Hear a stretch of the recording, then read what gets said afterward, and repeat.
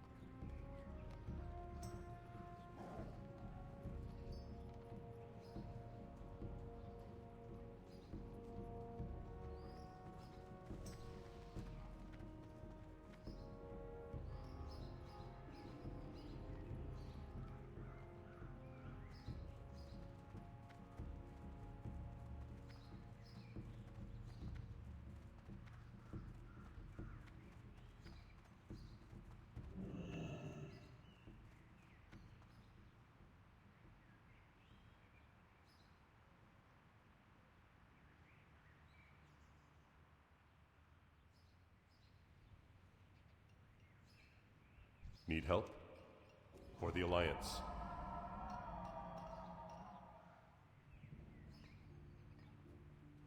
Light be with you.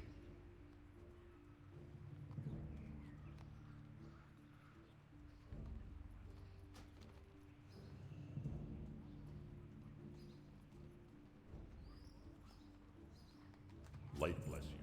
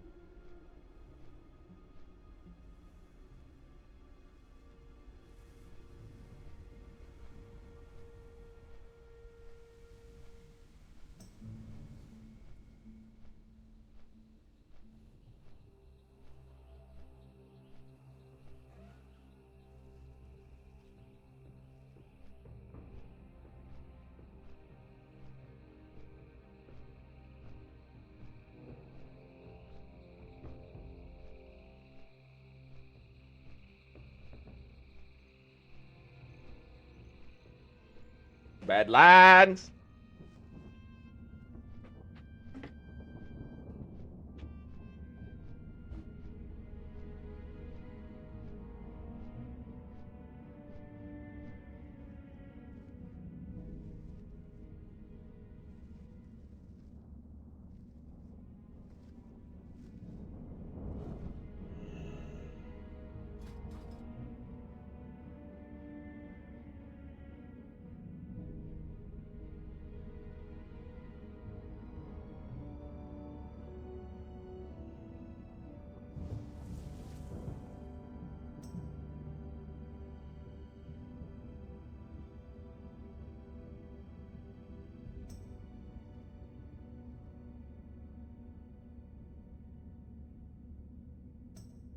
Where is this guy? What is his name? Orfel? Cannot find him.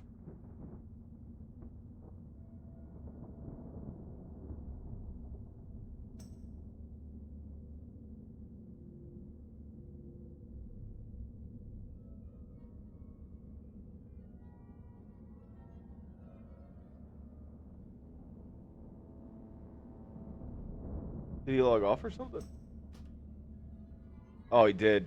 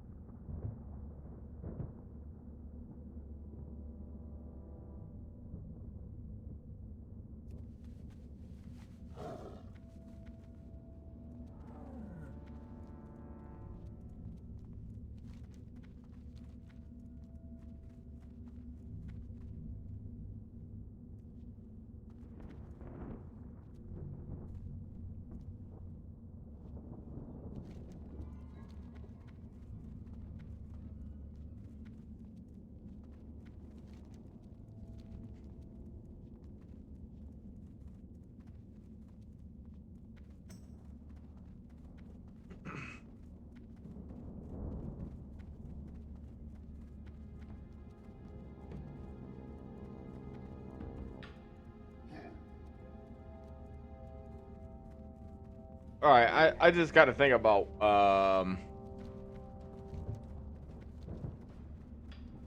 what I want to put up, because it started as a joke. Should I make a 10 plus 12 hour video essay going through all 44 seasons of Survivor? I don't know. I might. That's the thing. I might do that. Don't tempt me. I'll do it. What if I watched? He did do it. Of Survivor. A few months ago, I made that joke mentioning it could be Dude, this man. If you're watching this right now, Oh shit! It started. This man just made a 12-hour video about Survivor. Oh my god! Our video essay going through all 44 seasons of Survivor? I don't know. I might. That's the thing. I might do that. Don't tempt me. I'll do it.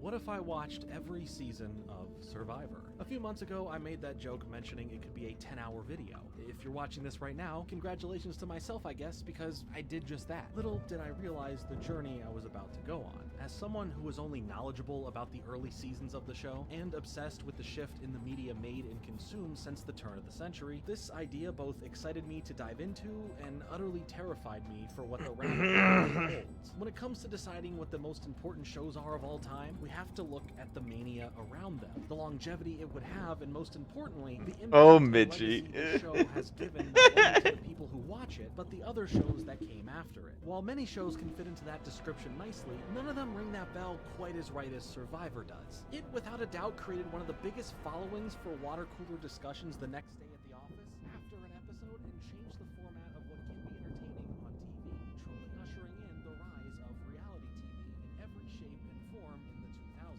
Being touted as the show often described as television's first reality show, it's technically not, but I appreciate the Greetings. It truly Be flows careful. from a basic concept. Go with honor, friend. Scenario of surviving on an island or remote location while trying to I don't remember this portal looking this cool. another tribe. I remember this portal looking like shit. Challenges and hoping that you either win immunity or I guess it does look like shit if you think about it. there was just nothing like it at the time. You don't even see the other side like all the other portals show.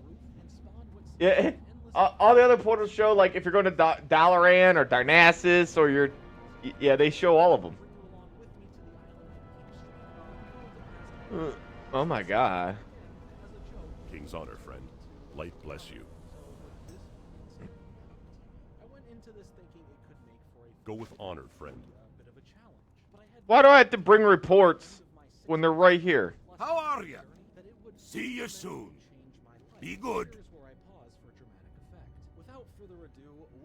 Keep your feet on the ground. Honor hold. Safe travels. Are you serious? I can just take a portal to Stormwind? It's awesome. Great to meet you. Be good. He has been put to the task of being locked in his house for 39 making this video. This is story. This is Survivor.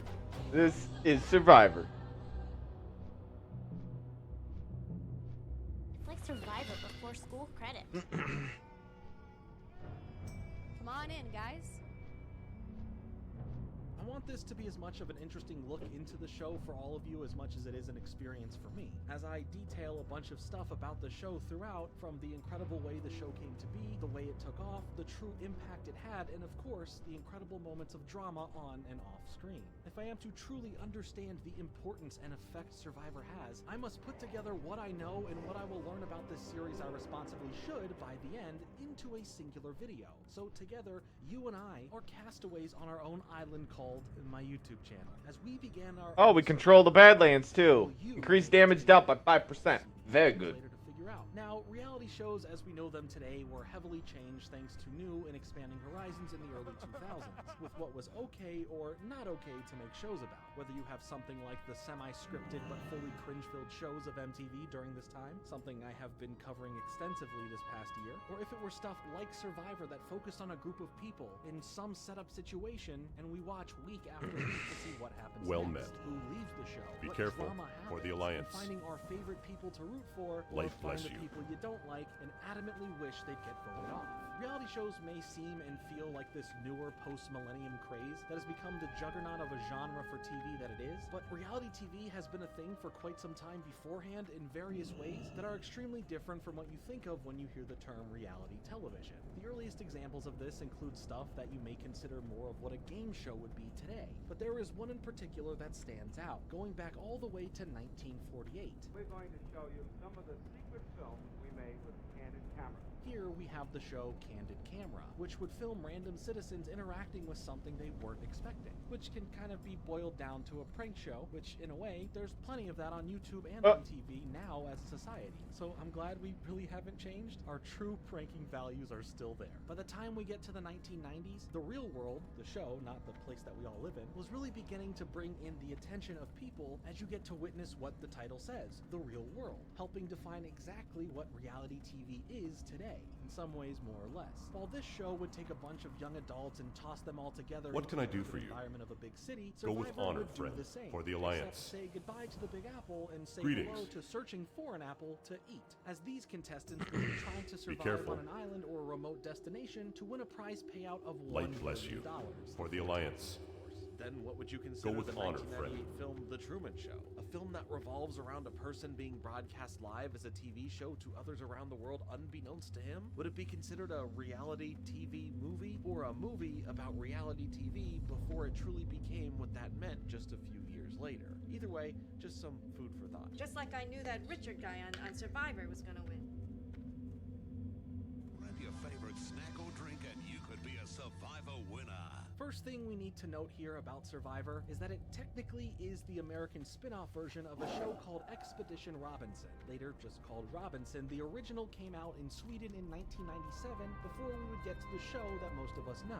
Originally conceptualized in 1994 by British TV producer Charlie Parsons, this idea based loosely upon the stories of the Swiss family Robinson and Robinson What are you Crusoe looking from for? the 17 and 1800s wasn't this big immediate Be careful. thing. Charlie Thanks, came Sid. out with Planet 24, a UK TV TV production company that would help develop this idea into a, well, reality. 3 years later, the show would come out focusing on what we would know Survivor for, where a group of contestants compete in challenges resulting in people getting voted off of the show or making it all the way to the end for a grand prize. This show was a massive success in Sweden. It was gaining a large audience in that region, where at the time it was considered one of the country's biggest shows in history. Soon after seeing these numbers rise, producers, TV executives, and other important figureheads in the entertainment industry all were at an impasse of, wait, why aren't we doing this? Well, while the world was figuring out what to do, Charlie knew exactly what to do. In 1999, as the popularity of this Swedish show was at the highest it was at yet, Charlie helped facilitate a deal with him and his other partners to sell Planet 24 to Carlton Television, but still keep the rights to Expedition Robinson. So the future of this idea was now in his hands fully. With the show now being the only focus, Castaway Television Productions became the brand, specifically for what Charlie oversaw. I need to get rid of a lot of this quest stuff. Went global. For the US, Survivor Productions LLC would come about to be the partner with Castaway to recreate the show, when Charlie would be credited as an executive producer. When I think of Survivor, I think of the US version, as growing up, I had no idea just how many other versions of the show there are out there around the world, and to that extent, the longevity of these other versions of the show. Let's take a look at just how many different Survivor shows there are, breaking them down from the ones that are no longer running and the ones that are still going and or are coming back, which I will go into why they would be coming back right after. For the series that no longer exist, we have shows labeled under the Survivor or Expedition Robinson banner for Africa lasting 1 season, a Germany and Austria shared show lasting 1 season, Azerbaijan lasting 1 season, an Estonia, Latvia, and Lithuania shared set of 2 shows totaling 4 seasons, a Belgium and Flanders shared show lasting 1 season, a Belgium and Netherlands shared show lasting between 15 and 21 seasons, China had 1 season, Chile had 1 season, Croatia had 1 season, the Czech Republic had 3 seasons, Ecuador had 1 season, Georgia had 1 season, Germany had 5 seasons, with them basically all being different takes on the show, with 2 of them being labeled as unofficial seasons. India Hindi had 1 season, India Tamil had 1 season, Japan had 4 seasons, Lebanon had 1 season, New Zealand had 2 seasons, Norway had 17 seasons, Pakistan had 1 season, the Philippines had 4 seasons, Poland had 2 seasons, Portugal was 1 season, a joint Denmark, Norway, Sweden VIP version of the show lasted 1 season, Serbia had 3 seasons, Slovakia had 2 seasons, Slovenia had 2 seasons, Switzerland had 3 seasons, Venezuela had 2 seasons, and Vietnam had 1 season. All of these were different regional variants of the show that are no longer currently running, but had origins where they came around during the turn of the century, to even some ending within the past couple years. But just because that list seemed fairly long, on the other side of things, there are plenty of versions that are still active or came back to being active. Argentina has a total of 3 seasons, with the show coming back in 2023. Australia has 10 seasons and came back in 2016 after a break. A Balkans, Croatia, and Serbia shared version has 3 seasons and came back in 2022. Brazil has 7 seasons and came back in 2022. Bulgaria has 7 seasons and also came back in 2022. Quebec, Canada just got their first season in 2023. Colombia has 7 seasons and returned in 2023. A Czech Republic and Slovakia joint show has 2 seasons that started in 2022. Denmark has 24 seasons and is still running. Finland has 10 seasons and came back in 2018. France has 24 seasons of the main show that is still going on, and 7 seasons of an all-star series. A Greece and Cyprus joint show with 10 seasons that came back in 2017. Hungary has 6 seasons. Israel has 12 seasons. Italy has 17 seasons. Mexico has 4 seasons but recently started in 2020. The Netherlands has 24 seasons. Romania has 6 seasons from 3 different versions of the show that came back in 2020. Russia has 9 versions that returned in 2019. South Africa had 9 seasons. Spain has 22 versions. Sweden, which is the original version of the show, has 22 seasons. Turkey has 17 seasons. Ukraine has 3 seasons, with it set to return at some point in 2023 being their current plan. The UK has 3 seasons, with the show finally returning after a long time in 2023. In the United States, with a ridiculous 44 seasons as of right now, in which we are covering in the video, and a season 45 already underway. I know all of that was a mouthful to get through, but that's about 55 total Survivor shows with 25 of them still going on. And there was a reason I highlighted some of them coming back a few years or even decades later to some territories, or some starting recently for the first time, with a lot of them coming from new partners after the sale of Castaway. Eventually in 2017, as Survivor is still this massive global juggernaut of a show, Charlie's Castaway Television Productions would have quite the value accrued for their name, and it looks like eyes were on them for a large sale. Banijay Group, a larger production group for television, pulled funds to acquire Castaway for Interest a you on the whopping pint? What's $416 your million, bet?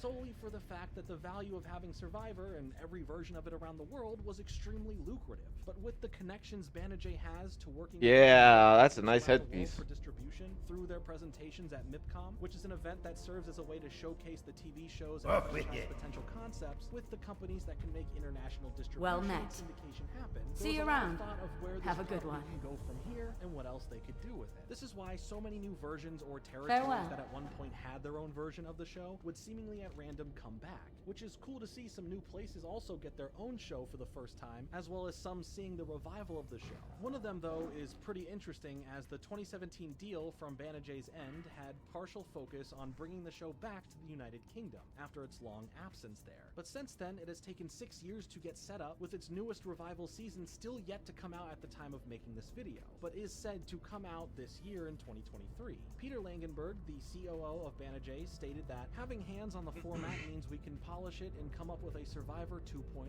because it needs a refresh. It's a good format, it has to be, it's in 25 to 30 countries. Look at Love Island, I'm a Celebrity, The Island. These types of shows work in the UK.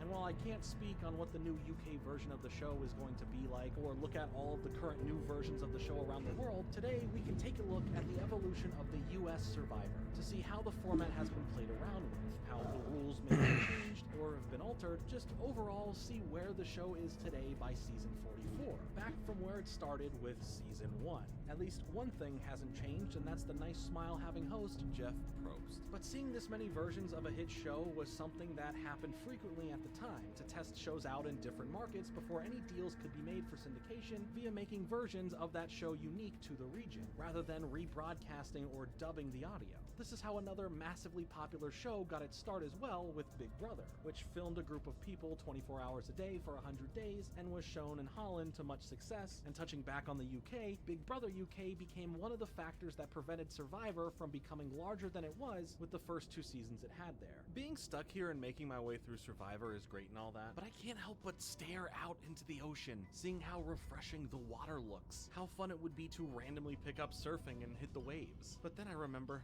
there's sharks in there. And yes, that's my totally not so subtle and clever transition into today's video sponsor, Surfshark VPN. In today's day and age, it's extremely important that all of what you do online is your A new reality. May 31st, 2000.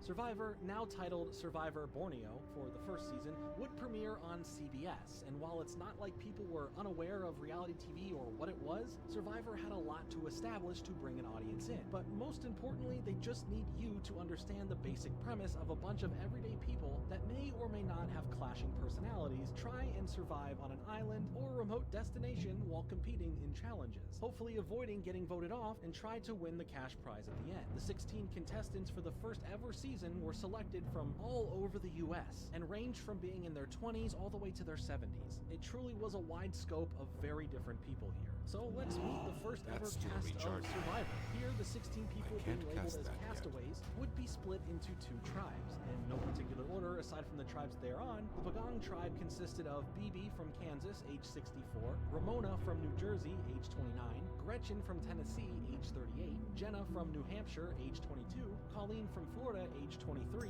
Jervis from New Jersey, age 30, Greg from Colorado, age 24, and Joel from Arkansas, age 27. For the Tagi tribe, we had Sonia from California, age 63, Dirk from Wisconsin, age 23, Stacy from California, age 27, Richard from Rhode Island, age 39, Rudy from Virginia, age 72, Susan from Wisconsin, age 30, Kelly from California, age 22, and Sean from New York, age 30. The castaways would be taken from land to island by boat, staying on an island off the coast of Borneo. where the 16 of them were split up into these two tribes as the challenges would benefit the whole tribe overall, not just the individual. The first episode brings us the tribes arriving on the beach of the part of the island that they will have to make their base, only having a limited amount of supplies to get things started. We get this moment of not knowing what is going to happen.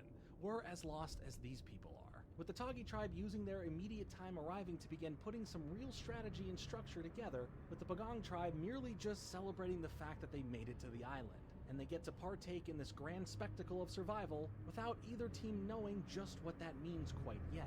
Right off the bat, the personalities come out to play, with Rudy, a former Navy SEAL, wanting to take command and start getting the rest of the Tagi tribe in order for a clear-cut, focused group mentality. Now, he's not the most patient of people out there, but he knows a lot about survival tactics. So as he would end up not on the best of terms with everyone from the start, he is someone crucial to really giving their tribe a solid boost. I like these early on moments in the show, as we really get to see all of them on a level that clashes their personalities from minute one, as everyone is just trying to get their bearings, giving us a glimpse into each person's way of playing the game, whether that be a team player or a deal maker, or even a lone survivor. On the Pagong tribe, BB would end up finding a role leading the tribe, as he isn't one for worrying about your feelings, just get the task at hand done. We get a nice opening duality from this, as BB would have a strict stance towards his other tribe mates, as he doesn't tolerate any form of laziness. You're here to survive and hopefully win, not treat this as a vacation or for 15 minutes of fame. While stuff was surely getting done, the cost of a tighter tribe that can work well together could be at stake. On the other side of this, Rudy would pull back on his tougher exterior for the benefit of his tribe, starting to find solace in speaking with and learning about the others, and through these early moments, we really get to see the early formation of alliances being formed. Alliances are something we will get into a lot throughout this video, but they were essentially the agreement between two or more people that no matter what, they will look out for each other throughout the season up until they can't. Especially in the voting process, where a stronger alliance can be the difference of you getting voted out because you deserve to be, or getting saved by the others who can still benefit off you being there. But now the real show starts to begin with our first main event, as now the castaways would get to meet with none other than the host with the most, one of, if not the best smile and stoic nature in hosting a reality show history, Jeff Probst. While I will speak more about Jeff later on, here he's the host with the most, serving as our hands-off camp counselor of sorts, as he comes by the island to run the challenges, film some extra bits, and by the end, tally up the votes and put out the flame of someone's torch. Aside from that, he would go on from just being the host to an executive producer of the show, and now being the sole showrunner in general. For now though, he's just the host, and we'll talk more about him later. Over the next 39 days, the castaways will spend time surviving the elements of the weather, and what the island itself brings, but also surviving the wrath of Jeff. And by that, I mean compete in the challenges that he oversees. Once day 2 rolled around and everyone is starting to get the hang of things, as well as some ideas about the others around them, with Jeff rolling up to the beach where we begin our first challenge for Survivor ever, which is super important thanks to how much it can aid in helping the tribe that wins this at the start. Naturally, the main challenge of the show has you competing for the immunity idol, which grants the tribe that wins its protection from going to tribal council at the end, but as we'll see, there are also just reward challenges, where both tribes are competing for whatever the reward is, and it will have no effect on if you go to tribal council or not.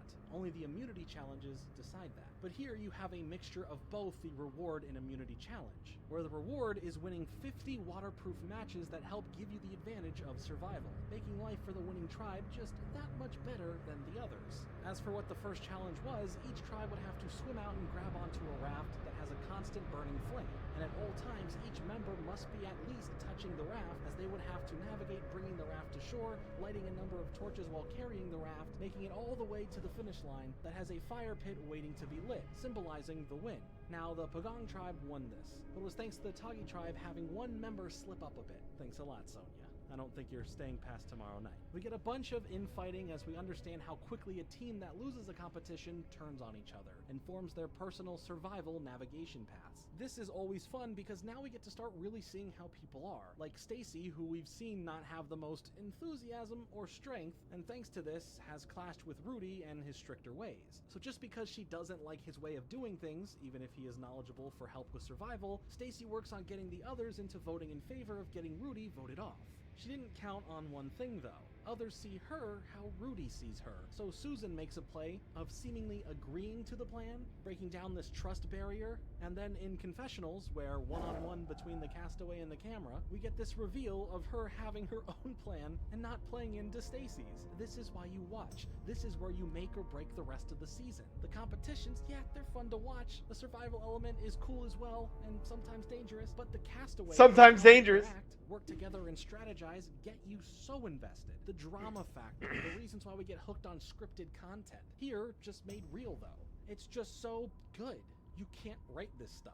And just like what reality TV would become with a bit more fabrication, check out my video on the simple life, there today could be that for Survivor as well, but I don't want to claim that. There's something too precious about this show for me to ruin this illusion for myself. And now we get to the nail-biting part of the show, and that's the Tribal Council, where Jeff waits for everyone to enter in from the losing tribe as we get the process broken down for the first time. Jeff gives us a little recap on the loss that occurred, and that someone is going to be voted off the show. And special for the first vote out of the season is pretty much anyone could be voted out. It's fair game since they've only spent so little time with one another. And no matter who is at fault or least liked on the tribe, one thing's for certain, Tribal Council, you are held accountable for your actions. There will be a vote. Someone is going home. Okay, well, I think that's more than one thing you said there, and that's for certain. Jeff would go back and forth with all the people on the tribe, sometimes laying into them pretty harshly, or just kind of asking questions to get to the bottom of things, or to get them to kind of talk and explain to the camera what their mindset was. How did we get to this point? So yeah, Tribal Council is a fun, tense, and dramatic time that has everyone go one by one write down the name of who they're voting for, revealing it to the camera or not for the surprise factor of things. Maybe get a final bit of a verbal jab in there as the paper is folded and placed into the container. These voting confessions build up all the hype, up until Jeff gets his hands on the container once all the votes have been cast, and he begins reading out the names one by one, revealing to all of them whose name was voted for, and ultimately, who is getting voted off. Sometimes these voting confessionals are there to add in that explanation of why a certain person is voting for a certain person, whether the option is for personal reasons or for fair or strategic measures. In the end, though, the first ever person to be voted off the show is Sonia, who would part ways saying some nice things regarding the team. Tribe has spoken.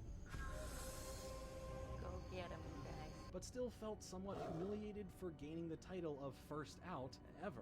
Each castaway has their own torch that represents them being in the game, and if voted out, you get told by Jeff that the tribe has spoken, and you get your torch put out, playing into the whole surviving and tribal council thing.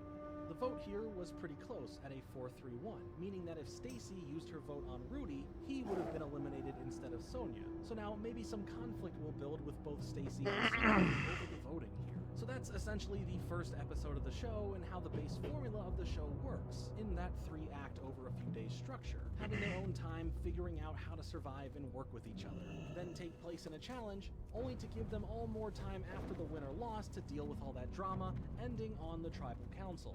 As the second episode would come along, now that we're continuing at day 4 of surviving, the issues with surviving start ramping up, mainly the essential things like eating pose a real problem.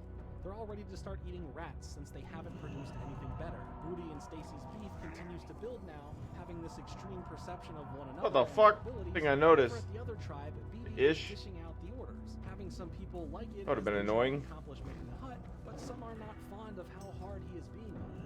With Ramona ready to kick him to the curb as they have to end up at Tribal Council. Looking back at the Tagi tribe again, we have a pretty big moment between Richard and Rudy, who, like we've established, is an ex-Navy SEAL, who at the time was in his 70s.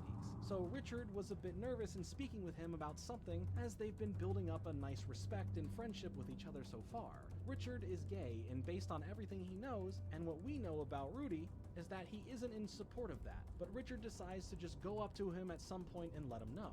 And to the surprise of everyone, Rudy took this information quite well, being open about how it is weird to him, and that his buddies back home might think of him in a certain way now, because he talked about how much he enjoys Richard as a tribe mate, claiming him to be the nicest guy around, and that he has true leadership skills, thinking that the others would learn a thing or two from him.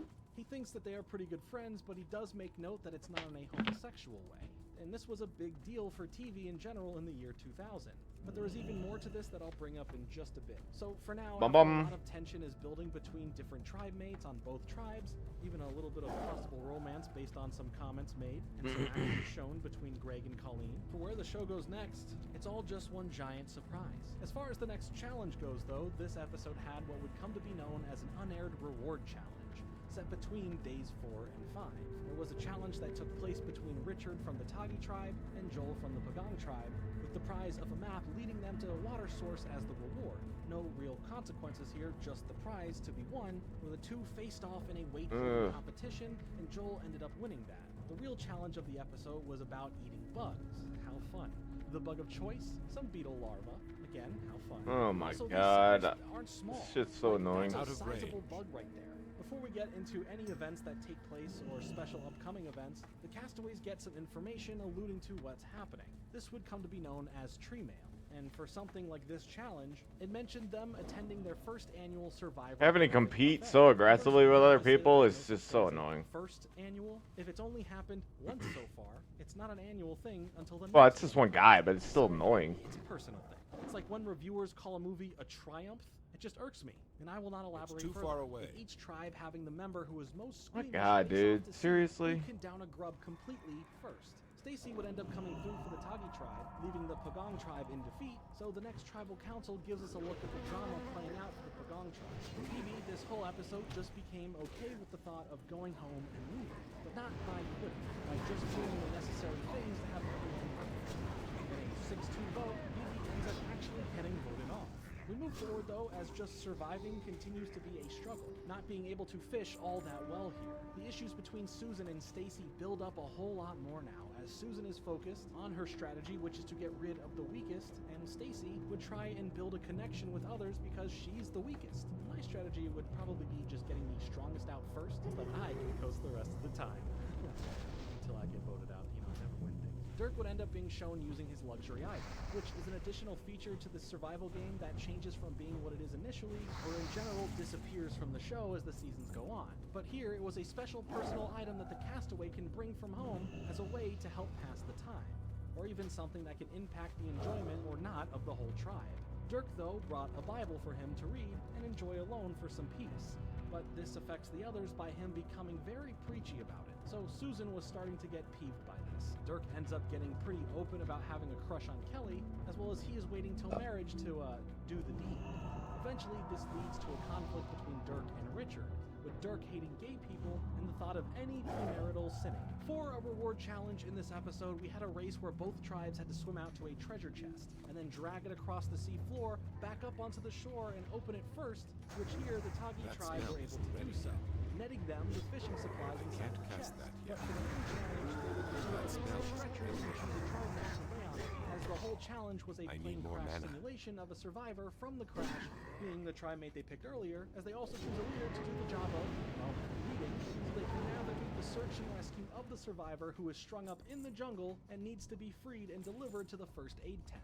First to make it there wins. The Pagong tribe win, with the Tagi tribe heading to the tribal council with a 5-2 split, with Stacy just not being the tribe mate that they need right now to win this competition. This is all funnier, though, as it was raining at the time and her torch was already put out. Well, the weather is spoken, and the tribe is spoken.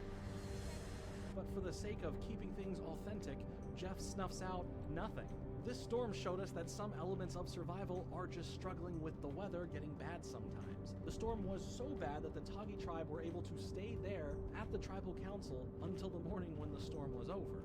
Things were intense on the island until they weren't, and there seemed to be some downtime, and to cut out the boredom, Sean at one point makes a makeshift little bowling alley with coconuts. Susan thinks Sean isn't really helping out around the area, but Sean thinks that his parents would be proud of him, and I'm sure they were. The reward challenge would take place from their own tribe bases, as they must create an SOS signal that attracts the pilot of a plane, for whichever tribe makes the better and more eye-catching SOS signal. The Dawn tribe's signal was a smiley face, the tribe spelling out the tribe is grubby, using themselves and bright contours, winning them a crate of spices, hammocks, knives, and more.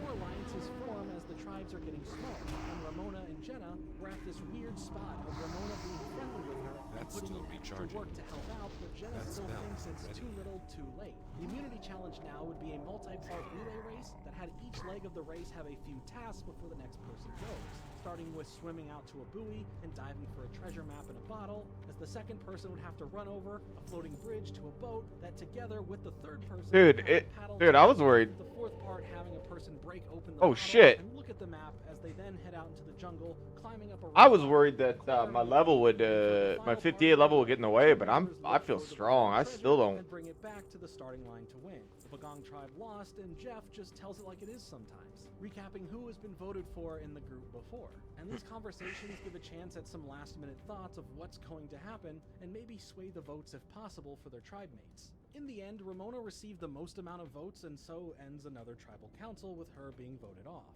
The tensions continue to rise the longer these people have to spend time together. Dirk has completely made it clear that he's here for a fun time and to grow in his faith, as others think Sean isn't pulling his weight around the tribe. Rudy thinks about the pages of the Bible making good secondary use as toilet paper, so things are going well for everyone. But it's time for a reward challenge. Only 3 members from each tribe can participate, 1 for each round, with the first tribe to get 2 wins earns the rewards. The first round was using a blowgun to knock down fruit, and the heaviest ball wins. Next was using a slingshot to do the same thing, and the third Man, that is was some just serious pretending experience. you're playing darts.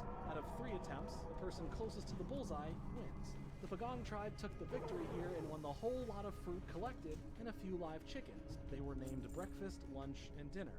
Don't worry though, I will spare you of any animal death throughout this video. Just wanted to let you know that. In preparation for the challenge coming up, the teams had to pick someone to be a rower, as the next challenge was themed after a shipwreck, having the rower paddling a boat, rescuing the other members stranded on debris, with Kelly having good experience in this for her tribe thanks to her being in Riverdale. But that didn't save her. The Toggy tribe loses and prepares to vote someone off. Kelly is spared completely because majority of the votes were for Dirk, who now has to face the flame snuffing of Jeff. As we start to enter the final days of the first half of the season, after this following episode, we will be down to 10 people left, and that means that whoever is left on both tribes gets merged into one singular tribe. Since the days have gone by though, the individuals on each of the tribes start really getting into some awkward territories, with Richard on his tribe hanging out naked because of the heat, and Jervis making some demanding comments towards the women on his tribe, as he meant them to come off as a joke regarding their knowledge, saying they're the stupidest thing on this planet next to cows, and yes, the women didn't like that.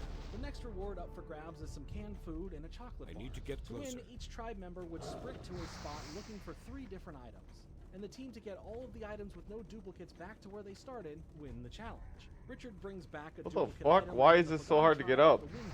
But the fun is just starting for the castaways, with the immunity challenge being a U.S. Army training course that these Green Beret come and set up. Rudy is stoked about this because of his background, but mentions that he is not as fast as he once was. Jeff recaps and builds the excitement specifically for what a lot of viewers at home would be excited to talk about, and that's mentioning everyone having to prepare for this merging of tribes, and what new alliances and friendships can come from this, going into some statistics of how this can play out depending on which team would be heading to tribal council. As for this immunity challenge, both tribes race each other through the army obstacle course, and while being neck and neck for the majority of the race, the Toggy tribe edges out the win, and the Pagong tribe, who decide to majority vote out Joel, leaves us with both tribes having 5 castaways. Okay, so now we left, just gotta and murk even people. split from each side for the Just brand gotta new team take called orcs out. Okay. based on all the rattan trees on the island. This was a super important moment in the show for everyone watching. More personalities are going to clash, as now they'd all be together but technically competing individually now to win immunity. So any alliances, plans, strategies, anything of that sort, it would really be make or break here. I wonder if you get Who's like really bonus here to damage help from who, one. and who's here tricking others to help themselves. Some people were excited about the merger and how things are going to work, and some, Rudy, are annoyed at having more people at one campsite again. Because of the limited space while it was storming, Rudy thinks that all of the women were trying to snuggle with him, and he doesn't want that, finding it annoying as each girl recalls just being kicked in the head when he would get up and walk around. It's wild times happening here on the island. Now fully assembled as one, the challenge for immunity has all of the castaways go underwater to see who can hold their breath for the longest. The 3 who lasted the longest would release buoys on a ladder underwater, and the first to do so was They would end up winning, so now at tribal council, the votes can go away, with most people receiving 1 vote, aside from Gretchen, who received 4 votes. So she's out. One of the alliances that formed a bit earlier would famously turn into the Toggy Four, featuring Richard, Kelly, Rudy, and Susan, as they were now becoming a thing to worry about. Their strategies made sense to one another in how to play, knowing Gretchen was a decent threat, working together to vote her out. Kelly and Susan don't play any games aside from the competition itself, not only being in the Toggy Four, but forming a backup layer second alliance with Jenna for all women group, essentially using Jenna to go out with the other guys that are not part of the Toggy Four. But when it came to the reward challenge, which was an archery competition to hit closest to the bullseye, the reward of a video from back home and being able to send a video back really hit a certain string with Jenna, who misses her daughters terribly. Especially when Jeff teased that her special video was of her 2 girls, but it didn't come in time for this challenge. And Jenna breaks down over this as Jeff informs her that the winner can still send a video back. And at that thought alone, it would be worth it, even if you didn't get part 1 of the reward. Most tribe mates planned on purposely losing so Jenna could win, but Greg's shot at this could not be topped, so he won, and along with that, he got to see a video of his sister. After this, Jenna, in a state of anger, was taking it out on the parts of the challenge that were still left out. And after a while of still being there and practicing the game, she was able to beat Greg's mark, but just not during the actual game.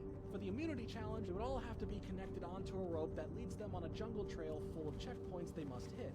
There are also some dead ends that could slow them down. Jervis would win after having extra determination, feeling nervous of being voted off, so I guess it paid off. And now, on a 6-3 vote, Greg gets eliminated as everyone just seems to hate him for all of his twisting tactics of using everyone in stepping stones instead of forming real alliances. Also, you ruined the plan of Jenna to send her kids a video. Others would begin to have massive issues with Richard, because he has been this massive provider thanks to his fishing skills, but he gets the boiling point. Look at that, finally hit over 400 damage. Let's go. Four ladies might go fishing now, and they end up with a large catch, and that Like you see the screen shake and stuff. That's fun. Of a barbecue feast and letters from home, the challenge was collecting all 16 medallions on a web setup, and then make their way to the middle all without falling. Colleen ends up taking the win here, just barely over Kelly, and Jeff tells her that she can bring one other tribe mate for the enjoyment of the reward, and not pausing a single second, chooses Jenna. As aside from the food, just getting a chance to hear from her kids means I'd be there for the food. This also gives Jenna and Colleen a moment to start figuring out the odd votes, catching on that there might be an alliance and created their own now, called the Barbecue Alliance. Good job, gang. Jenna finally got to read the I don't get credit if you're the only one to touch him. Copy. Richard the next day I didn't know that. 39, and he would just hang out once again in the nude. Aside from that, it seems like everyone is trying to find an angle to work with or screw someone with. The community challenge, the castaways get to jump square, flipping over the previous one, and not being able to jump back to it and continue until they don't have any spaces left to jump, and ultimately giving Rudy the win. For the tribal council, the letter from earlier may have seemed like a nice motivator to keep going, but Jenna gets voted off with 4 total votes, but at least they gave her that videotape of her family as it finally came in, and also the barbecue alliance, it's already over. But Susan and Kelly continue on to force their takedown of Richard once they get to the final 3. Susan starts going off about her master plan manipulation and Jervis gets told about his girlfriend being heard, and he gets to smoke a cigar in celebration. Rudy, though, says some wild stuff about children out of wedlock, but cool timing with this next reward being a slice of pizza and a phone call back home. And Jervis once again steps it up to make sure that he wins, running across a bamboo balance beam so he can call his girlfriend and hear his baby for the first time. He was in such a good mood, he offered everyone bites from the piece of pizza, with Rudy being the one to decline, as Rudy was counting down the days left in the competition. He's had it with all of these people. For the immunity challenge, the castaways must start a fire with driftwood that could be big and hot enough to burn through a rope, as Richard would end up taking this win and getting that immunity. While he started to finally play the game more seriously in regards to his effort, Jervis's threat level was too high now, receiving 5 votes and getting him eliminated from the island. I guess those pizza bites meant nothing. Now, at a month into the season, not long left to go, everyone is seemingly miserable, and Colleen has a bunch of random cuts and marks on her legs that even she doesn't know where they came from. The Toggy Alliance is finally starting to crumble. The first reward we see in this episode is a night spent on a yacht with food, a shower, and a bed to sleep in, I need him. all with satellite TV, baby, and even a bonus of bringing another tribe mate along, but only... Yes, come to me. Come to me, Dreadcolor. I need you. Yes, this is good. Yes, it don't matter. More the merrier, I suppose. When he goes to the yacht, he gets another surprise of his dad showing up there to spend time with him. And his dad, Jim, would come back in the morning to the island, getting a chance to meet the others, discuss some world events they have missed since they've been here, and deliver them some messages from their respective families. The other rewards Let it go, let it go. Didn't need it anymore. Winning a chocolate bar, as Colleen would win this and share the prize with the rest of the tribe. The immunity challenge would have them all stand on some planks until there's only one left standing to win. Kelly would end up beating Colleen after Alright, don't bump me out. Richard, Rudy, and Oh Susan shit, I needed to get that decided quest. for elimination based on who won. So since Kelly won, Colleen would be the target, as she would receive 4 votes and be eliminated. Richard and Rudy are in a great spot friendship-wise, holding a strong loyalty when knowing they want to target Kelly. Kelly also gets into a fight with Susan over her leaving the Alliance. The reward challenge here, which has the castaways run and dive into a mud pit and completely cover themselves in it, as without intentionally grabbing some mud Get out to here, hold Mr. onto, make Snaky their way thing. back to a bucket. Oh, and get hello, all the mud Fellweed. scraped off, all for it to be weighed. I need to find the guy who upgrades. This had a really unique and cool prize where the winner, who here was Kelly, Oh, right here. got to have a nice cool beer and some food with Jeff. But even cooler than that, get shown the put-together opening 5 minutes of the show for television, and that's King's pretty honor, sweet. friend. Kelly Or the knows Alliance. that when she comes back, she is the one on the chopping block from the others, as it is made clear that her alliance is no more with Susan, Go with Richard, honor, and Rudy. friend. So I need she to use a must win smoke immunity, beacon where on this challenge would have locations. Jeff Where's the telling smoke group beacon a location? Malaysian folklore story, as they would all have to run into the woods looking for masks containing questions as they answered them on camera, and the first person to bring all the masks back with the answers on tape From and the was air. correct in their answers based off the folklore would win. And even in a close race, aside from Rudy just answering each question as I don't know, Should you do? Find your way home. I don't know. Kelly would end up winning, keeping her safe from the rest of the Alliance, and opening a shot at trying to stop it. But Sean's the one who gets voted out here in the end. His torch was already burnt out as well for some reason, but you know, it still gets snuffed out anyway. Now it's literally down to the final 4. The original long-lasting alliance until Kelly became kicked out, leaving it 3 against 1 for the final episode of the season. Back-to-back days would have a challenge for immunity where the 4 of them start getting quizzed on the other members of the tribes that had been previously eliminated. Bell Reaver, Kelly would come through once again, doing whatever she can to stay in the competition. The voting here ends on a 2-2 tie. Richard and Rudy voting for Susan, and Susan and Kelly voting for Richard. But they have to keep trying until it doesn't result in a tie. Rudy has made it clear that he is sticking by Richard and won't turn on him to get him voted out. So in a backstabby way, Kelly moves her vote to Susan, eliminating her as the final 3 move on to the last challenge.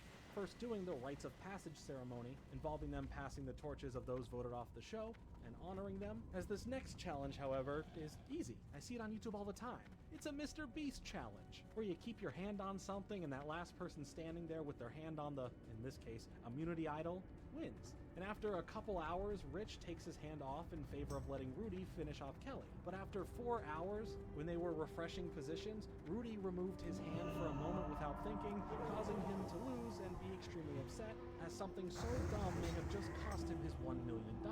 So yes, Kelly wins again, now giving her the deciding factor in the end who gets voted off, Richard or Rudy. Ultimately making the decision to vote off Rudy, now leaving the decision between the final 2 up to the jury. Oh, are you not caught up on the jury? Well, the jury is made up of the previously eliminated castaways post-merge that come back to serve as the ones making the final vote. So sometimes you better hope that you've built up some good perception of yourself to the others, because biases could and will come into play. Kelly and Richard sure have something in common, and not having everyone voting out there love them.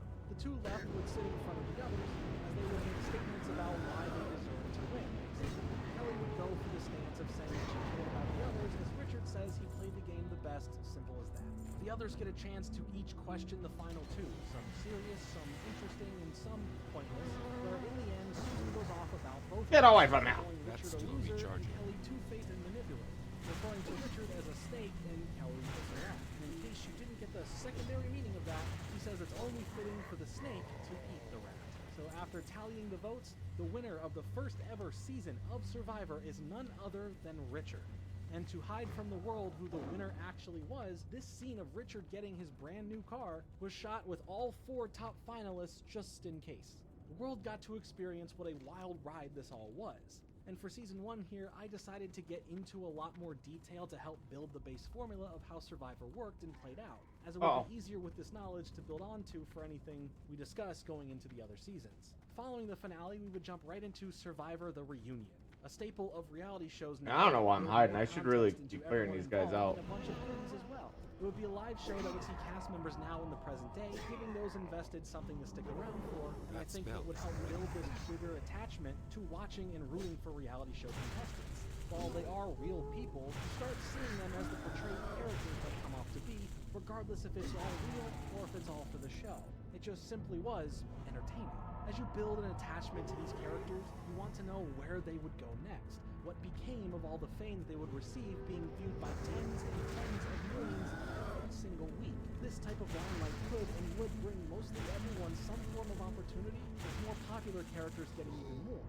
From sponsors to commercials, you name it. Even other opportunities on different reality shows and contest-based shows. That's But still some interesting recharging. stuff to highlight for now, like Dirk. Can't they go on see to and get a vids role in things? A movie called Gone.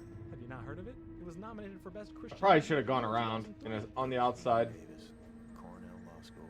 As for Joel, well, he would show up starring alongside Dirk in the nominated Best Christian Movie of 2003, Gone.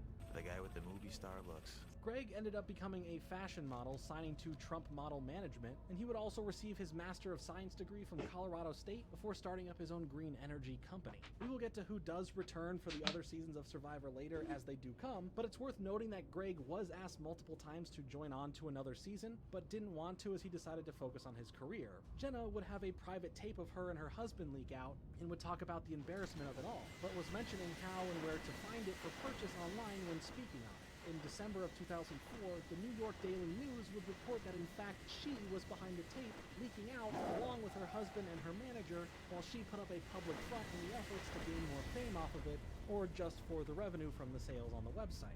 Rudy would appear in the legal drama show Jag in 2000, going on to be the host of a show called Combat Missions, a reality show on the USA Network in 2000 that Mark Burnett also produced. He wrote the book of Rudy, that was filled with his opinions on just things in general that he wanted to speak his mind about. Eventually, Rudy would pass away at the age of 91 on November 1st in 2019. Damn, he was 91? 2013, Good for Bjorn him. Anderson would also pass away here at the age of 77 from brain cancer. Damn. Well, he used his winning celebrity status now probably the most to his benefit.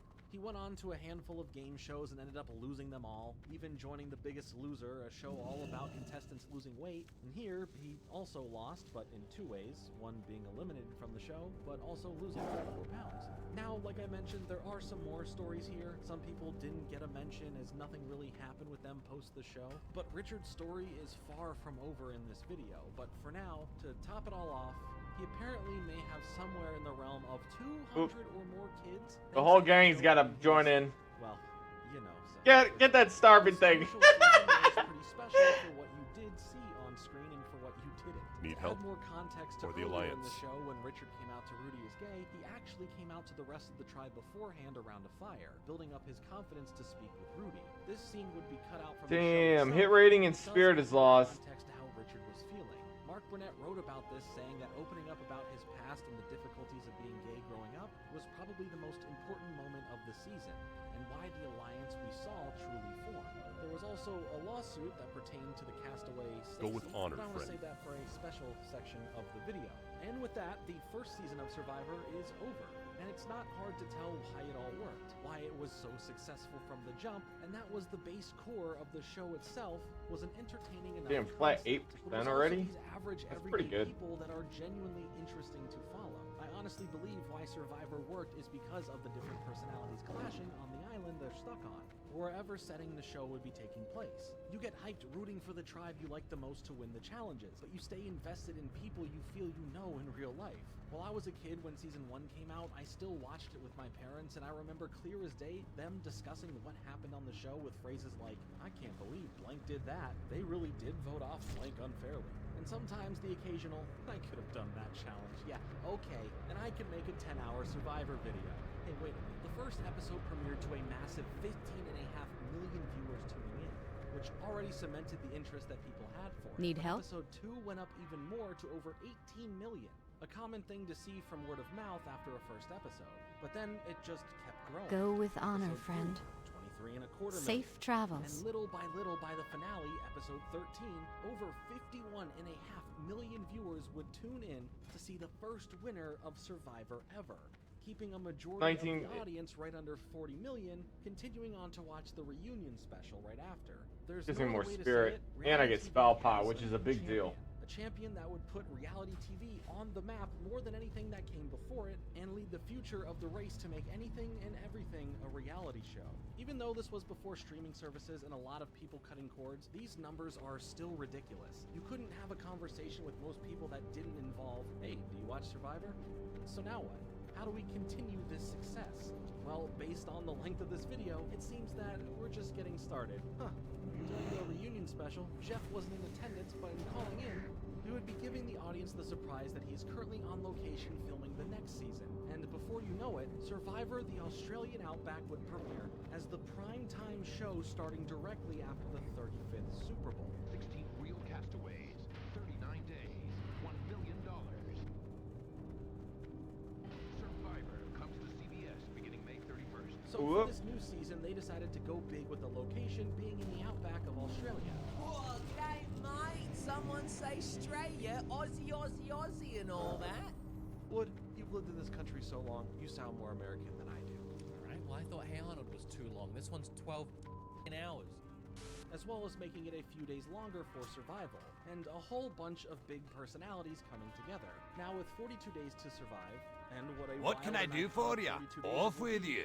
See you soon. Blueprints and themes of heroes and villains becoming something so synonymous with the show, and a bunch more firsts. Yeah, look at that. I get less spell power, but I get more. Yeah, nice. For the Kucha tribe, we had Deb Nice from hat. New Hampshire, Safe age 45, travels. Kimmy from New York, age 27, Michael from Michigan, age 38, Jeff from New York, age 34, Alicia from New York, age 32, Nick from Washington, age 23, Roger from Kentucky, age 53, and Elizabeth from Massachusetts, age 23. From the Ogakor tribe, we have Kel from Texas, age 32, Marilyn from Virginia, age 51, Mitchell from New Jersey, age 23, Jerry from California, age 30, Amber from Pennsylvania, age 22, Keith from Michigan, age 40, Colby from Texas, age 26, and Tina from Tennessee, age 39. Both teams would be flown in, as Jeff describes this place being one of the most unforgiving places anywhere on Earth, with them being dropped off and given 5 minutes to salvage what they can carry, as they would all have a 5-mile hike to their respective tribe camps, all of them not being able to engage in conversation to get to know each other until they landed. In the first episode, we see all of these people first interact and see who they are, with just getting to their camps being a challenge in itself. You know what I should do? The Okay, tribe hold on. have some issues with their members already, as Michael and Starting to Deb get to, act in a like, leadership role, but mainly Deb getting on I the need to train that the from Ogakor that guy tribe because I could have gotten a few more together, points seemingly already being if more I had just dysfunctional. trained. After a rough day one, the next day is spent forming who is friendly with who and who is annoyed with someone else, leading up to their first immunity challenge, also having an important reward challenge aspect to it to help set the lead. Here, both tribes have to get through the obstacles of a falling apart bridge, and then pull a raft through the river, as they have to keep their torch lit, with either the first tribe reaching the top of the 30-foot tower with a flame, or by having a team not having their torch lit at any moment. Unfortunately for the Kucha tribe, their raft ended up flipping in the river, thus putting their fire out. For morale, they still went on to finish the task, but Deb took the loss the hardest as she sat in disappointment on the raft while the others went on without her. The Ogakor tribe would win immunity and 50 waterproof matches for the reward, as we head into our first tribal council of the season, which resulted in a complete sweep 7-1 vote for Deb to be eliminated first. Now, after that, the series continues to move along well, with new bonds being formed with some clear doers in the form of doing stuff to act as the leader, or the kind of doers who work well with the teammates. The first standalone reward challenge pops up, and it's for the prize of blankets, but to win, they need to jump from a 35-foot cliff into the water below. What can I do swim for out you? to a crate that is Safe eager to travels. launch, as when all the tribe members get there, they have to dive down and set the crate free. Bring the crate down through the rapids, up onto the shore, and past the finish line to win. Roger's lack of swimming abilities and fear of heights caused the Kucha tribe to lose, but they were supportive of him at least for giving it his best shot. As for the immunity challenge, it was teased to be a grosser food-related one, and Kimmy says she won't participate if it has anything meat-related since she is a vegetarian. But that won't matter in the end. The challenge was a wheel that, when spun, having aboriginal delicacies as the choices you can land on, just like that one episode of Jimmy Neutron.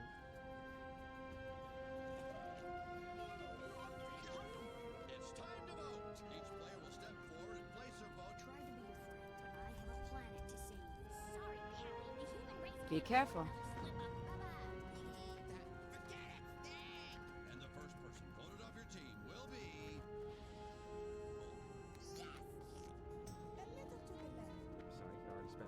hours talking about that show. Here, the options ranged from various bugs and even some animal brains. Each tribe member has a chance at a point being won for following through, eating the item, but if you refuse or if you throw up, Hi, you how end up are ya? losing a point for the tribe. Kimmy, of course, refuses to eat, especially since she had cow brains as her choice, costing her tribe. You have a great day now. Now, the Adore. other tribe ended up vomiting her cow stomach back up, and now with Farewell. points tied, both Tina and Kimmy face off with the food being a mangrove worm, as Kimmy can eat the worm and does so before Tina, giving her tribe the win with a little redemption arc there, I guess.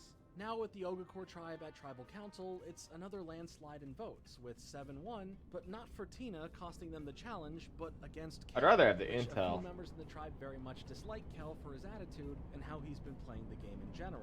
Michael still works towards being a leader, the go-getter, the provider of the Kucha tribe, as he focuses on hunting a pig, with the reward challenge coming up being a race of carrying jugs of water as they cross a river on some planks over to the other team's tribe members, who are holding up a pole where the water jugs get added to. The tribe whose designated water weight Good day to bearer you. outlasts the other wins. But at one point, See Michael's you pole around. breaks, so now this leaves them to rush buckets of water to attach to them on both teams to make it fair. But when time ran out, the winner was Colby, giving the Ogakor the win and the reward of fishing equipment. Real alliances start to form with the tribes, like on the Kucha tribe having Alicia and Jeff finding a bond. The immunity challenge comes around and it's a series of obstacles to overcome, as the tribes would be attached to each other on a rope, but not everyone can be as fast or that coordinated to do this, causing members to trip or fall and holding their tribe back. Thanks to Marilyn having a final trip here, the Ogakor end up losing, leaving them in sadness, and at Tribal Council, this cost her the game as 5 of the votes were in her favor to get her off of the show, as she then leaves her special Mad Dog hat to Amber before leaving. Now, reaching day 10, the Ogakor tribe is starting to feel a bit split. Arcanon Keeping Poros. strategy as they feel left out from the others. Remember So the as lessons things of the get pretty past. intense at the tribe camps, the reward challenge has each tribe given a giant puzzle to solve by eventually sliding the pieces into a proper order and revealing a map that leads them to the reward. The Kucha tribe ends up winning, earning them 3 chickens that can lay eggs and a rooster. Kimmy isn't into that, of course, but the Ogakor still have a bunch of infighting going on. But for the sake of Keith being safe from Jerry's wrath, Tina feels that Colby would be good for their alliance, since he doesn't agree with Jerry. It's a great time for all the drama. At the Kucha tribe camp, they make a decision to eat one of the chickens, so Kimmy leaves the area before they do so. And Michael finally finds, catches, and kills a pig to show he's still a valuable member to the tribe.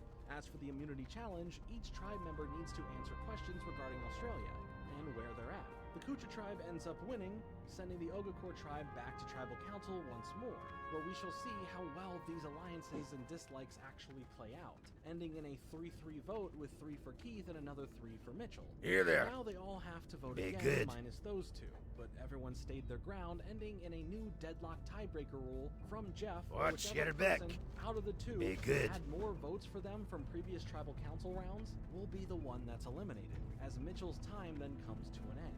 Tina and Colby were successful in saving Keith. Off with you. Jerry now Watch tries your to back. go for Colby to be with Watch her, your back. but he really just Yeah, that's a going big his own upgrade path for the me. most part, but Off still with trying you. to be loyal to Keith and Tina. Things at Be the Kucha good. tribe camp aren't too great either, as Hello. another chicken is on the Have a chopping good block, one. causing Kimmy Oh. and Alicia to get into a fight. Adding into the argument petty things like Alicia waving her finger in Kimmy's Be face, careful. and everyone being annoyed at Kimmy for her stench since she won't bathe in the water there. But luckily, the reward challenge See you is around. offering the Greetings. winners to get items See from you a around. catalog chosen by both tribes, making it a mixture of some hygiene See you later. products and some food products. The task at hand was creating a stretcher with 2 tribe members acting as the rescuers, while the others were placed around these stage accident locations. They must be found and brought back one at a time until all the members have been found and returned. While the race was close, the Kucha tribe wins, leaving the Ogakor to feel the pain and sadness of constantly losing things. But let's see if they fare better during the immunity challenge, which is a race through a maze, gathering medallions with the first team to get all 5 of them in the right order and make their way out of the maze to win. And after all of their losing, the Ogakor tribe ends up winning, resulting in the Kucha tribe heading to Tribal Council for the first time in a bit, as they all basically come to the conclusion of who needs to go. When the time came for the vote, it was a solid 6-1 vote against Kimmy, kicking her from the show. And just like the first season, thanks to the rain, her torch was already put out.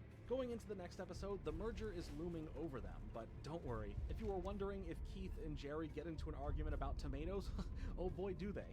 And over at the Kucha tribe camp, they resort to eating chicken feed, calling it kucha corn, claiming it tastes like popcorn. But food is up for grabs today as the reward. It's the Gamer and Jeff Keighley special, Doritos and Mountain Dew. I can't cast that idea to me. You That better spell believe is Survivor will be picking up that giveaway when they needed to. From a vantage point, a tribe still member must recharging. be eyes for the rest of their blindfolded tribe and take directly for a bunch of tasks, with the Kucha tribe taking the win and earning the paper goods. But things weren't great after this, as later at the camp, a tribe mate's scream of pain and agony spread out to the others quickly, seeing that Michael is fighting the pain by splashing in the water a bit, as he inhaled too much of the smoke from being around the fire and passing out right into it, with his hands and shoulders taking the majority of the burns. But it was so bad, the medical team on standby from behind the scenes determines that he needs to get out of there for some serious help, getting him airlifted away as he gives a tearful goodbye before can't going. cast that Because of yet. this, there will be no immunity challenge, and That's the rest still of the tribe recharging. will pass through to the merge with no tribal council. As we get to day 20, the tribes are planning their strategies and alliances to work against the others that they'll soon have to join. Once they begin to come together, their new tribe name is now the Immunity Tribe. And for the Immunity Challenge, everyone is standing on a perch over some water, where the person who is left standing there wins immunity. Jeff is offering some rewards to those who will jump down, with stuff like food or coffee.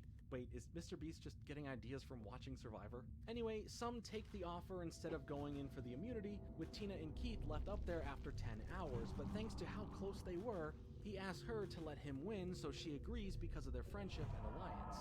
Keith is then given the win, and at Tribal Council, the vote comes down to yet another split, even at 5-5 between Colby and Jeff. So after a reevaluate minus those two, leaving us with the same result again, so we have to make a special tiebreaker rule, as between these two, whoever had previous votes at a Tribal Council will now decide who will go home, which results in Jeff placing these votes from other Tribal Councils and costing him the win.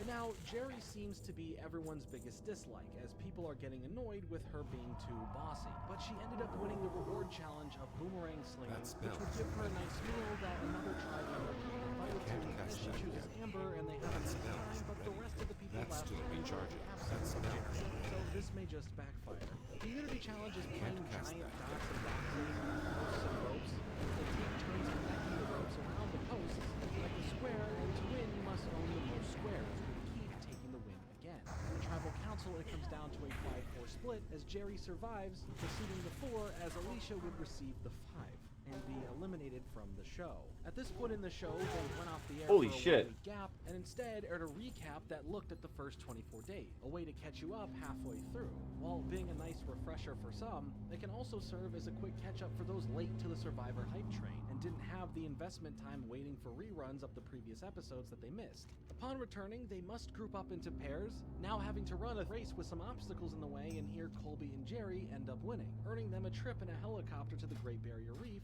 where they can eat some nice meals and enjoy their time snorkeling. While this all sounds great, there is some controversy here to mention later on in the video, but the next immunity challenge that has multiple parts to it, first with a tug-of-war between everyone, and then in the second part, it's all about rocking a beam over water to make the opponent fall off, with a final round of them holding strong on wooden rafts in the water as they are moved around, resulting in Nick winning the immunity. And during Tribal Council, Jerry gets 6 votes, including one from Colby, resulting in her being eliminated. What's now on they your start dealing mind? with the fact that they have What's no your food, back? not having had a bite of something in over 24 Be hours. good. But the reward challenge in the morning is a fun one. A food auction. Each tribe member receives $500 to spend on any of the food items, bidding on them for the stuff that they really want, with Nick paying the least amount for a singular item at $60 for some Doritos and some salsa, and the most spent on a single item by Elizabeth at $340 for some mashed potatoes, turkey, bread, green beans, and cranberry sauce. Someone really wanted to have their own Thanksgiving, but she did share some with Tina, so that was nice. But thanks to this, it sets some of their stomachs off since they haven't had food like this in so long. Tensions against Nick rise, with him not pitching in or helping that much around the camp, as he worries about trying to win the next immunity challenge, which involves a seesaw setup that has them all filling up a water can to raise a fire that they have to keep lit to ignite a fuse, with Nick giving this his maximum effort but failing to pull through as Colby outskilled him, winning immunity. Jeff checks in on the members later on as they get offered a trade of a good portion of rice, but would result in the removal of their tarps, as they choose to accept this and suffer the elements from it. When Tribal Council rolls around, the majority of the votes go to Nick, casting him off the show. We're over 4 days in now, and the next reward is some food, drink, and horseback, as well as a nice place to stay more food in the morning, as Colby takes the victory here, having navigated branching rope courses that they must be clipped to at all times. Next, a giant storm comes in and causes some chaos at the camp, and Colby does feel bad that his teammates ended up suffering in the night while he had a good time with Jeff. So when the immunity challenge is slingshot shooting at plates, with their names on them individually, they're all trying to hit the last plate standing, the winner based on the immunity. It turned out that it was Colby. He knew he needed to win this one and sure did his best, mixed in with Keith somewhat. The tribal council proceeds with Amber receiving 4 votes, eliminating her from the show. The next reward challenge I was gonna like try to sneak in on them and stuff, but I'd prefer to just kind of bulwark through it, simply because 800 experience is really good on these mobs. Like they up the experience, you're gonna get really good gear. Yeah, better. It was good that I switched over to the Outland. Winning in a way, Keith does as well, asking his girlfriend to marry him, where she responds with yes. Keith is feeling pretty good overall now, but Colby isn't too big on Keith anymore, thinking he's eating too much of the group's food, claiming his game with Keith is done. Spicy, I know, but the immunity challenges come up, and Jeff makes us know it's story time as he talks about the early Australian settlers. In the theming of that, the members are shackled up heavily, restricting them. But they now must run to different areas and answer a set of 5 questions correctly to get all the different locks undone for them, and whoever has the most open locks to make it past the finish line wins. Which Keith almost does, but he ends up dropping a lock, having to go back and look for it, giving Colby the chance to sprint ahead and win the immunity. Roger and Elizabeth, who get pretty close during their time here, feel that one of them is most likely going to be the one voted out. So he talks with Tina, trying to plan and understand that they should all vote him off instead, for the sake of Elizabeth needing the money more than he did. Thinking that she's a great person who deserves this shot, and Elizabeth thinking that he's an incredible father figure to her, claiming he's something special. Roger in the tribal council would be eliminated with 3 votes. Now we enter the final 4. The reward challenge is a multiple stage event race that takes parts of previous challenges and mixes them together, with Colby being the first to finish, winning him a meal, a shower, a place to sleep, and even a new car. Colby is really cleaning up. It's not every day that thanks to surviving on a reality show, nets you a back past him. Now does it? Even his mom surprises him for a visit as part of the reward, bringing back the rest of the trimates their care packages from their families. But now for the immunity challenge, 36 covers are hiding 18 matching pairs of items, as each correct pair found by checking 2 baskets wins you a point, and to no one's surprise, Colby somehow clutches out the win, keeping him safe as now a 3-1 goes right towards Elizabeth. Hoping I was gonna crit. Now on day 40, the pressure between Keith, Tina, and Colby is there.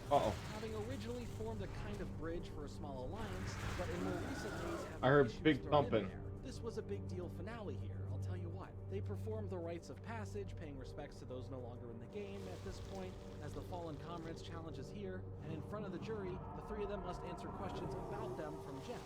Colby ends up answering correctly, giving him the final immunity. The vote came down to Colby's decision, which was to knock Keith out of the game, with our final 2 getting ready for a final tribal council, judged by their jury. Once there, they are all grilled by the jury with question after question to really boil down who these 2 are and how they played their way to the end of the game. Colby may have played hard, winning so many rewards and challenges, but Tina has been focused and a committed player, so the votes end up being casted, and then we get the shocking reveal that we won't tally the votes until they're back in Los Angeles, as we then cut to a live show months later, in front of a studio audience where everyone is now there.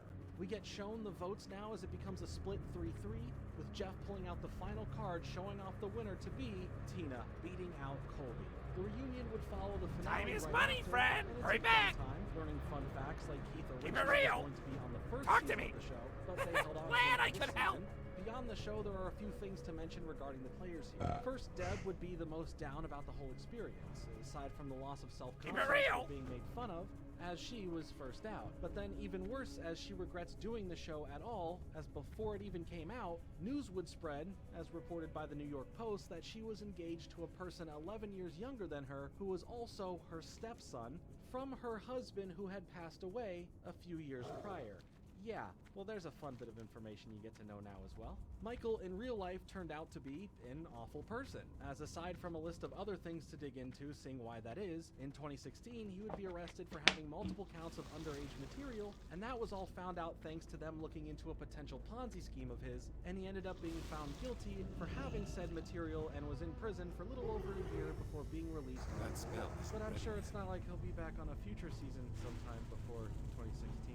Anyway, on a better note than that, Jerry's image from the show would help carry on a lot of opportunities for her, as she would also build up fame in the Survivor world, becoming the blueprint for seeing what a villain could be on the show, with audiences pushing this universal agreement into who is considered a villain, or in the opposite case, a hero.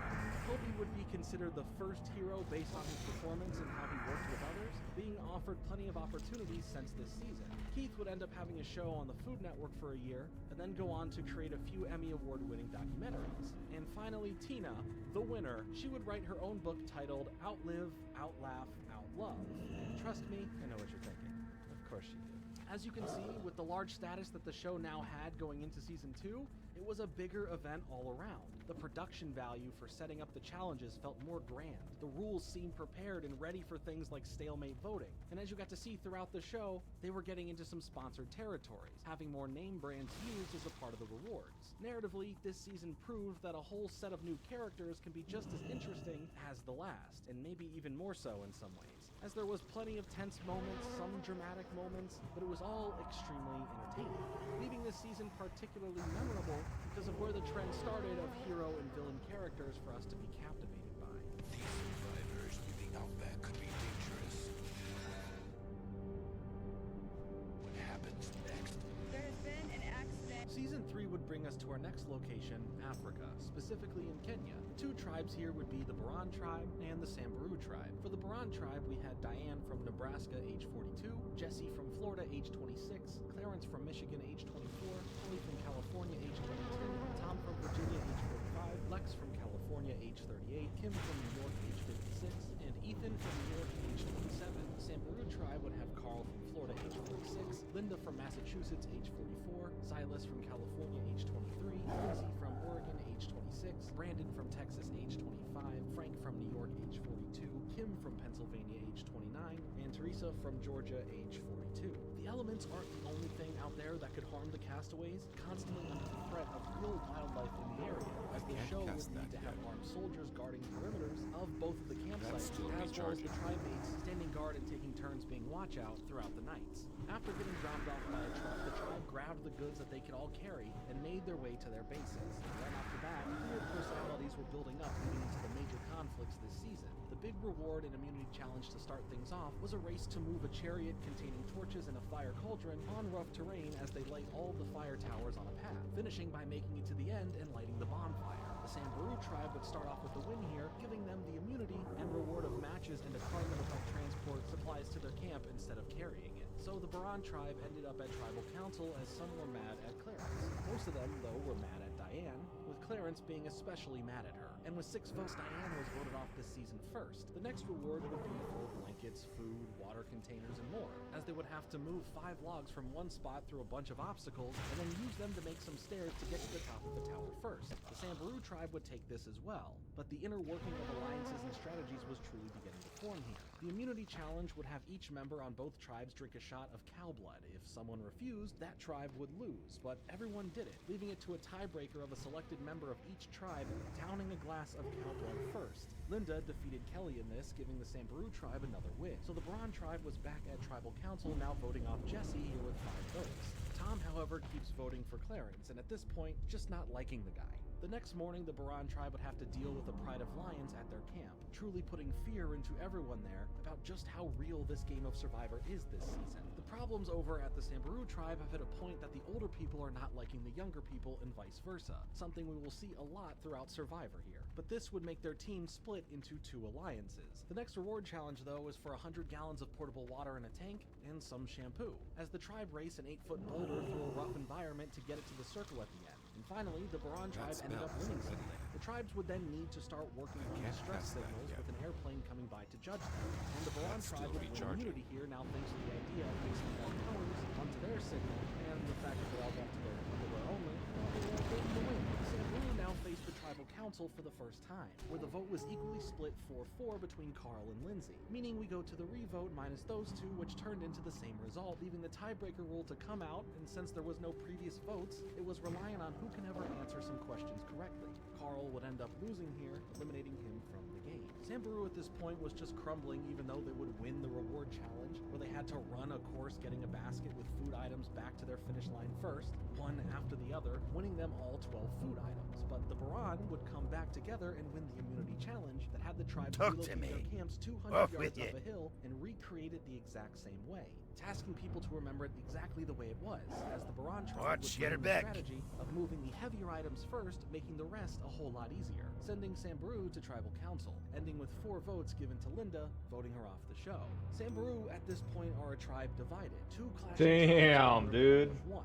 They would then get a fun twist of having both 3 members from each group meet up with Jeff, who made those 2 groups of 3 swap tribes, effectively making Frank, Teresa, and Silas go to the Baran tribe now, with Tom, Lex, and Kelly getting moved over to Sambaru. Each tribe would have their own opinions if this is a good or a bad thing, having to switch up their mentality towards the tribe they are now, and how would this be able to work? The reward challenge, He's just the blacksmith trainer, he can't sell. Back into their pen first would result in the Baran tribe winning. Oh, I'm like right here though. Of 3 egg-laying chickens and a rooster. Now, this season had players here being strategic based on just giving certain votes to other players in case a tie would happen, and some tiebreaker rule needed to be used, so people were on edge about this. The immunity challenge would have each team here go and get puzzle pieces from a distance, and then go and assemble them correctly for the win, as Sambaru would win this and Baran would be heading to tribal council, with Silas not fitting in with the others here and losing to 5 votes against him. There was now a lot of distrust and uncertainty amongst everyone for the most part. The next reward challenge would come up and there would be answers questions to progress down some bleachers in efforts to get to the end. The first team down wins, and the Sambaru tribe end up winning a nice buffet of food featuring pasta, sandwiches, some cookies, but most importantly, Mountain Dew. Moving on later after some are we or are we not eating this chicken after they just laid an egg drama at the Baran camp, where Frank would teach the other Baran tribe members how to use a bow and arrow, as he apparently is experienced at this, but in the competition of trying to hit some targets ranging in different distances away, Frank misses all of his shots. But at least their team ended up coming through once Ethan hit the final target needed to win. With the Sambaru now having to face the council, they plan on a split vote coming up, as Kelly understands the same as Kim, now on the other team, gave her as a reference that her L means Lindsay has previous votes against her and would be vulnerable for the tiebreaker rule. So it played out like that, a 3-3 tie vote with Lindsay and Tom, and after the same result on a revote, the tiebreaker proved to be in favor of eliminating Lindsay, who had her run ended right there. And you know what else ends? No, not this video. We still got a long way to go with that. What ends is both tribes, as Jeff would have them merge together as one new tribe. I gotta use the restroom.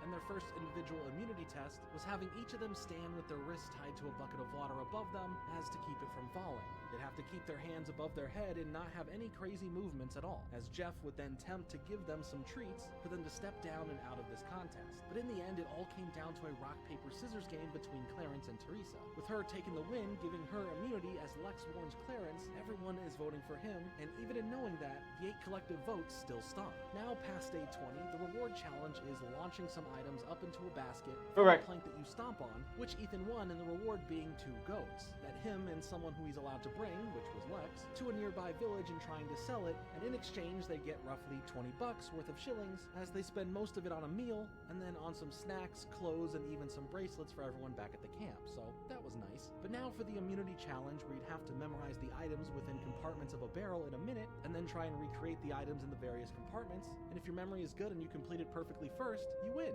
and Ethan pulls through on this one too. So now in a close 5-4 tribal council split, Kelly is now voted off, leaving us with the final 8.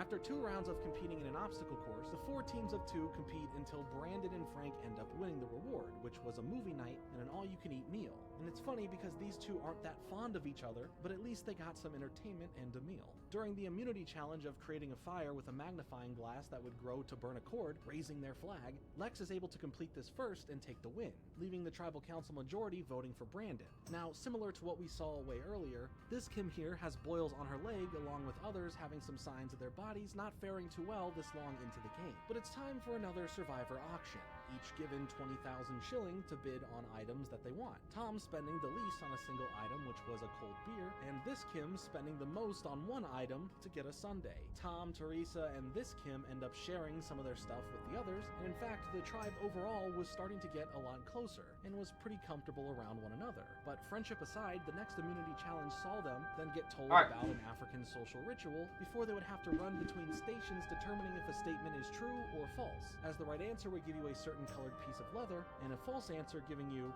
nothing. So the first person back with 5 strips all tied around their staff would win, as Lex almost lost a strip and had to rush back for it, and then rush again to the end and win. With the Tribal Council having another landslide vote here taking out Frank, we move on to day 31, where the reward challenge would be answering some personal questions hoping to match what family members said on an already recorded tape. The most matched answers means the most points won, where Lex would win and get a trip to a nice resort, get to go on a safari, get fed, have a nice bed, and it's all charged to Jeff's Visa card. He would even get to share this, bringing along Tom. And they even get to go on a hot air balloon ride. How fun. And upon getting shown an incredible view from this, Tom mentioned that this game brought him new light, and as a viewer, I kind of feel that personally, as we've been making our way throughout the seasons. Later on, for the immunity challenge, 18 posts were strung up with their names written on 3 of them each, with them trying to use weapons to break down the pots of their opponents, with the final pot with a name on it telling us the winner. And here it would be Tom. Not a bad few days for him. Well Kim met. B would receive 4 of the votes at Tribal Council, being eliminated as now only one Kim is left around. The game's slow, cruel crawl of mental and here's where it turns into but we are also close having to switch the cloth to get the items I need. The reward challenge would have the players find hidden Swahili words on their boards. Good item Discovering though. all 9 of them Really and good then item. scrambling Holy the answers shit. from there, with Lex taking the win again. Not only winning him a new Chevrolet Avalanche, Insane. but a special second add-on of driving the car around to nearby hospitals as Be they careful. deliver a year's worth of medical supplies to them. The rest of the tribe mates are getting a little sick of Lex constantly winning now, so he would need to watch his back and try to win immunity, or he may just face elimination from the others. Speaking of that, the immunity challenge would be a combination obstacle course of previous challenges, with Lex doing whatever possible to make it through first, winning immunity and being safe for another cycle, guaranteeing him for the final 4. But now tensions are extremely high. Everyone is in fight mode, as Lex worries about Tom eventually trying to come after him. But Teresa received the majority of the votes here, ending us with Ethan, Kim J, Tom, and Lex left in the competition. Now it's time for the finale. Tom and Lex would have it out, but ultimately get past this to become friends again. And right away, for the first immunity challenge, it would be a quiz of the fallen comrades, and Kim would answer the most questions correctly, giving her the first round of voting immunity for this episode, and Tom would get eliminated here. But now, for the final 3, they all take place in the rites of passage ceremony before the final immunity challenge, having to keep their balance on a log, with the endurance from this taking out both Ethan, Ben, and Lex. And after a few hours in the Kenyan sun baking, Kim would end up winning, and her vote would go to Lex to eliminate him. Now just Kim and Ethan speaking with the jury, pleading their cases to secure their support for the win, and receiving a bunch of grueling questions coming their way. But in the end, the jury would roll 5-2 in favor of Ethan winning, making him Season 3's sole survivor. As then the wool would be pulled from over our eyes, revealing that this whole tribal council was now a recreated set in front of a live studio audience, leading right into the reunion special. But there is something that needs to be mentioned. There was an incident that happened earlier though, as the question regarding which eliminated female contestant didn't have a piercing. With at first, Kim's answer of Kelly was considered the right answer, but upon the finale's premiere, an error was discovered that could have changed the outcome of the rest of the game, as Lex's answer of Lindsay was technically also correct, but not accepted. Since this was again during its premiere on TV, representatives from CBS would feel extremely bad over this production slip and bumped up both Lex and Tom to Kelly's runner-up prize money, meaning all 3 of them would walk away with $100 grand each. Oh, nice. Sweet. This season had a really beautiful location, a dangerous one thanks to the animals out there, but a good time nonetheless. You really get to understand that most challenges for rewards or immunity were repeats or slight derivatives from others that we've seen in previous seasons, only trying to tweak some things based on the location that they're at now. So I feel mixed on the lack of creativity on that part, but it was still a good time. Something so unbelievable that it had to be captured on camera, as the funny and poetic way that the world works had Lindsay early on answered correctly to the question of pouring hot water on a tick will make it retract. And then a little later on in the game, she would be hit by a tick, but luckily she knew how to handle the situation. A few points to bring up with some of the players after this season. Kelly would end up working for CBS, helping cast a handful of people for another season of the show. Ethan would later on be diagnosed with Hodgkin's lymphoma in 2009, and this became a battle for him ever since, going back and forth with different treatments, and going between being in remission and the cancer coming back. This wouldn't stop him or his spirit though, as we will see him again in general. Silas, though, would make headlines way later on in 2019 for some incredibly messed up reasons regarding a 2018 assault. Survivor Marquesas would be the next season, and it's another example of the early seasons bringing more fan-favorite characters that people got extremely attached to. Our two tribes here would be the Maramu and the Rotu, with the Maramu tribe consisting of Peter from Massachusetts, age 45, Patricia from South Carolina, age 49, Hunter from California, age 33, Sarah from California, age 24, Gina from Florida, age 28, Rob from Massachusetts, age 25, Sean from California, age 30, and Giuseppe from California, age 25. On the Rotu tribe, you had Gabriel from California, age 23, John from Nebraska, age 36, Zoe from Maine, age 35, Tammy from Arizona, age 29, Robert from New York, age 38, Pascal from Georgia, age 56, Kathy from Vermont, age 46, and Nalia from Utah, age 21. So now, at the start of the game, the contestants are scavenging for their items, but it wouldn't be containing anything to do with food, but rather a bunch of helpful supplies for survival in general, with utensils for cooking and storing water. The first couple of days gets everyone settled into the island, worrying about water, fire, and food like a survivalist naturally would, but they would all directly then jump into their immunity challenge for the episode, having to use a canoe as they transport fire from a cauldron to different torches needing to be lit and make it back to the finish. And thanks to the Maramu tribe having theirs fall into the water, the Rotu tribe won. And for the first tribal council, Peter would receive the majority of the votes and would be the first person to win the season. Peter being first off didn't allow us enough time to really get to know who he was. But in his short time here, he was already not vibing too well with the others. He would try to find some voice by getting them to understand the politics behind the voting and the strategies that would make sense if they are to keep going, but his plans and attitude helped push away the others to then just vote for him. The next episode would give us a reward challenge for some fishing gear by rescuing a boat that's been trapped underwater and row it back, with the Rotu tribe still in the lead here, winning that fairly easily. And as for the immunity challenge, they had to play the hit new game, Bobbing for Fafaru. Each member would have to eat the fermented seawater housed raw fish and not puke to win, which, hey, the Rotu tribe did, giving them another big win and sending the Maramu tribe back to tribal council, voting to kick off Patricia. Patricia tried to kick things off in the second episode with a lot more oomph, having a sense of authority here, but just like Peter, some wouldn't like how she was going about this, but some would enjoy her effort post that first episode. But thanks to another alliance building up, a powerful four were seemingly leading the decisions being made of who gets voted off, leading to Patricia not making it past there.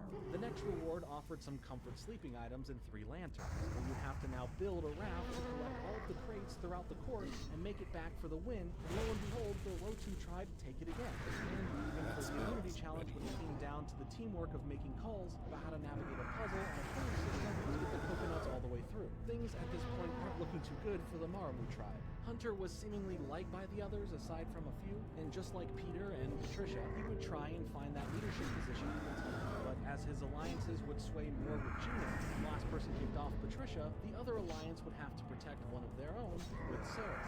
The infighting at Maru Maru sure wasn't great, with Sarah having the perception of Hunter giving her no respect, and thus having no respect for the others as well. But in the end, Hunter's struggles with the others could not be overcome, thanks to people like Rob, who had to support the others in the alliance to vote Hunter off. After this, it was clear that there needed to be a switch up in tribes, having them all come together for what seemed like a regular reward challenge, but instead, they would be flipping over discs to reveal what their new tribe would be, either staying on the same one or being swapped. Kathy, Nalia, and Pascal would end up being sent off to the Maru Maru tribe, as Rob, Sean, and Vesepia would be sent over to the Rotu tribe. The immunity challenge now would be solving a tapestry puzzle, and even after the swappening, the Rotu tribe take the victory once more. The tribal council here would end up going against Sarah, voting her off the show. And Sarah was a part of the alliance with Rob, Sean, and Vesepia, and since they were sent to the other tribe, she just became a sitting duck, not having the protection of the alliance to save her from the others. That's still work ethic as anything but helpful. After 4 straight losses, the Maramu tribe needs to step things up, especially with the reward challenge offering the winners a chance to raid the other tribe's camp, which could destroy the Maramu. But they end up pulling it off, winning the challenge of the tribe mate guiding them blindfolded to collect ticket cards, and then after finding them all, assembling them back together. This turned into another win for them during the immunity challenge, and to make a distress signal to capture the attention of the boat the best that they could. Now, the Rotu tribe would be facing tribal council, and even though Gabriel had the perfect amount of strength to contribute to the winning streak the Rotu were having, suspicions of loyalty to the tribe he's always been on, or to the new tribe members who were forced over, caused a 7-1 vote, taking him out of the competition. Smart enough, I could have just used health potion and been fine, but for now, this brain of mine offered a nice meal, along with a Sierra Mist. R.I.P. I mean, it came back as Starry, but this multiple-part relay race ended in a ruling being contested as Jeff would at first declare the Rotu tribe as the winner, but the Maramu claimed that they didn't fully complete parts of the race in a proper way, changing the ruling to the Maramu tribe winning, but the win here may not feel as sweet later when they lose the immunity challenge of assembling a ladder with a certain order of parts to find within the area, leaving them at Tribal Council now, where Gina gets surprised being the one eliminated on a 3-1 vote, thinking that things were seemingly going well here, but alas, she was voted out. Okay, so now it's time for the big merge, both tribes having to come together as one, now known as the Soliantu tribe. The immunity challenge would be standing on platforms where only feet can touch it, so don't fall over basically, and that's just what Kathy would do, giving her a personal immunity from Tribal Council. And now with the tribe as one, the majority of them would come together and vote off Rob, but this was a major turning point for the season. When it comes to Survivor Legends, these were the building block moments for Rob here, who would have a legacy beyond this for the show. He quickly became a fan favorite thanks for his mixing of skills that balanced him out for any situation, and he's not short of strategy either. When people think of contestants from the series in general, most people have Rob at the top of their list, or rather, how he would come to be known as Boston Rob. Some Boston Rob Rob would end up with nicknames, whether it was a shortened abbreviation or something special added on to immediately identify with them amongst the other players. But Rob here would be making a long-lasting memory for the audience, as he would become a legend under the nickname Boston Rob, thanks to this season having two Robs, Robert from New York and Rob from Boston. The other Rob, or Robert, would technically have a nickname as well, being called the General, but some nicknames just hit different. Even if at first thought just saying Boston Rob doesn't sound all that creative, but it just kind of sounds right. And even though he's voted off, Rob will be back for more Survivor later on, truly bringing back the entertainment he supplied during his first time here. His play after the merge to go after the Rotu 4, which consisted of John, Robert, Tammy, and Zoe, claiming that they wanted to vote out Kathy, ended up backfiring on him, as everyone else took him out. It was at this point a shift happened in the season where the stronger personalities that were once there just simply weren't now, and the absence of this surely was felt, leaving the rest of the season to feel a little less exciting because of it all. Kathy would end up winning the next reward challenge by getting her kite to fly up to 300 feet first and received a Snickers candy bar and a scuba diving trip. As far as the immunity challenge, Tammy would become the winner there after being asked a bunch of questions where you being right gets you to have a rope cut for another tribe member, each of them having 3 to protect them. Last one standing after all this became declared the winner. Tribal Council next would result in a 60 vote against John, taking him out of the show. Since he was heading the Rotu 4 Alliance, the Outsiders Alliance, which had Vesepia, Kathy, Nalia, Pascal, and Sean, formed over the arrogance they believed John to have during the challenge. Things would start ramping up as we have reached the final 8, with the next reward challenge being them all splitting up into groups of 2 and then splitting open coconuts to use the milk from them to raise a ball up first, as Pascal and Sean would win, and then getting to feast on traditional food from the area. Immunity challenge-wise, where one-on-one stilt balancing battles would happen, Tammy would win, giving her immunity once more. On the chopping block was Zoe, who received, well, everyone else's vote. The Outsiders at this point were doing the best job that they could at defending themselves and strategically playing against the Rotu 4, which at this point, can't keep calling them that, can we? She already voted against John, which went against her own alliance and basically pretended she wasn't in any alliance, but she was clocked as a threat in general, so they all did what they had to do and got her out of the game. The next reward challenge had them all doing multiple rounds of diving to acquire stuff like shells or rocks, and Pascal would present Jeff with a rock to his feet first, giving him a nice meal, shower, and a place to sleep on a cruise ship. He was able to invite Nalia to join him, even if it was Vesepia's birthday. But regardless, a chewed mint might be a nice consolation here, right? Immunity challenge-wise, though, the players would have to make a fire and have their stove here pop some popcorn. But no time to enjoy this incredible snack here. They have to make a brush fire, and Robert did just that, winning him safety from the voting. Tammy, though, didn't fare so well for Tribal Council, receiving majority of the votes, and thus another connection to the Rotu 4 was taken out. Her personal gripes with some of the others was thinking that they were all hypocrites, who were able to make certain decisions and feel no ways about them. Oh God, Larry. She made it far, but played the game she was determined to play from day one. Now we look at the day 3. The next reward challenge offers an overnight visit from a friend or family member to stay at the campsite. The challenge was a puzzle that each turn allowed the player to move to an open space, thus flipping over the previous piece, which can quickly trap someone with no more steps that they can make was also left, giving Kathy here the win, and her son Patrick was able to stay with the tribe before departing in the morning, making it very emotional for Kathy and for the other players to remember why they are here and who is waiting for them when all is said and done. Immunity challenge-wise, we had a slingshot shooting contest of trying to hit the other's tiles that would cover their tiki in sand. The least sandiest tiki would win, with Vesepia taking care of business and winning, as Robert would be the one voted off at Tribal Council. The Outsiders have officially done it. They voted off every member of the Rotu 4, making them the Rotu no more. A pretty impressive feat, getting them all off the rest of the game one by one. Now, Robert saw this coming easily for the voting and took it with as much dignity as possible. And the next reward challenge would be a big one though, having multiple steps to it, from constructing a tiki, walking on stilts, finding a key and some coconuts, opening a crate, using the slingshot inside to cover a tiki in sand by shooting a tile, with all that work leading up to Sean being the winner and getting himself a brand new Saturn Vue. It doesn't help in the immediate moment, but a new car is a new car. But it meant a lot to Sean as the car is paid for, and it makes him think of his kids back home. The days are getting hard to make it through as we get closer to the end of the season. The survival aspect is affecting all of them, but no time to wallow in that. The immunity challenge is next, and we get a classic story time with Jeff moment, where he tells an ancient Marcasian tale, and from this, the players must use that information they took and turn it into answers for the several questions that are given to them, netting the person a mini idol for a necklace each answer they get right. To win, you have to get 5 questions correct and cross the finish line with your idol necklace, to which Kathy did, saving her from Tribal Council. But what doesn't save you from Tribal Council is a car, because Sean would ultimately be voted off, bringing us now to our top 4 players left in the game. For the season finale, it would be back-to-back immunity challenge time, with the first being the Fallen Comrades questionnaire, and after getting 10 questions right, Vesepia would be safe from elimination. This would now end in a tie in votes between Nalia and Kathy, but here to determine who would go, Jeff would bring out the rock bag, where in this rock draw tiebreaker, each of them draws a rock from the bag, 2 yellow rocks making you safe and 1 purple eliminating you. They could either work it out themselves with who would be leaving, or choose to leave it up to chance with the rocks. In doing this, puts Pascal on the line here, as well, when he wasn't the deciding factor of the tiebreaker. And luck would have it, he pulls the purple rock, even making a joke of the audience saying it feels like break.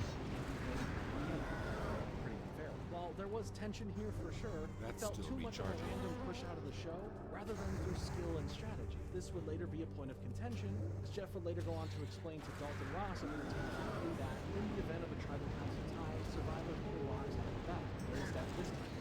And whoever pulls the colored rock is eliminated. The way it's supposed to work is that once the tie is revealed, the people for whom votes have been cast and the person with immunity all become safe. The others have to pull rocks. We didn't realize that process works for all numbers except for 4.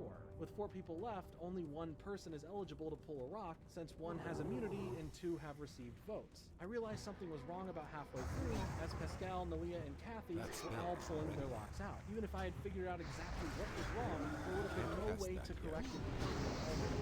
Let me be clear, no rule to be found. It's just not what we meant to happen, and that's the truth. While we have more to talk about with Jeff later on, I do appreciate how open he is about Survivor, and the things that go on.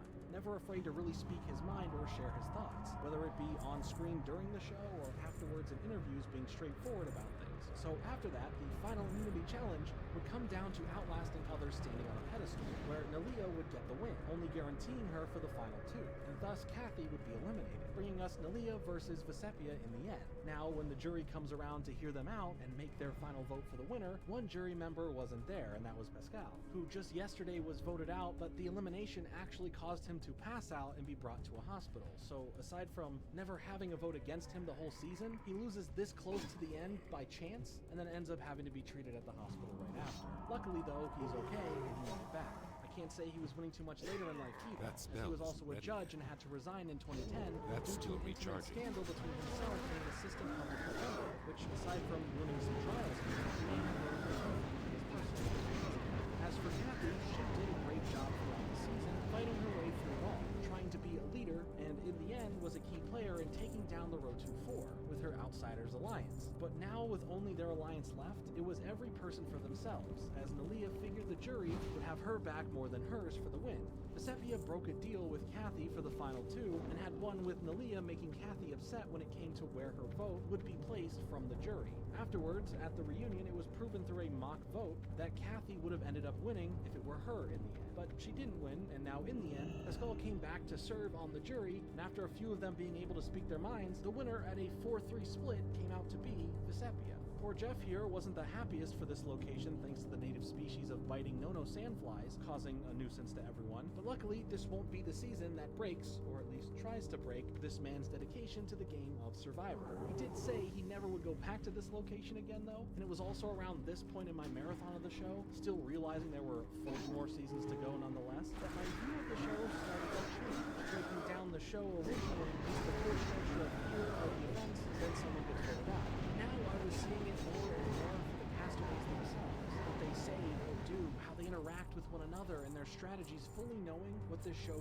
can be. It's not just a physical competition, it's heavily focused on the mental fortitude of the players. And for a myriad of reasons, this season really sparked the changing in where my interests lied most while viewing the show, as the majority of people here didn't bring too many memorable moments or grand personalities to clash, making me notice what it was lacking in a very easy to see way. I mean, the most interesting moment this season was when John accidentally got stung by a sea urchin, and to stop the swelling and ease the pain, you're supposed to urinate on it. Or at least the person who came up with that in the past was just into some things.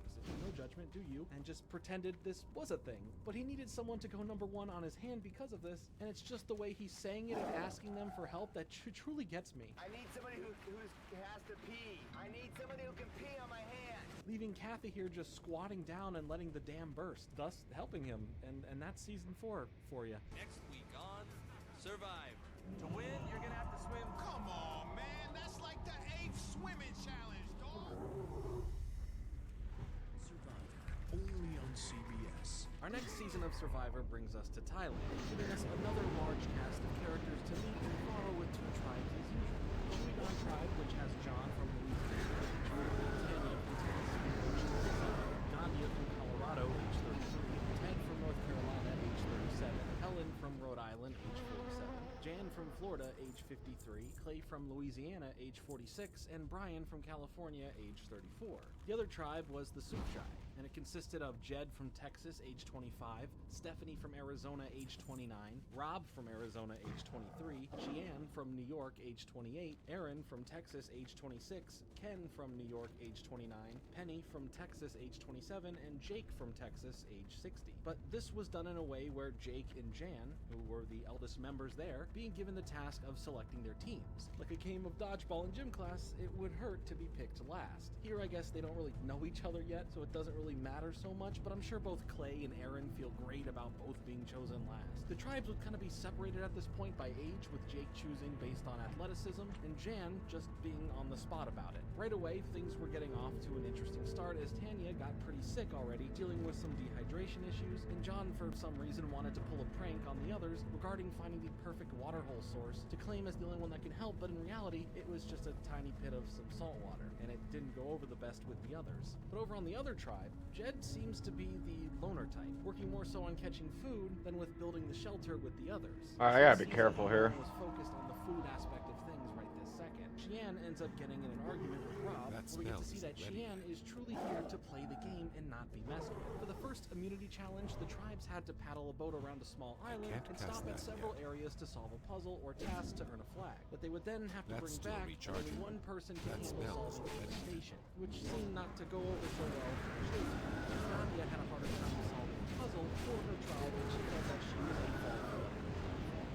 Maybe some of them are just also weak. Felt a level of guilt from her sickness, but at tribal council, both of them would be safe thanks to John, who thought his prank would go over well, but it didn't, and was the first person voted off of the show. Now getting established in the area, both tribes are having their own fair share of issues. Helen and Jan have a whole water source adventure that makes them have hours of frustration, but for the Sukchai tribe, tensions rise once Rob, Stephanie, and Jed don't participate in eating some shellfish for dinner, and separate themselves from the rest of the tribe sleeping out on the beach for the night. First reward challenge comes up, and for the challenge of one person from the tribe packing the blindfolded members to bring them around, as they collect all these bags and finish the course, and the Sukchai came through on this one, netting them fishing supplies, a lantern, and a larger fishing net. Upset at their loss, the tribe was not holding together too well in terms of morale. But the immunity challenge is here, and they need a win. This next immunity challenge is found the one that's only swimming out to the giant lotus flower and connecting it all together. But the Chuigan couldn't pull through, leaving the the Sukjai winning another challenge. This tribal council now is a little uncomfortable as well, as they end up majority voting for Tanya, identifying the weakest link currently, thanks to her still being sick. Something else that is sick, and also not in the good meaning of sick, is the following episode, where what we see is a grinding-related incident from Ted onto Gandia. And the show plays it in a way where it was him waking up from a dream and thinking that she was his wife, but there was some extreme discomfort here. Aside from that, as this incident spreads around to the others, some characters use it as knowledge and strategy for the sake of helping themselves in the game. Again, the show didn't make it seem like it was too big of a deal outside of making both of these two uncomfortable with one another. And many years later, on the podcast Talkin' with T-Bird, the show hosted by Rob and Teresa, you remember... I need 4 demonic stones, but I don't understand. A future season we'll talk about. But on the show, they had Gandhi on as she discusses this moment as one of the worst things that has ever happened to her in her whole entire life. Listening to how things happened and seeing them play out the way they did on the show, which was a narrative of making her seem overreactive, some of the others on the tribe claiming it not to have happened, when you get to the point of Ted yelling at her, saying, first of all, I don't need to get with you, second of all, I'm not even attracted to you. It's not even like that. All of this taking place in front of the whole tribe. Clay ended up even calling Gandia a child for running off and letting her anger out. Before all of this, in the other episodes, we saw a friendship building between these two, and even some closer moments in comments making it seem like there was some slight line pushing beyond a friendship that was okay up until the incident took place. At least that's what the show was showing us. But building on to how she felt from all of this, the rest of her experience on the island I'm out of range. The altar. This whole episode is riddled with stuff to mention as the reward challenge here was going back and forth on small bamboo planks to the other tribe's boat full of baskets. Well, I see one. Designated attack zone area where both tribes could try and stop the other person or push them into the water, but only in that specific zone. This moment went down as a first for the show, as apparently no one wanted to listen or play by the rules, leading to the first time we'd see something a little more than sass from Jeff. And that was him getting legitimately mad for those who aren't actually playing the game properly, kicking Ken, Rob, Jed, and Stephanie from this challenge. It was a spectacle to behold, as this wasn't an oops, I messed up. This was a blatant screw the rules, I'll play how I want to play, regardless if they're in control or not. And spoiler alert, they're not in control here. The Choigan tribe eventually won this reward, which was a visit from some Thai Red Beret Special Forces who helped improve the living conditions back at their camp. For the Sukjai, both Rob and Jed end up losing their fishing supplies, and that's not good because the immunity challenge of moving temple pieces over 3 stations, moving from one to the next, recreating the temple without having any larger pieces based on smaller ones throughout, the Choigan would end up winning. So on the chopping block goes the Sukjai tribe, with Jed receiving the most votes and is now forced to end his run of the game. And according to Xian, the Sukjai intentionally lost just to vote off Jed. Gandia would try and work with the other girls on her team, since they would do all of the work, seemingly claiming that the guys do nothing aside from being lazy. But after both the reward challenge, which got you a bunch of bananas and some chickens, the Sukjai would navigate Great this to heavy meet and you. large dummy Watch your water, back. as well for the immunity challenge, where the tribe mates in pairs must solve puzzles, as the Sukjai also take that, sending the Choigan to tribal council. Wait, what? The effects of the Gandia and Ted situation and the That attempt to sucks. unify the girls by Gandia ended with her being voted off. Clay is a little poopster, though. Safe We'll have travels. to mention him later on, but for now, he ended up writing Bye Bye Denver Diva for his vote. where Off Jeff with asked you. the group for clarification as to who wrote this and who it was for.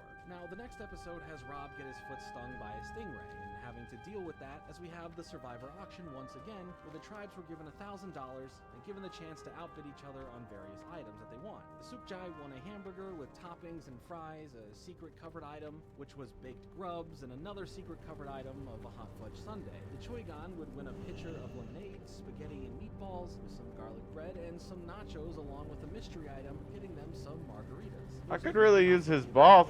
Alright, whatever. A chance to join the other tribe if they wanted to, but no one took the offer. The immunity challenge, though, was all about spreading different fish from a pile into respective bins they belong to. Where the Mission Choigan of Meerkat and tribal Gazaway. council, the Sukjoi would vote off Stephanie, as she was perceived to be the weakest in the group. The Sukjai would come back through winning the reward challenge of a Thai feast after having to shoot balls into wicker baskets on poles, while the other tribe can try and stop you from doing so, and vice versa. But Rob's fate amongst his tribe mates wasn't looking too good. He's also just eating bananas from their storage whenever he wants. So after the immunity challenge of gathering flags until you can gather the last one remaining, where Choigan won, My bad. Love was the one to be voted off during the tribal council. During this, he wasn't mad and he wished them all well, as beforehand he had some bonding moments with them, as he started to change his attitude. Here was the big surprise of the season, and that was getting both tribes to think that the merger had happened and to lower their guards, having them paint themselves with different colors that would match up with someone from the other tribe, and they would all be forced to spend time with that person and build up a bond, or in cases like Xian's, start planning your next strategy, already trying to make an alliance and denounce her tribe. It's too far away. But after the nice time together that they had, Jeff breaks the news that he never said that there was a merge, and everyone is shocked and confused that the merge didn't happen, and that they were just two tribes living on the same beach for now. So the immunity challenge of escaping a jail cell and getting everyone on the tribe free and out, resulting in a win for the Choigan, Sukjoy was back at the tribal council. So for her tactics being played before the merge started, it resulted in her being voted How are ya? which was a big blow to those watching, as Watch she was her back. Light Light be with you. attitude and how she was navigating through the game. The next challenge would just be an immunity one, as it would involve the cumulative length of time that either tribe can spend underwater, breathing through a bamboo snorkel, with Brian helping the Choigan win. Tribal Council would eliminate Aaron here, as the mood amongst them all was anything but happy, as now the Choigan have full control, even after merging to become Choijai, where the fan term of Pagonging came into play. Inspired by the original season's alliances, still working together post-merge and having some more tribe members at that point to take out one by one the rest of the other tribe, making sure that the winner of the season goes to someone from their original tribe. After the reward challenge here, which was getting to see a loved one on video from them back home, which Brian had won, and the immunity challenge of learning tie numbers to locate 10 tiles, in which Clay won, 10 would end up being voted out at tribal council. The next reward challenge was a 4-stage obstacle course where Brian won, taking Clay with him. Free chess piece too. That's awesome. Yeah, I remember. Pretty chill time. I actually remember a day like when people spent all this energy trying to like do next Ramus and like all this energy spent trying to excuse me.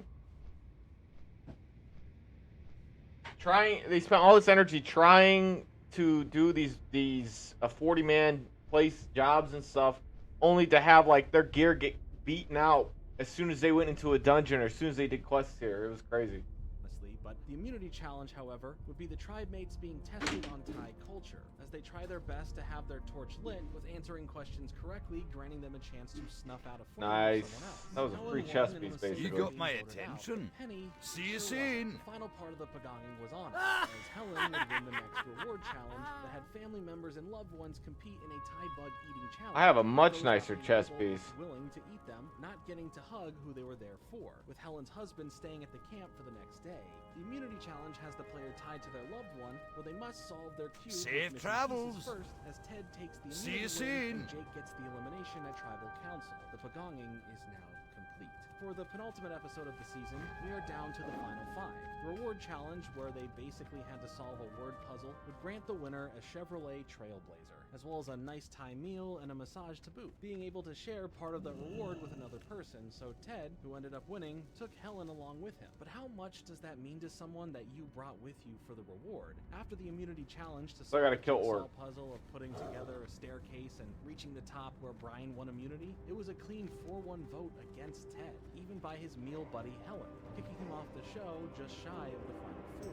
But there may be more to this than we think, and I'll get back to that shortly. For the finale, though, Brian plans on working with Clay, just to get to the final 2. So the first immunity challenge, having to get through an obstacle course that's mixed from the other past challenges, Brian earns the first immunity, and the tribal council brings us to a vote out for Helen. Now we get to That's still recharging. They all head to their final challenge, which is pretty wild. They all must hold a tight pose while holding coins between their fingers. If they drop all the coins, they lose. He is confident in his time to show Brian and Jan that no matter what, one of them is taking him to the final 2. So he gets out early knowing that there is no point in trying to fight for the immunity, and that the battle here is between Jan and Brian now. Jan, after a long while, would finally call it, dropping all the coins as Brian wins immunity, which during the voting here, Jan was eliminated. But here is where things get a bit juicier in a mixed bag of a season that leaves you feeling a bit uneasy. You're not a massive fan of most of the players involved. Ted, who doesn't like either of the two, delivered the biggest reasoning for his vote in exchange for him his assumptions, but still vote for him to win over Clay, calling him the lesser of the two. This messy season doesn't end here though, with Brian just taking the win, as there was Ken delivering a powerful takedown on Brian regarding what he said to him when the season started about why Ted could or would never make it to the final I can't few, do that implying yet. Brian may have made some racial comments, as he gave him 3 opportunities to answer this. The first time he denies it. The second time he comes up with something regarding strategy that wasn't in regards to what Ken was talking about, and the third time Jeff jumps in to ask if there was any honesty that has been said from Brian, to which Ken said nope, and I guess it's just between him and God, as Ted in the background was curiously awaiting to hear whatever Brian had to say. And during Ted's turn to speak, he would talk about how much of a manipulator and liar and seller of BS that he is, and then lays heavier into Clay, asking him to define what a racist person is, with his response being that he never said anything racist about Ken behind his back, and that if he did, he sure didn't mean to. And then Jeff gives the look over that was perfectly timed. As far as what Brian may or may not have said, there are some rumors and guesses out there as to what the full context was, but nothing that definitively proves what Ken was referring to, or actually what he said at all. Later on in Brian's life, he would be arrested and charged with battery and cruelty to a puppy later on. From how he played the game to what comments he may or may not have made, and to his personal life beyond the show, he truly fits the description of a villain. And not one of the ones that you like to hate for just fun reasons, just one that you genuinely don't like one bit. During the reunion special after, we did see some more of Ted going at Clay, fully believing that some racist comments were made, as well as Gandia and Ted having to talk about the situation, where this more serious moment feels so uncomfortable here, as after we see the confrontation again, the audience cheers and claps because of the famous I love my wife 150 to 200% line. 50 to 200% happy with the wife that I have. As the fans in the audience treated it like it was some superhero catchphrases. And there's something off about the way this whole thing was portrayed in the show. Jeff made it no secret how much he doesn't like this season. That's still The recharging. good amount of the people that were on. Again, being sourced from what he spoke with Entertainment Weekly, as the show led to an ending so lackluster and awkward more than anything. And I guess Jeff said it best that these were the least likable Final Four yet. The next season is the Amazon, and this one for me was very memorable from the location alone. The 2 tribes here are the Tambaki and the Jambaru, with the Tambaki having Ryan from Maryland, age 23, Daniel from Texas, age 26, Roger from California, age 36. Dude, this is a 12-hour, and I'm digging it too. Like, this is good. Illinois, age 50, Rob from New York, age 24. Quick fact, the podcast I mentioned earlier with T-Bird, this is the Rob from that podcast who's a co-host, and Matthew from DC, age 33. On the Jabiru tribe, you have Janie from Maryland, age 46, Joanna from South Carolina, age 31, Jean from Massachusetts, age 40, Sean from California, age 23, Dina from California, age 35, Christy from Colorado, age 24, Heidi from Maryland, age 24, and Jenna from Pennsylvania, age 21. Perceptive listeners would be able to deduce that yes, this was a men versus women season. We learn about Christy as she tells the others on her tribe that she is deaf, which surprised some of the tribe, and as the men are settling into their camp, they very much are overconfident in their ability to win, thanks to the strength that they have physically. The first immunity challenge comes up, and that line of thinking for the men here didn't work out too well, as when going through an obstacle course, they ran into a snag not being able to push all the way through, thanks to the balance being part of it all, as the women are able to make it past them and take the victory, leaving the men to lose the first challenge from the start. This was mainly on the blame of Ryan and Daniel, who quickly become at odds with the older leadership and Roger, as they're getting an alliance together, setting Ryan mainly as the target for tonight's tribal council. Right at the start, we have 2 alliances forming for the men, as Ryan tried his best to get the others on his side, like Daniel and Matthew, to have his back, but the swing vote was left to Rob, who sided with Roger's decision to go after Ryan, leaving him the one to be voted off the show right away. The women would continue on taking the lead for a moment here, winning the reward challenge of a tribe member calling out where to go to the others who were blindfolded, ending it on solving a puzzle, getting their tribe some fish bait. Now, with the men not in the best spot and having some dominance issues amongst each other, they have to pull together for the immunity challenge of observing a traditional Amazon home and then getting asked some questions about it. The men end up answering more questions correctly, sending the women to tribal council, where Janet is voted off with 5 of the votes landing on her. The women haven't been having the greatest time here either, as over at their camp, a few of them are at each other's necks, while controversy struck with Janet as they found a granola bar smuggled into the game. Now, Did she really smuggle it in? We don't know, but being perceived as the weakest sure made it an easy target for her to be voted off. For the men, Matthew and Daniel are able to find a nice friendship as Matthew knew how to speak Mandarin, helping Daniel feel more comfortable, confident, and respected, especially after not getting along with Roger still. For the women, we see the younger women start splitting off more and coming together as they feel that they have more advantages over the older members of their tribe, pointing out themselves as having better bodies, cuter, and overall just being younger, thinking that the older women don't respect them for those reasons. Then we're saying the same thing about the younger women, and by that, I mean thinking that they are good looking, but not seeing them as threats to the competition as much. But this episode is titled Girl Power, and that's truly what it was, as the reward challenge of matching items ends in their favor, winning them proper toiletries, and then for the immunity challenge of the jailbreak like we've seen before, the women pull through once more as now the men are back at tribal council, and it's a clean sweep of a vote for Daniel and a landslide, taking him out of the show, which is sad because Daniel and Matthew have been in the powerhouse, and Matthew didn't switch out to the whole element of Roger being the leader has taken over. To add on something even scarier to this experience, Daniel contracted malaria, but made a full recovery. With Tina having a more commanding role on the women's tribe, the other women try to swing her to their side more to give them the numbers advantage over the older members. This may backfire for the younger ones later, as Tina sees it as an advantage to having a control factor over them for her benefit when needed. For the reward challenge, where they can win a refrigerator full of Coke, the cola kind, we'll have a story about the other kind another time, they have to light a fire to burn different ropes to lower parts of their flag, which the men are able to do first. And as for the immunity challenge, which also featured a reward, the tribes have an hour to catch as many fish as possible, with the reward being every fish that was caught, leaving the guys with another win for a feast of fish and Coke. Shauna wasn't faring too well in her tribe, as she felt she didn't even want to be in the game anymore. So as the older members would come for her, she encouraged the rest of the younger alliance to just vote her off.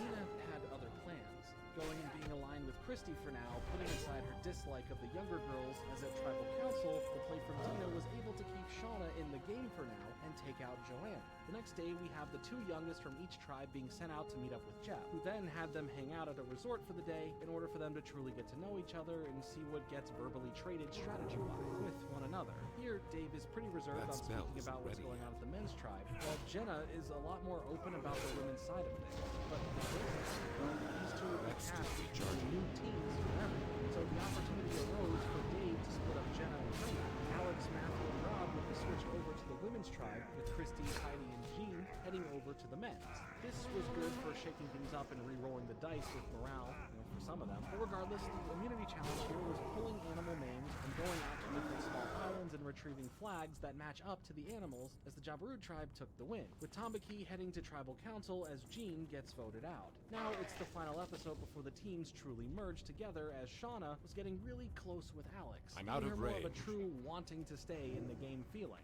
and giving us, the audience, a blooming romance to follow. For the reward challenge for some spices, fruits, and vegetables, the tribes would go against each other in a log rolling competition, where the first to 5 wins. Tamaki takes it here, and for the immunity challenge of ripping out pieces of meat and putting them into a basket to have it weigh more than the others, sending Jabiru to tribal council. And in a play to have Alex no longer be distracted, they voted Shauna out as someone who already didn't have their heart in the game and now had their heart focused on another tribe member. As we would see the rise of a new mixed alliance featuring Matthew, Rob, Dina, and Jenna, it's time for the real merge to happen, where both tribes now come together as one. They enjoy the meal that they get to have and start settling together, but Roger isn't excited about this, feeling like his leadership will now fall to the wayside with other alliances building up. He goes off about the ice consumption being used and was being controlling over basically everything, including the beer being shared, building up everyone's awkward annoyance of the situation. The first individual immunity challenge was standing on a perch as long as you can while being offered some food from Jeff to get out of the challenge, as Dina would take the win here, with some of the other women who would just take off their clothes and get out of the competition over the deal of getting exactly what they want from Jeff for a food reward. But in the end, as everyone has this hatred of Roger, it was a pretty clear and easy vote to get him off of the show at Tribal Council. In October of 2022, Roger would end up passing away at the age of 76 after battling with dementia. Matthew, though, would end up giving everyone the creeps thanks to a moment where he is sharpening his machete, monologuing about how blood scares him, which definitely was a tense yet awkward moment. But the reward challenge next would be collecting flags from a mud pit while on a bungee, as Dave would win and share his prize with Dina, in a play to get in with her alliance while they were enjoying being pampered and eating some brownie sundaes. Immunity challenge-wise, Jenna pulls ahead here by chopping a rope to have a log act as a battering ram to smash other players' masks. At Tribal Council, the bid Dave threw in for Dina's alliance didn't work out too well, as a clean sweep 8-1 vote against Dave occurred, taking him out of the show. The next reward challenge would be using various weapons to hit the closest to a bullseye through different rounds, leaving Alex the winner and sharing an afternoon at a coffee bar with Jenna. Here, the chain of command would start falling apart, as Dina tried working with Heidi to set in motion a play to get Alex out of the game. But Heidi told Jenna, and Jenna told Alex, and how the target would be Dina. Talk about one of the biggest backfires you've ever seen right there. The immunity challenge would be won by Matthew, beating out Dina, especially when they have to eat the Amazon menu of different bugs, leaving a clear open target for the majority of the votes at Tribal Council to be aimed at Dina and taking her out of the show. A chain of information would form now instead of one of command, where Matthew, Butch, and the expanded alliance will continue to have. But now it's time for another Survivor auction, with each given $500 to bid on different food items, as Matthew would spend the most on a singular item, being a $400 cheeseburger with some fries, and Heidi with the lowest on a singular item at $120 for a piece of cheesecake. I would have done the same thing. I love cheesecake. As far as the immunity challenge of answering questions to win 5 points first, Rob would take the win and Alex would lose in a 4-3 split, taking him out of the show. Later on in life, Alex ended up marrying Kim P from Survivor Island, which is just cool to see post the show how many Survivor castmates, no matter what season they've been on, just interact with each other. Matthew here makes a big play to earn favor with the others, especially after creeping them out with the whole machete bit from earlier, as he would win the multiple step paddle and puzzle reward challenge, which would give him a visit from a loved one. But given the option to sacrifice that so that the other 5 could see their loved ones instead, he chose to give it to them, which allowed them all to have a great time with their families, and in the end, production made sure that he still had time to spend with his mom. For the immunity challenge of shattering the other's plates with shuffleboard discs, Jenna would take the win, but give her immunity to Heidi, as there was so much back and forth between who was left of where the votes were going to be heading. So Christy gets the surprise of being taken out. Things now are getting really close to the end. Butch, Matthew, and Rob were banking on their final 3 alliances. Heidi and Jenna would have to fend off against them for now. Jenna also wasn't willing to wait around the camp anymore due to the conditions of surviving in this place, but others would of course view this as her lazy. Also, the camp almost gets burnt down thanks to extra firewood that Butch had collected, so now that's fun. The reward challenge would be another multi-stage course of untying knots, solving puzzles, as well as mixing in physicality for rope swinging over a gully at one point, where Matthew continues to dominate here, winning the reward of a new Saturn Ion and a tailgate barbecue lunch, like he got to share with Rob. Immunity challenge-wise, they have to make their way through a course with 5 rope obstacles, as they retrieve a colored feather to return to the pole in the middle, and the first to get 5 there wins, and surprise, it's Matthew. So as they viewed Heidi as a threat now over Jenna, they went for voting her off the show, leaving us with the final 4.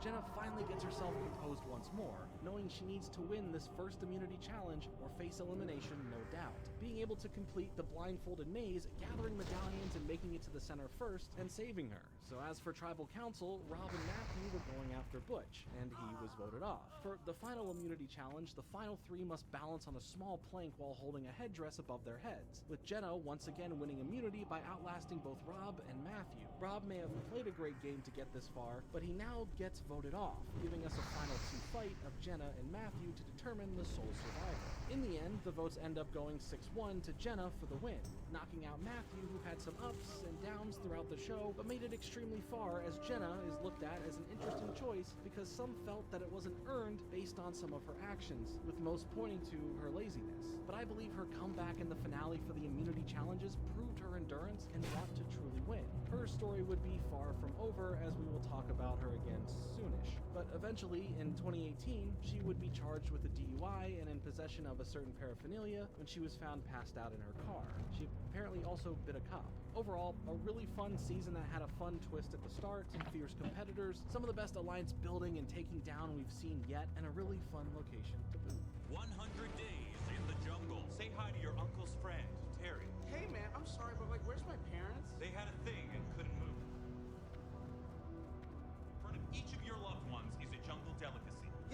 stop saying loved one? Next up is Survivor Pearl Islands, which is off the coast of Panama. There would be a heavy pirate theme this season, as you'll soon see, but the two tribes here are Morgan and Drake, with Morgan bringing us Nicole from California, age 24, Ryan from Tennessee, age 23, Austin from Massachusetts, age 27, Andrew from Illinois, age 39, Ryan from California, age 30, Tawana from Missouri, age 26, Dara from Mississippi, age 22, and Lillian from Ohio, age 51. For the Drake tribe, we had Michelle from DC, age 22, Trish from Maryland, age 42, Sean from California, age 28, Rupert from Indiana, age 39, Krista from California, age 24, Burton from California, age 31, John from California, age 29, and Sandra from Washington, age 28. We start off with the two tribes being sent into a close-by village with some local currency to purchase some essentials they would need. During this, one tribe member from the Drake tribe would prove to be quite into the whole pirate thing and give us a new interesting angle. When the opportunity presented Rupert here to take some shoes from the opposing tribe's collection when they left it unattended, he said this is how pirates play. The Drake tribe overall really had a good grasp of getting ahead here from that, as well as Sandra, who could speak Spanish, having her being able to communicate with the locals. The first immunity challenge, having a pirate simulated escape through a series of obstacles in your way, with Drake winning in the end, sending Morgan directly to tribal council from the jump. Nicole is taken out in the votes as she tries to rustle some things up, forcing some sort of alliance or strategy a little too fast. Things would get rough fast after the first reward challenge, which had them diving down for 5 treasure items and bringing them back up where Drake took the win on this, with the reward to get the first part of the treasure map that leads to a treasure chest, and they can also send a tribe member, in this case Sandra, over to Morgan's camp to take one item as loot from there, where Sandra pulled a villain tactic taking their tarp and ultimately making it a lot harder for Morgan to get through the night. Rupert would continue to make a splash as a fan favorite, as he would be providing as much as he could to the others in his tribe, and help get back the top of their fishing spear that was lost in the water earlier. On the other tribe, Austin was considering jumping out of the game already, but the tribe didn't want him to go, knowing that he could be a massive help. So after the immunity challenge of a tied-up struggle where Drake won again, Ryan was instead voted out of Morgan, and Austin stayed. At the next reward challenge for some bed accessories, a piece of a treasure map, and stealing an item from the other tribe, Drake would win by seeking the other tribe's boat, and Krista would go over to Morgan's camp and take their water boiling pot. For the immunity challenge, each team would pick their strongest and their smallest members to have the strong ones hold up the small ones on a pulley system, as Osteen let go of the rope and lost Morgan the challenge. And Lillian would end up being voted off, and her torch didn't go out the first time. Maybe it foreshadows in a weird cosmic way that her time may not be over. But for now it is. See ya. Drake was way in the lead here in terms of how they had been playing, winning another reward challenge by assembling all the buried or underwater puzzle pieces together, as they get another piece of a treasure map, a sewing machine, and some material to go along with that, as well as getting steel from the other tribe once more. While the winning streak has been nice, we can see some clashing between members, all for a bunch of reasons, but at least they were able to locate a treasure chest finally and get all those benefits inside as well. And their plans for a strategy in the next immunity challenge, thanks to Burton, is to throw the challenge to purposely vote out a woman from their tribe that they think would be weak and would hold them back. So here's the doozy. When the immunity challenge came up and it would be a physical showdown where opposite tribe mates would meet at some point on the platforms, with both trying to get to the other side and stop the other side from doing the same, Rupert and Burton were the ones to sit out of the challenge. But they were the largest players, so giving Morgan a solid win here, where out of nowhere a new stipulation pops up allowing the winning tribe to take any member of the other tribe back to their camp and be with them for the night. So Morgan pulled a smart move of taking Rupert, and now Drake still has to face tribal council, as the tribe was going to be on the side of voting the weakest link out. But as things got messy and played out the way they did, Burton was surprised when in a massive 5-2 vote that he would be the one voted off the show.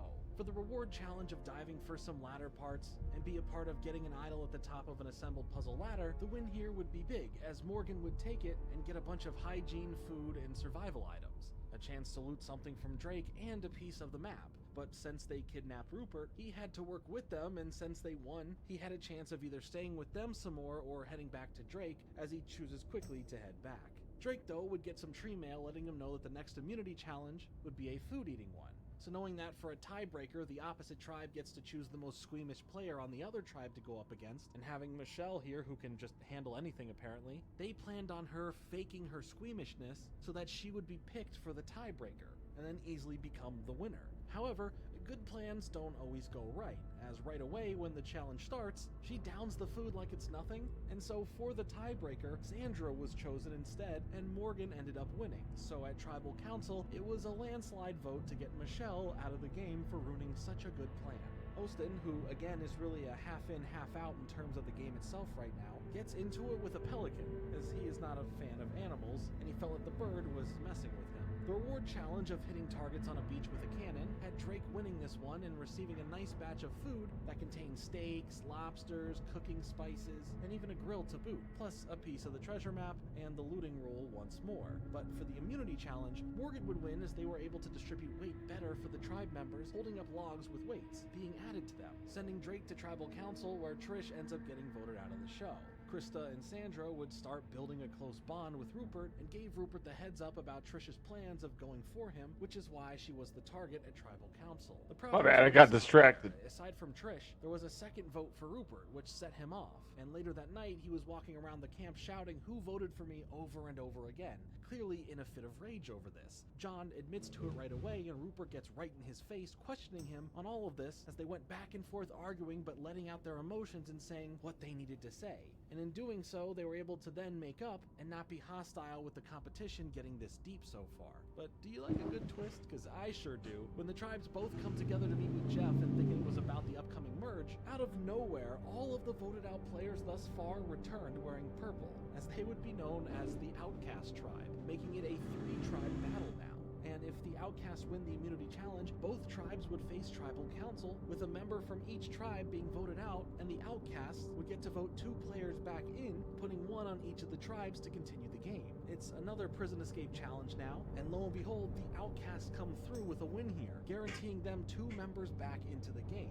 For Drake, Sean would be voted out, fearing where his tactics to win would lie come the actual merge. And for Morgan, well, we get a survivor first here, as Austin finally got his way and decided he is going to quit, and because of this, Jeff got a little sassy, telling him that he got his wish and to go home. Oh boy, this was a great night of television right here. It would also end on a cliffhanger moment. There was just such an energy about this show happening within this episode. Austin would go on to say in an interview with TV Guide that the real reason he wanted to go home was because he had multiple staph infections, as well as assuring his decision to leave once the Outcast twist was thrown in the mix, thinking that Mark Burnett quit on them and that they needed this twist for reasons that certain members who were still there weren't good enough to make good TV. We would see more statements like that twist was garbage and it messed up the integrity of the show, while of course this being the first season where a group has to face this out of nowhere thing could be an extremely annoying additive and feel pretty unfair. These were definitely more in efforts to spice things up from what the show was in general. So it wasn't that'd the definitely same spice things exact up. show that's been on the air previously.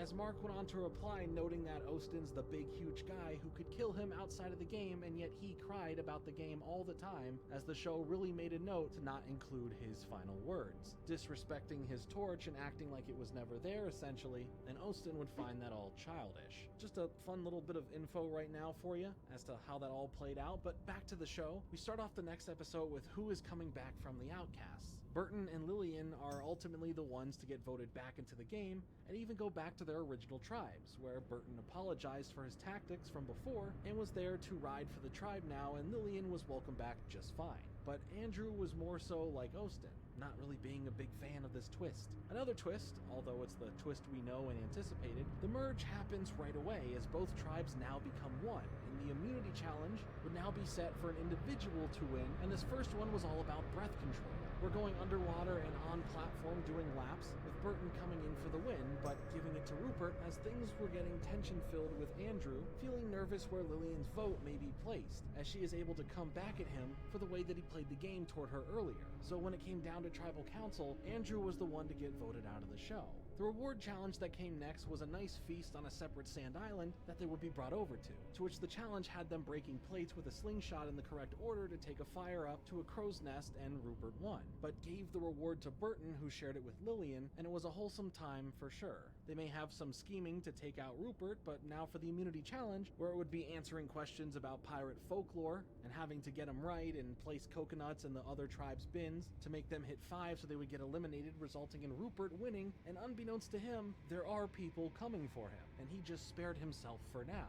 Ryan would be the one voted out, however, on an 8-1 decision. After the next reward challenge of random chosen pairs, what would be the roles of sailors on a pirate ship, finishing it off with a puzzle to put together with Burton and Lillian winning the reward of deep sea fishing, and Burton gave up his reward to John, which confirms to John that his want of aligning with Burton and Lillian to go against Rupert and his alliance was accepted. Rupert would be trusting of Lillian a little too much, as when they spoke way later on about any info, she makes it seem like she's on his side for this, but truly she's not. At the next immunity challenge, where the blowgun challenge all but secured the plan with Burton winning immunity, at Tribal Council the majority would be voting for Rupert to get out of the show, taking out their biggest threat to any of them and taking away from the show a fan favorite. But don't worry, he will have some more time in his Survivor story one day. Sandra was pretty mad about this whole thing and took the fish that Rupert worked hard to get for everyone else and tossed them out, as the others end up blaming the other alliance member, Krista, but Sandra didn't jump in to correct or defend that. It was now just her worrying about her fully. I hope you take a moment to get a drink of water, as what was coming next truly cemented one of the greatest moments from the show of all time. Whether you hate it for what it was or love it for the tactics, it sure was something to behold. The reward challenge was next, and it was a loved ones challenge that wins you having the loved ones stay overnight at the camp.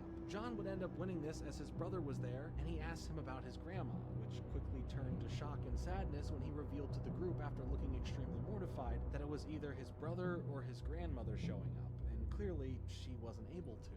As everyone felt the pain and sadness John was going through, we cut to a completely fine John, who in a confessional saying that his grandmother is perfectly fine, at home and probably watching Jerry Springer. That was a brilliant performance, sir. Like that? Yeah, thank you. My grandmother's sitting home watching Jerry Springer right now. You should take every single advantage possible. And noting that it's his one chance to win $1 million, why not use any tactic possible to get ahead in the game? Yeah, ridiculous, but my gosh, was this great television. The immunity challenge would be all about finding valid words to make from letters within Survivor Pearl Islands, and the rules must be followed for the different lengths in words and spelled correctly. And all 20 need to be legitimate words, where at first it looked like Burton had won this, but he ended up with a misspelling, giving Dara the immunity, and Tawana would be voted out.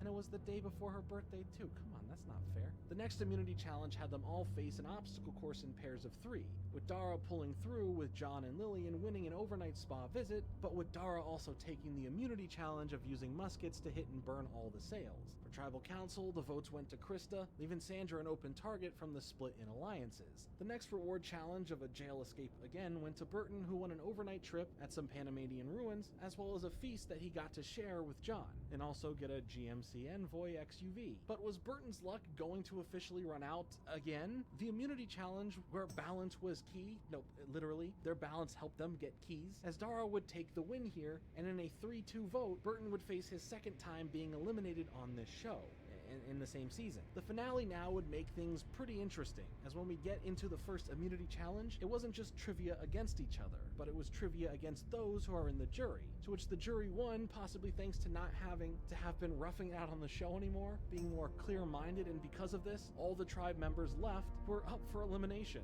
No one received immunity, and it led to a 3-1 vote of sending Dara out of the game. The final 3 were very interesting to see there, as they all played this season in different and unique ways that all got them there, while Lillian got a second chance, but upon coming back really came to play. The next immunity challenge was balancing on a platform at sea using your hands and legs, as Lillian would stick it out the longest and win final immunity, securing her spot in the final 2, as John would be voted out, leaving us with Sandra and Lillian for our final 2.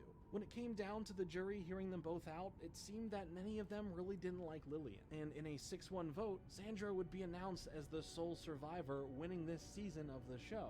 And I think this was for sure one of the most interesting and fun seasons yet, leading to some fun people to root for, some fun people to watch go at it, and cool new twists to shake up the formula a bit. And also had a pretty cool theme with all the pirate stuff, and it had me invested in some characters, probably the most that I have been yet. So overall, good time. But here's a real surprise and formula shakeup. This next season of the show would still take place on the Pearl Islands, but the contestants, well, you know every single one of them, as this was Survivor All-Stars. Another chance for these returning players from a mix of all the previous seasons, to many fans of the show's surprise. This would be a massive season containing 18 episodes with 18 returning castaways that now would all have some knowledge of each other based on them already being broadcast playing the game. The 18 returning players would be split between 3 tribes. Fucking vibing now, let's do it. The Saboga tribe bringing back Tina, Rudy, Ethan, Jerry, Rupert, and Jenna L.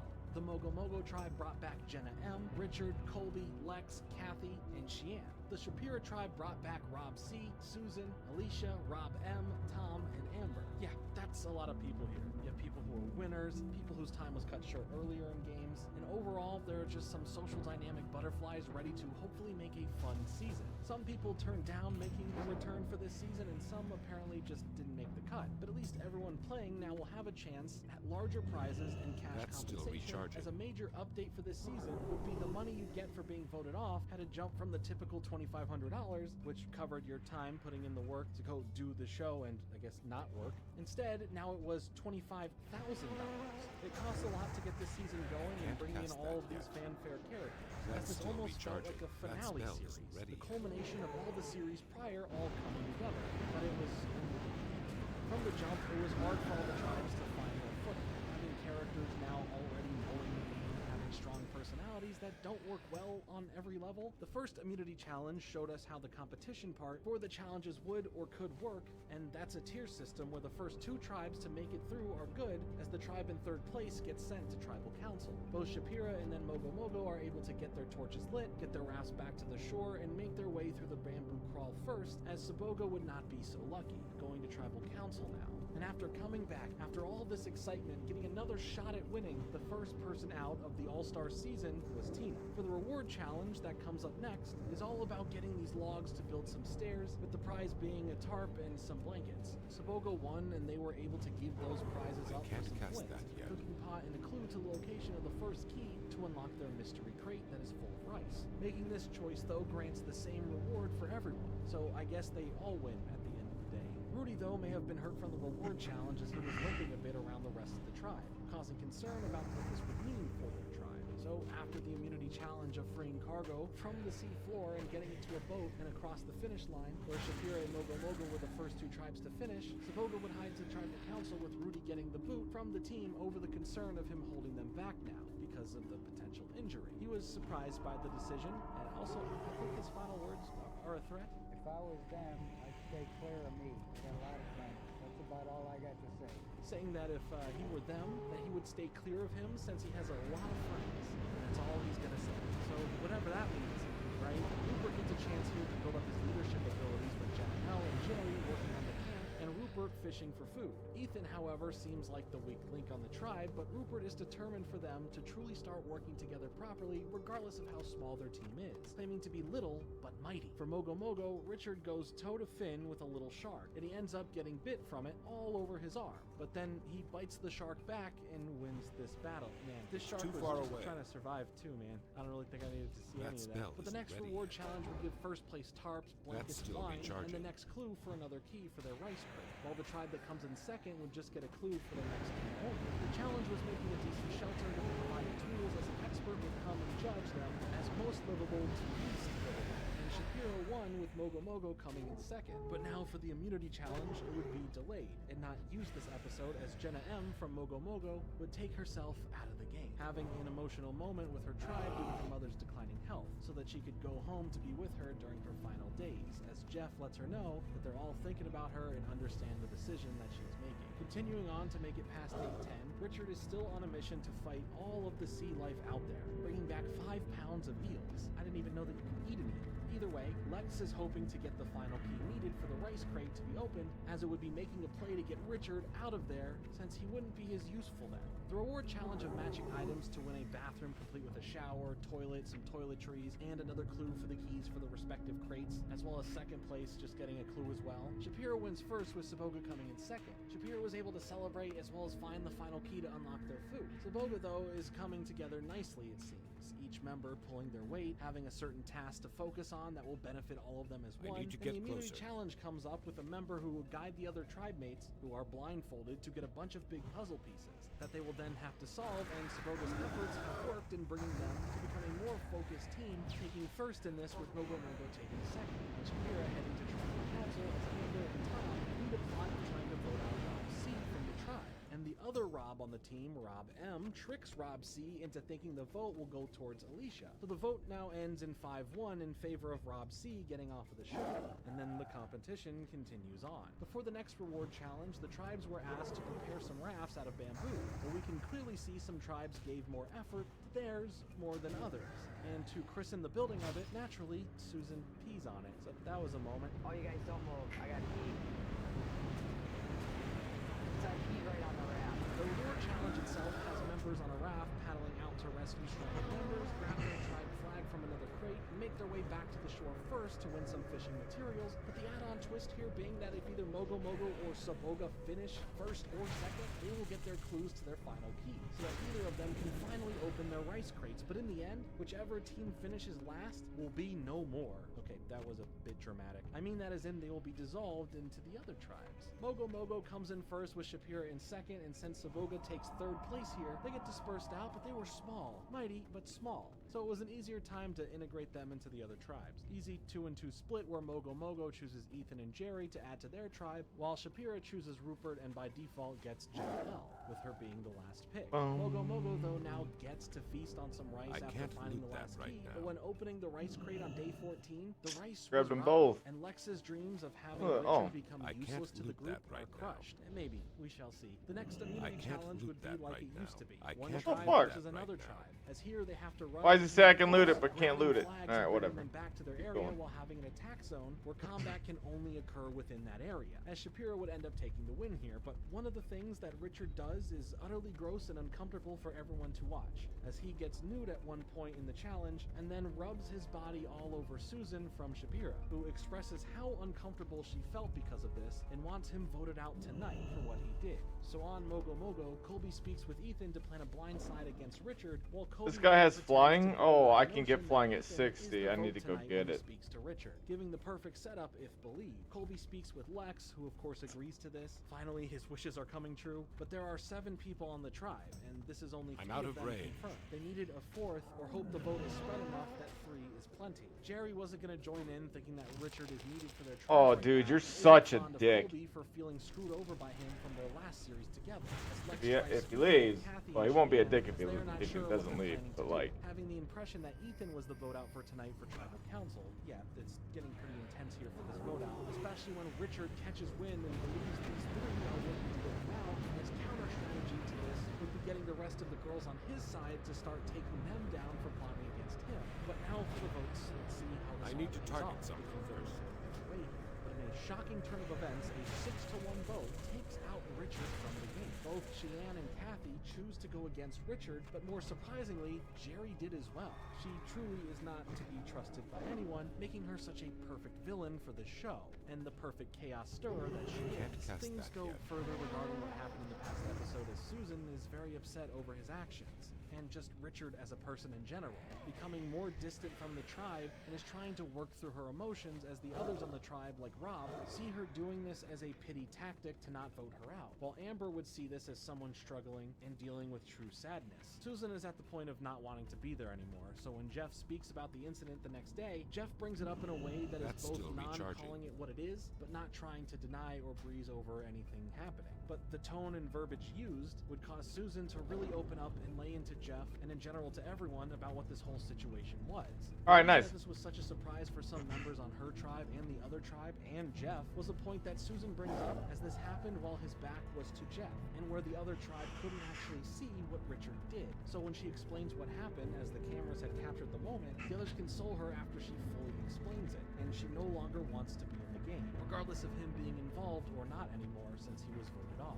Jeff gives her a final bit of consoling while escorting her to a boat to make sure she is properly brought back home. This moment was extremely real and raw, and it would help break the illusion that these are characters, showing that they are real people. When certain things happen, they can be played up for TV or for what the game calls for. Fun, or for the drama. Hurry back! But this incident was real. Glad I It pushed could the help. line from a joke to Keep it threat. real. And it was important to clarify this because this is not how you act when this is supposed to be a game at the end of the day. Susan leaves the show as, in her own words, her mind left the game 24 hours ago.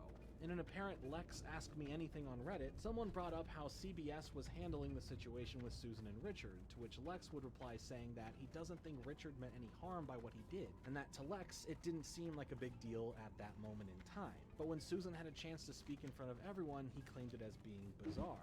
He went on to note that saying after she left, she reconsidered her decision and wanted to come back into the game, and production was trying to figure out how to do that, or just what to do now, even approaching her other tribe mates that same evening to see if they would be okay with all that and letting her come back to the show. But despite production's interest in allowing her back, apparently everyone else in the tribe made a firm stance on not allowing this to happen. As the game continued from the moment Susan left, Jeff offered the tribes two choices: either play the reward challenge they were ready to play, or split what's there as the reward. The tribes decided to still play the full challenge, which was using a seesaw to launch items into a basket on a tower, with Mogo Mogo winning and getting all the items from the basket and some shish kebab. But just some food can't keep peace at Mogo Mogo as the tension between Colby and Jerry rises for their rivalry. This next challenge would be a mixed reward and immunity one, where you assemble a puzzle boat, make your way to the shore, run to find more paddles from the jungle by raising a flag, and row back the boat to the start, as Shapiro would win and get not only a yacht barbecue party, but also getting a chance. Oh, it's easy now.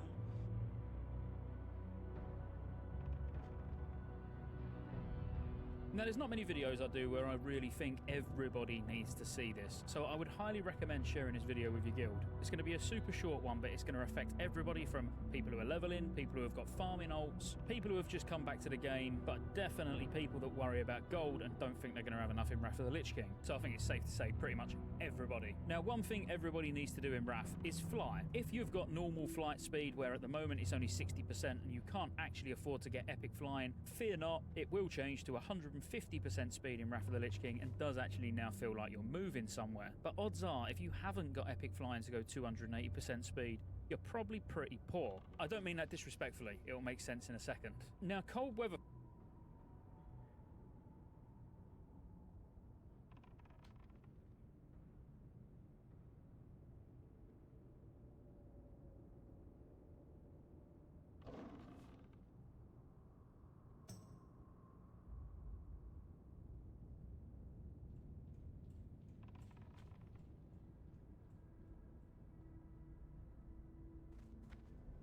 chance to take a player from the other team until after Tribal Council, in a way, giving this other person immunity, to which they chose Kathy. The Mogo Mogo tribe are more split than ever, and it's a race to see who will vote for who, as in the end, Colby gets voted out thanks to a 3-2. Here there. The next day, Shapiro Be good. is asked to send a member Watch over to your back. Mogo, as they fear it will be a permanent move, as Jenna gets chosen for this, and vice versa from Mogo Mogo to Shapira, as Kathy wants back with Be them, good. if that's the case, feeling a nice bond from her time with them over the mess of a tribe she feels hers is. But it wasn't that, and they end up playing a reward challenge where the items to win were each picked out by the other person sent to the opposite tribe camp, or it would be a log rolling contest with Shapiro winning. But romance later sparks as Rob and Amber share a kiss and say that they love each other, which is just wholesome. The next immunity challenge was focusing on hitting targets with blow darts and then spears, followed Watch by your a back. arrow Well shot from met. a further distance away.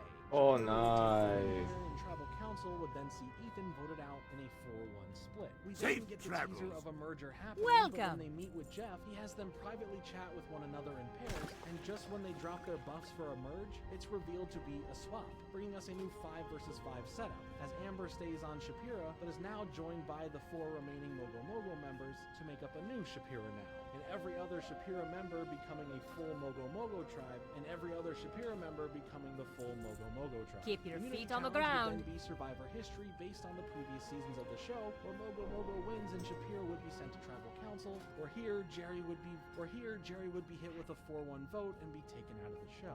The next reward challenge, which has them playing as individuals, had Rupert win every round of diving and retrieving items, and won an overnight stay at a resort, as he invites Amber and Jenna to come with him. There, the three agree to become an alliance for the final 3-pack. But Amber is already with Kathy, Lex, and Rob, so that's fun. But I guess the tribe switch was pretty pointless last episode, as now the tribes would officially merge into one tribe, as all the alliances start feeling faulty all around. It truly is an individual's game now. The immunity challenge of Dude. Oh, what's up, Sneaky? Sorry, I'm sorry if I didn't say that. If you just said something, it does look like, but like I didn't. What's up? Him off the show. The next event is changed up Good to a bit see from ya. usual, as it pertains to having the tribe mates having a chance at different tiers to speak to their loved ones. The reward immunity challenge here had the tribes turn into Whoopsie. 2 teams of 4 and make their way through an obstacle course where part 1 of things has the light blue team with Alicia, Rob, Amber, and Cheyenne win, which grants them access to the second part, which is the immunity part. The first part of the reward was them earning some raincoats and receiving some letters from home. Warm wishes to Otherwise, you. they would have to face Be off well. who can get their rope cut and raise their flag. May your Before days Rob be would beat long, out the others, and your he wins a hardships full video from their family. But in favor of the others getting their letters, he gave up the video prize, which was a nice gesture. But meanwhile, Kathy was working on her own plan of breaking others' alliances, but it backfires on her for tribal council as she gets voted off the show.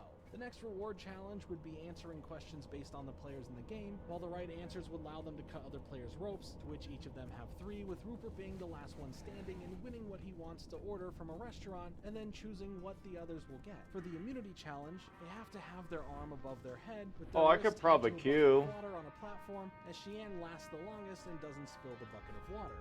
And during tribal council in a 6-1 vote, Alicia is taken out of the game. The next reward challenge see how it will goes. involve their loved ones again, as instead of the castaways, Yes. loved ones compete in an eating contest with food from all around the different locations. It looks like there's no healers, so maybe I just do healing. Stay at the camp, and Tom Maybe gets I to do pick that the thing. persons who There you go. partake in this, to which he grants Rob to have his brother So- Mike stay.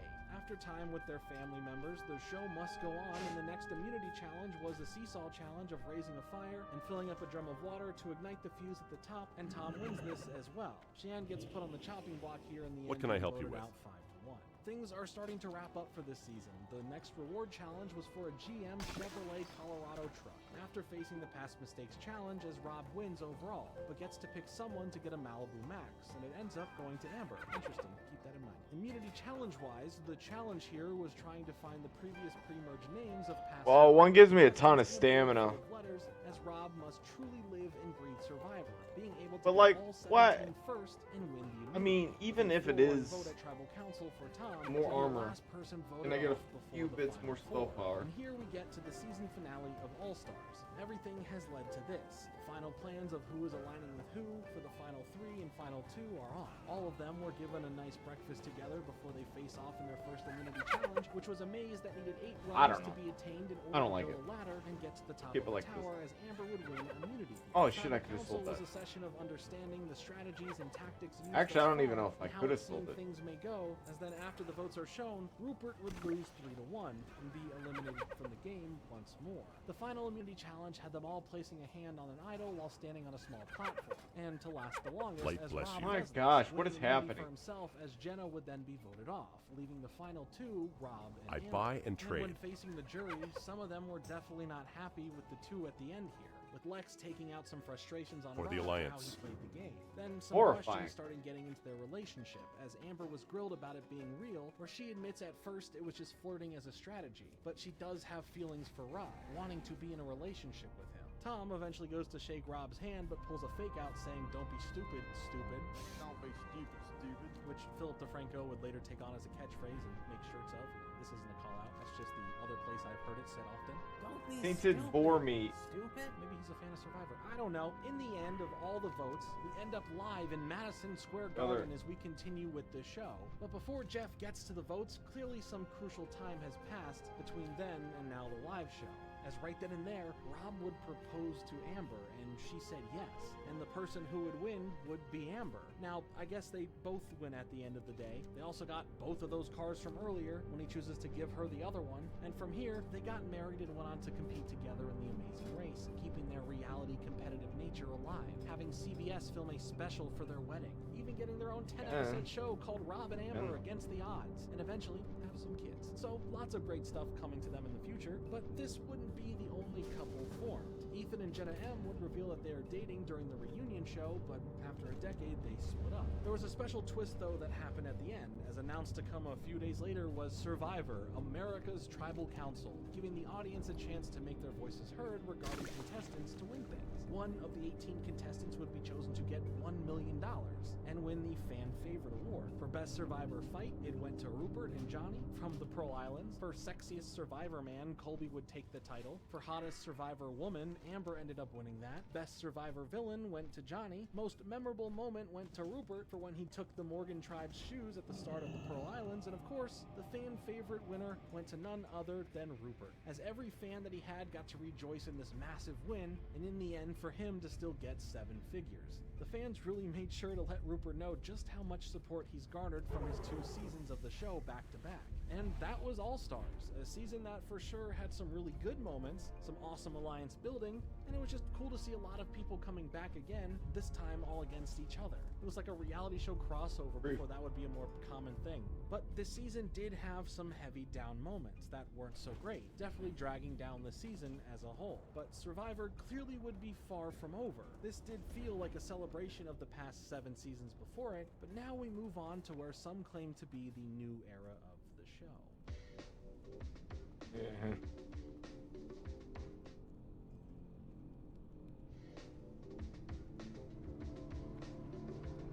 Season 9, Survivor Vanuatu, bringing us back to the traditional 2 tribes once again, as here it would be split between men and women based on the native culture, with the WotLK tribe consisting of Brooke from Massachusetts, age 27, John from California, age 31, Brady from California, age 33, Travis from Tennessee, age 33, John from California, age 22, Rory from Iowa, age 35, Leah from South Carolina, age 40, Chad from California, age 34, and Chris from Ohio, age 33. For the Yesser tribe, we had Dolly from Pennsylvania, age 25, Mia from Massachusetts, age 29, Lisa from Louisiana, age 44, Leanne from Wisconsin, age 34, Amy from Colorado, age 31, Julie from Maine, age 23, I'm out of Liza range. from New York, That age spell is 21, ready. Scout from Oklahoma, age 59, and Twyla from Missouri, age 41. As we start our journey this season with a ceremony to welcome them all to the area, the tribes then had to get to their camps while finding their way through the dark. And already tensions between some of the guys on their tribe and some of the girls on their tribe were beginning to start up. But as the next day rolled around and the tribes were going to get ready for their Why challenge, can't I see their Chad ends up health showing bars? others What the that fuck? One of his legs is a prosthetic. Feels After bad. He had it removed due to a cancerous tumor that was in his foot. The reward/immunity challenge here would be a series of crawling through the mud, navigating a ball through a movable table maze, There we an go. obstacle course of climbing and balancing, to lighting a fire and then crossing the finish line with a lit torch. The Yasser tribe would end up with the win here, so that means all the guys at Lopevi would be heading to tribal council. Now, what is interesting about this is you assume how this will play out, since the person who held the tribe back here was Chris, but in a shocking turn of events, Brooks gets voted out, as we learn that Chris was protected by this already pre-show formed alliance of the older members on the tribe fending off against the younger, more athletic ones. So for Brooks, because of how the older alliance saw him for their time there thus far, and that was being lazy, meant that he had to go, thus sparing Chris from elimination. This split here was really now a difference of being in the strong guys or the new Fat Five alliance, with the Fat Five now having more in numbers. The Yesser tribe, a split is forming there as well, where Mia and Amy are the spearheads of the division, and it's mainly for the same reasons we see for the men's tribe, the whole older versus younger thing. For the reward, we have both tribes trying to make their way around other players on a balance beam to get to the other side without falling or touching more than one player at any moment, with Yasser taking the prize of hammocks, blankets, and pillows. There was a bonus stipulation that gave Lopevi some flint if they won, but they didn't, so anyway, the immunity challenge had the good old blindfolded find and assemble task, where one person would guide the blindfolded people, with Lopevi solving the puzzle at the end and winning. And they even got that far to come off. What's so nice though is that Yesser is heading to tribal council, and they end up voting for Dolly based on her swing vote potential. So as to avoid any relying on fate, they just voted her off. She's okay with that because she felt that the game is already getting too much for her to handle. But things would still be pretty rocky on their side, as both Mia and Twyla had their conversations escalate into a more angry argument, not seeing eye to eye on getting things done or playing the game. But we move on to so many new things happening this episode, with the reward immunity challenge being combined into one with multiple layers and steps. It truly is an exciting time here. The challenge itself has 2 parts to it, with the first being for the reward of fishing equipment and a special chance at individual immunity instead of tribal immunity. So that's pretty exciting to see, and won't be something that can cause any rifts among tribe mates. But here it was a more extensive jail escape sequence that had multiple locked cages, slide rails, and all of that, with the first tribe winning, getting the chance to compete for individual immunity. We're finding pieces of and then building a ladder to get to the top of a tower first, winning, as Lopevi would win the reward and John K would win the individual tribal immunity. But there is another stipulation here, and that is the person with immunity gets to go to the other tribe for a bit and give someone over their immunity on their tribe as well. Why? Well, because on top of this, both tribes would be going to tribal council no matter what, meaning both would have to vote someone off. Things are starting to get new and interesting here. John Kay ends up choosing Amy for immunity after hearing that there was a similar age divide there as well, so he played to strategy first and foremost, knowing that she was pretty safe from elimination anyway, but it made the other members on her tribe overthink it all, possibly. The Fat Five would do what they could to stay in the game over the stronger, younger guys, but not having any issues between any of them cloud their voting judgment for now, with John P. getting the boot, leaving the Fat Five Alliance at a great advantage numbers-wise here. For the Yasser tribe at Tribal Council, the heat between Mia and Twyla continued on, as Lisa kept it from being a 4-4 split thanks to making a decision of where she fits in more, and that being the older group and Mia being voted out as a result of it. Regardless, this was a pretty fun episode. Some tensions are rising here, but the twist of the double individual immunity and double tribal council shook things up a bit, especially with how many people are still in the game. The next reward challenge was pretty simple. It was a game of matching pairs and the reward of a day of assistance from Da, a local survival expert. Well, I guess you're not going to see Death Knights in groups until after 55. Well, even 55, yeah, you wouldn't see them until Badlands. I didn't even realize that. Wasn't making a big enough splash with the rest of the tribe, no matter how much he was out in the ocean. After losing the immunity challenge of being directed to move tiles into different rows, the Lepevi tribe ended up voting out Brady, who for sure was pretty down about it all, hoping to at least make it to the merge. Something interesting about him, though, was that he couldn't do any in-person interviews after this because of his work in the FBI, which makes me 1,000 times more invested into whatever this guy actually does, because we know he ain't doing Survivor. Starting off the next episode from here, though, the tribes must select tribe chiefs, as they will then have to arrange the rest of the players into two tribes.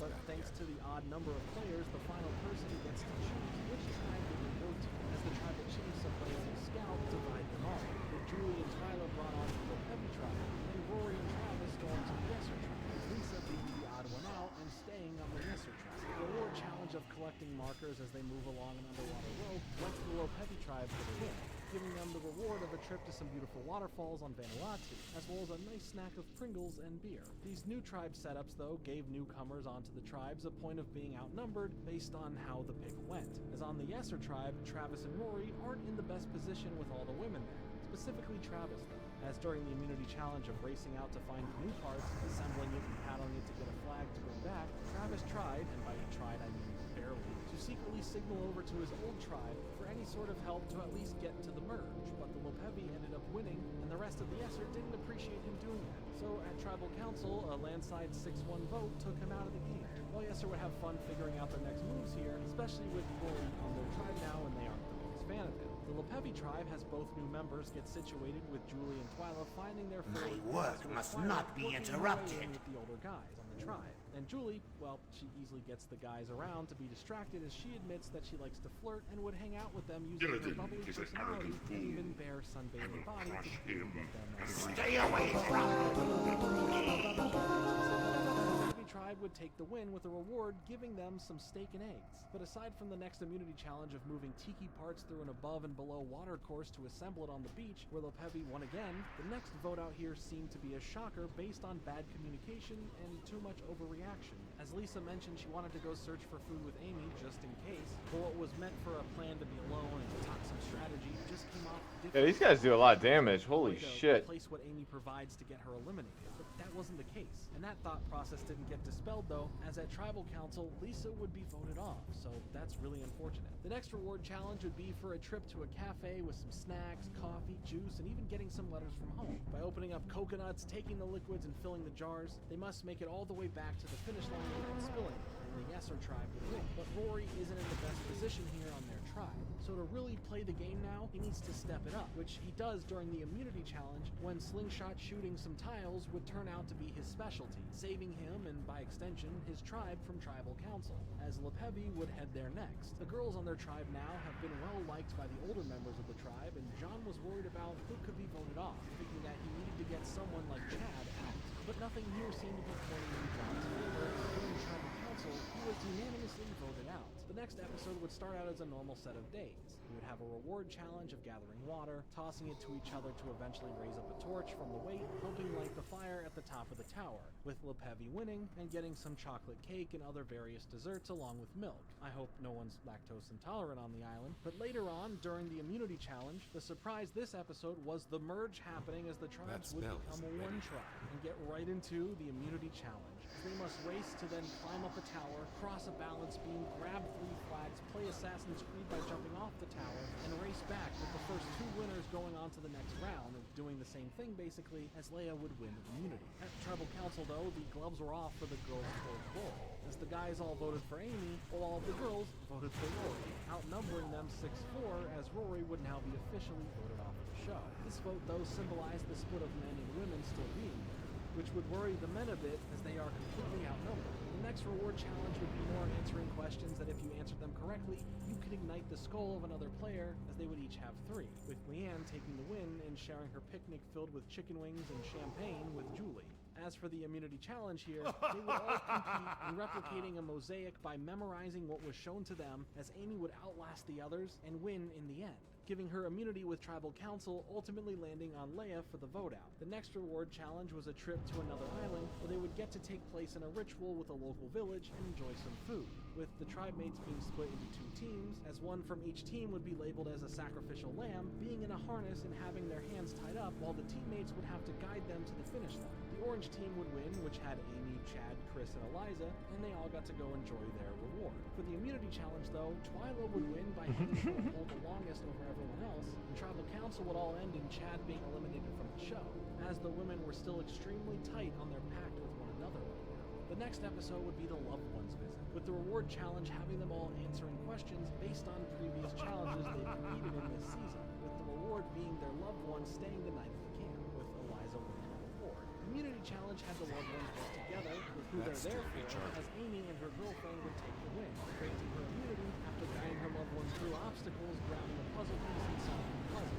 Eliza, though, was now the target from the other girls, as they aren't too fond of her, and are plain just tired of her being there. So voting her out would be a play to show just how much getting her out of the game would mean to them over continuing the takedown of the guys. But in the end, Twyla and Scout went to Chris about a possible blindside for Leanne, which would be a huge blow to the main girls, calling the shots here. Chris would speak with Eliza to convince her that this is the plan, as she's pretty unsure about who to trust here. But this was the only safe bet for her at the moment, and her risk was worth the reward, as in a 4-3 vote, Leanne would be voted off the show. This halt in Amy's plan thus far really came as a surprise to her, having a hard time figuring out how to navigate through the people left to have a chance at winning the game. The next reward challenge would have them all race through an obstacle course in the water to retrieve flags, as Eliza, Amy, and Chris would come in first, second, and third, the prize for first being a new Pontiac G6.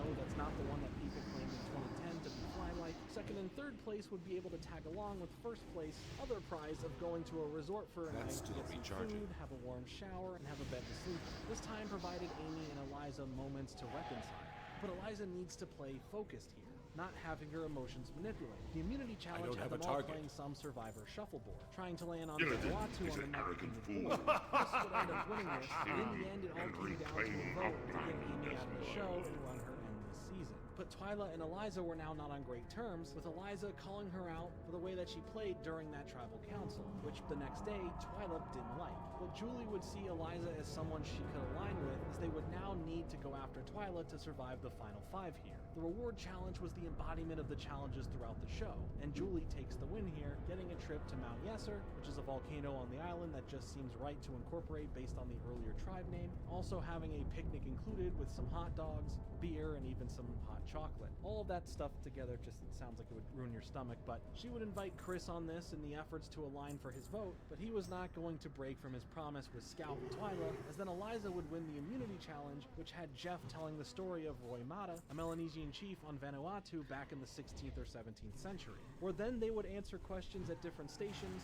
earn pig tusks for a necklace, and return first. But at Tribal Council, things played out just as Chris promised Twyla and Scout, and that was sticking to their vote to vote out Julie, who now was out of the show. And to something else, but again, and into something else, but again, that's for a later segment. Don't rush me, just enjoy the ride, or not, I don't know what to tell you. But now it's the finale of the season, and the immunity challenge to start it off would be through an 8-level maze where they had to retrieve 10 tiles and figure out what the letters on them spell by arranging them to say Final 3, with Chris being able to do so, guaranteeing him a spot in the Final 3. Makes sense. But holding true to Twyla and Scout again, Eliza would get the votes and be taken out of the show. As she just deadlock stares into Chris once hearing her name. Ouch, even I felt that. This was nearly 2 decades ago. Saying that made me feel old, and I'm sorry if that... I don't know if the experience in here is worth it.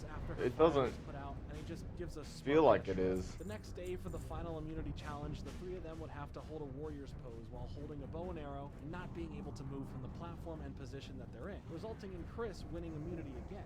Knowing that his best chance at winning would be to go against Twyla for all the enemies that she has on the jury, he votes for Scout to leave as we now have to decide the soul search. Chris pled his case of really feeling emotions for every decision that he had to make along the way, and the votes that he had to cast, or alliances that he made, which all culminated in this truly great and convincing speech for the jury, who already didn't like Twyla all that much, which meant that they would give him the vote and ultimately make him the winner of this season of Survivor, which overall was a huge surprise based on where we started the season, with Chris using his skills, alliances, endurance, and willpower. He made it all the way to $1 million and Survivor history. As for the season itself, it was a mixed bag, being a tad slower than usual, but the relationships, the twists, and the handful of standout episodes made this season a solid one overall, as we head into the double-digit number of seasons. Can you believe we're on the 10th season of Survivor now, and the show is just entering its 5th year on the air? I'll mention the speed and frequency of production later on, but it just blows my mind how much has happened since the start of the show in 2000. This season would have all of the contestants, this time at a massive 20 of them, enter the show with a schoolyard pick. From the moment they're arriving, the immunity challenge started, they'd all have to swim and race to shore as 2 people would win, becoming those who picked their team. For the Oolong tribe, there was Yolanda from Texas, age 38, Ashley from South Carolina, age 22, Jeff from California, age 21, Tim from Ohio, age 25, Andrew from Louisiana, age 24, James from Alabama, age 33, Abraham from Alabama, age 27, Bobby John from California, age 27, and Stephanie from New Jersey, age 24. For the Gore tribe, there was Willard from Washington, age 56, Kobe from Texas, like, age 32, it's not so John from bad, Florida, you age know, 39, like, Greg my from mana Illinois, pool age does dip, 27, Karen from Ohio, but it's age pretty good. 46, Jen from California, age 32, Ian from Pennsylvania, age 23, Katie from California, age 29, and Tom from New York, age 40. Perceptive listeners would have realized that we just said 18 names, not That 20. spell Well, the isn't first ready yet. episode gives everyone the first day on the island to get the lay of the land, but day 2 has some pretty early on eliminations based on the schoolyard pick taking place then, where right away, 2 people were eliminated, which were the 2 I haven't mentioned yet, and that is Jonathan and Wanda, who were just not picked, which is both mean and sad for them to get picked to be on the show, only for them to not be picked to be on the show. But after a sad goodbye of them being not voted out of the show, they had another immunity challenge right away that had them all make their way through lost, of course, where at one point they must choose items to continue the course while holding them all, and they would be the items that would be won if you 2 were in the multiple legs of the race. 4 would be the winners, all of which are items, plus choosing where they want their camp to be. Either were all supposed to respect the night before, or at a brand new camp. The tribal council, the person who chose the team, Yolanda, would face the blame of losing the challenge and get voted off first from the official first tribal council. That's 3 people gone in the first episode. You mustn't let him loose! He'll kill us all! Featuring rope swinging, a wobbly bridge, and more, while other members of the tribe go after the opposing tribe by swinging bags and trying to knock them off the course. The Oolong wins, where the stipulation for them being that they get some flint if they do. They did, plus the original reward of fishing. From here, we would start to see some connections on the tribe being made. Who dares interrupt? Even some What is this? What have you done? You'll ruin everything! Because at the immunity challenge of diving and moving some objects that they will open, taking the items inside to the shore to see Morse code for the word immunity once they arrange it correctly, and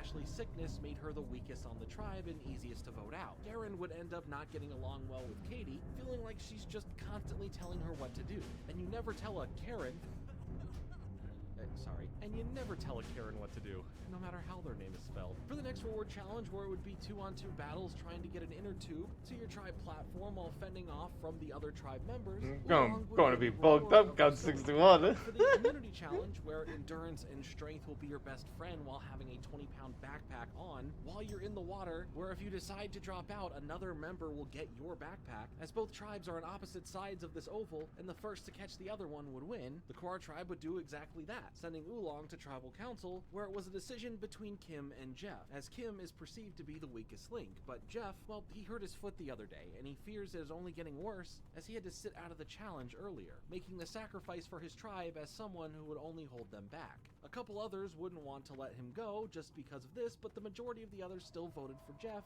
as this is what he asked for.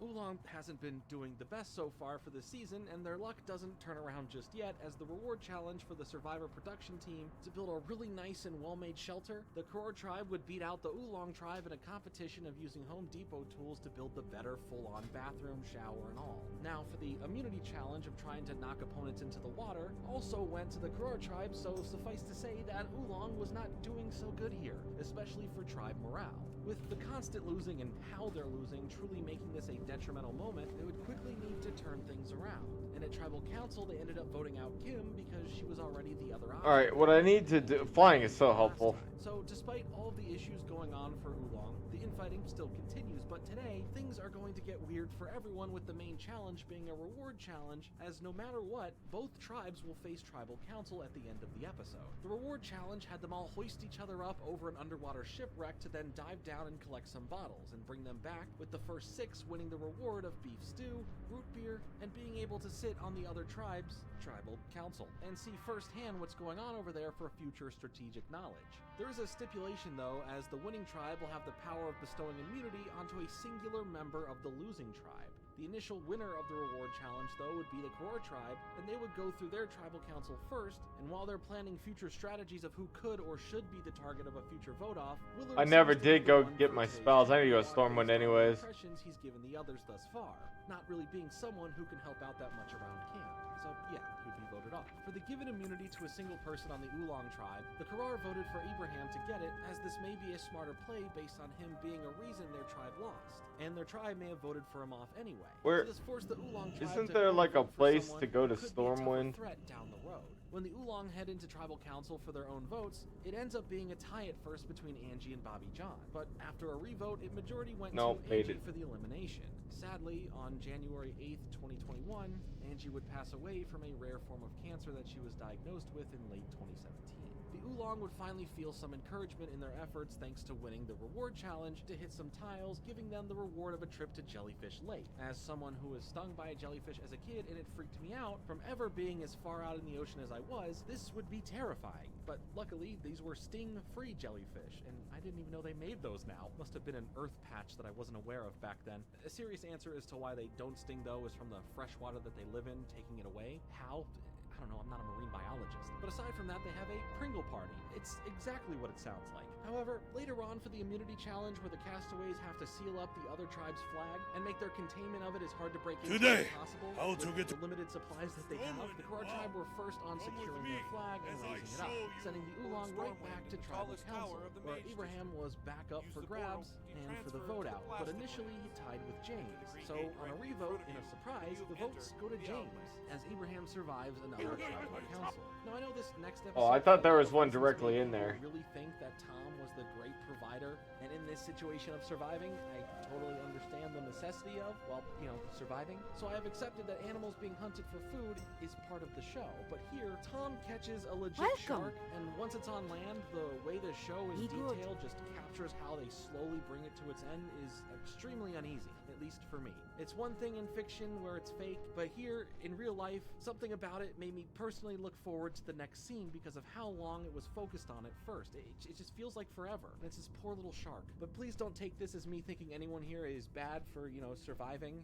or that I'm against the show. It's just a personal matter that I'm expressing my feelings on.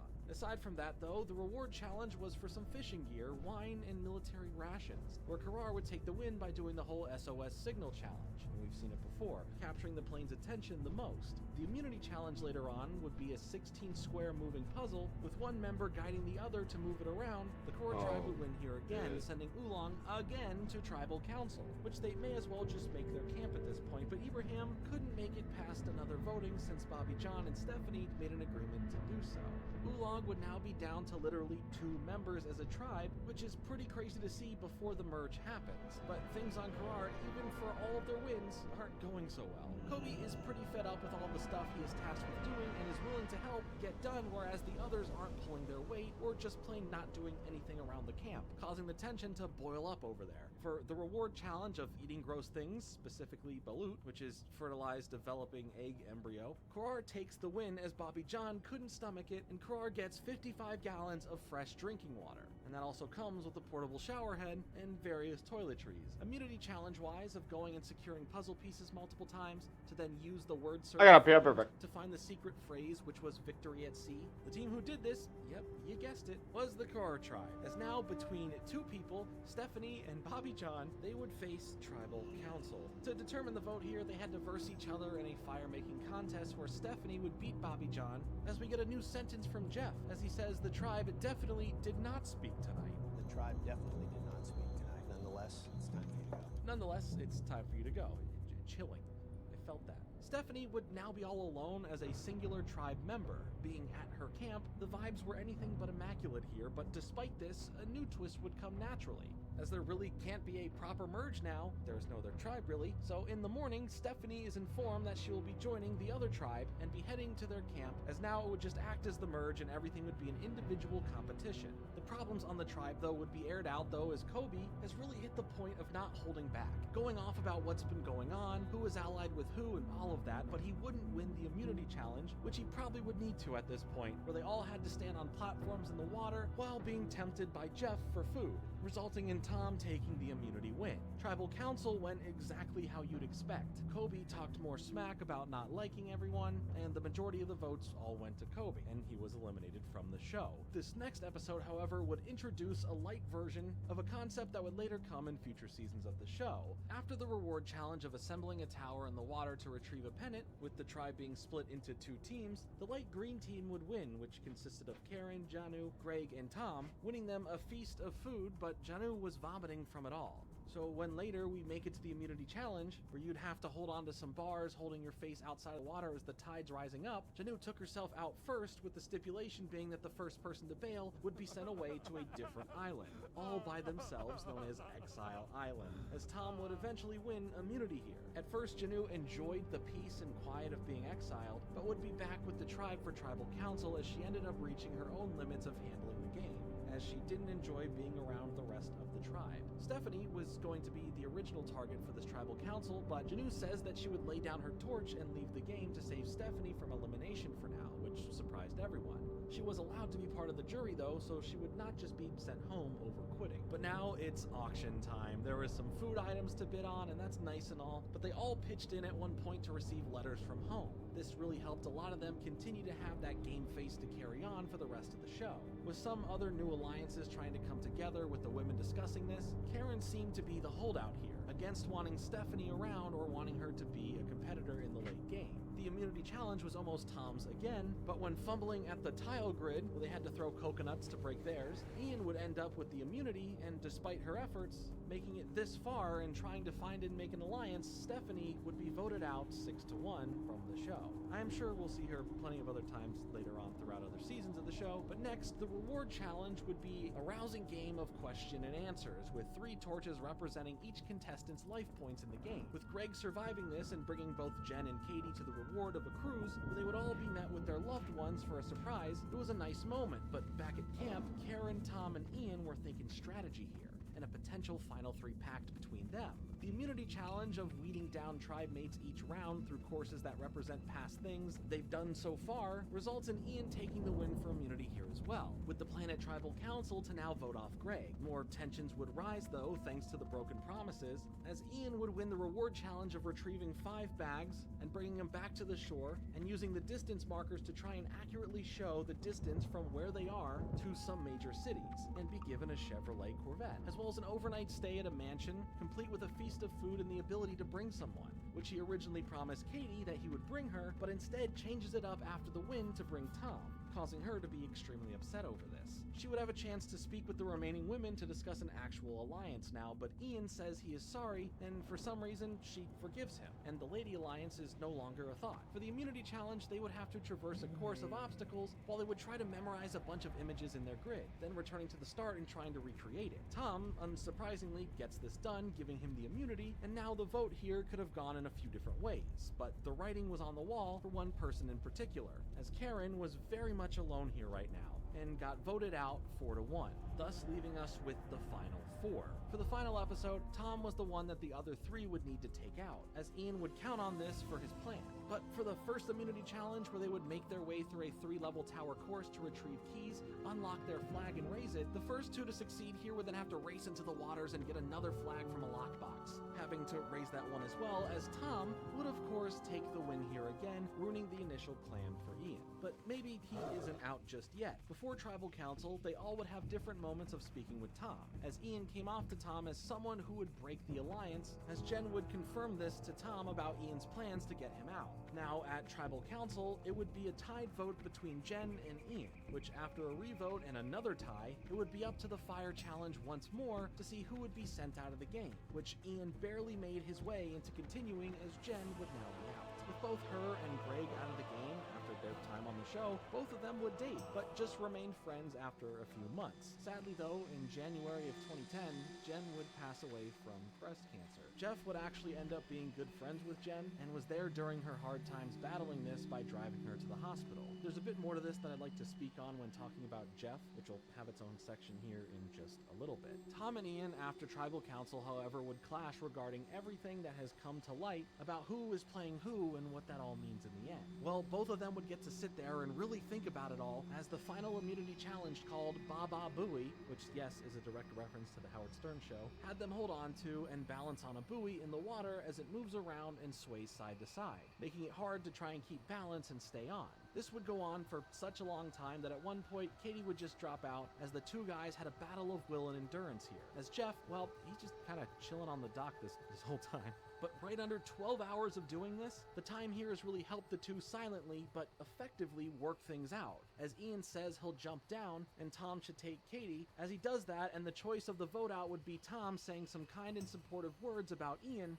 as Ian would then be the last jury member, with Katie and Tom going head to head for the final Tribal Council. The win was pretty much secured here for Tom for how he's played the game and how the members of the jury see him as opposed to how they saw Katie, resulting in Tom getting majority of the votes to win and earning the title of sole survivor this season, and becoming a fan favorite right now for the audience to root for the entire time they watch this season. Katie would end up having to deal with a diagnosis of congestive heart failure after her time on the show, thanks to a bug bite that later on got infected, leaving her with a 5% chance of making it through, but she was able to fight through it all. Later in life, specifically in 2019, she would visit the Philippines in an effort to pay tribute to Jen, and while she was there and making her way through the filming locations of Survivor South Africa's 6th season that took place in the Philippines, she found a buff that was tossed aside from when one of the members of that season quit the show, which overall is pretty wild for a previous Survivor contestant to stumble upon. Tom, well, we shall see him again in a future season, but in general, I think this was a pretty solid season of the show.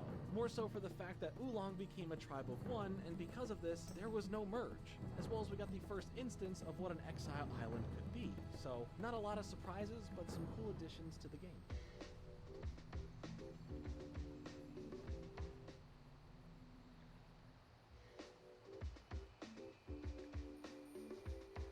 Season 11 would bring us to Guatemala, with 18 more contestants ready to give this whole game a go, with the Nakum tribe consisting of Jim from Colorado, age 63, Brooke from Oregon, age 25, Blake from Texas, age 24, Margaret from Ohio, age 43, Brandon from Kansas, age 22, Bobby John from California, age 28, Judd from New Jersey, age 34, Cindy from Florida, age 30, and Danny from Kansas, age 29.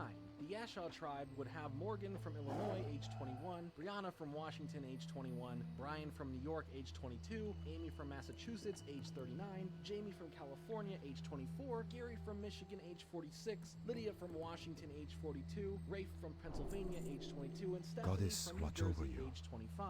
So 2 names there should have stood out to you more so than anything, and that is that both Stephanie and Bobby John returned as players in the game, with another shot each at winning, of course, but them being split up between the 2 new tribes would help the tribes as they would already know what it takes to play, spreading their knowledge to the rest of them. Right after getting this surprise, the next surprise would be just as fun thanks to it being a reward challenge that had both tribes compete in an 11-mile hike through the jungle to reach a Mayan pyramid first, which would have them win that area for their campsite and some flint for fire. Nakum would claim victory for this reward, but at the cost of May the physical stars guide exhaustion. you. This in turn didn't turn out well in their favor for the immunity challenge of retrieving and bringing back a torch, having to get it to this cauldron with some help of Mayan technology, as the Yasha tribe would take the victory here, and Nakum at Tribal Council would vote out Jim as being the older guy of the group. He wasn't holding up the best from everything that has happened in the short time since starting the game. The next reward challenge for some fishing supplies had them all retrieving bags on a rope web, with the Nakum taking the victory here for the immunity challenge, where they would be trying to get each other's flag,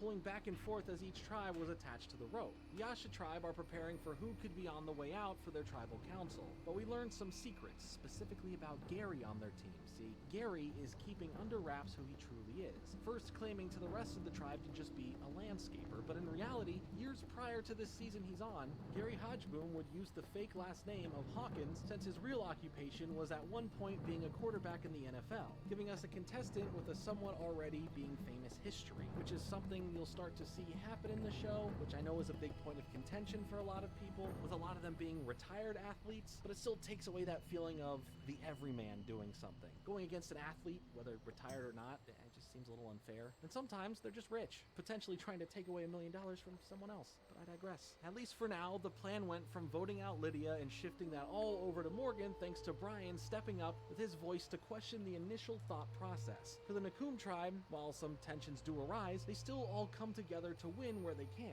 winning the reward challenge of some pillows, blankets, and traps for shelter by collecting bundles of materials to assemble a tent, and even during the immunity challenge, Nakum would win here as well, playing some Mayan court ball, and the Yasha tribe would be heading back to Tribal Council where Brianna became the target and everyone voted for her to be off the show. Rather than a reward challenge next, we get a little swap-a-rooney that had all the tribes answer some questions, and with their answers, it would determine the new versions of the teams. And basically 4 members would end up swapping from each tribe, bringing Jamie, Lydia, Rafe, and Stephanie to Nakum, and Blake, Bobby, John, Brandon, and Danny over to Yasha. Speaking of Danny, she was suspicious of Gary and what he may be hiding or not, regarding being an ex-football player or not, and more realistically, a millionaire already or not. For the immunity challenge of retrieving and then using some Mayan war clubs, they must break some tiles as the Yasha tribe came through for the win, and with the Nakum tribe heading to Tribal Council, Brooke was voted off in a 5-3 split, saving Lydia even longer as she received votes again. The reward challenge for some chips, beverages, and a croc-proof swimming cage, both tribes would have some ropes to cut through to release a cart at the end, but the Nakum tribe ran into a snag cutting the ropes, handing the victory here easily over to the Yasha tribe.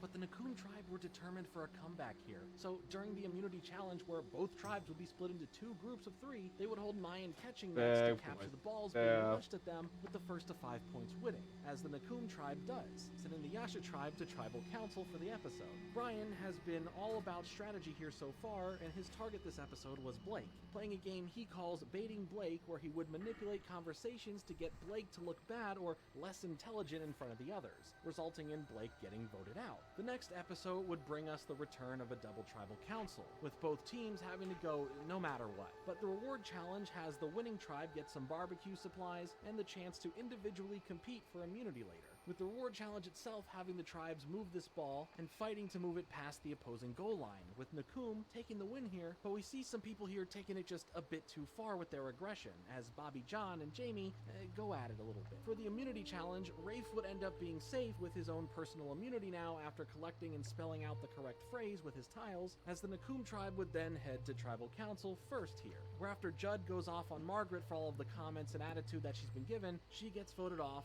6-1. As far as the other tribal council for the Yasha tribe, the other perk of winning that individual immunity, Rafe would then get to bestow immunity onto a single member of the other tribe at their tribal council, giving it to Gary, which helps secure the tribe to fully going after Brian, as too many others found him to be untrustworthy, and he needed to be gone for the rest of the game. The next reward challenge had them getting unspooled with cloth wrapped around them, eventually having one tribe cross the finish line, with the Yasha tribe doing just that, winning themselves some chocolate and some fun ziplining in the jungles for a bit, because why not live a little? With the merge coming up though, there were some worries about getting too chummy between the tribes, where Danny has her birthday and invites the other tribe over to celebrate. There just seems to be some tension and edge about this coming from some at the Nakum tribe. For the immunity challenge, however, the tribes would race to grab some pieces of a puzzle that were buried and now must be assembled together to win, as the Nakum tribe takes the win, sending the Yaksha tribe to tribal council, with the result of Amy being voted off 4-1. And then as we lead into the next episode, Jeff hands the Yasha tribe a new color buff and has them surprise the Nakum tribe at their camp at night and the welcoming of the new tribe merge. But this is where things get spicy for Survivor going forward, as they would receive some tree mail informing them that somewhere hidden in the woods is an individual immunity idol, a trinket that can come in handy in personally keeping you safe in the game.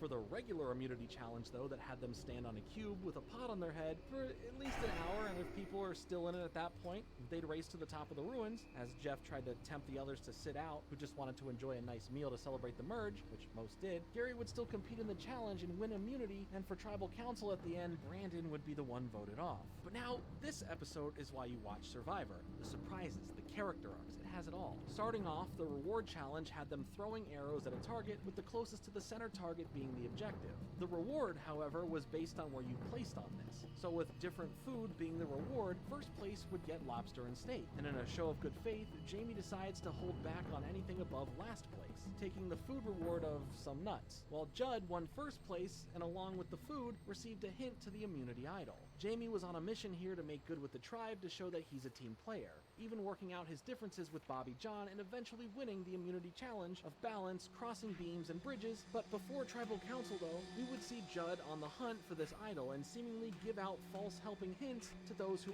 asked him about it. But Gary caught on to this based on where Judd said to have your eyes peeled for, but where his eyes actually were looking painted a completely different story. So now, at tribal council, Gary would then surprise them all by pulling out the hidden immunity idol, protecting him from elimination, as then the tribe would majority vote for Bobby John. This was the first ever hidden immunity idol in the show's history, and it was revealed to us as a surprise, not showing us how or where Gary found it. But after the Jamie arc and the protection from the idol for Gary, things would be different here, especially for Jamie and how the others view him, as his worrying about everything kinda worried the others. The reward challenge had them split up into two groups and then divided between men and women from there, as the teams would race through obstacles to then get some corn to bring back and fill their pot to win. As the white team that had Danny, Judd, Stephanie, and Gary took the prize of a helicopter ride over to a house to take some showers, eat food, sleep in a bed, and even get to see some videos from home. When it comes time for the immunity challenge, however, it would be a race to untangle a rope with some obstacles to make it tough, as Rafe would win and be safe from tribal council, which there they would blindside Jamie and vote him out of the show, to which he was more happy with going out that way, being impressed that that happened at least. Quick aside, you remember parental control? I talked about it in one of my MTV videos earlier this year, but Jamie was actually in the pilot episode of that show, which I think is a pretty fun fact. The tides were turning for some now as we move on. Gary was already worried of them all coming after him, and some of the women were seeing the sparks of who is plotting against one another. The reward challenge saw the tribe mates answering questions, and the person with the pot left unbroken at the end wins, leaving Cindy the victor and sharing the reward with Rafe as they get a trip to a hot spring and get some treats like mojitos, food, and even a massage. The immunity challenge would then be won by Rafe after hearing a story about the moon goddess and answering questions correctly at the different stations for 7 flags, leaving one person very vulnerable for tribal council, and that was Gary. who would then be voted off. With the numbers getting smaller, the alliances would be starting to fully be discussed for how they're going to operate in the endgame, as we start out the episode with the reward challenge of the auction, where some food of course was purchased, but Danny would purchase an advantage to the next immunity challenge, while Judd, Cindy, and Stephanie would all win an overnight stay from their loved ones, making it a little more of a special surprise. Immunity challenge-wise, as you'd navigate tiles on a playing board, as they would then flip over to no longer be in use, the last person standing that can make a move wins, as Danny's advantage allows her to switch places with any player in the challenge, which is pretty OP in a game like this, and ultimately Danny is the winner. From here, Danny would make a pact with Rafe and Stephanie for the final 3, even though Stephanie had a conversation with Judd's wife about protecting him in the game from here. So it stings worse when at Tribal Council, Judd is the one voted off and tells them all he hopes they get bit by a crocodile. Hope you guys all get bit by a freaking crocodile. Ouch. Now, the next episode here is just pure poetry on screen, from the reward challenge being the second chance multiple rounds of obstacles, where the winner here gets a new car, and that being a 2006 Pontiac Touring, along with some food and a night at an archaeologist camp. And while Cindy won and chose to share the trip and food with Stephanie, Jeff gave Cindy an option about the car, giving it up in favor of every other person getting a car, as she is told of the car curse, where the chances of those who won a car from the reward challenge don't really make it to the end of the game for the win, but she decides that she wants to keep it anyway. So after the immunity challenge of setting themselves free through a series of unwinding ropes and finding keys, Stephanie would win here, and the car curse proved to be real, as Cindy was then voted off. But she lets them know that she'll be thinking of them all while she's stargazing out of the sunroof of her new car, and I'm sure that car holds a lot of value to this day. Now we have reached the finale to the season. Oh, I thought you didn't get to keep the car, but you do. Mayans would have them sacrifice a chicken for an ancient ritual before we'd actually get into what's going on for the end here. The first immunity challenge had them all navigate a maze, finding several different stations with puzzle pieces to eventually solve a version of the puzzle, leaving Rafe with the immunity here, guaranteeing him a spot in the final 3, with the pack then going after Lydia to get her out of the game in a 3-1 vote. The final immunity challenge was here though, as they have to balance and last as long as they can, leading them to only be supported by the awkward position that they're in with their feet and backs, giving Danny the win here as Rafe makes it easy for the game to continue.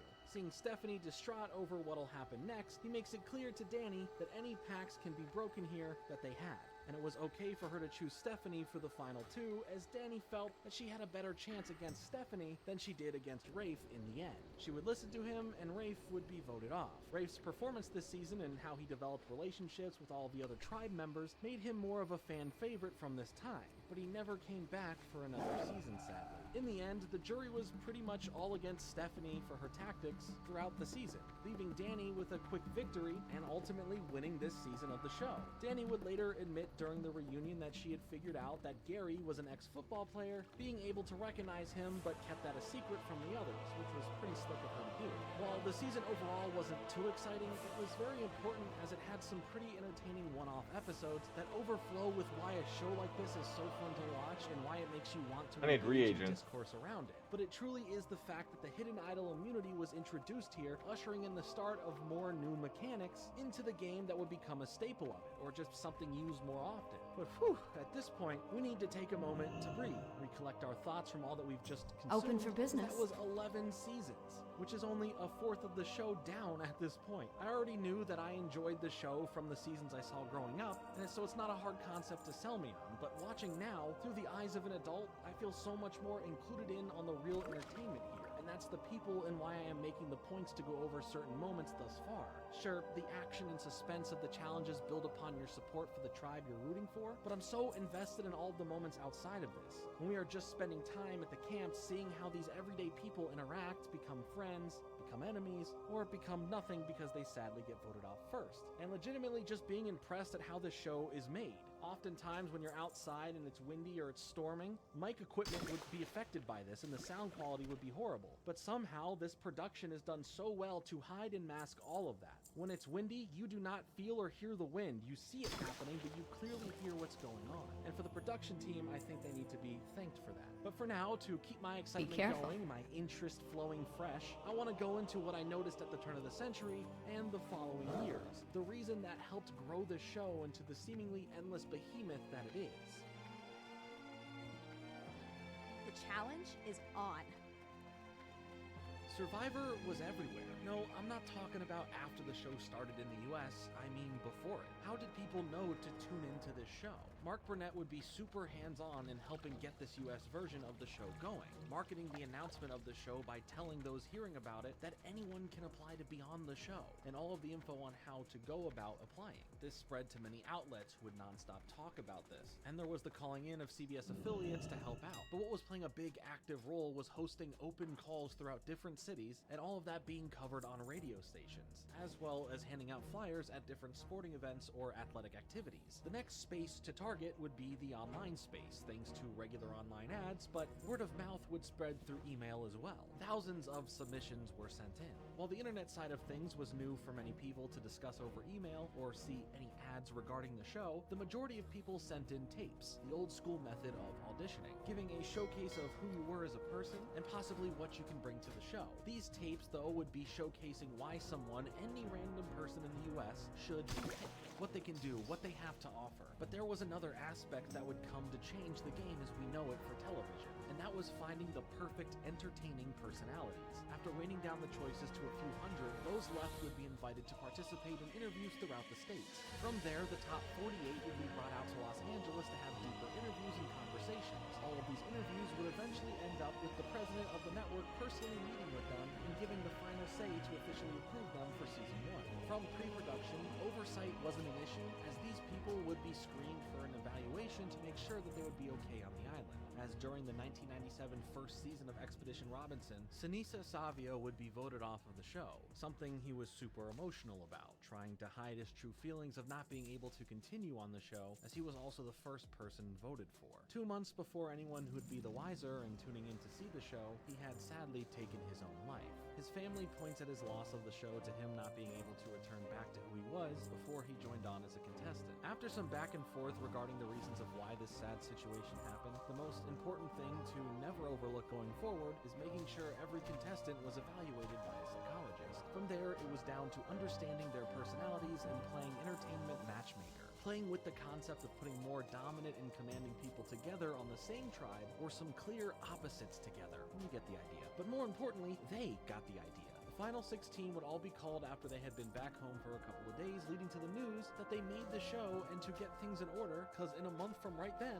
they have a flight to Malaysia to catch. Before they'd even boarded the flight after re-meeting up in LA, they would be taking press photos in some Reeboks branded gear, as some sponsorship-related deals had been made before anyone knew what to expect. Remember how I kept mentioning here and there some name brand products, or stuff like gift cards being sponsored, cars given away? Well, that's because Mark was great at working out sponsor deals, a huge helping bit of the information that landed him having a partnership at CBS. And when your season 1 does numbers like Survivor did, not only were brand deals for the show with on-camera showcases flooding in, but CBS was able to take advantage of the high demand for everyone trying to get their commercials to play during the breaks throughout an episode, having a massive ask of $600,000 for a commercial during the finale. And with how many eyes were on it, it was a price many companies would gladly pay. The show started something though. Yes, reality TV was already a thing, but this was now a massive footprint in the landscape of television. In one way, as I mentioned, the castaways would go from ambitious everyday Can you people unstock wanting it, to get on Jim? the show to a level of fame that would make them celebrities in many people's eyes. Public sightings, special charity events, going out to literally do anything became a way for fans of them, or the perceived characters they saw them to be, to get to talk to them or get some autographs. It was a different world they returned to after the show began to air. Many of the contestants, especially early on during these starting years, were able to use their fame for their benefit now, appearing on other game shows or getting acting roles in some films, but also their own sponsors or becoming the spokesperson for various different products. Seeing stuff like this happen for sure helped following seasons and their players to understand what power there is on standing out or being on the either extreme of a good player or a not a great competitor, later on building in the heroes and the villains concept. In fact, as we have plenty here to talk about, many castaways would have chances to come back for other seasons, special themed seasons, and more, making these characters last longer in the public eye and create actual stories and lore for, again,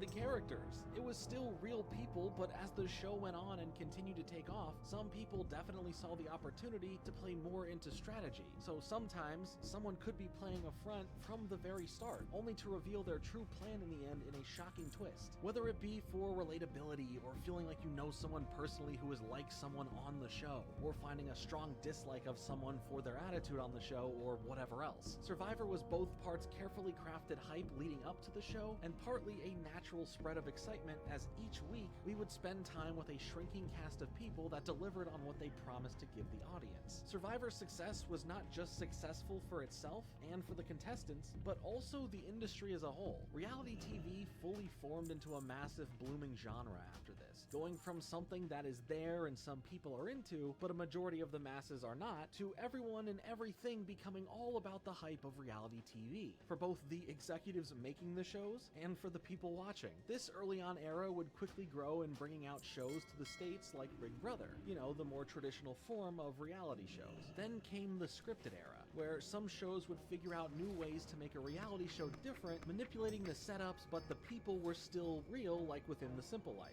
I just did a small 46-minute video on that the other week, to stuff completely fabricated for the sake of entertainment, regardless if you were in on it or not, which is essentially all of MTV's catalog aside from a few more extreme things. I can't use I've that covered yet. a lot of that within my first 2 MTV-centric videos with a part 3 on the way. But eventually we would reach a point where the character-driven factor would truly be a spectacle with people you can't believe are real. Whether they are rich and famous and their biggest crisis is I think I have to wear it in first. the ocean, worrying about doing laundry and partying in New Jersey, or even being a housewife in some selected city. These would be all in your face all the time. These shows built people into celebrities. In a decent amount of cases, their personalities landed them better opportunities, and their life is forever changed from it. While reality TV still wouldn't be for everyone, it would be for a lot of people, with shows for almost any demographic. And in more recent times, this is what it all led up to and where it peaked. At least it gave YouTubers and Twitch streamers something to have fun with for a little while. A lot of these shows would become what would be considered as water cooler talk, giving the scenario of 2 or more adults running into one another at the water cooler in the office for a brief break from working. While everyone sips on a little bit of water, Greg finally says, "Hey, did you catch that episode of Survivor last night?" Where someone would reply, "Oh, you bet I did. I can't believe they voted off," but that person then might get cut off as Sally in the room hasn't seen it yet, telling you not to spoil it for them as they leave the room. It was the perfect small talk conversation. "Hey person, you like this popular thing?" "Yes, other person, I do." But you know what? The influence went further than this. First, we need to look at 2 factors. 1, Survivor. We know it was huge as it premiered in 2000, so check, 1 factor down. The other factor is a movie that came out in December of 2000, Castaway. Now, while this film started its production first and in 1999, with all the hype around Survivor and everyone into watching people survive on an island, I think there can be a case made that there was some crossover What can there I with do the for movie ya? following Tom Hanks' character See being you stranded on an island. People would for sure be into both. And don't get me wrong, I'm not saying it helped build its successful $429 million box office, entering it into the top 3 highest grossing films of that year, or its Golden Globe win and Academy Award nomination for Tom Hanks' performance. Of course not. What I'm saying is maybe Jeremy from South Dakota is a big fan of Survivor and saw the trailer for Castaway one day and decided to go see that movie because of enjoying Survivor. But better than speculation, what both Survivor and Castaway would have in common is the fact that they both helped create another massive show, tackling a different medium or genre aside from a movie or reality TV. Enter in Lloyd Braun, the media executive for ABC Studios who in 2003 nudged the idea of a scripted drama in the style of something like Castaway meeting Survivor, and initially the response was lackluster. But Tom Sherman, the head of drama at ABC, told him that he liked the idea and there is something here, so they sneakily began to develop it, bringing on Jeffrey Lieber to pen the script, but at a certain point the pilot just wasn't there. It just didn't have what it needed to be what is considered a hit. Instead, Lloyd decided to start changing things up, basically at the last minute, bringing on 2 young, fresh people to take over who had a bizarre idea, causing an 11th hour rewrite, adding in a bit of mystery and a bit of the supernatural. These 2 would be J.J. Abrams and Damon Lindelof, as this show, influenced in its conception and popularity of both Castaway and Survivor, would turn into none other than the massively successful, long-running mystery box drama, Lost. There's a lot more to the development of that show, but in a way, Lost wouldn't be around without Survivor helping bring a blueprint concept to the table alongside Castaway. Also, you may have noticed my voice sounds a bit different now, and that's because it's no longer Jordan. Yeah, this is Billiam. Jordan told me he would be doing a Survivor video and would be bringing up Lost, and I know a thing or two about Lost. Speaking of Lost, I gotta get working on my next Lost video. I promise you, it's still coming, so now I gotta get lost. You see, the joke is, I'm gonna leave. Billiam's the Lost expert here. His series on Lost has been incredible, and you should totally check it out if you haven't, and rewatch it if you have. But everything that we went over is thanks to the groundwork, inspiration, or of direct correlation to Survivor. The influence was widespread, and early 2000s and modern reality TV may have never been a thing or turned out the way that they did without it. So take that how you will. But enough about this for now. We still have a whole bunch left to go over and discuss. So it's time to sit myself down once more and catch back up through more seasons and some castaways.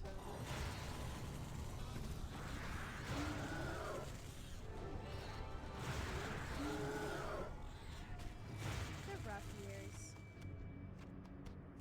Alright, now back continuing our journey through the seasons here, as things start changing for Survivor Panama. There wasn't just 2 tribes, there wasn't just 3 tribes, but instead there were 4 tribes, splitting up the groups as younger men, older women, and then younger women. For the younger men tribe, you have Bobby from California, age 32, Nick from Arizona, age 25, Austin from North Carolina, age 24, and Aris from California, age 24. The older men tribe had Dan from Massachusetts, age 51, Bruce from California, age 57, Shane from California, age 54, and Terry from Connecticut, age 46. The younger women tribe had Misty from Texas, age 24, Sally from Illinois, age 26, Courtney from California, age 31, and Danielle from Florida, age 24. Finally, the older women tribe had Tina from Wisconsin, age 44, Melinda from Tennessee, age 32, Ruth from South Carolina, age 48, and Suri from South Carolina, age 35.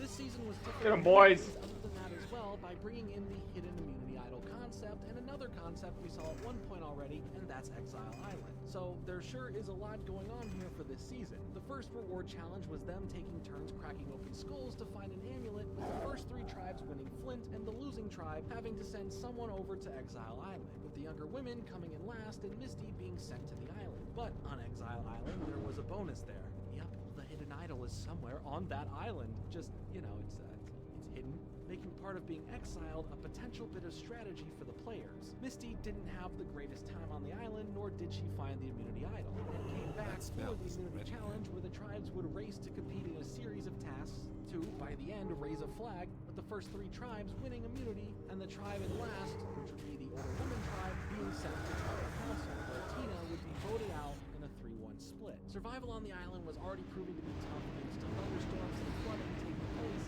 and after some time of getting used to a few things, the tribes would be asked all to meet up and be split between the men on light discs and the women on dark discs, as when they were flipped over, new tribe splits happened, creating just 2 tribes now, with Lamina having Terry, Sally, Austin, Misty, Nick, Ruth, and Dan, while Kasaya would have Danielle, Shane, Courtney, Aris, Suri, Bobby, and Melinda, leaving Bruce the last one unpicked from the odd number of people from the schoolyard pick, leaving him to think that he would be eliminated, but instead, he was safe from elimination for now and would just be sent to Exile Island. The reward challenge for some fishing gear and a raft had them race through an obstacle course, collecting some wooden snakes, as Lamina would take the win there, as well as during the immunity challenge, where they raced boats that had to have water chucked out of them and moving in Time anchor is to money, help get them friend! to shore, bringing this zombie Hurry head to back! this dummy body at the end, Glad sending I the could Kasai help! tribe to Keep it real! council, where Melinda ends up getting the majority of votes against her, sending her off the show. Bruce would now be back and be part of the Kasaya tribe, where he did prove himself useful,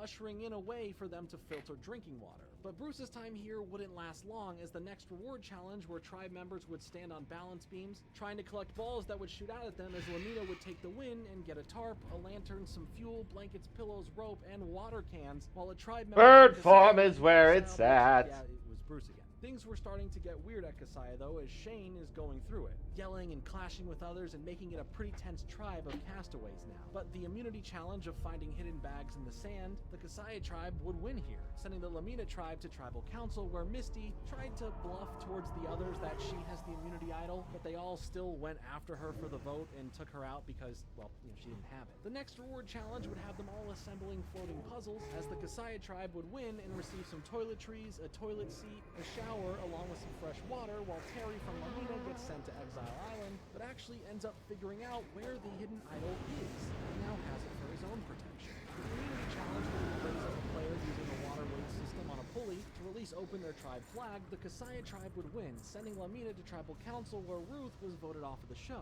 Something pretty funny regarding a mysterious brick of something found its way to the beach, but I'll save that for a production story later on. The Kasaya tribe would go on to have a pretty wacky and weird time this next episode, where at their camp it becomes a struggle of bromances, people getting in other people's personal spaces, and the struggle of dealing with another flood, especially happening right after they would win the reward challenge of team-based bin assortment, getting them some food, but most importantly, fish. But they would now have to eat them raw thanks to the flood taking out their fire. Terry was exiled again, but things would continue to get even weirder at the Kasaya camp. After the immunity challenge, where they had to open up some underwater coffins and eventually build a skull pyramid where Lamina would win, the tribal council for Kasaya seemed like a random free-for-all. So many of them having different gripes or plans of how to play, leaving Bobby, of all people, to be voted off in a 3-2-1-1 split in the voting. At this point, the two tribes couldn't be any more opposite. Kasaya was a mess that needed to unify a bit better, as Lamina had a stronger bond and had more respect going around for one another. The reward immunity challenge would essentially be grabbing and assembling a puzzle where Kasaya would take the win, earning them immunity,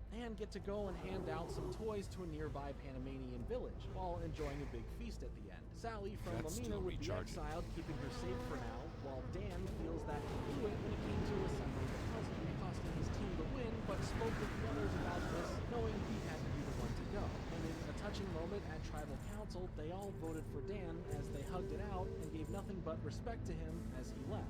But now it's time for the merge, with both tribes coming together as new plots, schemes, and alliances are trying to form. And it all seemed pretty clunky from the jump, though. The immunity challenge had them all hanging from logs as long as possible, giving Terry the first immunity win from the challenge, and at tribal council with a 6-4 split in votes, no immunity on. To start things off with the next reward challenge, the castaways were split into two. They must place coconuts in boats, retrieve a net, and haul the coconuts with the net to the bins, as the black team would win, consisting of Eris, Bruce, and Sally, where they would win a trip to a private beach for a nice bed and breakfast experience. Too bad it was raining, though. Austin and Danielle would both be sent to Exile Island, though. The immunity challenge would have the tribe mates make their way through multiple rounds of obstacles, resulting in Terry winning the immunity, as Austin would be the one voted off during tribal council. The next reward challenge has 2 teams of 4 use a bungee rope system to support one member as they try and grab 15 flags, as the white team takes the victory, featuring Bruce, Sally, Courtney, and Terry, as they get some videos from home, some PB&J sandwiches, and getting their luxury items. At one point, Shane needs help identifying an issue in a specific area of his body, asking Suri to come and look at it thanks to her job as a registered nurse, explaining to him that whatever he has going on down there is because of the wet clothes being worn and it just affecting that area heavily.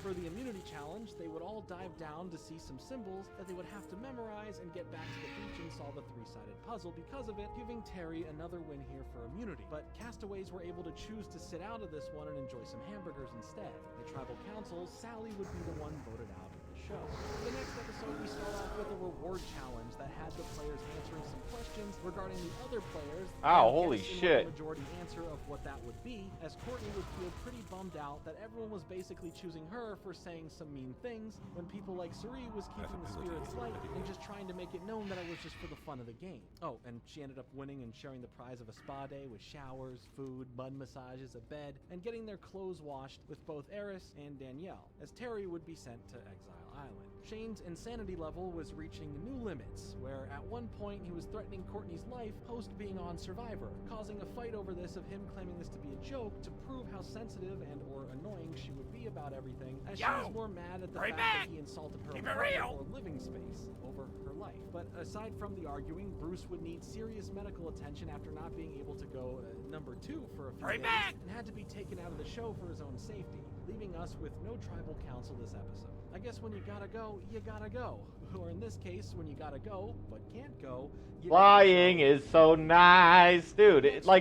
Getting flight mode has just entered up a whole new mode for me in the game. I mean, obviously, but like it just makes everything so much better. I love it. The white team of Courtney, Danielle, and Terry would win the private island trip Buzzard with wings, a big feast of food and a chance to compete for an individual prize, as the winning team face off in a slingshot tile breaking contest, giving Terry yet another win and a new car, as Eris would be exiled. Terry just seems to be this powerhouse of a winner, though, going on to also win the immunity challenge of holding up weights while kneeling on a platform as the weights increase every 15 minutes, outlasting the others.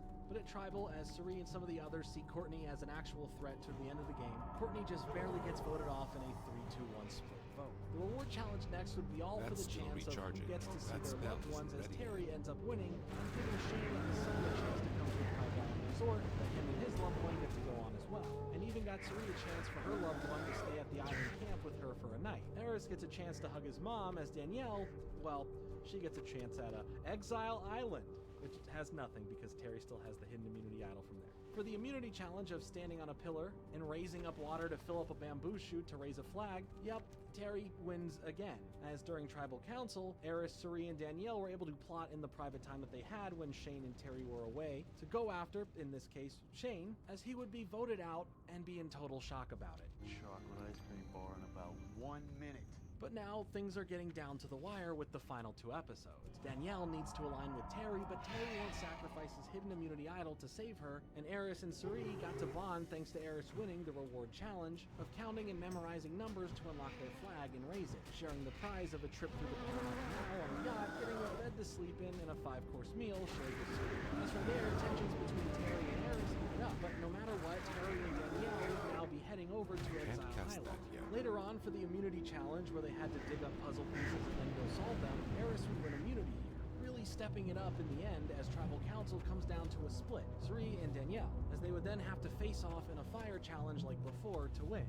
Oh my god, the drop. Okay, I was gonna say the drop rate. Episode to the show where Danielle would end up winning, sending Suri, who played a pretty impressive game up to this point, home. We shall see her again though, and I'm sure of that. Now, at the final 3, there was a reward challenge where they all have to make their way through a 3-story climbing wall that will require them to complete various tasks to get over, using pegs to get to the finish at the top to raise their flag. As Terry wins and gets a protein-based meal. The final immunity challenge, though, served to be in favor of one of the 3 of them, as it was all about balancing on these floating platforms that they'd have to move to a smaller one every 15 minutes. But thanks to Danielle weighing the least here, the other 2 struggled to find their balance and couldn't, leaving Danielle the winner and Terry out of luck and taken out of the show. With just the final 2 left, they celebrated. So Terry almost needed to leave the show as well, thanks to slipping and cutting himself open and needing stitches. But luckily, the show goes on after he is patched up and is able to plead his cases of why he should win with the jury, ultimately coming down to him for the win here over Danielle, ending this season of Survivor. And what a season it was, from the fights, the bowel movement issues, the bullying of Courtney, and the addition of the hidden immunity idol in Exile Island. Terry just kept winning so much that he never got to use the idol. That's a shame. So for season 13, Survivor, the Cook Islands, the easiest way to put it right now, as we will discuss later on in the video, is that while the season did a 4-tribe split up again, here it was done so by race. There was the Manahiki tribe that had Sekou from California, age 45, Stephanie from South Carolina, age 35, Rebecca from New York, age 34, Nate from California, age 25, and Sandra from California, age 31. From the Aitutaki tribe, we have Billy from New York, age 36, Cecilia from California, age 29, JP from California, age 30, Christina from California, age 35, and Ozzy from California, age 24. The Puka Puka tribe. Can't believe I'm watching this show. It's 3 hours in already. Brad from California, age 29, Jenny from Illinois, age 36, Becky from DC, age 28, and Yule from California, age 31.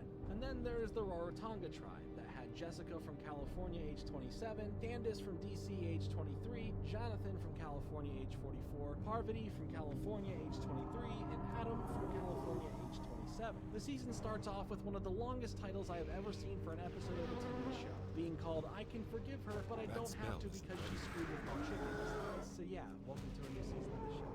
Episode 1 brings us all these different tribes who, once again, are divided up by race, and within that, some friendships form and some find others a bit brash to their own cultures. For the first reward in Immunity Challenge mix, the tribes have to run a course involving a puzzle boat, lighting a torch, solving a compass puzzle, then to climb up a wall and light a larger torch, and for first place, a crate full of fire-making goods to help out, which Puka Puka would win first place, taking that, while the Manahiki would take last, putting them up for Tribal Council, and then Jonathan from Rarotonga being sent to, yep, Exile Island. Tribal Council would see Saiku voted off first versus the others on Manahiki, with the girls on the tribe coming together being the majority in the group. For the Aitutaki tribe, Ozzy was having a hard time dealing with Billy, seeing him as this lazy contestant only making life at the camp harder and more frustrating, and set up a plot with the tribe to get him out of the game by throwing the next immunity challenge, to which they did, as after they're all told about the history of Captain James Cook, a British explorer, cartographer, and naval officer who lived in the mid-1700s, the tribes must compete through a course answering questions in relation to the story. This was also for a reward giving the first place tribe,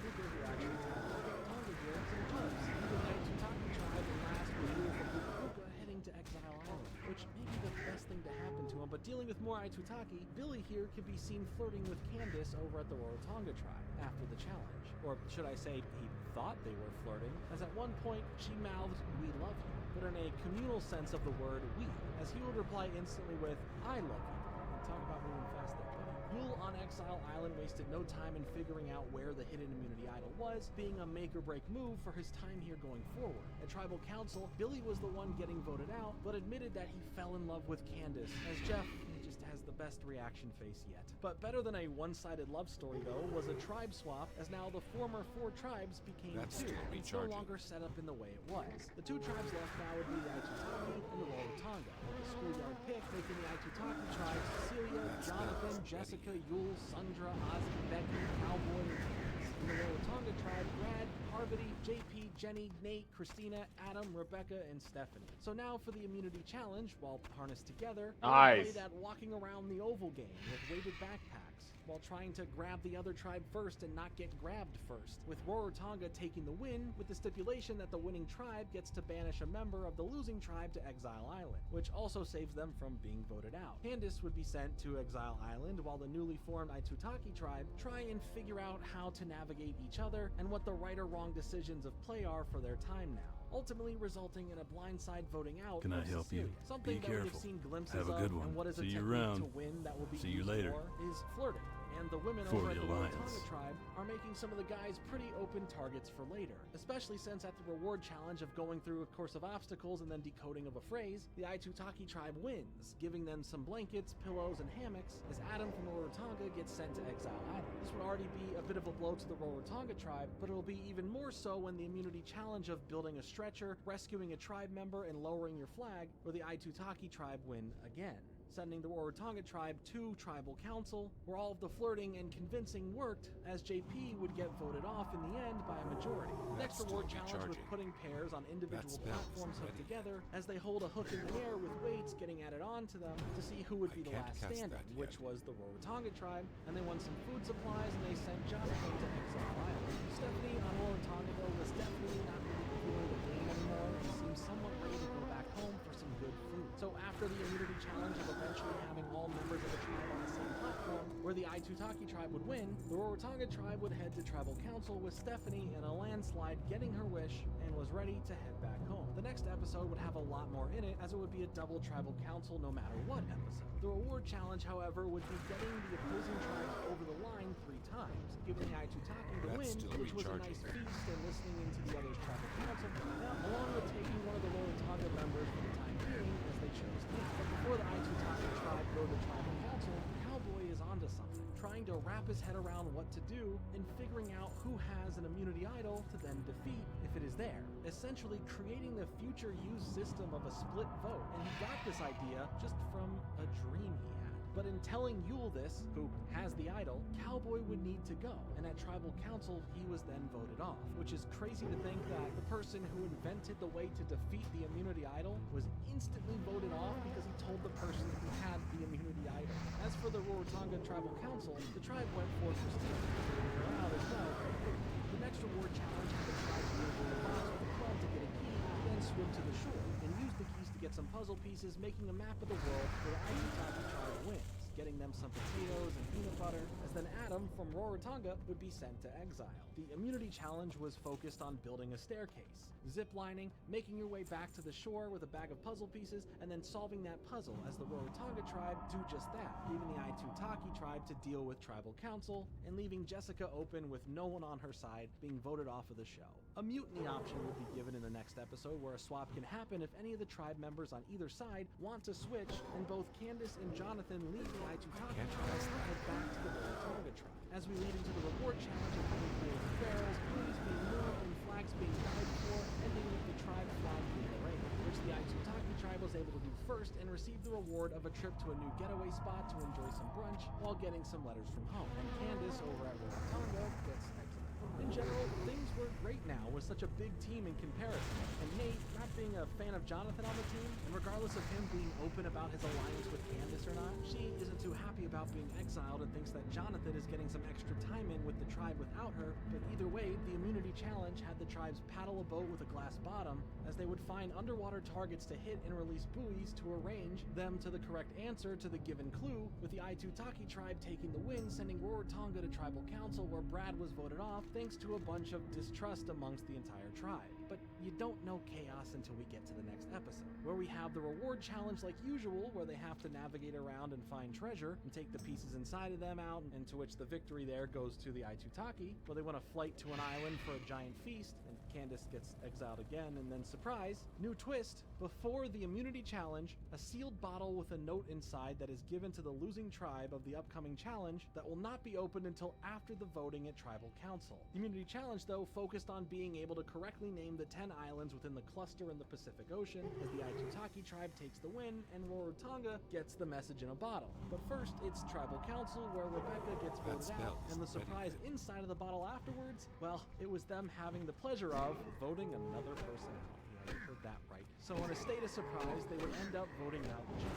Now the tribes end up merging in the next episode, and there was a chance for new allies to come together as Yule makes a play at Jonathan for a plan forward, even proving that there is a good deal in alignment as Yule shows he's in possession of the hidden immunity idol. But for the immunity challenge of hanging on a pole for the longest time, Ozzy took the win, bringing us to a protection of Yule from his new plan, barely making it past the voting at tribal council, as Nate would be voted off at a 5-4 split. Basically, the swing vote ended up saving him instead of playing his idol. But let's get spicy now in the next episode, having the auction happen, with one of the items being the power to put someone on Exile Island, which Becky, along with some money from Yule, used it to vote Candace over there once again. But her cockiness about finding the idol would shatter as Yule big game the competition, saying that he already has the idol, meaning Candace has to go to exile with no purpose and be stuck away from Adam, who she's been macking on. And speaking of him, he was able to win the immunity challenge of answering questions to eventually get a key that raises their flag, and for the second round answer more questions and make their way through an obstacle to then raise their flag again. But at tribal council, Candace received the most votes, but on her way out, made out with Adam in front of all the others, and it definitely made a statement. Jeff then hits her with a little bit of something to think about. If it really were love, maybe he would have given her the immunity necklace. If it were love, he'd have given you the immunity necklace.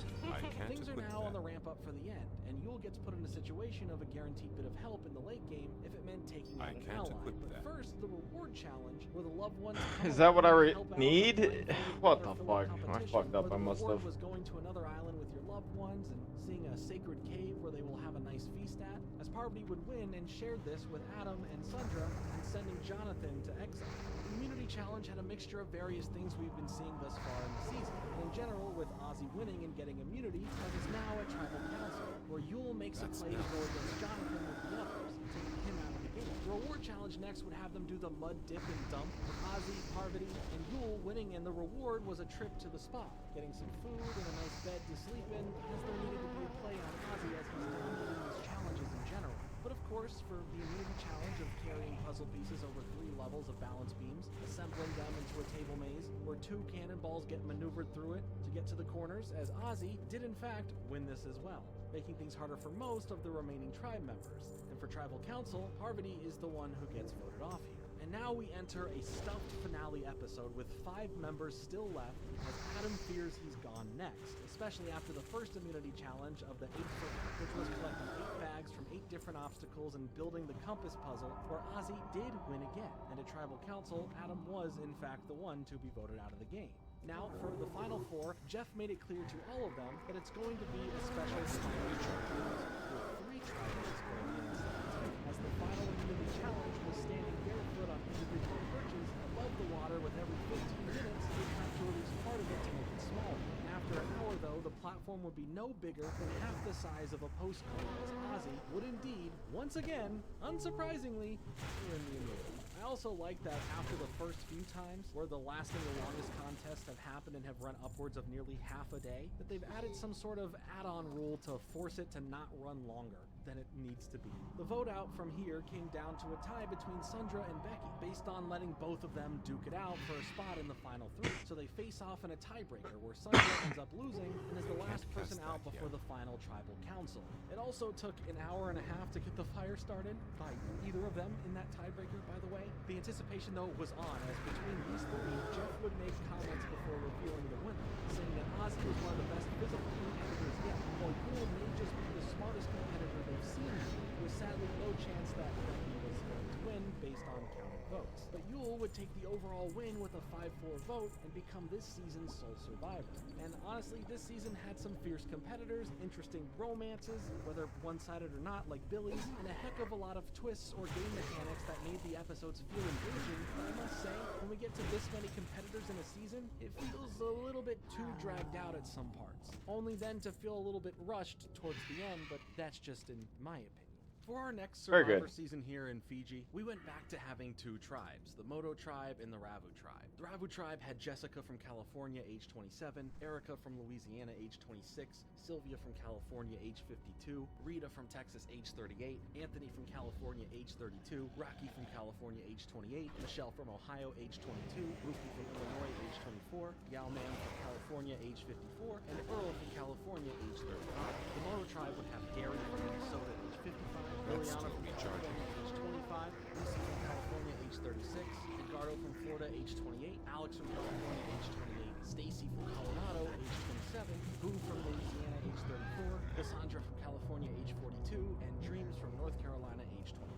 This leaves us with an odd number of contestants, as right before starting, a contestant by the name of Melissa dropped out of the show, leaving us with 32 members this go-around. And when we get to Fiji, no one has an assigned tribe yet. All the players are just working on building a shelter together, as Sylvia was the clear leader of getting stuff done for the camp thus far, and Jeff tasks her with splitting the tribes up into 2 groups, with her not being assigned to one just yet, as after she'd be What sent can to I do for Exile you? Island, Be and now careful. we get the first See you reward later. immunity Be challenge careful. matchup, where the majority of each tribe would pull other members Have a good from one. chariot, grab bags, and assemble the puzzles from them to figure out a combination to unlock a knife. Experience and is a rope to raise a insane. flag. The winner would get immunity and access to claim the camp that they worked together to build, as the losing tribe would now have to go and find a new site to move into and build up from scratch again. The Moto tribe, though, would win here, so now at Tribal Council, the Ravu tribe would vote out Jessica first, mainly for her struggles in that challenge. Sylvia would end up on the Ravu tribe upon returning, as they now find themselves struggling to get by, having to make a new camp for themselves, as the next reward and immunity challenge combo comes up where they have to pull crates to the shore, assemble a pole from inside with your tribe flag, and place it in the holder, netting some fishing gear for the winner, which goes again to the Moto tribe, as Earl from Ravu is sent to exile. Tribal Council comes around for Ravu, as they end up voting out Erica in favor of keeping Sylvia around, as they know she's a pretty tough competitor, but I don't think she'll fare too well this next episode, regardless of how good she can play the game or deduce who the other weakest links are.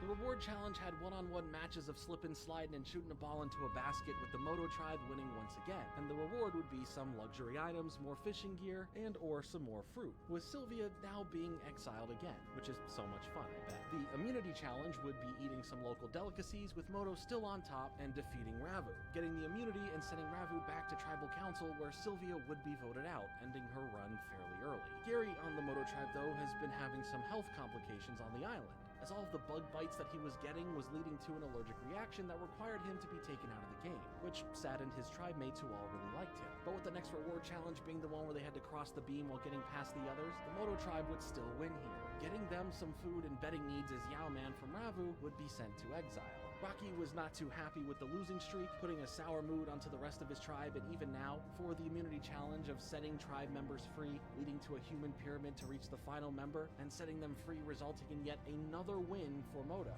But with a stipulation that they would either keep the immunity and give up their camp to Ravu, or give Ravu the immunity and keep their camp, thus facing Tribal Council. So they decided to head to Tribal, already having lost a player earlier due to medical conditions, now here losing Liliana as well. Now, just because Ravu got spared for Tribal doesn't mean their luck is going to change. In fact, quite the opposite. As the reward challenge of brute strength and fighting, using a large padded bag, opponents would try and knock each other off of the platform, and Moto made easy work of this, where they would then get some coffee, toiletries, more fishing stuff, and some food, with Ravu getting some fishing gear and potatoes so they don't starve out there. And Earl would then be sent to Exile Island. Following that up for the immunity challenge, or would be another matching style game, as the Moto tribe would take it here, sending the Ravu to Tribal Council. Rocky in general is pretty fed up with Rita on the tribe based on her just talking, existing, you name it. So at Tribal Council, he led the voting to be mainly against her, taking her out of the show.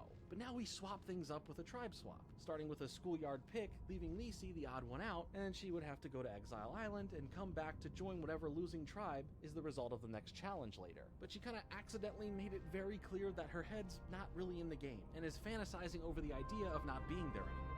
So that was awkward as Jeff explains what her statements mean to the rest of the players. I wouldn't mind, saying, okay, great, guys, do your business. Maybe a little time on Exile, straighten out your head, you'll come back wanting to play. What can I do for you? To other players, Safe Rocky travels. is great at this. Being annoyed with others easily, or just speaking his mind freely, King's honor, saying friend. the parts of things you're not supposed to say out loud, leading to some tension with Anthony as we make our way through the episode. The immunity challenge here has them Be careful. navigating an area filled with poles as they were harnessed together in a multi-angled fashion, having to work together to get through, with Moto taking the win here. So Tribal Council came to everyone going after Anthony and taking him out of the show. This episode has some fun stuff going on as Lisi comes back and joins Ravu, making things awkward for sure, but Rocky's attitude is constantly feeling like too much. However, they would win the reward challenge of hitting targets with great balls Well of met. fire, getting the Ravu tribe some much desired all-you-can-eat food and a trip to a Fijian arcade, as Earl would be sent to Exile Island. But let's take a look at something. This season, there would be 2 hidden immunity idols, and they'd be hidden somewhere at each other's camps. It's not worth reselling. I've sold that, tried to resell. There's that stuff. Yeah, it doesn't sell. After early on forming a Fuck friendly it. alliance to protect each other if need be, and crack the clues regarding the idol, as Yao-Man eventually would find one and filling in Earl about this. But in a devious play, who'd also bury in its place a fake idol to trick someone who wouldn't know better if they found it. Immunity challenge-wise, a member of each tribe who can be rotated out at any moment helps guide the blindfolded members to smash some skulls with a club, finding the tiles inside and solving the puzzle, with the final part arranging the pieces to have it spell cannibal idols. That doesn't sound eerie or anything, but yeah, Moto won here, leaving Tribal Council for the Ravu tribe, where they were tired of Rocky and just need his mindset away from the rest of the game. In a way, it felt satisfying to see him go because he's great to dislike, but part of me wants to keep watching to dislike his attitude more. At Ravu, they end up finding the hidden idol buried there, well, they as in Alex, Mookie, and Edgardo, and they don't plan on telling the others, even pretending to help look for it with the others to sell the lie of not having it. The reward challenge would be a dance-off, with the tribes learning and then performing a traditional Fijian dance, and the tribe who performs it with the most authenticity and spirit wins, earning them a feast with the village and enjoying a local opera show, with the Moto tribe earning this reward and sending Lisi to Exile Island. And she continues to not have a great time there because of it. The next immunity challenge was hitting targets throughout different rounds using blowguns, then spears, and finally using bow and arrows, resulting in a win for Moto and Tribal Council for Ravu, who would just vote off Lisi based on her wanting to go home anyway, and them granting her her wish. But as a parting gift from Lisi, just for all of us back home, she released a song and a music video called Tidy Whities, filled with a bunch of expletives and other things Go with I honor, certainly friend. can't repeat. Why? I don't know, but you're welcome, or I'm sorry. Now we have reached the Oh, I'm border, sorry. as both tribes come together as one and get to head over to Moto's camp, but uh-oh, where's the camp? All the nice setup that was there, the luxuries, you name it, it was all gone. To make matters worse or more fun, depending on how you want to watch the show, the reward and immunity challenge combo here would instantly split the merged tribe into 2, as they would have to row down a river, finding puzzle pieces at different stations to assemble symbols on a mask, replicating a pattern that they had to memorize at the start, giving the orange team the win here, which were Earl, Edgardo, Yao-Man, Boo, and Hey there. Cassandra, all then See you getting a around. nice feast for the reward, while the losing mini tribe of Alex, Dream, Stacy, Michelle, and Mookie head to Tribal Council right after this, with no time in between. For the Making vote out of Alliance. Michelle an on-the-spot decision more than a well-thought-out one. The next reward challenge would be a 3-life system question and answer, like we've seen before, with the winner spending a night on a yacht and getting a nice feast of food, with Cassandra taking the victory and sharing the reward with Yao-Man, Dreams, and Boo, while Mookie would be exiled. For the immunity challenge, they must hold themselves in between two walls on small footholds as they constantly get smaller throughout an hour. We're doing pretty good. How's everyone else doing? Alex and Mookie would play switcheroo back and forth with the idol after telling Dreams about it, and he went and would tell the others. He's 55? What? Must have had a long-ass break or something. If he's right or not, really started to make the others He think must that have... Dreams is the one Yeah, I trying must to have blew make it out of the fake water. instead of telling the truth. But between the two alliances formed here, knowing that something is happening specifically with Alex and Mookie, they aim their sights at Edgardo, hoping that they wouldn't see that coming, forcing them to play the idol for no reason. So at Tribal Council, Alex ends up playing the Immunity idol. Glad I could help. Edgardo gets voted out of the game. We now move on to another episode that just has everything that's Keep it real. Survivor. The reason why you tune in. As we start with the reward challenge, where the 8 would be split into 2 teams of 4 and launch balls down the beach for the others to catch, as the green team, consisting of Alex, Dreams, Stacy, and Earl, would win, getting them a bunch of bathing essentials, a trip to a spa resort, getting the chance to relax, shower, sleep, and for 3 of them to not really buy into whatever Alex is selling them based on alliances. Also, Boo was exiled after the challenge. The whole episode would become the downfall of Alex and Mookie, though, thanks to their tactic of searching for and finding Yao-Man's hidden immunity idol, confronting him and trying to blackmail him. But he went to his alliance to say that he does have an idol, to which the others didn't really mind. What they did This is where it's at, man. Druid flight. About putting pressure on Yao-Man, as they will have to go after these 2 as their next targets. The immunity challenge, which was a giant game of Battleship essentially, with Stacy continuing to step it up and rise to the occasion. She was really proving to be a threat to anyone messing with her or her allies. So now at Tribal Council, the backstabbing, as the others attempt a vote split. Alex takes the opportunity to vote for his ally Mookie to assure himself a spot in the game for a bit longer, resulting in Mookie being eliminated. The reward challenge up next for a flight to a beautiful area in Fiji and some rafting in the rainforest along with a lunch had the tribe mates all ripping pieces of meat off a slab of beef to place into a basket. The most amount of meat means you're the winner, as the top 3 players, Boo, Dreams, and Yao-Man, would win the reward, with Boo getting a bonus of an advantage at the immunity challenge for coming in first. Earl was then exiled. Boo continued his winning streak by having the advantage of skipping the first round of the immunity challenge, where it was digging for some climbing steps, and went directly to the final round of climbing up a 12-foot pole in the water to grab the flag at the top. Tribal Council would follow with the promise of getting both Mookie and Alex out back to back. So in a 6-1 vote, Alex was taken out of the game. Now with those who remain, it would be the beginning of turning on one another, with Boo first feeling like he's next and confirming this by spying in on the others discussing it. The reward challenge was next though, where first in teams of 3, they make their way through an obstacle course full of annoyances, which would lead to a second round for the winning team for a chance at an individual reward too, where throwing hatchets at some rope would give the person who cuts the rope a new 2008 Ford Super Duty truck. I'm an adult, and I'm not going to laugh at the word duty. Duty. The orange team, with Boo, Stacy, and Yao-Man, won the initial reward of helping take school supplies to local schools, supplying them with not only that, but portables as well, getting a nice picnic from the school as a thank you. While the truck is the reward for the individual, which was Yao-Man, who tries to make a deal happen here, agreeing to put himself in exile and giving his truck to Dreams in exchange for Dreams giving him the immunity from the round at the final 4 if Dreams happens to win it, which he agrees to doing this, making a promise to God to do so. But this doesn't mean that he can't try and get Yao-Man out before that point, right? The next immunity challenge had them lowering beams, with the final round crossing this last beam to then stand on a little bit of this real estate on a perch and have their grappling hook retrieve a buoy to make it float, as Boo takes the immunity. Earl, though, has been on a mission to find the re-hidden idol from earlier, which he does, giving this little partnership between Yao-Man and Earl a nice moment to shine some more, as during the Tribal Council, Yao-Man plays his immunity idol to make sure he continues on from here, while Stacy would then be hit with the vote out. For the season finale, the immunity challenge to make it to the final 4 guaranteed would be navigating a maze to find stations and make it through the obstacles, all while blindfolded, with Yao-Man making it out first and now putting Dreams in an awkward position potentially. The first Tribal Council of the episode would there's see the bus end up of here Boo's too. run due to the others seeing how much of a threat he could be in competition,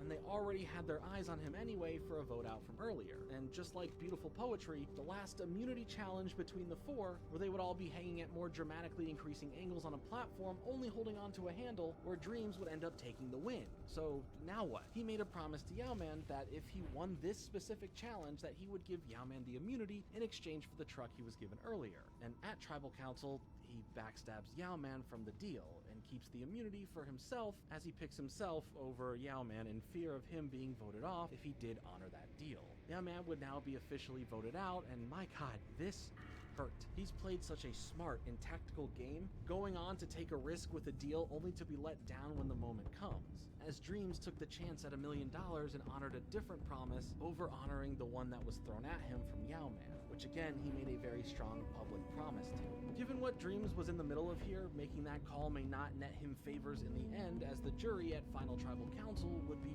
brutal, but in a more nasty way than confrontation. The Naru have not Sure, they went forgotten after us. Dreams for the deal, Blessings but upon Izzy your at one family. point was just trying Remember to the call him lessons stupid in a way, of the not past. knowing the answer to how Warm many wishes zeros are in to a you. million confidently herself when double checking Greetings, his right friend. answer response. I want to know how many zeros there are in a million. Be kind to those less fortunate.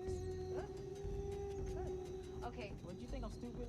It's Cassandra also would just get yelled at a bunch here, Barkan but in on the end, the Poros, winner would do turn out not to be lose none other faith. than Earl, who Remember received every the single lessons vote of for the the win. past. At the reunion, Earl made note that half of the prize money he is getting is going to his mom, and you love to see it. Years later, he and his business partner would appear on Shark Hello, Tank to pitch the stranger. sharks on his airless Go bike on, tire then. company called Smart Tire, which was not invested You in come by back any of them sometime. based on the investment they were seeking. But regardless, Roma, this was a pretty fun May the light show embrace overall. Lots of in-your-face personalities, Favor the lots of road, strategic traveling plays and alliances, and a few doses of backstabbing and betrayal to complete the package. A few mean-spirited things at some points here and there, but in general, I really enjoyed it.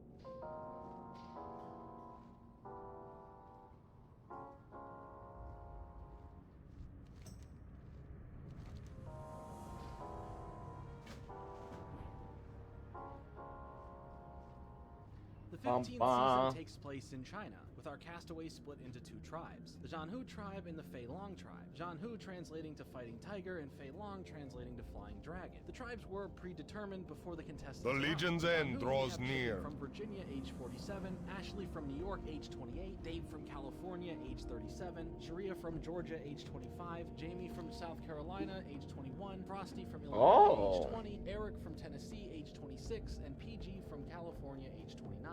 In Fei Long, we have Leslie from South Carolina, age 38, Aaron from California, age 32, Jean Rover from Nevada, age 36, James from Louisiana, age 30, Denise from Massachusetts, age 40, Amanda from California, age 22, Courtney from New York, age 26, and Todd from Utah, age 22. Right when we get things going, the tribe... Dude, you can like basically AFK even in the sky now. I love flight mode, dude. Flight mode not only makes being a druid that much better, it just... But the first rewarded immunity It's challenge good, involved man. controlling Chinese puppets held up by a We're gonna head pole over here for and grab each these member, quests. making their way through a maze and Oh, there's more completing it where quests. they need to be placing their pulls in at the end, giving Fei Long the win and some flint for fire. But on the Zhanhu tribe, some of the members weren't really fitting in for this season of the show. First was Chicken, who comes across very much to himself and a bit odd overall. But he's just there and not willing to really be that social with the others. The other problem is Ashley, who isn't really feeling all that good, dealing with some sickness, which both of these reasons here aided in them losing the challenge, resulting in a tribal council that might just jump scare you when Chicken gets... Well, you're lucky. I can't even... Dave would now try to find a can't leadership even avenue get over it the rest of anyways. Zhanhu, but the others weren't 100% on board with this. On the other tribe, alliances were starting to fully form. With Amanda and Todd already coming together to work, they would then reach out to Aaron to enter in their group, thinking that he could make a great This leader for OP, their tribe, dude. It's and so it would be good. good to have a leader as your ally. Right? The reward challenge would consist of pushing large balls made out of wood through a water-soaked field, as Fei Long would win here, getting them some fishing gear and a fishing boat, plus the bonus add-on of taking someone from the other tribe and bringing them to their tribe temporarily, in which they choose Jamie for. Jamie would also get a clue leading to the hidden immunity idol at Fei Long's feet, leaving her with valuable information, but since this was a hidden idol for the Fei Long tribe to find, and she was only there temporarily, she had to give it to someone on that tribe, trusting the information to Leslie who supported her, giving her a chance at helping herself at some point. Leslie, however, thought that she could trust fellow tribe mate Todd with that information, leaving Todd in a moral dilemma of what to do, knowing that there is a path forward of him targeting Leslie for the vote out and be the sole person with the clue for the idol. But for now, at the next immunity challenge of using a log piece to make I'm their all way gooey. through some gates to then go and solve a puzzle and ring a gong, the Fei Long tribe would be the winners again, Blistering and Zhanhu rot. would head to tribal council, where instead of taking out Dave for his shot at becoming the group leader, they decide that in a 6-1 vote, Ashley was the weakest link, thanks to her being sick and she was voted off. She was a former professional wrestler for the WWE, but sadly in May of 2019, she would take her own life.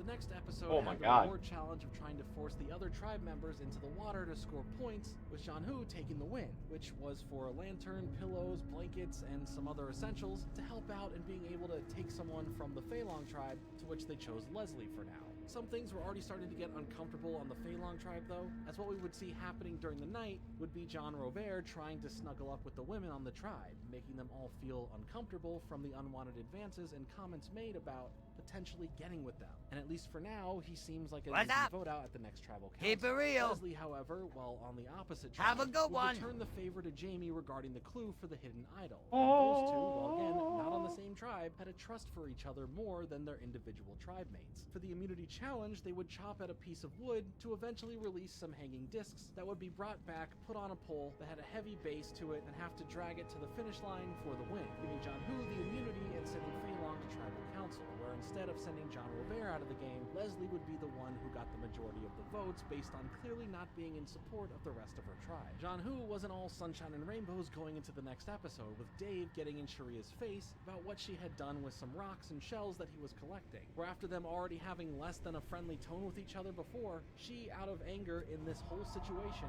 would take those rocks and shells and try and toss them into the river. But that only made Dave mad. Not from their ongoing spat, but for the fact that he was collecting them for his mother to give to her whenever his time on the show was done. But he will at least get a break from her because after the reward challenge of using chopsticks to move a burning meatball to a wok, granting Fei Long, the winning tribe here, a lesson on fishing and making cooked meals. And oh yeah, That's taking still Dave from recharging. the other tribe for now. Dave choosing now to give his clue about the hidden idol for the opposing tribe to Todd. The next immunity challenge saw the tribe's half defenders dressed in Chinese armor, trying to fend off the other tribe from smashing faces behind them, leaving Fei Long the winner, and Jianhu would be heading to tribal council that would become a full 5-1 vote for Dave to be out of the show based on his attitude. Hopefully he was able to take those rocks and shells, or at least find some new ones before he left. We now get a spark of romance blooming from Jamie and Eric, and just something to remember that I'll bring up back here in a moment. But for now, the tribes would be forced to swap out their strongest players, or perceived strongest, with Frosty and Sharia going over to Fei Long, and Aaron and James going to Jianhu. But in a this little swap, PG would bring to Jamie the plan of throwing the upcoming immunities in favor of voting out both Aaron and James. And they did just that for the challenge of not really trying to place puzzle pieces where they go, making James extremely upset over this, and Jeff even slightly confused over the clear lack of trying here. But the plan worked, as they would lose to Fei Long and at Tribal Council send Aaron out of the game for now, leaving James as the open target next. At the next reward challenge of forming a long phrase from Confucius, Fei Long would win, getting a trip to a tea house for some relaxation and bathing, but they choose to take James from Jianhu for now so he can communicate with his old tribe. As Todd would entrust James with the idol after it was found, so if someone the else other is tribe around. throws again in the efforts of voting him out, he can be safe and go after Jamie. The only problem with this, well, for the immunity challenge of eating traditional Chinese dishes, Jianhu would win, mainly in part to James, but in the end for Tribal Council, Fei Long would take out Sharia for now, as she was perceived as a threat still and seemed like a solid pre-merge vote out. This next episode really felt like James versus Jamie. Dawn of the Don't you mind play me? James's hunch of where to find the idol back on Jianhu's camp was correct, leaving Nice him step with you back. two of them now, while Jamie thinks she found one. But it was a fake one. And yeah, you can see where things are going here. The two teams, however, would merge at this point, with the immunity challenge being recounting perfectly what happened during the merge. From the feast to the performance they saw, as Frosty would end up winning immunity, and Jamie would receive the most votes at Tribal Council. But she confidently plays her idol, to which Jeff shows her that it's fake, and she was voted off the show. Jamie would win a much deeper prize later on. But for now, the newest reward challenge had them being split into teams, as they try and fill up the opposing team's boat with water to sink them, with the yellow team consisting of Amanda, Jean Robert, James, and Todd winning the challenge and getting to go to a Chinese village for a meal. Now that there is tension with some of the others, and others meaning Todd, it was a decision that he would have to too make, far either away. going after an ally like James being Let's worried go, about his easy money. immunities, or choosing a different threat. The next immunity challenge had them all sitting on barrels, put in the shape of a dragon, over the water and not fall off as the water from the barrels drains, leaving Courtney the winner and Todd choosing to vote in the majority towards John Robert, taking him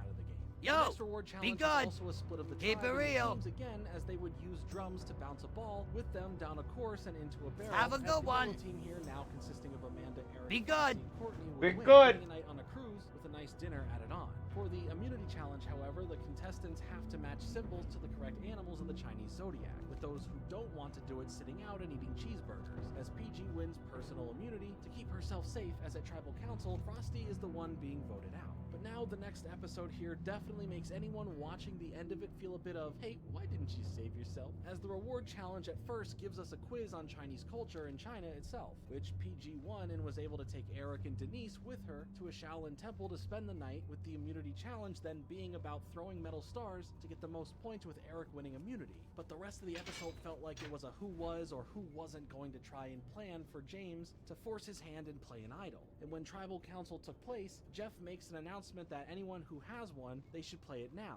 to which, for whatever reason, James just doesn't play either of them. And the result of 5 votes under his name meant that he was voted off the show. This dude had 2 idols, basically 2 instant lifesavers, and didn't see that he was the target. But now it's time for the loved ones to come around, as the reward challenge would have them blindfolded, with their loved ones having to make their way through a maze to meet up with each other to get to the cemetery. First, Denise wins this and is able to go on a road trip for a feast, then have their loved ones stay overnight at the camp, and even getting a phone call back home, being able to share with Amanda and Todd this so that they could spend some more time with their loved ones. But in not picking PG, this lit a fire under her to win the immunity challenge of going through a swampy area, opening crates, then win keys for choosing correct statements on Chinese inventions, to then raising their flag. Tribal Council then saw the voting off of Eric, which now I can finally bring back up Jamie and the romance between Eric. The romance on the show led to them actually getting married, and I think that's nice to see that the romance from having to be stuck in the show was real and not just in the moment. Things seem to be going well for planning how to navigate the final people left. Once Denise won the reward challenge of shooting arrows with a replica 4th century crossbow to hit certain tiles, she would take Courtney and Todd on the reward trip, which was not only a nice meal, but a trip to the Great Wall of China, which is awesome. But now PG and Amanda need to convince Denise to go after Todd, with him being a threat this late in the game, and could make the final 4 all women. This plan would seemingly start coming together in a great position thanks to the immunity challenge of going through a mix of all the previous challenges, where Amanda would get the immunity, but in a shocking surprise, Amanda would turn on PG, knowing that in general she's a top tier competitor, so in a 4-1 vote, PG was out. And maybe when she comes back, PG may not play 100% by the rules, but that's for way later. For now, we move on to the finale, as Amanda is on a roll here, being able to make their way through a smaller version of the Great Wall of China, reconstructing parts of it to win the reward challenge, as she then would get a meal of pizza and brownies to share with either no one, 1 person, or 2 people, and chose to only bring Todd, forming a pact to bring each other to the final Tribal Council. For the immunity challenge, they would be I wanted to see if I could bump him before I hit the ground. Stack would win, and Amanda takes this win, guaranteeing her to the end, but Denise was the odd one out now, being most likely up for elimination, giving a more emotional story to the others, but in Tribal Council, she still would be voted out, just shy of the final 3. There's even something beyond the show. Hey, how you doing? Keep it real. Of the video. Final Tribal Council would have some great arguments and points of why each of them deserved to win. Specifically here for Todd, who was able to explain Have a why good he one. went after certain people when he did, and the strategies he had to play to literally survive, as then it would be revealed that Todd earned the most votes and would become this season of Survivor's winner. But since then, he would face a battle with drinking, bringing him to appear on the Dr. Phil show multiple times, dealing with going to rehab and unfortunately relapsing, having to deal with the effects of constant small seizures coming into question. Despite this incredibly tough battle, I can now happily say that he's been sober since 2017, and eventually married his boyfriend in November of 2020. I honestly really enjoyed this season of the show. I thought the area that they were in, and all of the rewards of where they got to go, showed off some beautiful places in China, as well as just keeping the challenges so much in design of the culture made everything a visual treat. Plus, Jeff became a vlogger at one point, doing a day in the life where he showed off what he was doing when he was not on camera for the show and was working with the crew to set up and plan. Just a fun bit of behind-the-scenes content that was fun to experience. Moving south of the equator, our next season takes place in Micronesia, and the main theme of this season being fans versus favorites. For the 10 Survivor super fans, we had Mary from California, age 28, Mikey from California, age 33, Joel from Arizona, age 32, Chet from Pennsylvania, age 48, 38, Kathy from Illinois, age 45, Tracy from Virginia, age 43, Jason from Illinois, age 22, Alexis from California, age 24, Eric from Michigan, age 21, and Natalie from California, age 31. For the returning favorite side of things, there was John from the Pearl Island season, Man from the Fiji season, Jonathan from the Cook Island season, Ozzy from the Cook Island season, Amanda from the China season, Parvati from the Cook Island season, Amy from the Vanuatu season, Liza from the Vanuatu season, James from the China season, and Serena from the Vanuatu season. It's nice to see some returning faces, as a lot of the seasons of Survivor going forward can and just might bring back people even more. And right from the jump, Jeff sets them off to go and fight for some immunity necklaces where Man was back and not messing around this time, with Kathy being told from him where the idol was for the fans. Alright, so I gotta kill one at a time, apparently. Found themselves at a split in alliances already, with some couples coming together in Amanda and Ozzy, as well as James and Parvati, leaving the non-coupled up members to figure out who to take out from the couple side first, and never underestimate the fans of the show because they came to play, putting together some wheels on a cart that gets them to another area where they dismember the wheels, use the pieces in a turnstile to lift fire into a cauldron and taking the win for immunity and the reward of some flint. But before we see a battle between the coupled and uncoupled alliances, John I'm out of range. But not for nothing. It was for the fact that his newborn child was at home and he felt that he truly wanted to be there instead of in the game, convincing the others to then vote him out. But in Jeff's eyes, this was still considered quitting. And while he did give him a hug that John asked for, in a later season interview with TV Guide, Jeff said that John went from the villain to a quitter, and Survivor doesn't bring back quitters onto the show, so ouch. The one guy we did not consider bringing back is Johnny Fairplay. Johnny Fairplay went from a villain to a quitter, and we don't invite quitters back, so he's done. From here, we would see the fans' side of things also becoming split, having another classic younger and older divide between them. As time would go on, the couples of the favorites would be getting even more cozy with each other, as we really see the blooming of Ozzy and Amanda getting closer, and definitely keeping the rest of the tribe and any surrounding wildlife up. The reward immunity challenge of jumping and smashing tiles to release keys to open up a box of puzzle pieces forming a map of Micronesia went to the favorites, getting them some fishing gear and a bamboo fishing boat, as well as each tribe having to send one member to exile, with Suri and Kathy being sent. Tribal Council here would see the fans sending home Mary, which she felt totally blindsided by. Time is money, friend. Bags into the end Be zone good. First has the favorites winning here. Have a good one. Some catalog listed items, while again Be a good. member from each tribe would be heading to exile. Here being Kathy again, and now Amy. A new alliance would form, though, from the favorites, as both coupled women, Amanda and Parvati, end up convincing Siri to join their alliance for the numbers, but have a separate alliance between the three of them for the final three called the Black Widow Brigade. She would have to put her swing vote powers to use right away, though, since the immunity challenge of still holding up a large net with ropes as coconuts are tossed in them went to the fans, sending the favorites to tribal, where Suri was able to lead the voting in the direction of taking out Yao-Man based on his skills in the game. The next reward challenge would be diving down to a cage filled with coconuts containing letters on them, as they would need to be brought up and used to unscramble a word, giving the favorites the win and the reward of 3 chickens and a rooster, while Ozzy from the favorites and Kathy from the fans would both go to exile, as Ozzy would be the first person to finally find the hidden idol, as Kathy sat out of even trying to look anymore for it. Ozzy also tried to make a fake one and leave it there in its place. I say try because his replacement was a stick. The immunity challenge would have the members all interlocked together, having to navigate around to unlock themselves from the contraption, to then solve a decoding wheel for a 3-word phrase, giving the favorites immunity, and the fans having to go to tribal council, where at a 6-3 vote, We're going in for a COVID mission. Now from here, there would be a tribe swap, as James, Eliza, Jonathan, and Parvati would now go over to the fans' RI tribe, as Tracy, Joel, Eric, and Chet head over to the favorites' Malaculture. For the reward challenge, it was a game of cat and mouse, where in pairs they would chase each other around trying to grab the flags off their opponents' backs for 1 minute, with the RI tribe winning and getting some good food. Joel and Chet being tied together for this led to some pretty funny moments for us, but some pretty aggravating moments for them. This challenge actually was legit dangerous for how simple it seemed in concept, leaving multiple people just generally hurt from it. The next immunity challenge had them throwing rocks at tiles, dropping some puzzle pieces to assemble, with the RI tribe taking another win, leaving the Malika tribe now in a bind, as Eric and Joel, who were the biggest and toughest on the tribe, planned What's to up, take baby? out strength-wise, with Chet clearly on the edge of being voted out here thanks to the reward challenge. Suri would hear this plan and get the rest of the tribe on board to take out the bigger threats now, rather than the weakest. As they agreed to this, and to his surprise, Joel was taken out of the game. From here, the reward challenge would see them all collecting supplies to build a barrier to block the other tribe from getting through a tunnel, as they would both then go at them trying to tear them down, leaving the RI tribe, the winners, getting some native locals named Edwin and Joe to help teach them some fishing methods and campsite constructing skills. Chet and Jason would both Hey, how you exile doing? where Jason finds the fake idol Ozzy hid.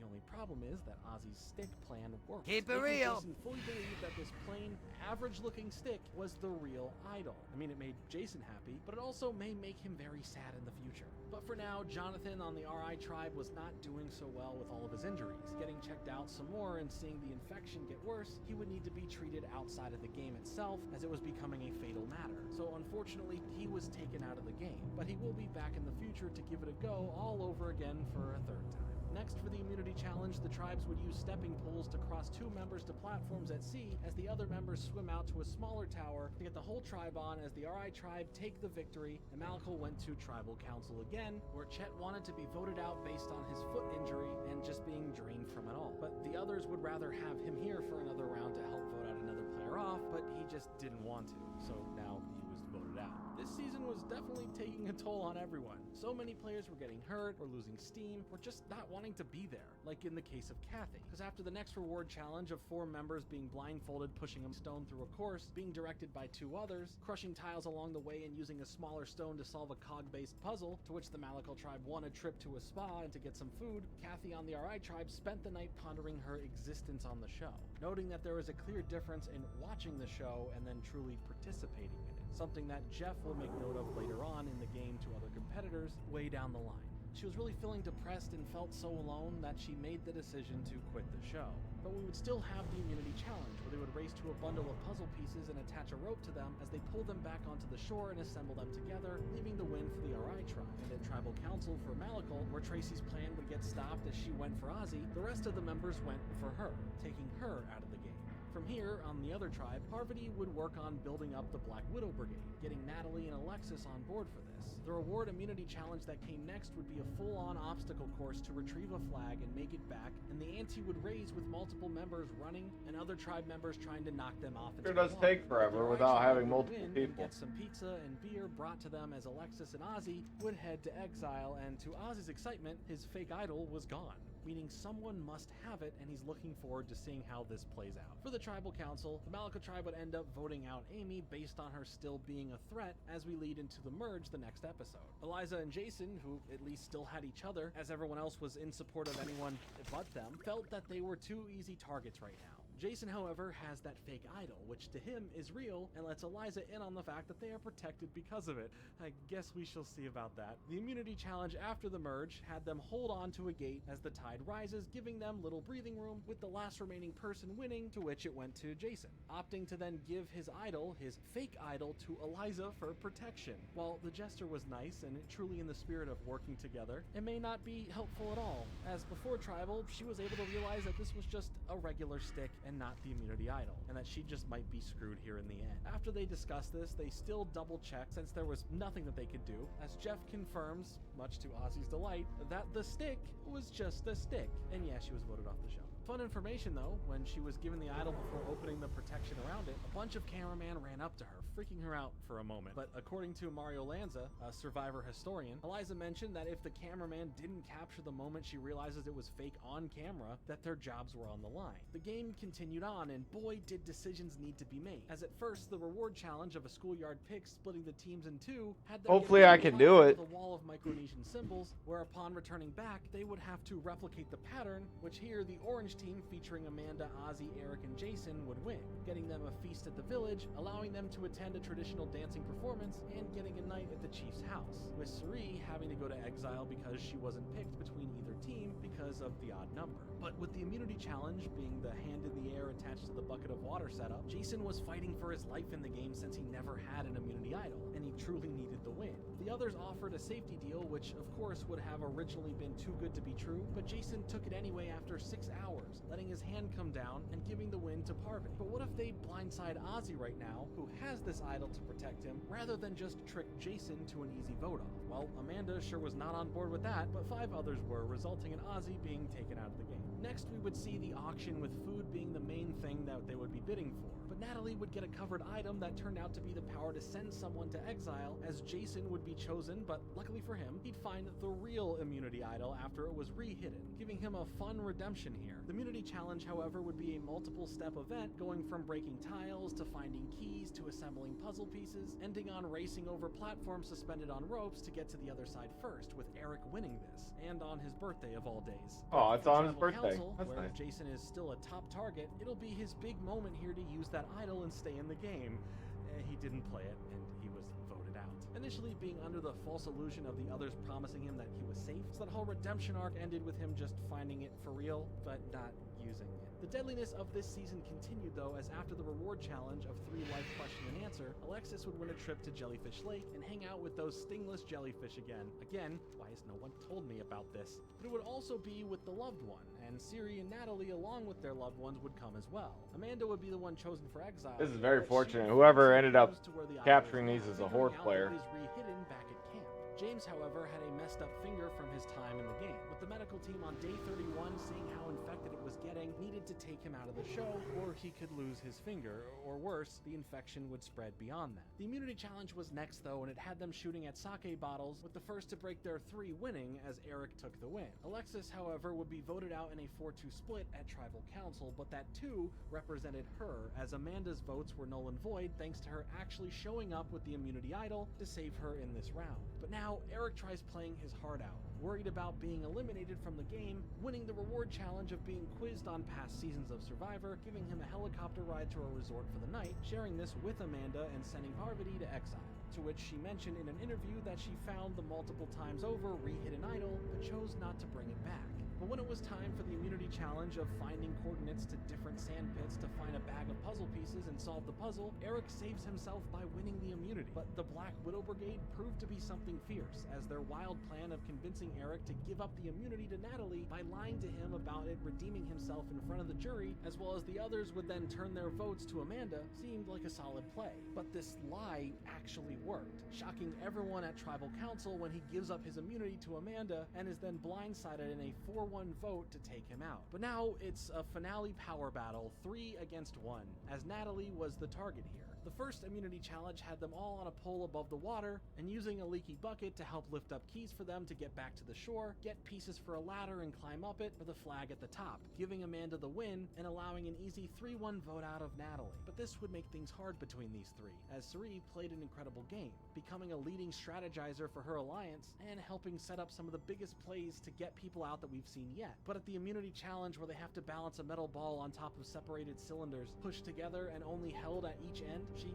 accidentally fumbles this, leaving the win to Amanda in a clear vote out of Suri at Tribal Council, because she knew that having her in the final 2 means that Amanda wouldn't be the favorite to win in that scenario, giving us a tear-filled ending between these 3 as Siri gets taken out of the game, giving us the final 2 of Amanda and Parvati. At the final Tribal Council, Ozzy expresses his love for Amanda, to which, hey, they would date after this moment apparently. They'd also break up apparently. Later on after the breakup, he'd go on to date Lindsay Lohan for a bit, apparently, so that's neat. Anyway, the winner of the season would end in a 5-3 split, where Parvati would become this season's sole survivor. She would also be back for more at some point, but this season was pretty interesting. I'm not gonna lie, this season gave me unfair thoughts toward returning players and focusing on them over the new people who were just fans of the show, at least at this point. And maybe that's just from my general experience of how the season played out, or maybe I just couldn't view the fans as underdogs and wanted to see the returning players have another chance in a new way. Also, again, why was this such a dangerous season? So many injuries and infections going around made the forced eliminations feel sadder than they usually are, especially with the second chance that a lot of people had here and not getting to see them compete further. Plus, just seeing the people who quit or asked to be voted out was a bit of a bummer. In this next season, we switch continents again to Africa. Setting the scene in Gabon, we have 2 tribes here, the Kota tribe and the Fong tribe. Now, the tribe selection here wasn't chosen beforehand, and it would be selected by the eldest man and the eldest woman in the castaway bunch. Selecting for the Kota tribe is Bob from Maine, age 57, and he chooses Sugar from New York, age 29, Corinne from California, age 29, Charlie from New York, age 29, Marcus from Georgia, age 28, 28, Ace from Florida, age 27, Kelly from Illinois, age 22, Jackie from California, age 25, and Paloma from California, age 23. This is all women. California, age 61, chooses for the Fong tribe, which consists of Michelle from California, age 24, GC from Oregon, age 25, Dan from Massachusetts, age 31, Randy from Missouri, age 49, Susie from Iowa, age 47, Crystal from North Carolina, age 29, Can I help you? Ken from Farewell. California, age 22, and Maddie from California, age 29. Safe travels. We would start off right away with the tribes being sent to Have run a up good steep one. hill for an extra reward and personal immunity. Both GC and Marcus for each tribe would get immunity for themselves for just getting up first, but Coda See you around. would win the bonus reward based on getting the Safe whole tribe travels. up first. Be giving them careful. some beans and extra corn. The first real reward immunity challenge, though, had the tribes race through a swamp, over some netting and passing hitching posts, to then digging up some puzzle pieces and putting them together, giving the Coda tribe a win, plus some flint for the reward, as Fong would have to face tribal council. On that tribe, though, Michelle was the negative Nancy of the group, which quickly irritated the rest of the tribe enough to pick voting her off of the show before their other choice of Jillian for being the oldest and potentially the weakest in a full 8-1 vote. May the light This embrace episode you. didn't end there, as it was a Safe special journey. double-sized episode Dionys getting more Haka. time to see how these new people start truly vibing. What can I with do one for you? another. Marcus and Charlie on Light the Coda bless tribe you. became close pretty quickly, building an alliance along with Jackie and Corinne mainly, thinking that going For after the Bob alliance. to join in would give them the majority of any sort of the votes. I don't know what it is, but I just Now because at the next I feel like they did a lot, but the quests just flow a lot better. someone to stand on to Maybe, grab some yeah, I keys, think that's what and it is. They finishing just going do, through the they final just game, flow Coda so would much win better. again, sending Dan to Really exile good. from Fong, as they would also be going to tribal council. Fong was still a bit of a mess, especially when it came to thinking that Dan was being fishy about being in exile, thinking that he may in fact have found a hidden idol, but he doesn't. So in the end, for the tribal council, they all decided that they needed to vote out their other choice from earlier, and in a 7-1 vote, Julian would be gone from the show. The next episode brings us the reward challenge of literally dragging an opposing tribe member from the post to the finish line, and Fong would ultimately take the win, getting some betting supplies while Sugar from Coda would go to exile and luckily find the hidden immunity idol. The next immunity challenge would see them all sliding down a water slide, grabbing a numbered tile and running up a hill to drop it off, as then the remaining tribe members would solve it, figuring out the combination to a chest and getting an axe from inside of it, cutting a rope to raise their flag, with Fong winning immunity and Coda heading to tribal council, where some would vote for Paloma for being the weakest on their tribe. Speaking of power rankings, the tribes would then be asked by Jeff to rank themselves from most importance to least importance on the tribe, as Marcus and Maddie, being the standouts for each tribe, were now able to pick their new tribes for a swap, bringing Ace, Jackie, and Kelly to Fong, while Dan, Randy, and Susie would head over to Coda, and leaving the odd-numbered pick left out in Sugar, heading back to exile, where she would just chill out, relax, eat some fruit, because she has no worries here. She has the idol already. It just has to go to the losing tribe of the immunity challenge, whatever that is. Oh, it's right now. The immunity challenge here would be a water-based game that has some similarities to lacrosse, where on a raft, the tribes would use the paddles to pass around a ball to try and score on their opponent's goal, with the Coda tribe taking the win, putting Sugar on the Fong tribe. But now for tribal council, Jackie was someone they couldn't trust and felt was enough of a threat to vote her out in a majority. The reward challenge here would be them tossing fruit through a hole in a wall, as an opponent would use a club trying to swat the fruit away, and so on through another person if they catch it, having to toss it through another hole past another defender, where after 5 minutes, the Coda tribe took the victory and earned themselves some herbs, spices, and all of the fruit from the challenge. Once again, Sugar was sent to exile, and just got to chill out and do whatever once again. But a few things were happening over at the Fong camp, as some of the group found that Sugar had the idol already, and figured that a blindside attack would be best. But GC was 1 foot in, 1 foot out of the game. So after the immunity challenge, where they were rolling wicker balls down a hill where a blindfolded member at the bottom would try and block them from going in the opposing goal, with someone aiding them in where to go to block them, the Coda tribe would win again, scoring the most points out of here, and range. GC would be let go from his tribe at tribal council for Fong. Ace would now play some sketchy moves here, speaking with Sugar and claiming that the others went through her bag and somehow convinced her to give him the idol to hold on to for safety concerns. But the next reward challenge would see the tribes tethered together to a claw snake, meant to weigh them down as they would run around the oval course, with each tribe trying to catch the other first and tag them to claim the win, as the Coda tribe continues that winning streak, getting themselves some croissants, fruit, breakfast desserts, and breakfast beverages. If you were wondering who would go to exile, it was Sugar once again. But she wasn't enjoying it as much anymore because of the guilt of not being around and participating. The immunity challenge then would divide the tribes into 3 pairs and be bound together with rope, as they would have to make their way through a course by crawling under nets, running through the jungle, and retrieving some section of a flagpole to race back with, as the next set of pairs would follow suit for more pieces to eventually assemble a pole with their flag on top first, and the Kota tribe would win this as well.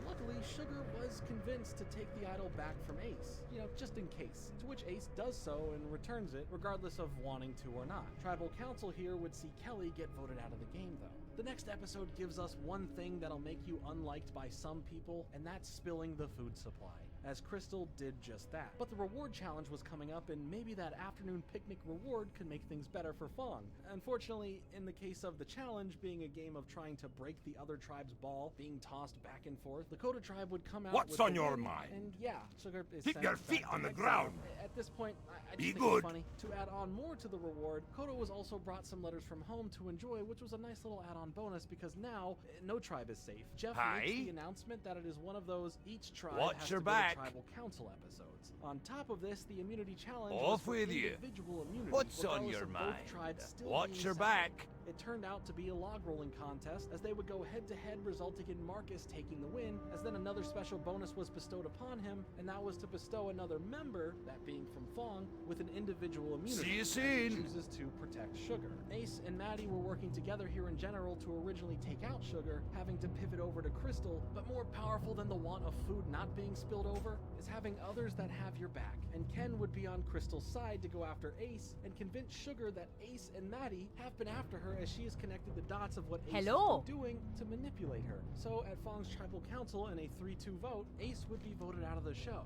After the show, he faced some trouble with the law, struggling with drinking, and struck a woman, but would be released later that day. For the Kota tribe, it seemed like a hard pick for tribal council, especially with some tension. I feel like it used to be different, or maybe they updated it. To them this late in the game, I don't remember. I thought it automatically just shows you the abilities and stuff when you mount. 16, Dan would pass away with no further details of the cause given. The next episode would be another classic fake out of a tribe merge.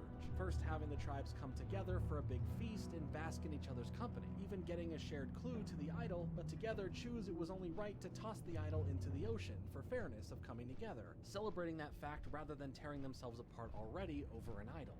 But then they are instructed to draw stones from a bag, as this would be yet another tribe swap pre-merge. Definitely confusing and frustrating them. But now we'd see Charlie, Corinne, and Randy on Fong as Crystal, and Ken went over to Kota. Originally, the new Fong would be planning to go after Maddie, thanks to the new powerhouse and numbers on the tribe. But for the immunity challenge of holding up poles and platforms, Maddie helped lead Fong to victory, sending the Kota tribe to tribal council. So it seemed all but over for Ken now, or so we would be led to believe, until a surprising 3-2 vote that Marcus was the one voted out. The next reward challenge of a 3-person man slingshot shooting large golf balls into holes would go to the Fong tribe after one of the funniest moments of just 3 people trying not to overthink something so easy would take place, were to literally drop the ball inches away from getting the victory. It's but too in far the end, away. they were able to still win and get the reward of a trip to a nearby village for the night. Okay, these guys. Maddie, don't pull it back. I need to get closer. They're right on the hole. How can they blow it? Just drop it. No pitching on the court at all. I want to win this happy and calm. I know, buddy. Then drop it. Bob from Kota would be sent to exile and put together a fake immunity idol for himself that at least looked way more convincing than that stick did from the other season. But after this, the official merge would happen as we get our first post-merge immunity challenge, which had the castaways making a fire big enough to burn apart a rope, as Susie would win the immunity here. Corinne would try and get Sugar on board for a takedown of Crystal at voting, in a promised return of taking out Randy in the next tribal, per her feelings towards him. But in the end, Sugar stuck with Ken, who explained that Charlie is the threat here and needs to go out for now. And when tribal council came around, a 5-4 vote would take Charlie out of the game. Now we have the auction back, with everyone getting their bids in on food and surprise covered items, like Ken getting the chance to send anyone to exile, choosing to send Bob. But Randy here would get a whole tray of chocolate chip cookies to pass out to the tribe. And everyone did take one, but Sugar, who already doesn't like Randy, made it very clear to his face that when she got her cookie, she did not want it. But when she finally accepted it, she immediately passed it off to Maddie, much to Randy's confusion and anger. The immunity challenge, though, would see them carry puzzle blocks over beams to then set them up like dominoes while avoiding the things that can knock them over, Not ready and set yet. off a chain reaction to hopefully release the flag at the end. With Ken taking Hi. the personal immunity. Safe Corinne, at the travels. auction earlier, purchased an Off advantage with in you. the challenge, skipping her right past part 1. But still, it wasn't enough to help her win that challenge. Randy knew that a storm was coming his way now, hoping to throw a curveball by using an idol as a surprise to take out Susie and stay safe. But this idol was given to him Watch your from back. Bob, partly as See a you show of good soon. faith from Bob, but if you remember that Bob's idol is completely fake. So this would be all for nothing. Let's see. Come Tribal Council, it was a wild one, as usually the castaways, when speaking to the camera, Off showing with off you. their votes, would whisper or be short with their reasoning. So many opposites happened here, though. From Randy's vote confessional being direct and malicious to Susie. Well met. Safe travels. While Sugar would See ya whisper Randy soon. needs to change or he'd die alone, and that he's a loser. But Crystal, well, she just outright yells about how hard he's made it here for her. You have made my life hell. Goodbye. As clearly everyone can hear this and react to it. Again, this is why you watch. This was a fun and intense tribal council. Plus, we still have the whole fake idol thing to worry about here. When Jeff asked if anyone Go home and goodbye. Like, she didn't hide it at all. Real, is it not? Some of them were laughing, some of them were worried. Randy stands up to reveal the idol to Jeff, as then Jeff says that it's not real, to most people's laughter and enjoyment, and he is then shown to be the most voted for and taken out of the game. In more recent years, he adopted 11 puppies, naming them after his former castmates from this Well season, met. which for a villain Light bless character in you. the show is honestly pretty wholesome. Go with I honor, also find friend. it funny how much he plays up hating Survivor while still being so much into it, as we shall see him again soon in another season. But just over the years on social media, claiming to hate almost everything about Survivor, from the cast to the twist and even Jeff. As you can see, his Twitter banner here is just holding up a vote out sign that just says I suck as Jeff holds it. But at least he won't hate watch season 45, since he has a friend going on that season. The next reward challenge was here though, as Jeff would give everyone a chance to see video messages on a phone rather than the loved ones being there. But for now, the challenge started with a schoolyard pig for 2 teams of 3, leaving the odd 7th person out and not being able to win the reward. Sorry about that, Corin. But by collecting sprocket pieces and assembling them on a board to raise a flag, the winning team would individually face off in solving a sliding puzzle, giving the win to Bob, who received the full video message from his loved one. And while he got to privately hang out, eat pizza, drink, and watch this message, he was then surprised by his loved one, which was nice to see. But that's not where the happiness stops, as an even greater surprise happened when everyone's loved one from the show shows up, and each member got to spend some time with them. It's emotional and a great turnaround from all of them believing that they weren't going to have a chance to see anyone from their family. Maddie takes time to privately speak with his girlfriend, and right then and there on the spot proposes to her, and she says yes. What happy vibes we're just currently having. It's also wholesome right now. The Immunity Challenge would be a question and answer segment with a bonus add-on of rolling balls into a target area, as Bob would get the immunity here, but still wanted to help his ally of Corin, who was easily the target here. He tried to help fabricate a story of the idol thrown into the ocean earlier being a distraction and not being the idol itself, but just what it came in, and that it was eventually given to Corin. The plan wasn't going to have a bite though, so in a 4-3 vote, Corin was voted off. Bob would now try to make peace with the others after the fake immunity idol stunt to save Corinne, but promising that he would give immunity to Ken if he won it. But at first, with the reward challenge of making their way through obstacles for some balls that they'd have to bring back to toss into a net, Bob would win and take both Crystal and Ken to this reward of an overnight stay at a gorilla sanctuary, getting to have some nice food, a shower, and a bed. Susie, however, would be exiled. The immunity challenge would be a blindfolded Susie, however, would be with exiled. some obstacles in the way, giving Bob the win and immunity. But things were not all right between everyone. Crystal was feeling threatened by the others, causing division there. Ken trying to force Bob to honor the deal that he made, only in an attempt to vote Bob out in a more sneaky play. But the biggest argument became going after Crystal amongst the majority. At Tribal Council, Bob kept the immunity knowing that Ken wasn't in danger of being voted out, but Sugar used her immunity idol for Maddie to protect him regardless. And then Crystal would be voted out anyway. Crystal was an Olympic gold medalist before the show, but after her time on Survivor, she admitted in 2010 that she used performance-enhancing roids before the Olympics, where she would be stripped of her previous gold medals. Season finale time, as Sugar, who has come so far in the game with how she's been able to navigate things, has put her in a good position.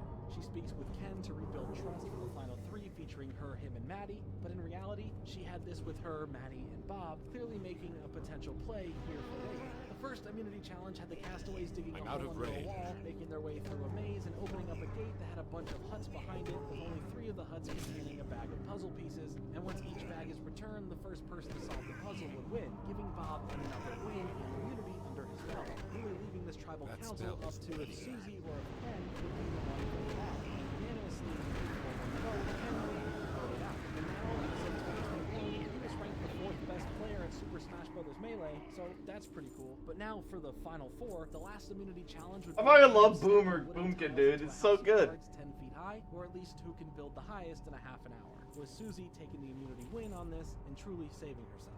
It was a pretty clear route to who would be voted off, but Bob's private chat with Sugar truly would come in handy, as they would be able to fully build a bond here, where he was somewhat of a father figure to her after recently dealing with the loss of her own father, letting these emotions play into making the vote at Tribal Council split 2 and 2 between Bob and Maddie now. We're on this last chance of sticking around. Bob would beat Maddie in the fire tiebreaker, letting him stay on for the final 3, while Maddie would officially be voted out. The final Tribal Council vote was pretty quiet. He was hit or miss on the others. Bob himself was just a guy who said he really had no true strategy to make it this far, and Sugar, who probably played one of the best strategic games this season, especially going through the ringer of emotions after finding the idol and just chilling in exile several times over, ended up not fighting for herself here in the end. And with Randy seemingly being the deciding factor in this 4-3 vote, as Sugar would end up with no votes there, it was really just about the cookie situation, leaving the win to Bob, and oh boy, what a comeback in the final moments thanks to Sugar, giving him one last fighting chance with the split vote. Bob would then go on to open up a winter camp in Maine, where every year the Durham Warrior Survivor Challenge now takes place as a weekend-long Survivor-based charity fundraiser event, and that's pretty cool. Sugar would join another season soon, but it's not a long stay for her there. So I'll just tell you this fun fact about her now, is that she would be featured as the character of Candy Edwards in Rockstar's LA Noire, which is a fantastic video. She also would crash into a parked car in 2014 and be arrested for it, but released later that day. But the ending of the season almost had a bit of extra drama when Jeff, many years later, talked about how the votes were almost not made live thanks to another producer who was tasked with getting the votes to the finale, but somehow forgot to bring them. So a little over a half an hour before the live part of the finale would start, Chris Campbell would then rush back to CBS's offices on his motorcycle, as he was privy to the combination on the safe that housed the votes, but he literally had to break The questing is so much smoother. I absolutely love it. Get to the votes, fax them to another producer named Dan Monday, who then would trace them by hand, making exact replicas of the votes for the show. But they wouldn't be needed in the end, as right before the show started, Chris King's made honor, it back friend. with the real votes Be in careful. time, as Jeff would grab them right as For he the was coming Alliance. on stage. Talk about a literal last-second crisis and miracle. Overall, this season was okay. I enjoyed a lot of it. There's a lot of things that I just didn't love, but there were some fun alliances, some unique plans, but it didn't stand out too much over some of the really exciting seasons that we've seen. But Bob, That's to be charged. Whatever it takes to make it all the way. Oh, he is for sure a villain.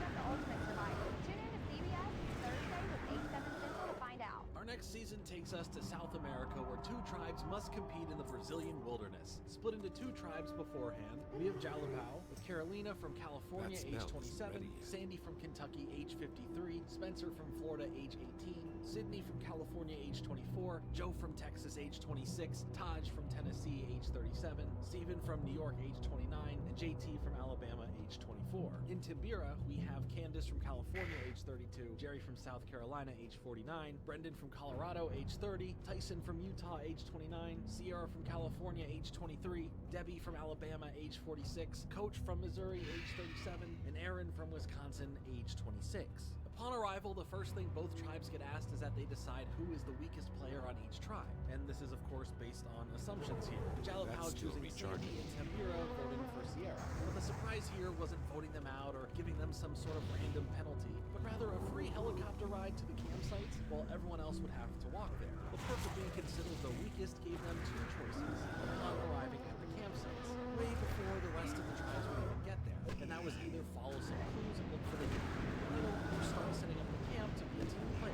Sandy would choose to look for the idol, but unfortunately ended up empty-handed, while Sierra chose to start setting up the camp and hopefully give the others on her tribe the impression that she isn't as weak as they perceive her as. But this did little in her favor, as the others would still see her as an easy option for a first vote out, and the other tribe was mad at Sandy for doing nothing to help the tribe. At least in that moment, as she would do well in helping greatly in the reward immunity challenge of retrieving puzzle planks to be assembled into a staircase to then get a peg through a table maze to release place a flag, regardless if Timbira would win and take the flint for themselves. So at Tribal Council for Jalapao, Sandy was given a break here and not voted off, while as a whole tribe, they decided to go for Carolina for her attitude and no one liking the bossiness that was coming from her, taking her out of the game at a 7-1 split. As we move on from that, while Sierra chose not to look for the idol, she would tell Brendan You're about to get dunked on. Boom! by another tribe mate Debbie. Oh, that was good.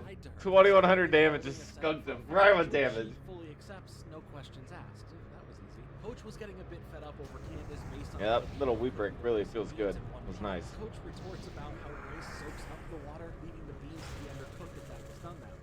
Regardless, though, at the reward immunity challenge of scoring points by throwing balls into their nets, the Jalapao tribe would win, giving them some fishing gear, while Brendan from Timbira would be sent to exile, but given the chance to select someone from Jalapao to join him as he picks Taj. But they would spend time together and come up with a new secret cross-tribe alliance, as Brendan has to open some notes in private that he got from his urn in exile, revealing a clue about the hidden immunity idols and an option to switch tribes when he returns, to which he doesn't Go with honor, but they both friend. are now aware of the hidden idols being at the campsites. Back at Timbira, Candace was trying to persuade the others into going after Coach for the vote, but in doing so, sealed her fate for the vote out at a 7-1 landslide thanks to her negative attitude and approach to getting Coach out at Tribal Council. Next, things kind of started as a mixed bag, with Jerry on Timbira having stomach issues due to the diet of rice and beans only, and was seemingly not so much into the game from this point. The reward challenge of blindfolding pairs being directed through a maze to fill a bucket with water and bring it back to fill a container to raise the flag up, and repeating this with corn instead to raise a second flag, the Jalapao tribe would win, earning a tarp, umbrella, some chairs, and bedding supplies, as Brendan from Timbira is sent to exile again, and he chose to bring Taj from Jalapao once more, as they now can prove their special exile alliance true by trusting each other with information. I need to pay. Oh, okay. Challenge-wise, the tribes would get into Invasion point annihilated. All right. to get That's 6 what it was crates called. and Why use couldn't them to I make see a it? staircase that also properly in order shows There it the is. tribe name, and then get to the top of it as Jalapao took it once more, sending Timbira to Tribal Council as Coach and Tyson were hopeful in putting their votes elsewhere, but in the end helped Jerry get off the show for his own health. But hey, Brendan would end up finding an idol, which is a pretty solid find. The next reward challenge is a last left standing and holding up a pole with weights across their shoulders, feat of endurance, leaving the Jalapao tribe as winners, getting a chance to go and raid the other camp for some goods, as Sierra from Timbira would be sent to exile as she picks Taj to come with her. There in exile, the secret alliance grows bigger, with her now being in it thanks to Taj, while back at the camps, Jalapao was raiding Timbira and ended up with some of their beans in a water can just to kind of go easy on them. But Sandy was very much concerned with that. We're gonna go kill a guy, War we'll bring should them have all. been taken and overall just critiqued everything. For the immunity challenge, members of each tribe would get puzzle pieces with letters on them that need to be placed in a correct spot inside of a frame and moved around to show the scrambled phrase, with the Timbira tribe taking the win here, sending Jalapao to Tribal Council, where most everyone on the tribe voted for Sandy based on their original thoughts of her, and now her attitude post the camp raid. Adding to the exiled alliance's pile of idols, Taj along with Stephen would figure out where Jalapao's idol was hidden, giving it to Stephen for safekeeping. For the next reward challenge, where one tribe member sits on a spinning platform, but another tribe member would run and grab a rope that by pulling it spun the other player, having the now dizzy tribe member make their way through obstacles, and the balance beam with the tribe first to 3 points from these races given the win, and the reward of a trip to a cafe for refreshments and snacks, plus some toilet supplies. Brendan would be selected for exile as he would choose Stephen from Jalapao to join him, but Debbie was starting to get suspicious of some sort of cross-tribe dealings going on. Oh my god, what an efficient quest. Challenge of launching balls from a slingshot. I swooped in, got my kill, closed it out, locked it down, bing bang boom. I love it, dude. At Jalapao, Taj and Stephen would let JT in on the knowledge that they had an idol and assured him that for protection, they would use it on him if it came to that and would join in on siding with their alliance, aiding in their numbers overall before the merge. The reward challenge here was them building barricades in 5 minutes, made from ropes and poles, as a ceramic pig would be tossed and thrown at the target area onto the barricade, hoping it doesn't shatter them, as Timbiro would have the most intact ceramic pigs at the end, winning them a trip to a nice waterfall and getting them some good eats, while Joe from Jalapao would be sent to exile, bringing Aaron from Timbira, as they formed a little bond over there. For the immunity challenge, the tribes would have to shoot tiles with a slingshot to release some puzzle pieces, doing so was too far from the I puzzle see what shot. you're doing. Then having Oh, to get okay, the maybe puzzle not. pieces and assemble them, where Timbira would find another win. Joe, back at camp now discovering where the idol would be, actually finds one. The only problem is that it was a fake idol planted there by Taj. And come Tribal Council, Sydney would be the majority vote out at a 4-3-2 split. But now it is time for the merge. Both teams are asked to meet up as they are surprised by a feast and a chance to mingle with everyone as they become one tribe. And some new friendships are emerging that definitely scared others into thinking they're I was about to run away from this, but there's no way I could do that. I would be running into other people, so. Tyson outlasting the others and winning immunity. The only thing is that there is no tribal council this episode since Joe had to be checked out by medical for his infection that he had brewing in his leg, taking him out of the game for safety concerns of his own health. For now, though, we move on to the next reward challenge where the tribe was split into teams of 3, and they would be taking turns throwing a metal ball at opponents' tiles to take them out of the game, as the black team, which had Brendan, JT, and Debbie, would win, while Steven would be sent to exile. For the immunity challenge, though, they would all have to be attached to a rope, having to make their way through several obstacles, as the first 3 to complete this go on to do it again with a 3-story structure as Tyson takes the immunity. Tribal Council would then see a tough vote-out battle with Brendan ultimately getting the most votes in a 4-3-2 split and being taken into the game. Sierra was the upcoming target of Tyson, and there was no way around that. Things weren't looking good at the start with the reward challenge of splitting the teams into large puzzle boards to then align them in a certain way to reveal vowels and consonants that would then need to be arranged for a 4-word phrase as the red team of WJT, Aaron, and Tyson took the victory and got themselves a trip to a local village for some fresh foods and a display showcase of capoeira, which is an Afro-Brazilian style of martial arts. Ooh, nice damage. With theatrics, Steven was sent to exile, though. They're good. The immunity challenge, they would be playing some shuffleboard essentially, or just choose to sit out and eat some pizza. And Debbie would win the immunity deal. And knowing that time was limited for Sierra coming from Tyson, let's she go back worked well to convince the others as they Nice. decided it was a good way to get him out while they can, ending in a 5-3 vote at Tribal Council, blindsiding Tyson and just barely keeping Sierra safe in the game. The next reward challenge would be the 3-life question and answer bit, resulting in Steven winning a trip to a natural spring along with a home-cooked Brazilian meal made by a local family, bringing JT and Taj with Aaron getting exiled. This whole episode really becomes a game of he said, she said when it comes to Sierra, as the multiple alliances were all bouncing back and forth over the matter, ending mainly with her being not trusted in general. So after the immunity challenge What of can I using do a for you? grappling hook to get Go some with bags honor, at the friend. top of trees and facing off in a labyrinth game, Coach would end up the winner and seal the fate of Sierra at Tribal Council, where she was voted off. As things were ramping up to the end, it was time for another classic auction,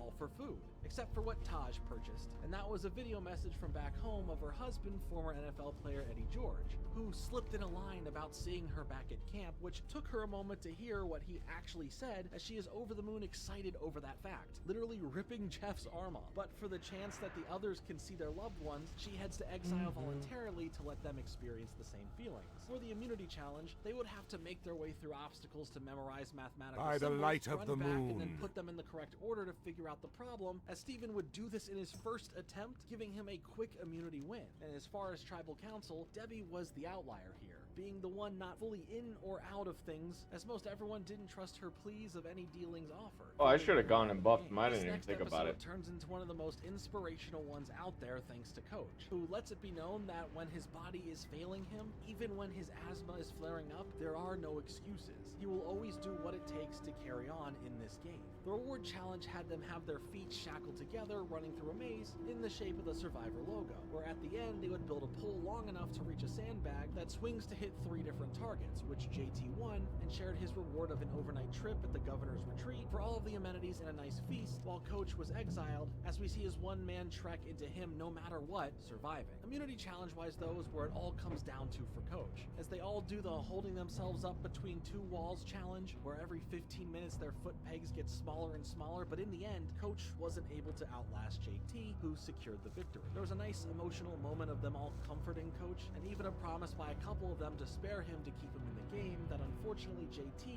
was the only person to actually honor that promise in Tribal Council, as Coach would be voted out of the game. We now make it to the finale of the season. The first immunity challenge of the episode was making their way through rope tunnels to retrieve bags with puzzle pieces in them to assemble a web-shaped piece. When all said and done, as JT would win here, giving him time to strategize with Steven over what would be smarter, taking out Aaron or getting Taj out before the final immunity challenge. deciding to go with Taj for elimination Oh my God, of Larry. Tribal Council, ending the run for this member of the R&B and Soul group SWV. For the final immunity challenge this season, they would have to drop a ball into a metal chute, having to catch it in either one of 2 exits and send it again as more balls were added until there were a total of 8. As you'd still have to catch all the balls regardless of how many or which way they'd come out, or face being eliminated from the game, all the while having one back. JT would also win here, taking Steve into the final 2 by eliminating Steve for the game.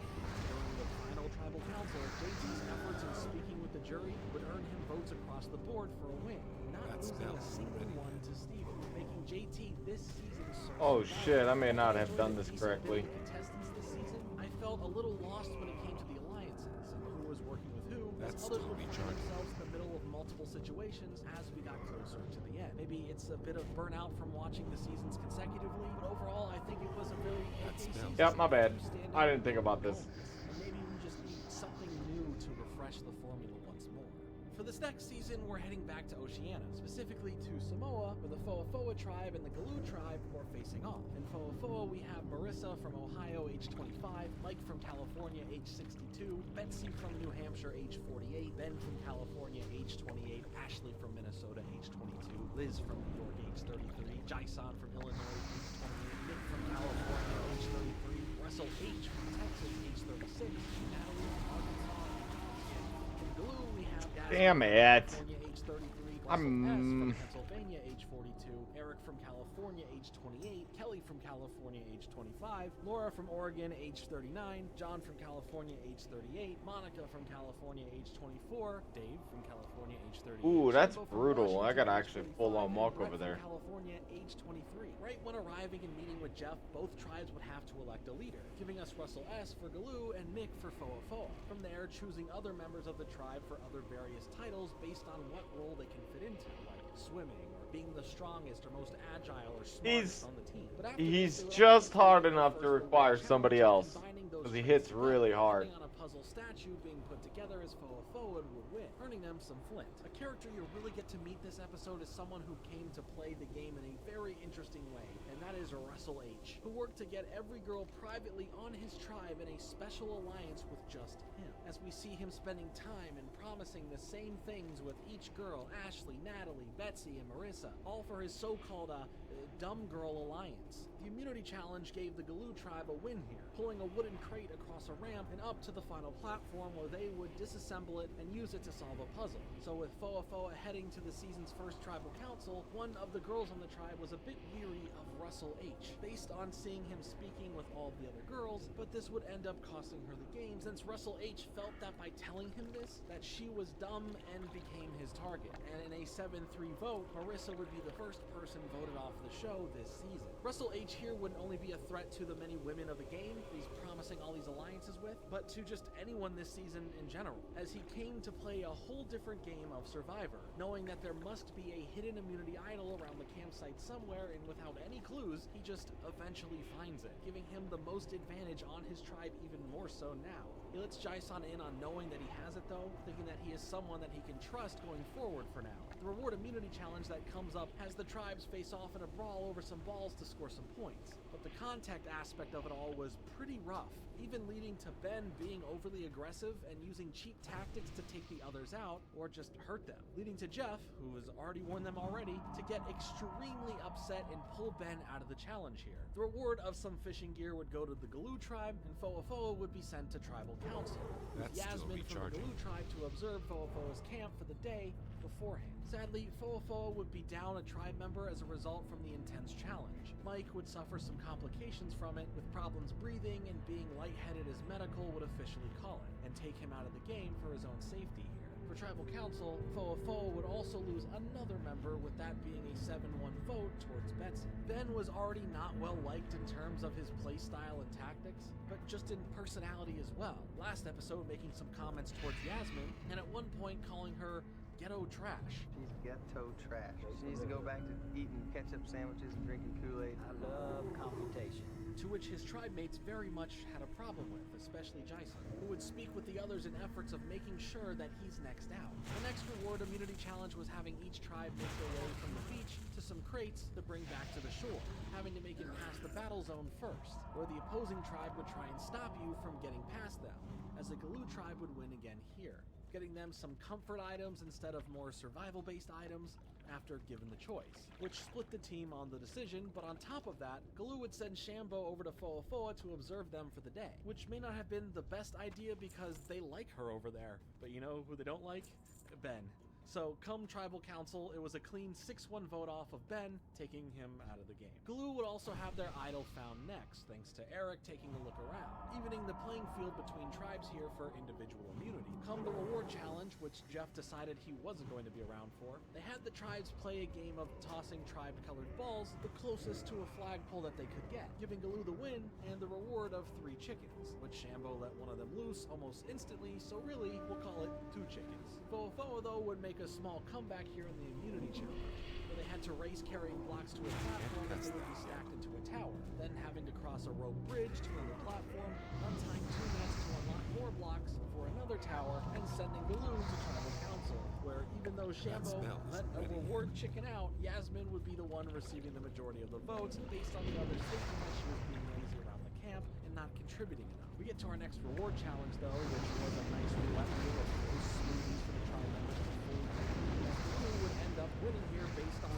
taunting Ashley, who was doing her best to muster through it all, but just couldn't. So Galoo took the reward of some meats and spices while he sent over Shambo once more to Foa, which hey, good for her, she likes it over there. Opting to clue the other tribe in on the dealings happening over at Galoo. Russell H's tension with the women on the tribe keeps getting somewhat confrontational, as Liz tried pressing Russell H over him potentially having the idol and being dishonest, but even from this more game-threatening moment, he wouldn't go after Liz for now. The immunity challenge next would be a strength test, having a man and woman from each tribe holding up a net by ropes, as the tribe members from the opposing teams tossing coconuts to weigh it down, as Foa just couldn't hold on to it any longer, sending them to Tribal Council. Based on how things played out earlier for the reward challenge, Ashley became the weakest link on the tribe and was voted out at 5-1. We start the next episode as normal, only being given the twist of a double Tribal Council being inevitable, and both teams would be saying goodbye to at least someone. But everything ended up changing once the reward challenge started. Russell S. would end up collapsing at one point concerning everyone immediately, as Jeff called off the game and had medical rush over. And in an emotional moment, as Russell S. became more coherent, he learns that he is being forced out of the game for his own health, despite him of course not wanting his time on the show to end like this. And because of it, Jeff explained to the others that Tribal Council wasn't going to send anyone home on either tribe for now, much to their relief, but still over a pretty sad They situation. can't join our group. With Russell S. gone from the tribe now, Shambo would end up taking the leadership spot, and after the reward challenge of an item matching game that also had a bonus of either keeping the matched survival items or taking the points, the Galoo tribe would win, getting them a sailing trip, a nice lunch, and any items from the game that weren't exchanged for forfeited points. They also would send Laura over to Foa, and she already doesn't like Shambo, giving her an easy opening to be used by Russell H. With the immunity challenge of retrieving and putting together some puzzle pieces, the Galoo tribe would win again, sending Foa to Tribal Council, where it was simply just time for Russell to have everyone push on Liz for the vote out, based on her argument with him a little bit back, taking her out of the show at a 4-1 vote. But happening earlier than you think was the merge, giving our new combined tribe here a lot more members to interact with, as Russell wasted no time in making new alliances with the Galoo members, showing off his idol and just doing the usual stuff that Russell's been doing the whole game, as we now lead into the immunity challenge, where it would be for double individual immunity, where the men would face off against each other and so would the women against each other in games of t-ball to see where the ball would stop to earn points, giving the win in immunity to both John and Laura. For whatever reason, Russell used his idol at Tribal Council when he wasn't even remotely the current target, which was Eric based on his aggression in the game, and for his attitude rubbing everyone the wrong way, and now being voted out in a 10-2 vote. Continuing from there, yeah, of course Russell was mad. You use your idol. You call all the girls dumb and you feel like you're running the place, but you wasted your safety, and you probably won't get another chance to do so. The next reward challenge had the top split between 5 as one caster would be sitting out of the game, as the the teams would move colored coconuts on poles to form a 4-digit number that a blindfolded team member would be using to open a lock. The purple team, which had Dave, Shambo, John, Monica, and Kelly, would win, getting them a trip to a waterfall rock slide and a nice lunch along with the clue to the re-hidden idol. So now, while they enjoyed their lunch and learned about the clues, they knew they needed to take Russell out here. And with no more hidden idol on him, he was a complete open tar. Gosh darn it. Yeah, he somehow just found another one. I'm not accusing no one of nothing, but is there a producer whispering in his ear? Because that's ridiculous. Either that or these idols are just not hidden that well. He also says he's not telling anyone about it this time, to which he immediately shows it to Shambo. But it was at least in good spirits after she told him that they were gunning for him next. At the next immunity challenge, there would be a series of tasks for them to get 2 bags getting pegs down using grappling hooks, with the first 3 to get their bags moving onto the final round. They would try to place the different shaped pegs into the board, which would release another piece, and they would do so until the board was full, leaving Laura the winner of immunity. At Tribal Council, though, it's pretty much a majority vote onto Russell, but there's still being 4 votes cast onto Kelly, who became the open target since Laura had immunity. But with everyone sure that Russell was going down, Jeff asked the question of anyone having a hidden idol, to which Russell stands up, much to the shock and sadness of many of the others, as he says he isn't finished playing just yet, saving him from the votes and forcing Kelly out as he played his idol. After such a wild shakeup, the next reward challenge would split the tribe again into 2 teams, as one member from each would be held up in the air by ropes from the other members who would maneuver them around to help them collect 15 flags.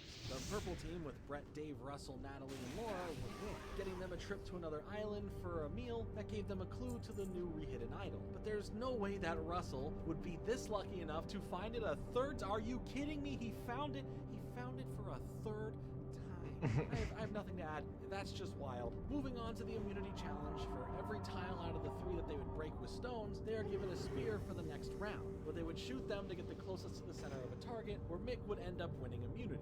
Right now, though, the numbers would be split 5 and 5 for who is siding with who in the votes. And that's what we see at Tribal Council here, as both Laura and Natalie are tied at 5-5 each. But beforehand, Russell tried making a deal with John to flip the vote onto Laura to guarantee the next vote out of someone who would be from Foa previously, and on the revote, we see John make the flip, resulting in Laura being voted out of the show. We enter the next episode with the auction, the usual fare of food items being bid on and won here. But Jason would go for the challenge advantage to help him later, as John would purchase a clue for the hidden idol, which means he spent money on literally nothing. The challenge advantage for Jason would come in handy for the immunity challenge here, where with one hand they would all be hanging onto a rope with a bunch of knots in it, and every 3 minutes they'd have to move to the next knot while switching hands, making the angle even harder to hold. The longest lasting holder would win, where Jason's advantage of 2 extra higher up knots made all the difference in outlasting the others, granting him the win for immunity. For this Tribal Council, though, Russell is too sketched out and worried about John to have him keep playing. Despite Shambo wanting them to go after Dave, the majority vote in favor of John, taking him out of the show. He would, however, end up later on marrying and had a kid with Parvati from previous seasons, and someone we shall see more of in a bit. But before, they would end up getting a divorce, and her getting a temporary restraining order against him on the grounds of his anger and his abuse towards her while he had been undergoing cancer treatment. Russell would speak with Shambo about not going for her choice of Dave, but on the lie of saying it was because John was leading a vote towards her. This episode would turn out to feature a double helping of the good stuff, with 2 immunity challenges and 2 immunity awards. First, with the immunity challenge of a bowling tournament, where by the end Jason would be given the victory and the first immunity, and now Russell keeps good on his word to Shambo and actually aligns with the Dave vote out here at a 7-1 split. The next immunity challenge was retrieving a bag and launching it up in the seesaw to a basketball team, with the first to 3 points winning, giving Brett immunity, which Russell sees him as a threat now, as the audience sees him as, wait, I can't do that. A major long-running joke in the Survivor fandom is that this character, Brett here, based on how much he wasn't shown throughout the season this far, to only really appear now, and, well, as you'll see, becoming this seemingly out-of-nowhere threat in the competition, with meme after meme referring to his addition this season as being digitally inserted with state-of-the-art CGI. Tribal Council, however, would see a 5-2 vote out of Monica. As we start to ramp up to the end for this season, the reward challenge of the first team of 3 to choose the right rope to release 100 coconuts would win. The yellow tribe of Jason, Russell, and Shambu would win, getting an overnight stay in a local village and a nice big meal. The whispering of separate alliances and promising of final member packs are beginning as we enter into the immunity challenge. We're running out to different stations and counting the amount of objects at each. Those numbers would be used to unlock the combination lock, with the first person to do so and then smash their tile giving the immunity win, as Brett would win this. The plan for this tribal council was to vote off Shambo based on feeling that she is better suited for the jury, hopefully having a good decision at the end of the game rather than being left in it, taking her out in a 5-1 split. But here we have entered the finale. Some decisions here are going to be tough, especially after the immunity challenge of racing to get puzzle pieces that eventually would be put together to show the season's logo of Survivor, as Brett would be winning again, leaving everyone else in quite the pickle for the vote.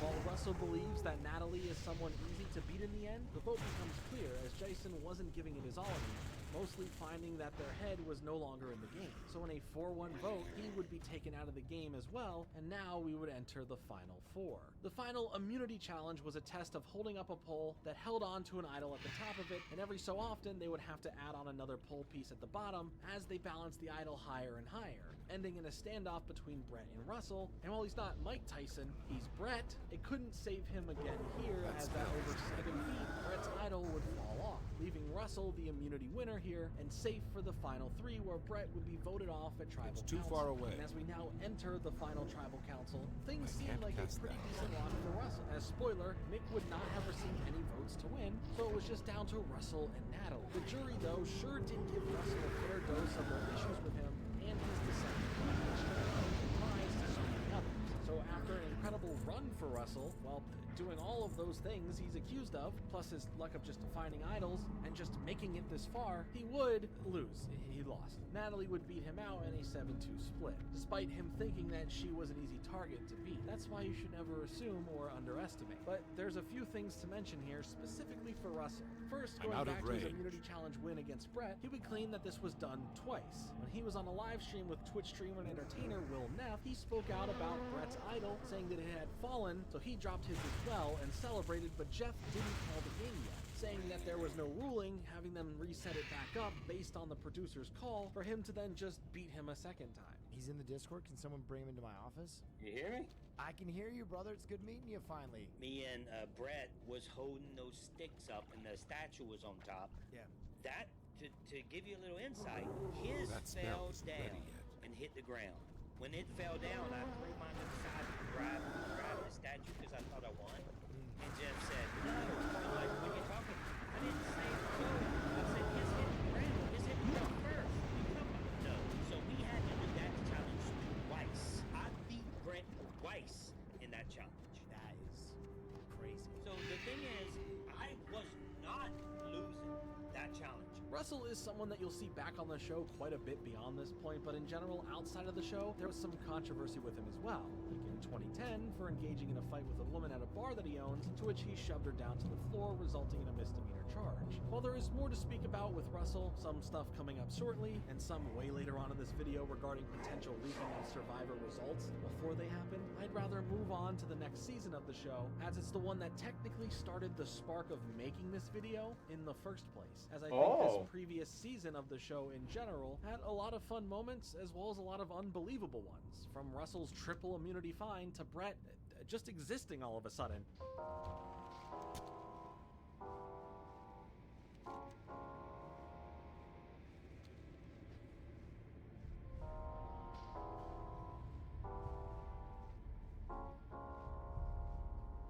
Shot soon after wrapping on Survivor Samoa, the next season takes place in the same location, but with the returning castaways split into 2 teams, heroes and villains. In the heroes tribe, we have Sugar, Stephanie, Suri, Tom, James, JT, Amanda, Candace, Rupert, and Colby. In the villains tribe, we have Randy, Tyson, Rob, Coach, Courtney, Danielle, Jerry, Russell, Carly, and Sandra. Just a plethora of returning castaways that now get to go against each other in this social experiment of a group of villains all on one tribe and a group of heroes all on the other. And it sounds like a brilliant idea in theory, right? So this season is kind of special for me. Aside from why it's an entertaining season, it's a season that got me on the kick of wanting to watch some Survivor at all, which eventually led to the making of this video. So I was watching a Pay Money Wubby stream one night, and in fact I think it was just over a year ago when that stream happened, as he took his stream on an adventure of what the first episode of Survivor Season 20 is all about. So in a way, you can thank Wubby for this idea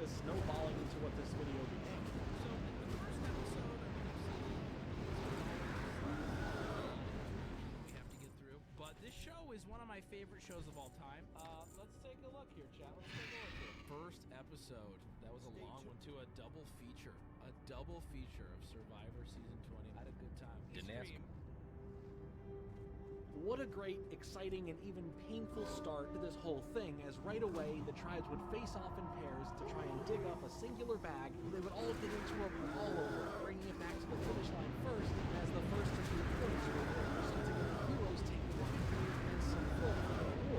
There were some injuries that took place here from the challenge, such as Rupert getting his toe broken and Stephanie getting her shoulder dislocated. But they both stayed in the game for now, despite the injuries. Russell, who we know well from last season, was here playing again for the villain side and not really doing anything much different, jumping right into trying to form alliances with the women from the jump. But since these are all villains over on this tribe, who can you really ever trust at the end of the day? Rob would have a good push forward with the others, being able to help get the tribe set up with shelters being built and fire getting started. On the Heroes tribe of things, alliances and units were starting to form like they would naturally as they would set up their camp and begin to attack, or as much dynamite as they could, as Sugar was keeping them up and already getting on the other tribe mates' nerves. Come the immunity challenge, where 6 members from each tribe would assemble a boat together, paddle out to get a lit torch and bring it back, disassemble the planks off the boat, and reassemble them with the rest of the tribe, solving These guys are as the boat pieces pretty would low. turn into a Yeah. ladder to reach the top. I think they're supposed to spawn heavy. Then be placed in a designated slot, as the whole tribe would have to get to the top of the platform to use their lit torch to light a barrel on top. The villains would be the one taking the major immunity win here. For Tribal Council, the combined effects of her coming off as annoying to the others and her holding the team back from a huge lead and ending in a loss thanks to her not figuring out the puzzle all that well, Sugar would then be the first person voted off this season. Our next episode starts with another medical scare as Rob was found passed out, but Medical was able to help him recover so he could stay in the game. And this showed how much the other villain members cared by how supportive they were of Rob, except for Russell, who was more so jealous about how the others felt about him. For the reward immunity challenge this episode, the tribes would retrieve 6 large crates that together in the right order would spell out the tribe's name, as they would have to move them and stack them in the correct order to also form a staircase for them all to get on top of, where the villains won, earning them a tarp and immunity, as the heroes would be the ones at Tribal Council, where Stephanie would be the weak link here due to how she played in the challenge and specifically getting called out by James for how she's played on previous seasons, giving us a more sour than fun debate for Tribal Council when Stephanie gets voted out, mentioning on her way out that cursing and yelling at tribe mates may not be the smartest play in the future, as James Blessings upon her you. mouth shut. Keep your mouth shut. Come on. Yeah, for a group of heroes, and they sure aren't acting like it. But the villains are gonna be the villains, as at their camp, Rob warns Russell to calm down on making his side alliances so obvious, and you know how Russell Good responds. fortune. Very maturely. I'm kidding, the dude's unhinged sometimes. He ends up hiding the tribe's machete from them. I'm the daddy around here. I gotta listen to this fool, like he's a Good hero. health, No long one knows who life. messing with around here. It's Russell Hance. King Restock can get rid of the machete. The tribe's gonna You go wish to crazy. buy Can't find the machete. three? Can't open the coconuts. Can't start fire, and that's a good thing. The reward immunity challenge here was one-on-one bouts on a platform, as the opponents from each tribe would then try to push each other into the mud pit around them to win a point, with the heroes taking the victory here because of their brute strength being greater. And the pent-up aggression from James gets the better of him when he easily takes Remain out Randy, vigilant. finishing him off in the mud pit with an extra blow from the bag that they would use to push the opponent out. Randy ain't having the best time this episode, as come Tribal Council, it was a complete sweep, a 9-1 vote in favor of Randy being voted out, as he would now now be eliminated from the game. Now, just a regular reward challenge came up, and on a slippery surface, the tribes would grab a ball with a color and a number on it hanging above them as they have to toss it and make it into a basket to score a point, where the villains would score 4 points faster, getting them a reward of selecting items in a Sears catalog, choosing to get some camp supplies and a toolkit, where later the villains would find a clue regarding Warm wishes. the idol to be found. Be kind to those less fortunate. Be kind to those less Of fortunate. course, Russell does his thing and tries to go and find it, getting caught by Sandra as she reports that to the others, making Russell the prime Yeah, that's a target. nice neck Heroes piece. would have a clue At on least as critical. well. What They is my set out critical? looking for it where Pretty Tom high was actually. What is it in looking Boomkin first, for? but eyes on the 16.90. as Amanda would But I notice don't and really find utilize the it because idol I and use a let lot of the my. others know But it. actually, This that's not next true. immunity Hurricane. challenge would have a member strapped in a spherical cage. Die as on they this guide account. blindfolded tribe Do not members lose to make their way faith. with Favor the cage road first traveled and by then help few. them navigate a ball through a table maze. And with the villains getting the Be win, kind it was a to struggle those of how less the heroes fortunate. would play out their next Be tribal kind council. to those Both less Suri and Tom fortunate. were Copy going guy. after each other for where their votes would lie, but in What the I need end, to do, though- aside from Rupert and James voting for Colby and not as a group with the others, it left us with a deadlock of 3 and 3 with votes against Suri and Tom. But rather than do Open a your revote or heart have to a the light. tiebreaker, Tom played his immunity idol, saving him for now Be and kind. taking out Suri. Is it? from the Is this game. faster than me just So guess flying? what? If you thought Russell's idol luck wore out, you'd be wrong, as he ends up being the one to find it. I'm not even surprised in the slightest, honestly. But moving on to the reward challenge, where in an arena, 3 members of each tribe would now be battling for control over 3 balls, needing to pass it to 3 different tribe mates who are standing on a platform as they have to toss them into the opponent's baskets, with the villains winning and earning a swimming trip and a feast of a whole bunch of sweets, while James on the heroes tribe has a knee injury take place that causes him to go and be thoroughly checked out by medical, as the rest of the tribe has to sit and worry about if he is coming back or not, because he's such a powerhouse player. But it's okay, he would come back. The villains, however, come back for another victory in the immunity challenge, where one person on each team would give orders to the blindfolded members, who were collecting puzzle pieces and assembling them, giving us the heroes at tribal council, and Tom, no longer with the immunity protection, was voted out. The next episode would have a lot going on. From the jump, Jeff fills in the tribes in on the plans of having both tribes facing tribal council, and on top of that, members from both tribes would have a shot at individual immunity. So for this reward immunity super challenge, the castaways would be connected to a rope that is threaded through some obstacles as they have to make their way navigating through them, with the first hero and first villain to reach the end earning personal almost got me. immunity for themselves. Continuing on to the next round of the competition, through a more difficult course, Candace and Rob would end up being the 2 winners for immunity from that battle, would win the reward of a hot dog feast for the tribe, and that they get to enjoy it while watching the heroes at tribal council. Speaking of tribal council, the villains get to go first, and things get pretty devious, as beforehand, Parvati is the clear target being set up for the vote out, as Russell makes it seems like he is turning on her for the vote out, convincing Tyson to vote for her, and he just thinks he's making an in with Russell and needs to do it for safety later.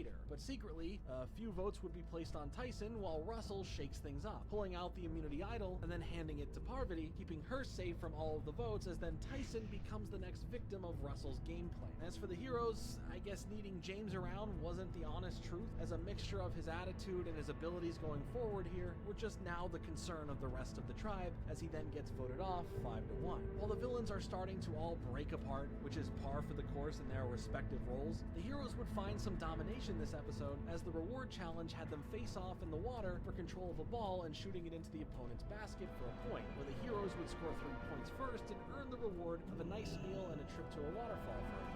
Immunity challenge, featuring the rope nets where they all scramble to get bags of puzzle pieces to then assemble, would end up going to the heroes as well, leaving the villains to head to tribal council, as the power Rob had was seemingly gone. Coach didn't want to get in the way of voting for either of the main prospects, throwing away his vote on Courtney, while this left Rob with more votes on him than Russell, taking him out of the game, and he sure wasn't shy on showing his annoyance.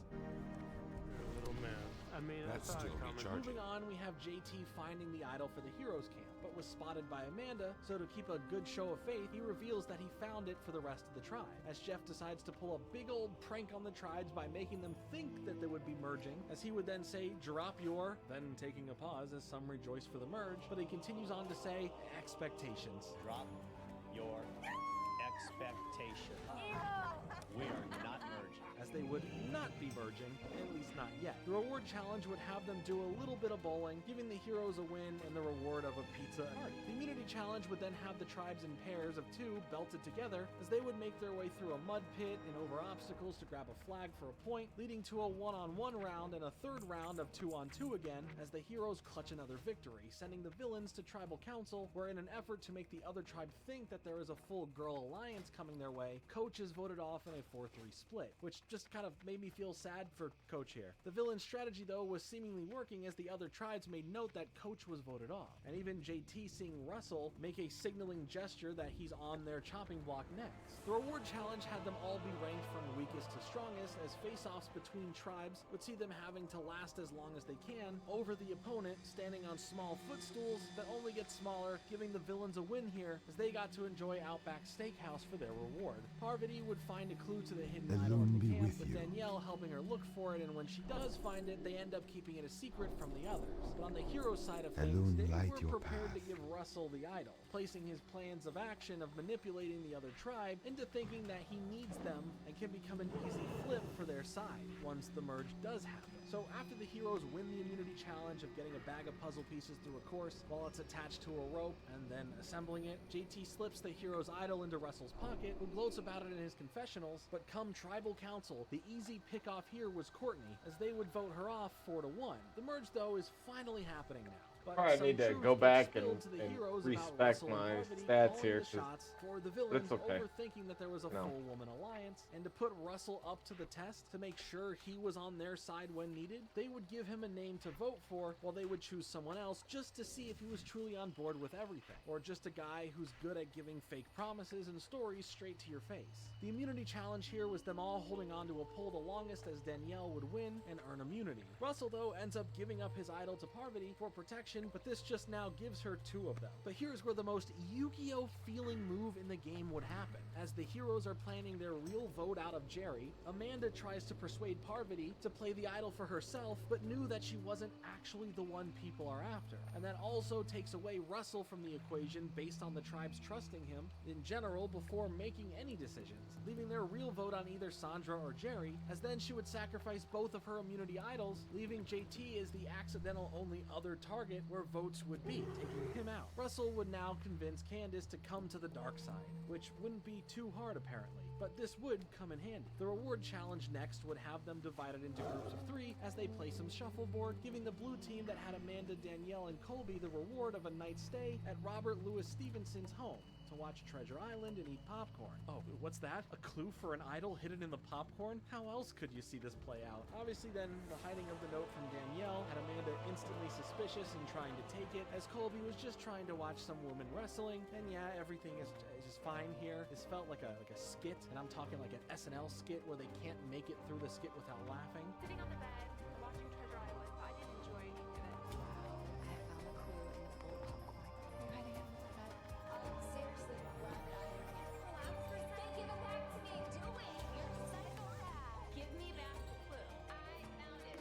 You're psychotic. I didn't even see what happened. I was watching Treasure Island. Ended up giving the clue back to Danielle, like an idiot, and I was just like, oh my god. But when they come back from that and share with the tribe the idol clue, none other than Russell himself is the one to find it, and only tell Candace about it for now, promising to take her to the end of the game, but Russell was told by Candace that they are going after him for the vote, making him confirm her for the villain alliance, voting out Amanda, as she would alert the others that Russell now knows that they're after him, making them switch let me their go to the votes auction apart. house The next first. immunity challenge was using 150 tiles to build the tallest house of cards that you can, this house of tiles, giving Jerry immunity here. Well then at tribal council, Russell uses his idol out of protection, but again, never needed it, as the others did vote for Parvati. It's just that there were way more votes on Amanda, sending her packing from the game. Rupert and Russell really wouldn't be seeing eye to eye about the right and wrong ways to play this game, giving Russell the tunnel vision of going after Rupert next. So at the first immunity challenge of the episode, where the tribe mates would have their hands shackled to a tower bucket filled with water, forcing them to have their hand held over their head while doing so for the longest amount of time possible. But Parvati would take the win here, with the others never really playing all that hard, taking rewards from Jeff instead, who was bribing them. Rupert knew that Russell would be on his case now,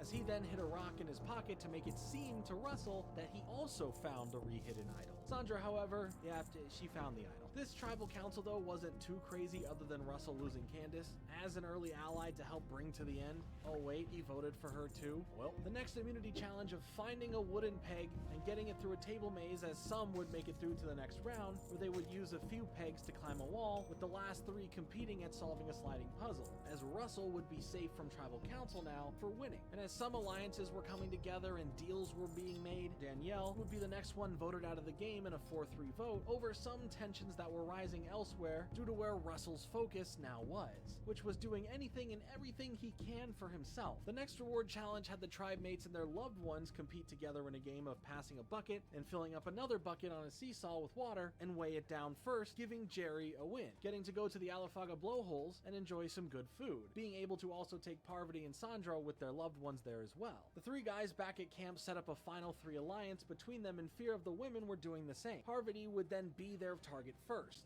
but at the immunity challenge, where they would hold up poles with their hands for the longest amount of time, Parvati would end up winning. So that means the guys have to think of something else for now. The only problem was that along with all 3 women, Russell showed his villain side, and having his vote go to Rupert regardless if Sandra used the immunity idol. The votes were on Rupert anyway, which it's so wild to see one of the biggest and most recent villains take out one of the most loved fan favorite heroes from the game. And when Rupert stares into the soul of Russell on the way out, you can feel the disgust, the betrayal just felt in that moment. And since I didn't mention this earlier, when we talked about Rupert winning that $1 million from America's Tribal Council, he actually donated a large percentage of it to establish his own organization that would help at-risk teens called Rupert's Kids. We have now made it to the finale of this really fun season, leaving us with 1 hero against the odds with 4 remaining villains. For the first immunity challenge here, they all would have to balance ceramic dishes and every so often have to add on to the stack. And whoever lasts the longest without their dishes falling over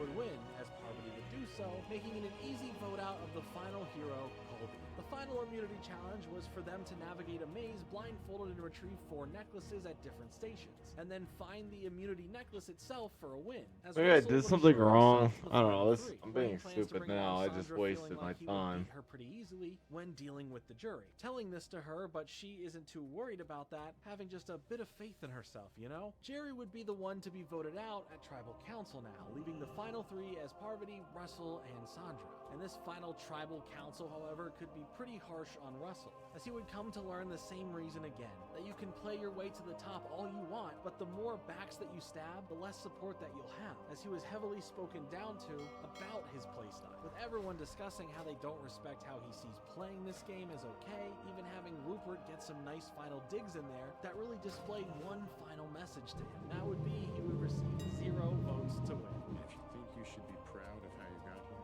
you're sadly mistaken. I had been swayed by what I consider a disgusting human being. Parvati, you, as well as Sandra, deserve the vote. Thank you. Ending with Sandra winning this season of Survivor and being the first person to win Survivor 2 times in the show. So that's pretty incredible for someone who Russell thought was a easy target. This was a really fun season overall, from the way it started to the brutality of some of the challenges or the series of alliances that ran through it all. The Rupert-Russell build-up and breakdown was such a true moment of betrayal and what it felt like, seeing why the villain role was made in the first place, as Russell would be the pure definition of it in the game. Seeing all these mixed and mashed castaways from all these other multiple seasons was just a treat of a season to behold, and a lot of these Survivor stories will continue on forward in future seasons, just like we're going to do right now. In the 21st season of Survivor, the contestants are divided into 2 tribes by their age here, old versus young. In the Espada, old tribe, we have Wendy from Montana, age 48, Jimmy J from Florida, age 66, Jimmy T from Massachusetts, age 47, Tyrone from California, age 42, Eve from Missouri, age 41, Jill from Pennsylvania, age 43, Marty from California, age 48, Jane from North Carolina, age 56, Dan from New York, age 63, and Holly from South Dakota, age 44. In the LaFleur, or younger tribe, we have Shannon from Louisiana, age 30, Kelly B from North Carolina, age 26, Alina from California, age 23, Brenda from Florida, age 27, Nyanko from California, age 27, Kelly S from Arizona, age 20, Benry from California, age 23, Sash from New York, age 30, Chase from North Carolina, age 24, and Fabio from California, age 21. When getting to the location to start the game, Jeff would make an announcement of a new thing, the Medallion of Power. And since he didn't bother to explain it yet at this point, I won't either. All we know now is that it's hidden somewhere on the beach and that whoever finds it wins possession of it for their tribe. Of course, this scatters everyone to look for it. Brenda would be the person who ends up finding it, winning the medallion for the younger tribe, where they would be able to trade in the medallion to the other tribe for an early advantage of having flint and fishing. I'm in the mood to shop. Probably really stupid. I level like crazy. I don't care. So they were well on their way of getting things started as the younger tribe would begin to bond and get to know each other, with Kelly B showing the rest Jesus, of the tribe it's an everything helmet. which had a mixed reaction, as some felt this would be bad for their team, or they were thinking that she would just be getting sympathy votes to carry her through the show.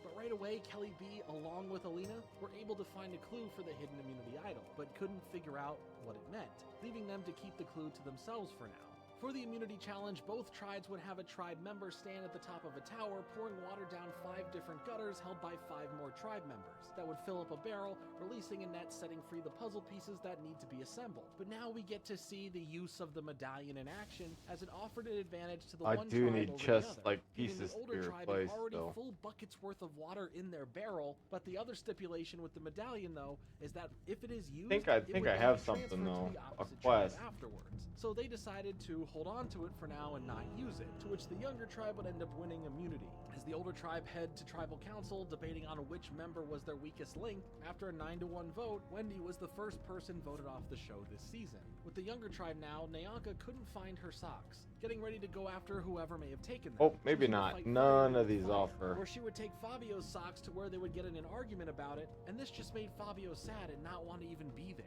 Speaking of footwear though, over on the older tribe, Dan's expensive leather shoes were gone.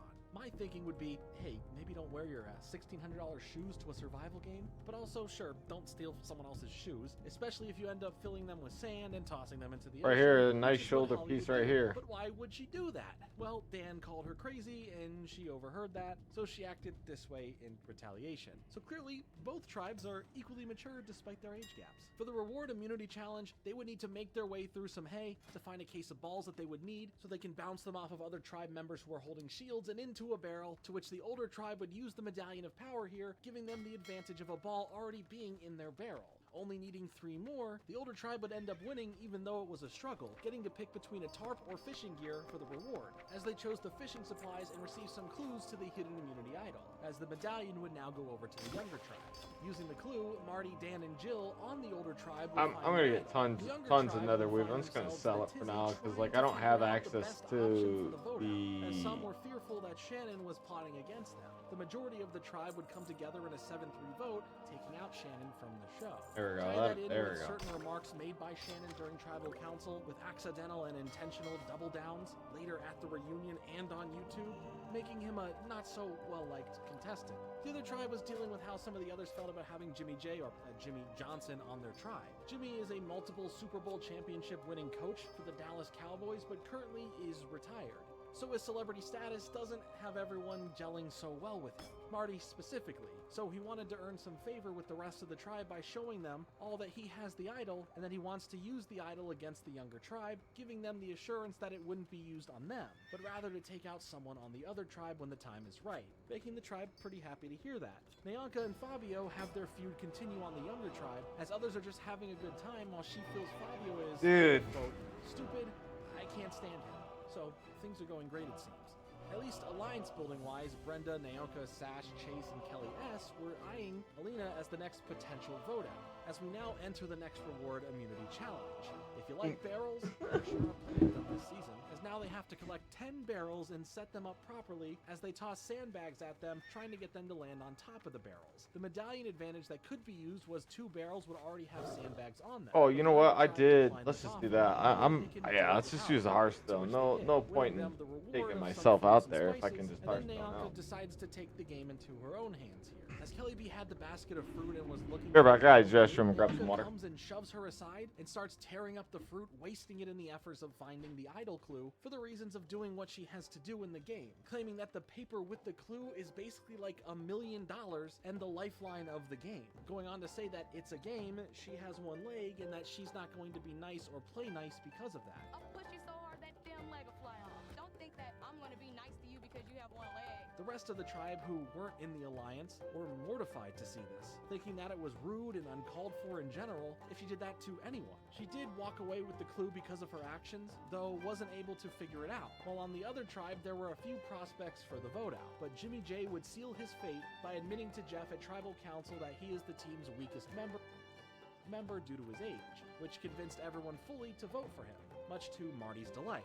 But as we get into the next episode, Nyanka and Brenda would eventually find the hidden idol, and Nyanka would be the one to hold on to it, going on to see Alina and Kelly, where she would rub it in their face and how good she was doing in the game and letting them know that she doesn't like them or trust them. Whether this was the truth or just trying to get in their mind, her attitude was surely getting to them. The other tribe is having some problems of their own still, and it looks like Marty has some smoke with the other Jimmy left on the tribe, after Marty is trying to set a one-voice system of leadership for the group during challenges, thinking that Tyrone is the best option for this, and while everyone is in agreement, Jimmy T definitely isn't, and all he wants to do is tell him to shut up. Jimmy would instantly clash with Tyrone's decisions now, making Jimmy the outcast in the tribe currently. One person would call out to guide the blindfolded members to find items scattered around, and then guide 2 more people to find some keys to open a chest and get everything back to the starting line. The medallion advantage would offer 2 of the 10 items they need to collect already back at the Oh no, my Titan Flask expired. to use the power, and it resulted in them winning, getting to choose some of the items collected as a reward and giving the medallion back over to the older tribe.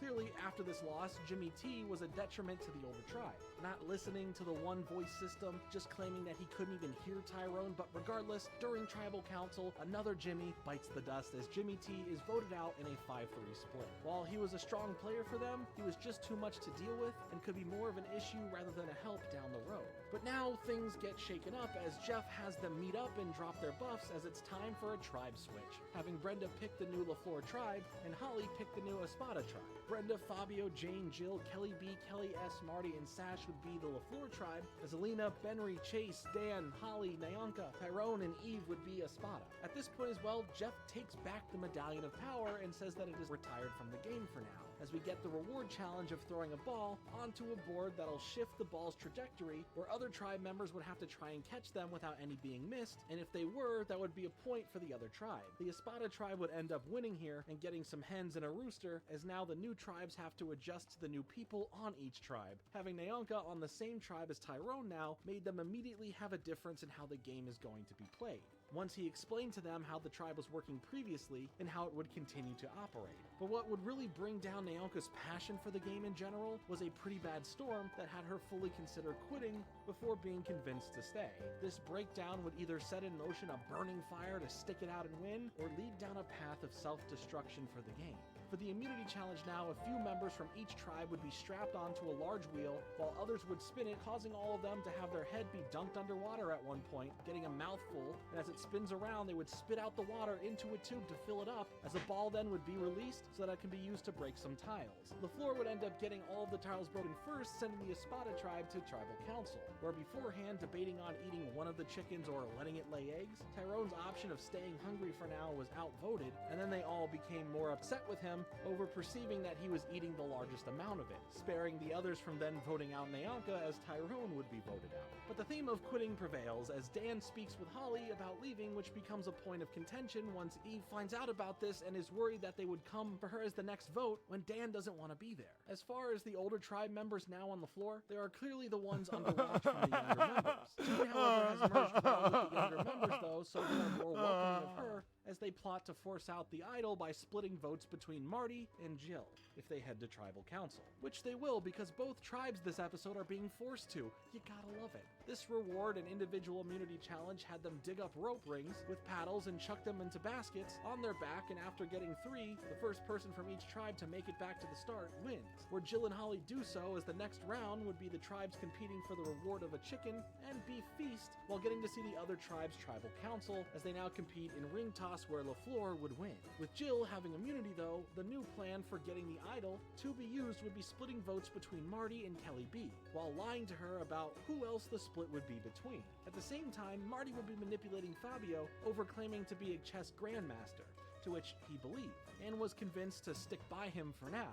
Come tribal council for LaFleur, while Brenda received Marty and Jill's vote, everyone else split their votes between Kelly and Marty, as he didn't end up playing as idol. So for the revote, Sash and Jill changed their vote to Kelly B. We'll get to it here real soon. I just needed a small break, get some food and stuff. For Spada's tribal council, Eve just became the agreed upon easy target for now, taking her out of the show in a 6-1 vote. For the next reward challenge, where a member from each tribe stands on a platform in the water, acting as a defender while members from the other tribe try to get a ball thrown in past them and into the net, the Espada tribe would take the win here and get the reward of some horseback riding on a ranch with a nice meal added on. After this, they would come back for another win in the immunity challenge, where 2 members roll cannonballs down a chute from a tower while the other tribe members move and aim the chute to hit the other tribe's tiles. Now for the LaFleur tribe, it was a matter of deciding if they would try the same plan again to flush out the idol or go a different route. Sash, however, would work out a plan with Marty to keep him safe for now. If he would part ways with the idol, and promises that if they lose the next immunity challenge, that he would get it back so he could feel safe then too. So he did just that, and the promise was kept for tribal council, where in a 3-2-2 split, Jill would be the one voted out. After that, the next episode would see the merge finally happen, much to Marty's excitement of at least making it to this point. And Naoko was happy about this as well, getting to build back her alliance with Brenda. However, her happiness didn't last long, as when she was making tortillas for everyone, Fabio gets his revenge by taking a big bite out of the biggest one, causing her to retaliate by taking the flour for the whole tribe and burying it in the jungle, continuing on to eat an apple that she stole when everyone else was away from camp. She then had a moment with Alina, who felt like a target invented to Naonka, where Naonka gave her some of the stolen fruit and pumped her up to win the immunity. Holly notices that the flour is completely gone, causing accusations to be fired out at Naonka, with Fabio asking her about it.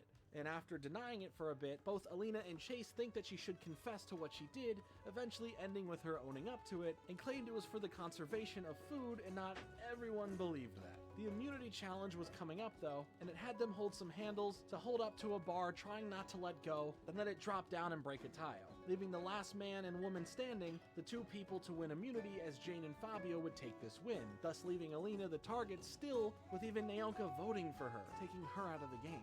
The next reward challenge had the tribe split into 2 teams, facing off against each other, making their way through an obstacle course, collecting a few keys to unlock the tribe flag, where the blue team of Benry, Fabio, Sash, Dan, and Marty would win, getting the reward of a tour of the jungle, some food, and a fun time ziplining. Chase, who was the odd number out for the challenge, placed his bet on the wrong team to win, meaning he did not get to go and enjoy the reward either. The immunity challenge would have them see a series of symbols from Jeff that they would have to memorize and show them back in the exact order, with Brenda taking the immunity win. Marty had spent this episode trying to set up a plan that would deceive the others into thinking votes are going to people who they actually aren't going to, but thanks to sloppy execution, this gave others the chance to go after him. So at tribal council, Naoko would go off on Marty and Fabio, flipping him off in the end as the votes were cast, leaving a 7-4 split in favor of Marty being voted off. The next plot for voting someone out was for Brenda, where Holly would get Benry, Jane, and Naonka on her efforts of doing so. For the reward challenge, splitting into 2 teams again, they would have 4 barrels, 2 planks, and 10 feet of rope, and needed to utilize that to make it across the beach without stepping on the sand. The blue team, with Chase, Kelly, Naonka, Fabio, and Jane, would win and get to go to a volcano and volcano surf, as well as enjoy some pizza. The losing team unfortunately returned to their chests at camp, being completely burnt down after they had moved them earlier to keep them safe from a storm, but sat them right near the fire, as this would take away some important survival supplies and nearly all of their food, so that's not good. But now for the immunity challenge, they would hang back from a platform over the water, holding themselves up with a rope as they slowly make their way further down, increasing the angle until Jane ends up outlasting everyone else and winning immunity. For tribal council, after much contemplation, majority of the castaways would cast their vote for Brenda, ending her run on the show. Naonka was starting to feel a bit run down, wondering if it was time to call it alongside Kelly, who felt the same way. Naonka would give her idol to Chase in the meantime, but for now, the reward challenge came up and split the teams once more, having to move an 8-foot dummy recreating the larger human setup from Gulliver's Travels, bringing the dummy through a series of obstacles, and yes, this would be a legit tie-in though, as around this time, Each the new day Gulliver's is a blessing. Travel movie, starring Jack Black, was coming Light out, be with and you. the reward would be For the seeing the Alliance. film early and eating theater snacks. The blue team won, which had Benry, Holly, Naonka, and Chase, but Holly chose not to go, instead getting some rice for the tribe as well as a tarp. But Dan would end up going thanks to guessing which team would win. And in a shocking moment, Naoka would announce that she wants to quit the game, catching Jeff off guard. Kelly stepped up alongside Naoka in stepping out of the game, leaving us with no immunity challenge or no real tribal council, just two quitting the game. With 2 alliances of 3 people each, Sash became the odd one out between them. So to give him the advantage to stick around and be seen as a swing vote and not someone easy to vote out, he said he would use his idol. Chase would promise him a path to the end of the game and would take him along for the next reward. For the reward challenge, it would be the combined efforts of previous challenges, as Chase would end up winning, getting a trip to a resort, a nice meal, a shower, a place to sleep, and sharing this with Holly, and not Sash, instead taking Jane. Chase would later realize his mistake in promising Sash to come, and then not doing so, and to fix this, him and Holly would say they would take him to the final 3, and that him not coming was to see if he was trustworthy in staying loyal. Because of this, Sash would let them know that Benry was lying about where his vote would lie. For the immunity challenge, they would all be attached to a hitching rail, going around it to unspool the rope and try to receive a bag, and in the final round they would have to use the coins within that bag as puzzle pieces for a chest puzzle, with Sash pulling through in the end. For Tribal Council, based on the information we know earlier about Benry, he became the target as they voted him out of the game. Moving right away into the next reward challenge, and it's the Loved Ones challenge, where the players would have to run up a ramp and into a pool to grab 2 bags of letter puzzles, as their loved ones would solve the puzzle, which would spell out family comes first. The winner would get time with their loved one on a sailboat with some nice food, as Chase would end up winning, bringing along Holly and Sash, along with their loved ones for the reward. For the immunity challenge, the castaways would then be connected to a rope, as well as blindfolded, as they would feel a set of symbols, having to memorize it and then replicate it at the same time as holy shit, look at my critical rating, it's a 14. 19. For the safety and my gosh. But Sash and Chase would play their immunity idols, but the majority of the votes landed on Jane, taking her out of the game. But now it's the season finale, and we start off with an immunity challenge where they run to different stations trying to get the answers right to questions regarding the history of the area, earning puzzle pieces to finish putting together a Survivor logo for the season, as Fabio would end up winning immunity. Dan would try to convince the others to vote for Holly as his final efforts, feeling like he was an easy vote out, and he'd be correct, as the other 4 would vote him out, leaving us with Chase, Fabio, Holly, and Sash for the final 4. Dan, however, would sadly pass away in September of 2022 from supranuclear palsy. For the last immunity challenge, it would be a game of balancing, where in one hand they would balance a sword on top of a shield, while their other hand adds coins onto the handle of the sword, not letting any of them drop off. Fabio would win again, securing his final 3 spot, but putting him in a bind for who to bring to the end, ultimately choosing Holly as the odd one out to be voted off, as she posed the biggest threat to him when it comes to the jury. For the final Tribal Council, the 3 of them enjoyed their morning, burning down what's left of the camp and facing the jury. Fabio has a strong case for himself based on how he played the game for the most part, but in general was always truthful with his alliances and promises, not backstabbing anyone, and Sash for sure had some apologies and regrets for his breaking of alliances, while Chase, well, he didn't get to have the best case and faced the most wrath from the jury more than anyone. But in a 5-4 split, Fabio would end up the winner of this season, and overall, I think this season was just okay. It's definitely hard to follow up the previous season, but I really think it boils down to some of the more mean-spirited gameplay, where sometimes it's fun and in the spirit of the game with no true hard feelings, but some stuff here ended up feeling so petty and for issues that weren't even really that interesting. I felt that there was just a lot of contestants that wanted to quit at one point or another, and it just didn't make it too exciting to really find someone to root for. But in a bit of a positive note, Holly apologized to Dan at the reunion for ruining his expensive shoes by giving him some new ostrich boots, and that's a nice way to wrap up a more lackluster, mean-spirited season. Taking place in the same location, our next season follows none of the previous rules of Survivor, though we do still have 2 initial tribes, the Ometepe and the Zapatera. In Ometepe, we have Francesca from Washington, D.C., age 36, Christina from California, age 45, Grant from California, age 29, Matt from Tennessee, age 21, Andrea from Wisconsin, age 21, Ashley from Maine, age 25, Natalie from California, age 19, Philip from California, age 52, and Rob from California, age 34. From Zapatero, we have Russell from Texas, age 37, Krista from South Carolina, age 25, Stephanie from California, age 25, Zarita from California, age 35, David from California, age 31, Julie from California, oh, how age 50, fortuitous. Steve from California, age 51, Ralph from Virginia, age 44, and Mike from California, age 30. The biggest surprise to the all-new players entering their first bouts in the game of Survivor is that 2 returning legacy members will be joining them in the game as well. One being Rob, aka Boston Rob, as well as his mortal survivor enemy, Russell. Yes, that Russell. Newcomer Stephanie immediately knew Russell's tactics in the game, so it's either she works her way to being in the end game with him, or she feels that there's no way around it and would be out at some point way before then. Francesca would claim that they are both troublemakers and that they are already sizing them up, which, yeah, I feel like that's the part of the game.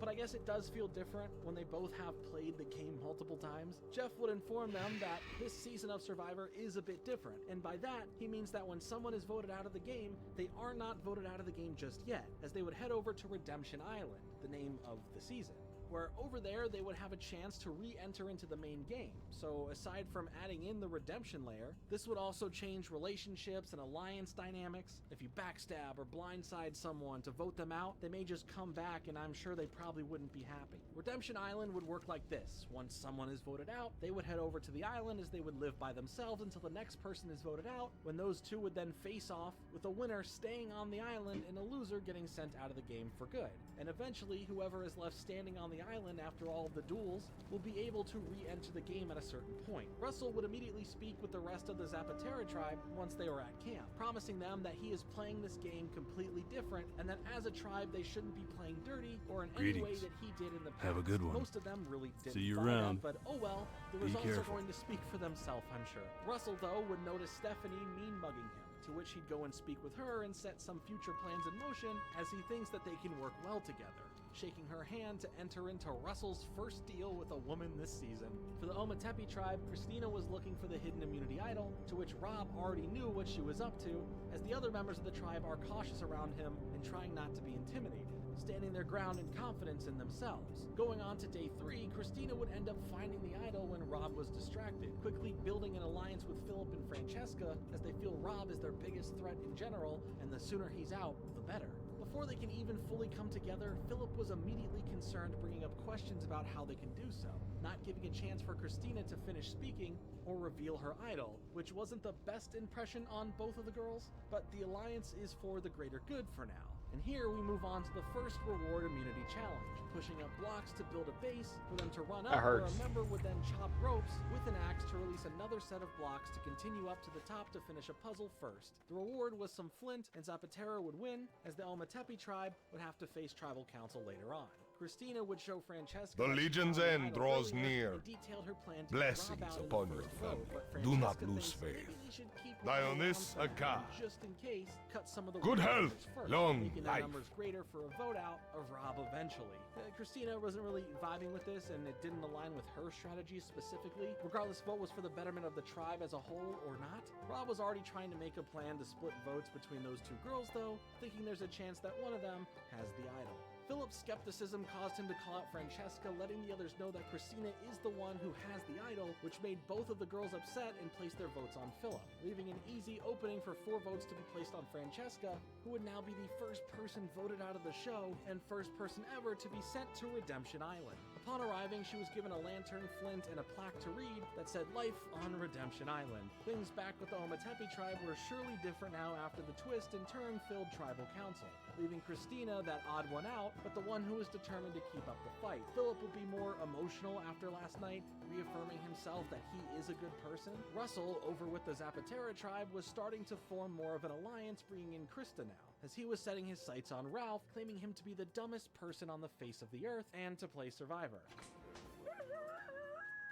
Poor old Ralph. He might be just the dumbest person on the face of the earth. But how stupid can he be when he just somehow ends up finding the immunity idol? And Russell, the literal king of that, didn't. The reward immunity challenge would have the tribe's one member at a time swim to a platform, climb up it, break a tile, grab a key as they would end up with 5, where a member would use them to open up a box to get a ball, where the last members would break 5 more tiles with it, giving Zapatera another win and some fishing gear for a reward, now leaving Ometepe in a bad position. Matt tried to be a good sport about it and shake the winning tribe's hand, which made Rob mad, questioning why you'd ever want to do that after just getting beat in a challenge, especially how bad they're losing. For the winners though, Russell ends up luckily getting the clue for the hidden idol in secret. clearly not knowing that Ralph already had it. Ralph, however, was going to be Russell's rival on the tribe. Seeing him hide the clue and would tell Mike about this, making him think that Russell is just as shady as they thought. Rob was also trying to set up others to vote out Matt for their tribal council, while Christina still felt threatened and used her idol to keep herself safe. Regardless of that not mattering, Rob was so furious with Matt and how nice and clean he's acting while playing, which led him to being voted out to Redemption Island next. Matt would show up and now would have to face off against Francesca to see who stays and who goes. Drawing marbles, each tribe would send 2 representatives to watch the duel take place as Francesca and Matt would make a pull out of sticks and rope to retrieve some keys to unlock a set of locks, as Matt, while struggling at first, would end up beating Francesca, which would send her out of the game for good and keep Matt on Redemption Island until the next battle would happen. Back with Russell and his alliance, they decided to just make it seem like they have the idol since they can't find it. The other players on the tribe think that Russell is the go-to play to target, and maybe we can see how that plays out shortly as we enter the reward immunity challenge of being strapped to a wheel, getting dunked into water and spitting out water to fill a tube up to drop a ball, and turning it into a game of puzzles where the Ometepe tribe would catch a win, getting a tarp, bedding, chairs, and a lantern.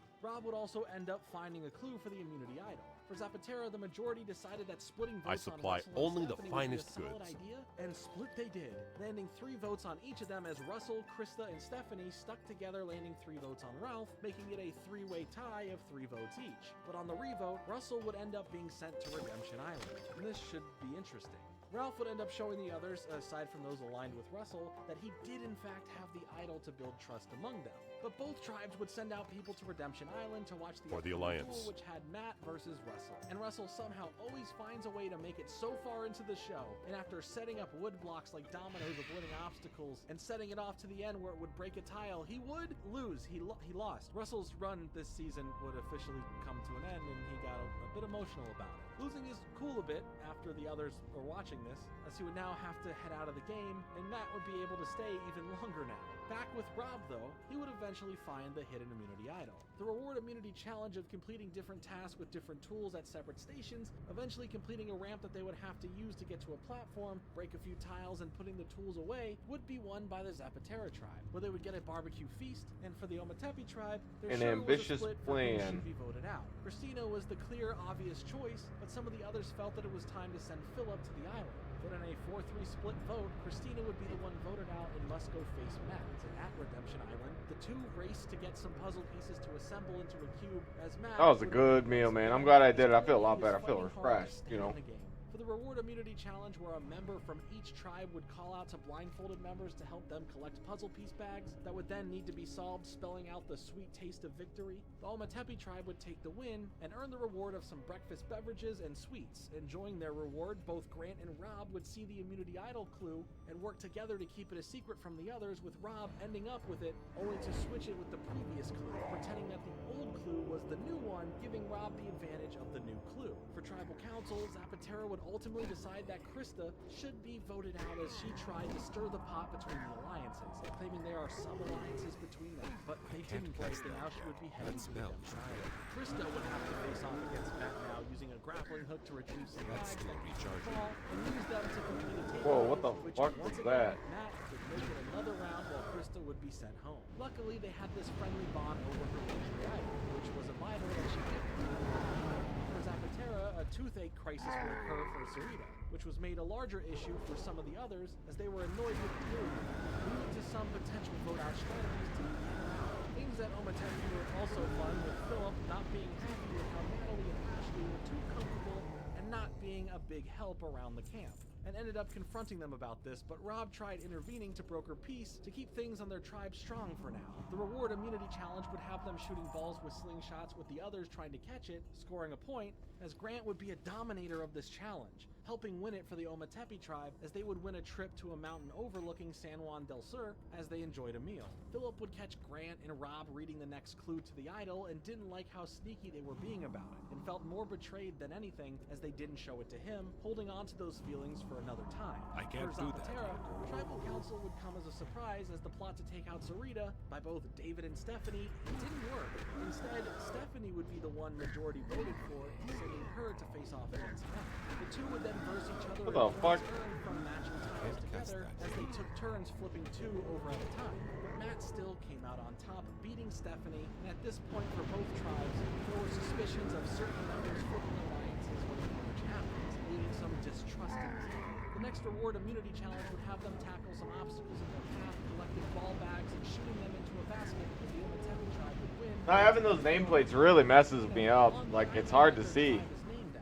Rob would find the next clue for the idol and have it all to himself at this point, as he would toss it in the volcano. Zapatera would head to tribal council, and while she was saved last time, she wouldn't be spared this time, as Zarita would now go to Redemption Island. But here is where we get to the big culmination of Redemption Island, as Jeff brought both tribes together to see the duel, as he announced that this was the duel of all duels, as the winner would be brought back into the game right here. Matt has been fighting hard for the majority of the game thus far, spending most of his time here. Oh, and then my nameplate should start working? Everyone who stepped in his way. And that was my still, one. Even with an injured foot, Feels so Matt bad. would beat out Zarita by outlasting her. Oh, he did it. Oh, okay. And because of this, he made his way back into the game.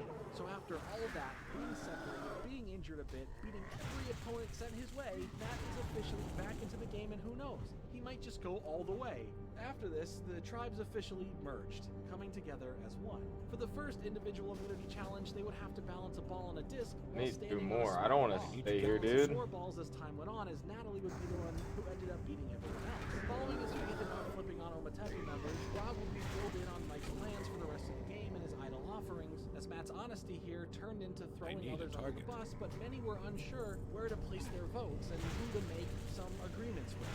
For tribal council, Ralph used his idol for Mike, though, as after everything he went through, Matt would be voted out of the show. Just kidding, he would be sent right back to Redemption Island. Yeah, so that's still in play. Rob would be spending his time figuring out the final 3 guarantees, while also trying not to let alliances form between opposite tribes, despite being one now. Setting up a buddy system for the remaining Ometepe tribe members to not get involved with the Zapatera tribe. There would be 2 immunity challenges this episode and 2 tribal councils. The first challenge would be set up in multiple rounds, from smashing a tile, getting water, to crawl under the obstacle, to spit it out into a bowl and fill up a tube, and finally, solving a puzzle with Grant taking the win. The first tribal council was very split, almost resulting in a tie between Philip and Mike, but with the power of the Ometepe, they held strong protecting Philip, voting out Mike in a 6-5 vote, sending him to Redemption Island as well. Rob would start patching things up with Philip, letting him know that they have his back and are proud that he stuck with them in voting, refusing to hear out the other tribes. But we move on to the second immunity challenge, where they would hold on to a bar for as long as they can, eventually leading to only using their legs to hold on to them. But if you didn't want to participate, you could just sit out and eat some cheeseburgers. Andrea would end up being the one to hold out the longest,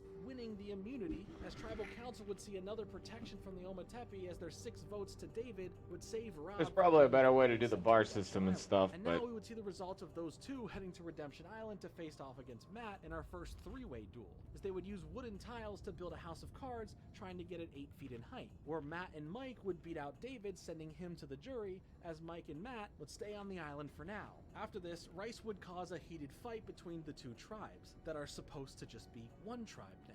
The Ometepe tribe's rice can had been infested with bugs, as they then had to sort it out to save what they could, and Andrea asked the Zapatera tribe if they could use their can to store their rice too, but Steve from their tribe made a hard-nosed stance on this, calling Philip crazy as their argument over this escalated, setting off Philip even more for how he interpreted the word crazy. Obviously, when your limited food becomes even more limited, tensions can end up getting pretty high.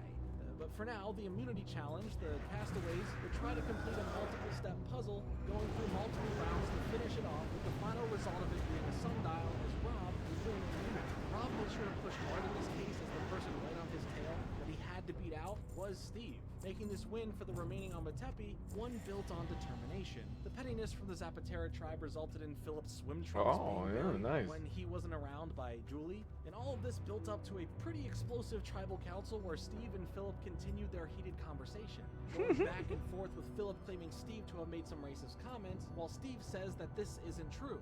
Whatever you want to say when I'm finished. 1/5 of the team was white. Played 13 years in the NFL. There's no line of black and white in my heart. Aside from that comment, Julie would speak up about her being the one taking. oh, that's all I needed was 4 of them. Copy. Thanks to the more upbeat and happy way that she admitted to this, the majority of the votes landed on her, sending her to Redemption Island. We enter into another large episode packed with so much going on. starting out with more Steve and Philip, as Steve would try to apologize, but Philip wasn't buying it, thinking it was only for the show and for Steve to just feel better about himself. Besides, he was busy using a spiritual sense that he felt from his great-great-grandfather, leading him to find exactly where his swim trunks would be hidden. I got up this morning and That's still recharging. there my I can't cast that yet. Good or what? Don't mess with them. That The spell Redemption isn't Island ready duel now would be starting to take its toll on Matt, but in the game of Shuffleboard, believing in his faithful Imperial brother, he was able to win the Honor of the Night to stay on the island while Julie would be sent home. For the rest of the players in the main game, they had a reward immunity challenge to compete in, where it was a log rolling contest facing off against another member to see who would last longer on the log. After a few sets of rounds, Grant would end up beating out the others, getting immunity and the reward of a chocolate cake that he could share with 2 others, bringing Andrea and Rob along for them to have some. But another secret add-on was at the start of the challenge, he would be showed a mystery gift, and then be told, $5 a mystery gift. I'm kidding, it was given to the tribe and they were told not to unwrap it until tribal council. They were worried that whatever was in there was going to result in another person being voted out at tribal. In general, Rob wanted to go after Ralph based on his perceived threat in the game, as well as coming up with a second choice if that's what the mystery package had them do. Deciding that Andrea is a risk of flipping their loyalties and she would be a safe choice to vote out for now rather than waiting. But Steve had a want for Rob being out of the game, and upon finding this out, he shifted his mindset to getting Steve out instead of Andrea from the second vote up. For tribal council, Steve did try I to love the Boomkin build, dude. It's so good. votes landed on Ralph, sending him to Redemption That Island. spell Jeff then said to open the package, which stated that they would have to face off in another immunity challenge and vote off another member, which was essentially what they thought they would have to do, just adding on a challenge. I should use this more. It's on a reasonable cooldown, but I treat it because it's not on a high, like low cooldown. Not spammable. I don't use it, and I should. I even use Bark Skin. Tribal council following resulted in Steve now being sent to Redemption Island, opting to go for him over Andrea. Redemption Island is getting pretty stuffed with contestants now, as we have a duel with 4 people. This would also be for a reward where they would throw a metal ball and try to break some tiles, with the first 3 people to do so being able to stay in the game, but the person who wins first will get the reward of a visit from their loved one, as Jeff showed some video messages to them beforehand. Overall, Mike would win first place while Matt and Ralph would take second and third, as Steve, the ex-NFL player, would be sent out of the game. Mike was given a choice though. He could keep the reward and see his loved one, or he could give that reward to the others on Redemption Island, as well as a third option. Oh, so he spawns up here then? Playing in the main game, as they could go and see their loved ones instead. Oh, it says you need a group.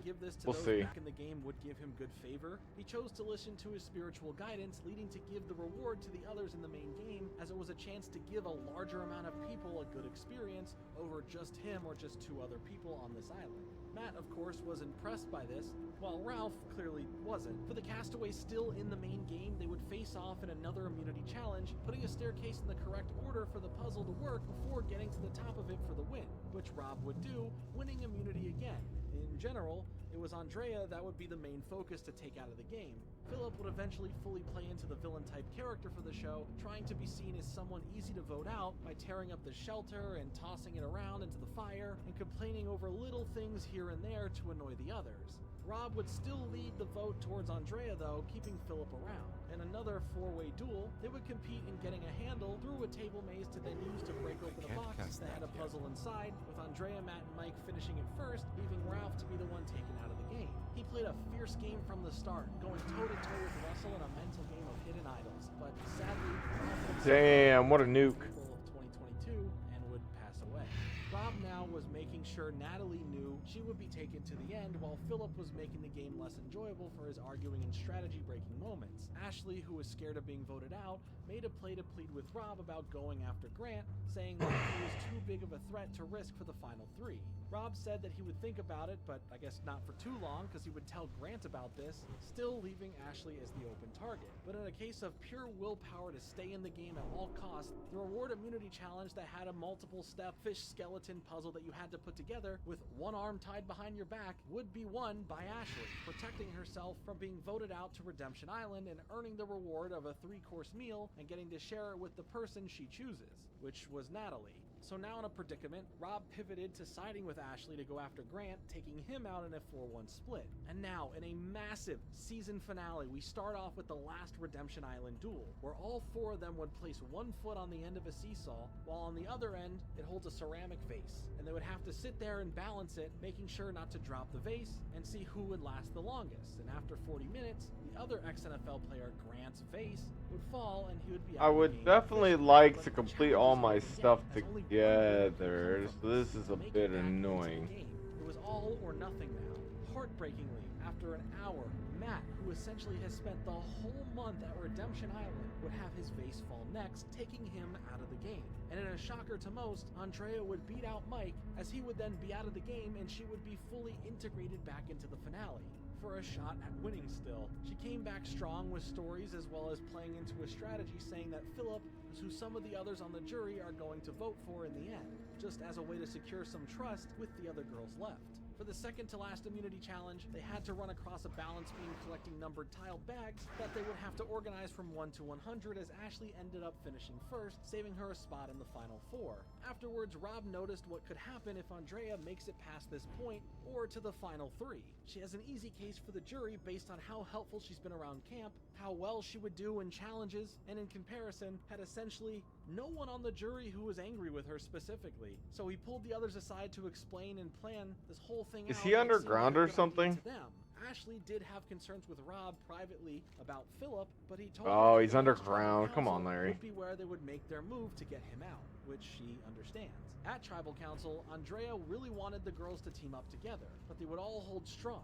Rob would use his hidden idol since he couldn't use it beyond this point anyway, and in a 4-1 vote regardless, Andrea would be officially voted out of the show. Rob would now officially confirm with the other women that it's them that's going to the final 3, and they can't really let Philip win immunity or that plan is ruined. While there was some stumbles and some worries throughout the immunity challenge of finding bags of puzzle pieces in a maze and solving it on top of a pyramid, Rob would secure the plan by winning immunity. Kill him? But in a last-minute He did. play, Rob would speak to Natalie, telling her that Ashley could have some bonds or connections He to sold the him. jury that is mainly made up of the other tribe. So instead of Philip, the vote should go to Ashley. And at Tribal Council, stuck between the perceived smarter play to guarantee her to the final 3 or her friendship with Ashley, the end result gave us that everyone voted for Ashley and she was taken out of the game and sent to the jury. And now, in the end, between Rob, Philip, and Natalie, it was clear to the jury that Rob was the one pulling the strings for the tribe's plans, and through this, the others saw Natalie as someone just clinging to victory, while Philip got a more hostile response for how confrontational he was, and from several instances of burning bridges with the rest of the players. In the end, Rob would get a bit of both, receiving love and hate from how he played the game, but his strategies proved to be too hard for any newcomer to overcome. And with 8 votes, Rob would be given the title of Sole Survivor after one heck of a jam-packed season, and his 4th round of playing Survivor. This season in general was really stuffed with just so much, from the eager bunch of new players that all wanted to compete in ways that can align with or beat the other 2 returning players, which technically they beat one, but couldn't beat the other, and we had plenty of intense conflicts, some that were more harmless and fun, and some that were definitely more serious. While I wish there was some better rewards given out to the players, the Redemption Island twist gave us a longer time with some of the castaways, but I will say that it did feel like it dragged down the show just a little bit too much, making it feel longer than it was, especially having both people who did come back in at different points just be taken out right away.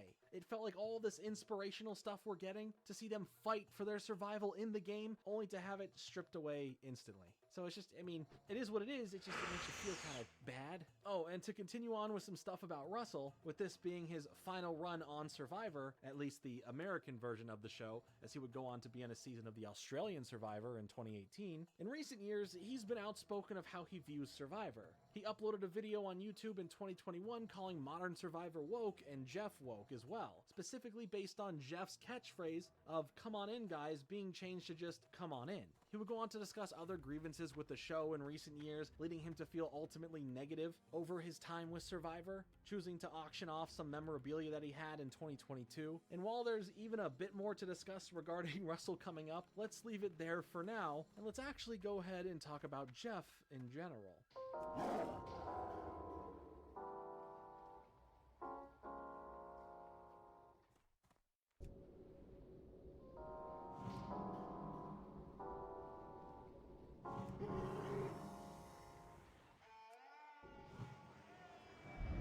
go tally the votes.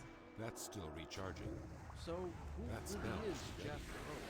Why has this host with the most stuck with the show for 20 years running, and how did he get involved in the first place? Well, to start things off, he was a kid from Wichita, Kansas, that spent most of their time growing up in the Northwest in Bellevue, Washington. He would go on to work at Boeing Motion Picture Television Studios as someone putting together and producing marketing-related videos.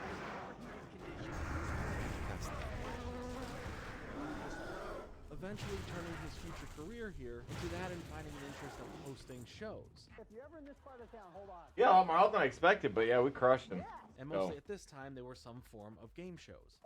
What is Lonely People? Nicely done. A very tight game. Oh, man. What are you doing, man? I'm sorry, but I'm sorry. I didn't see it. This guy pushed me on film. It's going to be excess Willywood. As he would eventually be trying out for them, but not booking any of the gigs. And his feedback from his auditions from all the different studios was that, well, they needed someone with a name. So how did he book Survivor? Well, Jeff was driving on the 405 listening to a radio interview with Mark Burnett, where Survivor was first being mentioned as a thing in general when looking for their initial 16 castaways. Jeff thought that this was a brilliant idea, as he would then pull over his car, run to the nearest payphone, calling his agent to let him know that he wants in on this project. And since CBS already had liked him from his previous auditions for a hosting role, he would now be the first person Mark would end up meeting with for the gig. We would come to find out from Jeff when he recounts this meeting that Mark had this whole thing mapped out to a T, knowing that narrative arcs through these everyday people will turn into major moments of attachment for the audience, also understanding the concepts of heroes and villains before it would truly turn into being a thing for people to catch on to and run with. Baked into the core DNA of the show was knowing exactly what they had here and what it took to accomplish making it, as Mark would be concerned if Jeff would be able to handle it all, as they originally were on the island or whichever specific area that the show would take place, roughing it out as well, albeit to a much less extent, but they would be there sleeping in tents Warm and not wishes having access to to every vanity that the average remember person may the be lessons wanting while of the having past. a role like a host or a producer or all Good the health, cast long members. life. Roles that you think you wouldn't have to get your hands in the mud as well with. And this irked Jeff, this comment, the assumption of it. It really lit this fire for him to prove that he is more than willing to do so, but even more so, ready to do so. In a moment of pure passion, Jeff pleads his case as not the Hollywood glamorized host, ripping up the pictures of him from his headshots, and telling him that he's someone who is built for this, only then receiving a very nice to meet you and a handshake as a response. Months of silence would pass as Jeff knew he was determined for this gig. He knew it was his and he just couldn't let it go. So that silence built up to a point where he, very much on brand of what the theme of the show would be, wrote a bunch of fake articles and shoved them into a bottle like a The messenger Naru have bottle, not as they would be forgotten us. headlines of Survivor, as it would be Do not breaking lose summer faith. TV viewership records, or outperforming other shows, or making the heads of the studio very wealthy because of its success. And at the very bottom of these articles, they would have a message attributing partial success to a great but unknown new host, Jeff. It was clear he was destined for this, and Mark decided to personally give him the chance. Even when both knowing the vision of what the show could be, neither of them knew how big it would get. Who knew it would just keep going, constantly pumping out season after season, quickly getting to a point that so many years have gone by of doing the same thing. In Jeff's case, this was his everything. When you saw him on the show, he was there for the challenges, lasting with the competition, and showing that he cares so much about the game's integrity that he would get emotional and protective of the sanctity of it all. If you quit the show or if you broke the rules, he's not there to baby you through it, proving his speech to Mark and everything he said that the show would become, thanks in part to him doing his part Need as a help? host, were all genuinely true. In fact, much Go like with honor, Survivor friend. won its own awards and Emmys, Jeff would win the first ever primetime Emmy for Outstanding Host for a reality show or Light reality bless you. competition Well met. program in 2008. For the first time, the Television Academy awards an Emmy for Outstanding Host for a reality competition show, and it is my great honor to be here to present that award. Then 3 more times the following years. I can attest to a large enjoyment of the show for me is Jeff. So it all makes sense here. No matter the other gigs that he would get during this time, nothing hit quite right, just like Survivor did in the end. Travis spoken. Reality shows have changed the face of television. Be careful. What part of that makes sense? And the winner of the Emmy is going to be revealed when we come back after this What can I do for you? As for the losers, Light bless you. How are ya? leave it to me to say one of those dumbass girls and the Emmy Award goes to beat your ass. You're the ones who need to make the deal. My life is fine. Jeff. Jeff Roach. say the same 200 words.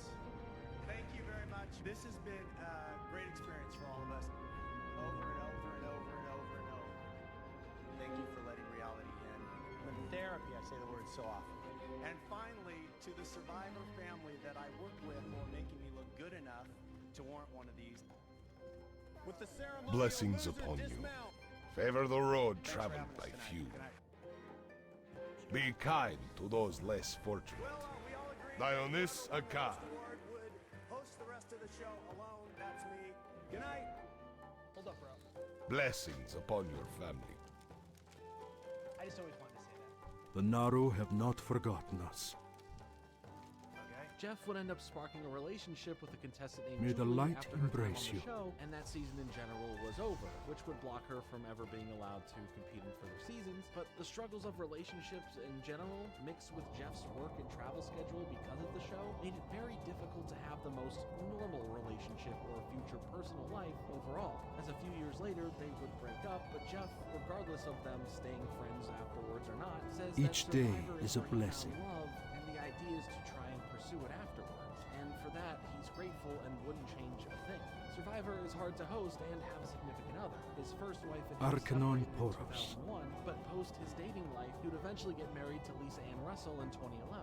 And being in a much better spot from his experiences on the show, his friendships with others, and by going to therapy. Sometimes, though, a good time doesn't last forever. Was there an actual honeymoon Open your phase heart to the hosting a light. show like this? By season 14, the show started to take a ratings hit, going through the next couple seasons on Jeff, where by season 17, he felt that his time on the show was done. And with his contract coming up, he was in his own head worrying that people didn't view him as anything more than just some host, as his own self-image put him too far into an overthinking mode as he went to the CEO of CBS to quit Survivor. He had finished his time with the show and needed to find more for himself. But before he could confirm this decision, he was offered to just take a vacation, think about things, and truly figure out what you're dealing with. Things would have to change. The viewership, the fan base, all of what was out there. He would just need to figure out what made it work so well in the beginning and deliver the reason why the OG fans loved it so much.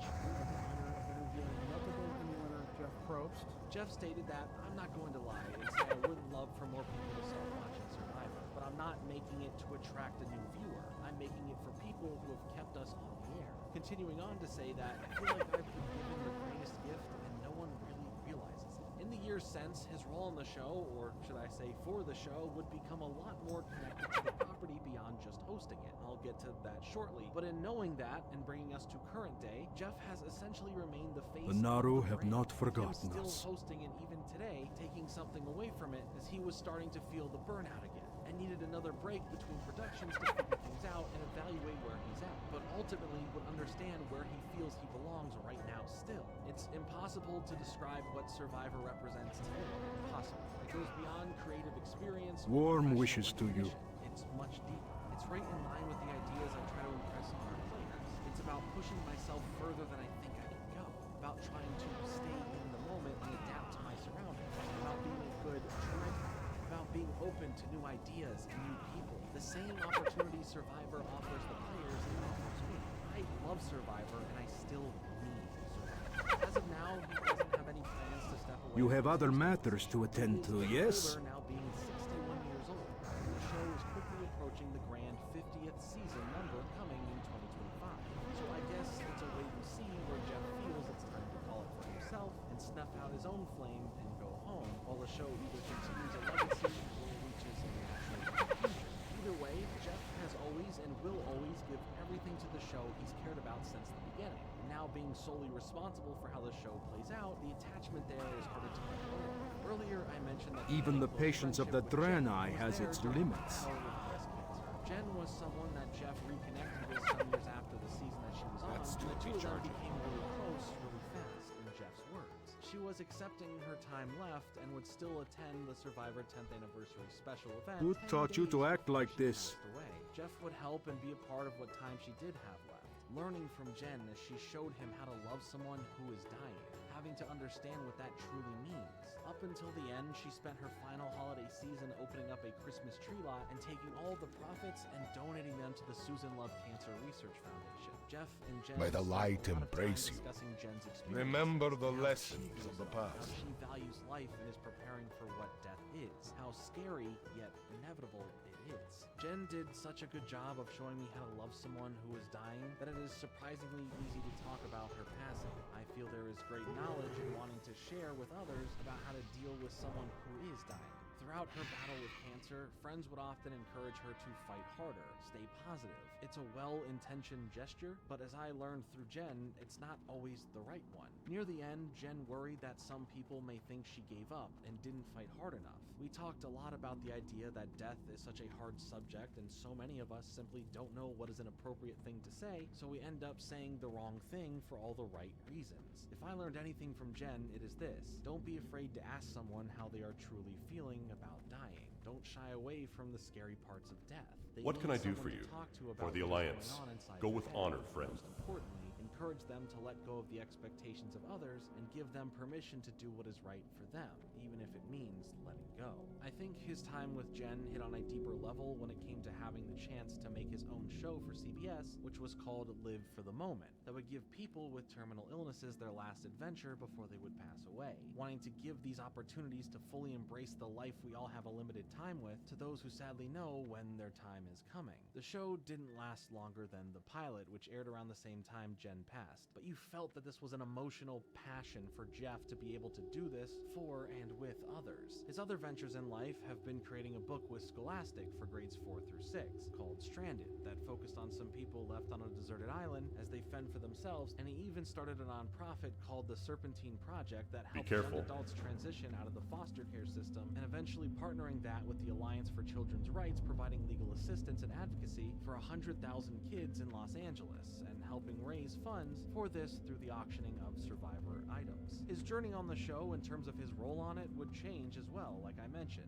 He may have started off as a host for hire, but through working with Mark and their visions aligning, as well as their trust in each other being real, he would be given the title of producer and would have a say, a smaller say, but at least a voice in what happens. He would later go on to become an executive producer on the show, being offered to have such a more impactful behind-the-scenes role in what happens, making his time thinking about what to do for the show while on his break that much more exciting for him Light when he be would with you. continue on with the show. From there, his time with Mark really opened him up for all the ways he would run a show, not being afraid to change For things the up and Alliance. truly get into it yourself, not just from afar and calling the shots, but actually being in it, being involved. In 2011, Jeff was given the opportunity to take more control of the show, being someone believed in to lead the show forward as the showrunner. It was sudden and absolute. I'm not sure I was ready, but that is always how it goes on Survivor. It invokes a bit of panic because you want to prove it was the right decision, and I still have those feelings today. I know I've been given a tremendous opportunity and I cherish it. I have never taken it for granted, not for a single day. As now, Jeff calls all of the shots for the decisions that he makes for the series, which for sure has had its divide on fans, either liking or disliking Jeff's handling of the production, as Jeff welcomes the praise and criticism all the same, as he's never shied away from the things that didn't work in the past or he just didn't like, regardless if it was before his time making the final call or after. So whether you dislike or like him, you can't say that Jeff doesn't have a genuine passion for Survivor. Jeff is taking a great leadership role. I'm very grateful to Jeff. And that's the story of Jeff and his relationship to the show in general, and the type of person that he was. Much like his mentality of knowing he belongs somewhere, and knew what it could be thanks to his true caring of what Survivor is, and those who are on My the bad, show. dude. I was A lot of hitting this my is pen coming earlier and I from me, forget. someone It's a who has habit. lost loved ones and not being able to understand my own thoughts or where they were at dealing with it all. And I am thankful that this journey I am taking through Survivor and just being engulfed into every aspect of it has done for me, hitting me on a deeper level thus far. Much more so than I could Does it, have dude? guessed. Okay, maybe because like I feel like I'm so done sometimes. A toll on me. There genuinely is something here that makes it feel that I was meant to make and go on this journey. There's something I'm supposed to take away from this, and I'm hoping that's true when I find it, as we are only halfway through the video at this point. Jeez, I think I'm gonna need more RAM. Is your tongue green? Are you just sucking A new formula. The next season would build upon the last, as here for Survivor South Pacific, the Redemption Island concept makes a return. Our two tribes are Savai and Upulu. In Savai, we have Semhar from California, age 24, Mark from New York, age 47, Elise from Nevada, age 27, Jim from Colorado, age 35, Keith from Minnesota, age 25, Don from Utah, age 40, Whitney from Tennessee, age 26, John from Washington, D.C., age 24, and Ozzy from California, age 29. In Upulu, there's Stacy from Texas, age 43, Michaela from Florida, age 21, Christine from New York, age 39, Edna from California, age 35, Brandon from Texas, age 19, Rick from Utah, age 51, Albert from Florida, age 26, Coach from California, age 39, and Sophie from New York, age 21. Similar to the last season, Jeff makes the announcement to everyone that there are 2 returning players to the game to play with all the new people. Edna would make a comment about hoping that the surprise isn't Russell. But she made this comment to a contestant named Brandon, which hilariously is Russell's nephew, and yes, this will lead to some Russell-related antics beyond the main show itself. Like being related to him. I don't think he's running around saying, hey, I'm his nephew. But I'm getting ahead of myself. This is something he would note in a confessional, saying he'd never reveal his last name. But he has little hands tattooed on the back of his arm, so that may be a problem. This tattoo says Lil Hans on it, and this tattoo says Hands on it. The 2 returning, of course, would be Coach and Ozzy. In fact, these 2 would be put against each other in the reward challenge first, and not the rest of their tribe mates, pitting them head to head as they climb a 12-foot pole to grab a wood turtle, and end with solving a tower puzzle, with the top being the turtle. Ozzy would take the win, earning the Savai tribe the reward of flint and some taro. For the Upulu tribe, things would get off to an interesting start, as the others weren't too excited for Coach to be on their team, as well as Christine was causing some controversy amongst them all by going and looking for the immunity idol. This may hurt Coach a would little. find some alliance, though, through others on the tribe like Albert, Sophie, Rick, and Brandon, making the tension ease up a bit for himself, being on this tribe. As far as the Savai tribe, Mark wanted his own nickname and wanted to go by Papa Bear. I will not refer to him as that in this video, but Mark and Ozzy would find some worry together. Over their tribe mate Don, who on day 2 was already having a breakdown from their Heal me! thanks to Quickly! spilling water and tripping over trees constantly. But regardless, for the immunity challenge, the tribes would have to make their way through an obstacle into a net to weigh it down, releasing their flag. Upulu would end up winning and earning some bonus flint and a clue for the immunity reward. For the Savai tribe, blame was being thrown around for why they lost the challenge, as Jim would come after Semhar's efforts used in the challenge, leading to the others really feeling the same way. Ozzy, though, didn't want that and instead was thinking of getting John out first. But this got back to John thanks to Jim catching wind of this. At Tribal Council, the debate raged on, but ultimately it came out to an 8-1 vote to send Semhar to Redemption Island. For the Upulu tribe, Coach would bring in Edna to the alliance that he was trying to form based on her kind nature toward him from the very start. Brandon would already go back on his idea of hiding who he is by telling Coach, but promises to be there for the alliance. As for Ozzy on the other tribe, he would find a hidden idol based on past knowledge of how the game works. For the reward immunity challenge, each tribe would undo ribbons to release some keys, with one of them being used to set free the remaining members of the tribes, eventually bringing a crate to the finish line, with the reward being betting related items and of course immunity. With the Savai tribe beating out the Upulu after they originally had the lead, Coach then planned with his alliance to go after Christine, thinking she may have an idol, and splitting the votes between her and Stacy would be the safe bet. Doing just that at Tribal Council, sending Christine to Redemption Island for now, as she did not have the idol. The first duel takes place between her and Semhar, where they would balance a pole with a totem on top, making it go higher as time goes on, as Semhar's totem would fall, sending her out of the game and leaving Christine there for now. Brandon would now tell the others about who he is and his tattoo in an effort to square away a few issues of trust, as Coach, who already felt weary about him, definitely was making Brandon a bit worried in general. Ozzy would find some trust with Keith, though, letting him know about his idol, but he would try to earn the trust of Whitney, as he would tell her right away. For the reward immunity challenge, they would run, grab a bag, and get pulled back to get the puzzle banners needed for rolling down the side of a wall in the right order, where the Upulu tribe would win and receive some sweets and immunity. For Savai, Mark was pretty worried about being sent out of the game to Redemption Island, and to try and fool the others, he would make his own immunity idol and pretend like he has one. But come Tribal Council, his bluff is called and he is voted to go to the island. Brandon was having a bit of a struggle continuing forward, stirring the pot up a bit more by telling Edna that she's not really in the inner core of Coach's alliance, and merely just an easy to get rid of additional member just being kept close, making her feel pretty sad. For the redemption duel, Christine would beat out Mark in a game of tossing bags to land on top of crates, keeping her on the island. For the reward immunity challenge, where they would have 2 men and 2 women from each tribe Whoa, holy shit. over their shoulders, the other members Holy moly, that'll wake a person had up. to be given more weight to be attached to them every few minutes, leading to Don staying in the longest without dropping the pole and the weights. I am Groot. Yeah, man, what you up to? Coach I was keep already forgetting, annoyed like, with Brandon for several it's reasons, morning. but It as is much as morning there for was a you, reason but for it's like him to early take morning off for right me. now, Stacy was the agreed upon target, and he stuck with that for the Alliance, as she would then be voted off, not being too overly excited about this, causing her to tell the other tribe that Coach was calling all the shots on her tribe to give them some sort of information. It is Benjamin, Albert, and Sophie. But as far as her duel now, they would have to face off in a game of dropping a ball down a chute and trying to catch it, whichever direction that it might come out, as more balls get added, leading to Christine winning once again, and Stacy being officially out of the game. Albert would end up finding a clue to the hidden idol, and eventually would tell Coach and Sophie about it, but to surprise them and build trust in a sub-alliance, Coach would reveal to them that he... You just look up and you popped on my stream? Hey man, cool. Of pork off of a roast with only their mouths and spitting them into a basket to be weighed, the Apulu tribe would take the victory here, as well as all the meat collected and some additives for cooking in general, when the Savai tribe was pretty split on alliances, or at least sticking to them, where in the end, Don, Jim, and John would blindside Elise, which would take her away from a close alliance with Ozzy. This would cause him to play the game on his own now, and would claim having no alliances and being announcing to the others that he has an immunity idol. I've got the idol.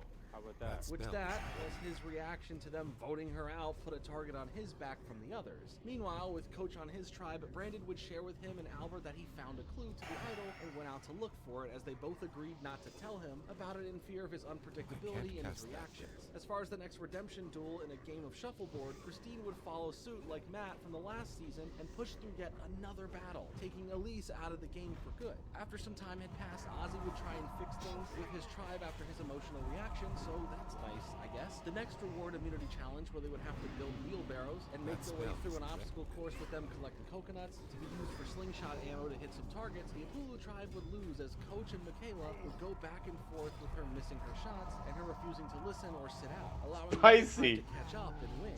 Getting the Savai tribe a trip to a waterfall that can be slid down into some water below, and a nice lunch. Albert and Sophie tried to campaign to Coach for Edna to be out of the game for her being the weakest, but Coach Michaela being the correct so close to be voted out, as the alliance would start to split where the vote should truly lie, making them angry towards the core alliance not having true loyalty in the end. But still, Michaela would be voted out to Redemption Island. Regardless of what Brandon was fighting for, his blow-ups on the others and unpredictability is becoming too much of an issue. But Edna is on board with him continuing to act this way in hopes of making him the easiest target possible for a vote out. For the redemption duel, Christine would once again take the win here at using planks to cross a bridge and then use them to solve a puzzle, sending Michaela out of the game. Worried about Christine's continued wins, Ozzy was debating on going over there himself on purpose in hopes to take her out, seeing her as a great threat for when the merge happens. He would tell John about the plan and offer to give his hidden idol to him at this time while he is on the island. So for the reward immunity challenge, the tribes would have to be split up in pairs, with one pair making calls as the other pairs would be blindfolded, as they would try to find bags of masks in an obstacle course, with one of the pairs only feeling the mask to match the pairs up. The reward here was another movie tie-in promotion, this time for Adam Sandler's movie Jack and Jill, being able to get a chance to see it early. Not really sure that one's a reward, but the Apulu tribe would end up with a win here, as Ozzy's plan worked perfectly as John helped hold them back from winning. But the hate from the other tribe members toward him made him worried if Ozzy would stick to this plan. Ozzy would tell the tribe of the plan fully in the morning and present his idol, and some of the others were concerned with this idea but still would go along with it. Ozzy handed over his idol to John as he promised to give it back upon his return, and sure enough, Ozzy was voted off. For the redemption duel of using rope to tie sticks, making a pole long enough to retrieve some keys to unlock a series of locks, this would be the duel to decide who is coming back to the game for the merge. Ozzy wasted no time. Isn't there a boss over there? Christine, finishing the full task before she even had one of her keys, sending her out of the game officially after such a great job at fighting to stay in for so long. So definitely a bit of a heartbreaker to see, but Ozzy's plan worked. John, however, would put himself in an interesting situation when it came to the merge, being sent from his alliance and tribe in general to get in good with the Apulu tribe, but Coach was completely on to what was happening, leaving John John with a choice. Either he would be in his tribe and leaving the next vote up to chance, or actually leave the other tribe completely, voting with them instead, and his time in the game would be protected by them as he would then choose that second option, filling them in on how the Savai tribe operates.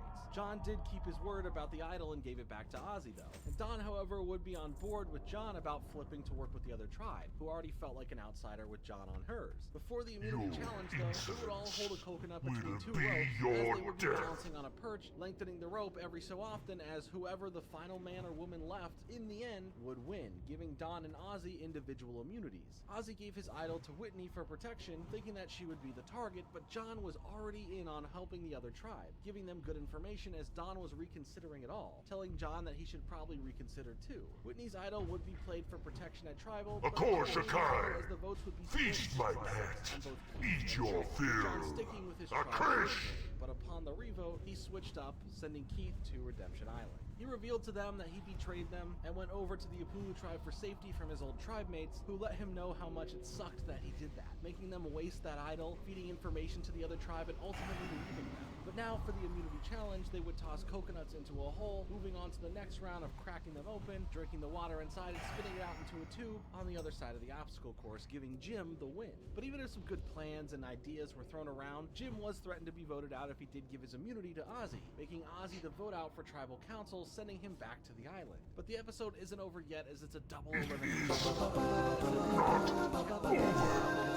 Eat some treats and drink iced coffees, but if not, they'd compete in balancing barefoot on a beam that gets smaller over time as they had to balance a ball on top of that the whole time, leaving Whitney as the winner. The Apulu tribe would stick together in voting at the second tribal council and get Jim voted out to Redemption Island. John tried bonding with Coach now, forming a protection from him if the others came for him. The Redemption duel now had 3 of them hold on to some poles against a board above them, and if you drop them, you'd lose, rather than 2 people That's sticking around 8 like gold they together. passed up on. Fool. Stick around, and both of the others would be out. Ozzy would end up winning. They probably don't give a shit about it. Jim out of the game. Now for Early the beards get the challenge, worm. castaways would have to fill rice into a bowl that would need to be balanced on their head while walking over multiple seesaws and dumped into a basket that would need to be filled enough to weigh it down to raise a flag. Sophie would. That's the only reason I laugh at that joke, because like these guys probably don't need it. Coach made it very clear that the others planning to make a blindside decision to vote out a member from the new tribe. But someone can tell these guys are twinkers, like twink characters. Just voted out Don for now. But as far as the twist, they would all have to compete in. They got the best gear for the level, everything. All get asked questions with any wrong answers, taking you out of the game. With Sophie outlasting the others for. Look at this dude. It's the 3-man rotation. Like there's no threat here. You have faced many challenges. Pity they were all in vain. Oh, 299 damage. Get wrecked. Kneel to my lord. Since he wanted to celebrate. You are nothing. However, I answer a higher call. Would have to balance ceramic plates while Jeff was telling them to add on certain types of other dishes to the balancing act until the last person was left standing. Ozzy would once again beat out the other 2, as both Don and Whitney would be out of the game. The reward immunity challenge of the My lord will be see Albert getting you in the end, and also winning the reward of a trip to a spa to clean up and relax, getting to bring another person as he chose Coach. Jeff would tell Albert no after he asked to bring another person, but would allow him to swap himself from taking the reward and give it to another person, in which he chose John for a birthday gift, even though he was lying about his birthday. It was still a nice gesture from Albert though. But after a bunch of planning and pleading of who to listen to or who to vote for, Coach and Albert stuck together in the original alliance and went against John, who was then sent to Redemption Island, where I'm sure some fun was waiting for him with Ozzy. Ozzy was John would lose the duel here and be out of the game and sent to the jury, to which of course John felt insulted by for those comments and also hurt that his new alliance turned their back on him. He really doesn't stand a chance. The duel had them using a grapple hook to get some bags with a ball inside that would be used for a table maze, with Ozzy winning and John being sent to the jury. But Jeff threw in a twist to this duel, and that was all of the loved ones showing up, as Ozzy would have to pick. Nice, ooh, nice ring. Choosing Albert, Very Coach, good. and Brandon to do so, while all of them would stay with Ozzy on Redemption Redemption Island to spend their time. Coach would make a promise to Ozzy that they would be going to the final 3 if he makes it back into the game. Brandon's father would also try to convince Coach that Brandon will do whatever it takes and whatever is asked of him if it's guaranteeing him the final 3, but Coach saw this as a form of manipulation, having to have your father fight for your battles to stay in the game, instead of earning it yourself. The immunity challenge next had them moving on hexagons in a grid, flipping them over after being stepped on and not being able to be stepped on again until there was only one person left. Coach would be the one to win immunity here. Edna, who has been at major odds with Brandon the whole time, made several attempts with the others to stay in the game longer, looking for immunity or a Final Four pact, but in the end, she would be the one sent to Redemption Island next. On Redemption Island now, we get to see the next duel pitting Edna against Ozzy, where they would have to solve a puzzle, cut a rope with a hatchet. Oh, I didn't switch it up. That would then need to be stacked with no repeating colors shown There's some on each differences. side, Ozzy defeating Edna. Brandon's presence was becoming too much, annoying Albert and Coach when they were privately talking, claiming he's playing like his uncle would play, and they needed to get him out of there next. So in a last-ditch effort, the reward immunity challenge of a rope climb for a puzzle piece that would need to be put together with 3 of the ones that can't fit containing a code that would open a lock for the win, and it would be won by Brandon, being given some pizza for a reward, allowing another person to join, with him choosing Rick, as the others would have to figure out their own strategy now. Later on, Brandon and Albert would end up speaking and making sure things were patched up, as Brandon gave him the immunity. 1200 experience is ridiculous. He would be voted out. Like, I know you need a lot of mobs, but I don't... Redemption duel pitted the two against the challenge of hanging it's a lot. on the pole for the longest. Brandon eventually being defeated and officially out of the game, bringing Ozzy back for the finale. Coach and Ozzy were together in this now, and if necessary, Coach would give Ozzy his idol to protect him. The first immunity challenge of pulling a rope to balance a board with one hand and build a tower of blocks with the other, Ozzy would beat out everyone else. And at Tribal Council, with everyone pleading See you to soon. stay in, Ozzy said Coach was taking Yeah, perfect, and I get to replace this chest, this Keep your feet on the shoulder ground. piece. out, leaving us with our final 4, consisting of 2 returning contestants along with Albert and Sophie. See you who aligned soon. themselves well enough and played as best as they could to get there. Coach was for sure I don't pretty give a upset shit, with dude. Ozzy letting them know That's a about their nice plans shoulder with him, piece. feeling a little bit slighted by this, but Ozzy was more so just defensive based on earlier moments from this season of the game. So for now, at the final immunity challenge, the 15.32% chance to crit. That's sick. to solve a puzzle. What does Sophie this do would for overtake me? Ozzy and win the No, final wait, increase Tribal healing Council would be a received hard by decision needed to be 6% made for by all Coach party and specifically, raid members within ultimately 100 choosing yards, to vote and you Ozzy, can bringing only us the cast final 3 restoration members spells of in the addition game. to Final innervate Tribal large Council would be the grass usual storm. fair of questions and accusations between them and the jury, with the final result being that most of the votes would be going to Sophie for the win, becoming this season's sole survivor. Much No, like the not a last lot of season, I still healing feel like increase. there's a lack of fun rewards and a bit less of the more survival aspects relating to them not having a larger focus, adding up to feeling like this is just taking something away from the game that I'm missing. And once again, Redemption Island feels a little bit too drawn out in general, but this could just be a side effect of marathoning the show versus officially watching. So I'm really happy. So I can understand that perspective. Also, we all know that Brandon was Russell's nephew, and based on his performance in this show, Russell would poke fun at him and badmouth him, basing his own experiences on the show against his nephews. And during the reunion live show from this season, Russell would be in the audience and called out to give his thoughts regarding on what he thought of his nephew's performance in general this season, where he would berate him further as the audience booed him. I am Uncle Russell. That's a side of me that you know, but I'm also Russell from Survivor. I will sit down and shut up if you want me to sit down and shut up. If you want me to critique your game, I'll do that as well. I want you to critique. He didn't do one thing right. He went out there, the Hans name, to change what I did? That doesn't even make sense to me. I just got it. I know what next season is. Russell on one tribe, Brandon on the other. Jeff made a joke about another season where it was just his nephew versus him, but in general, maybe Russell will view his nephew in a different light in another season. Yes, this is foreshadowing.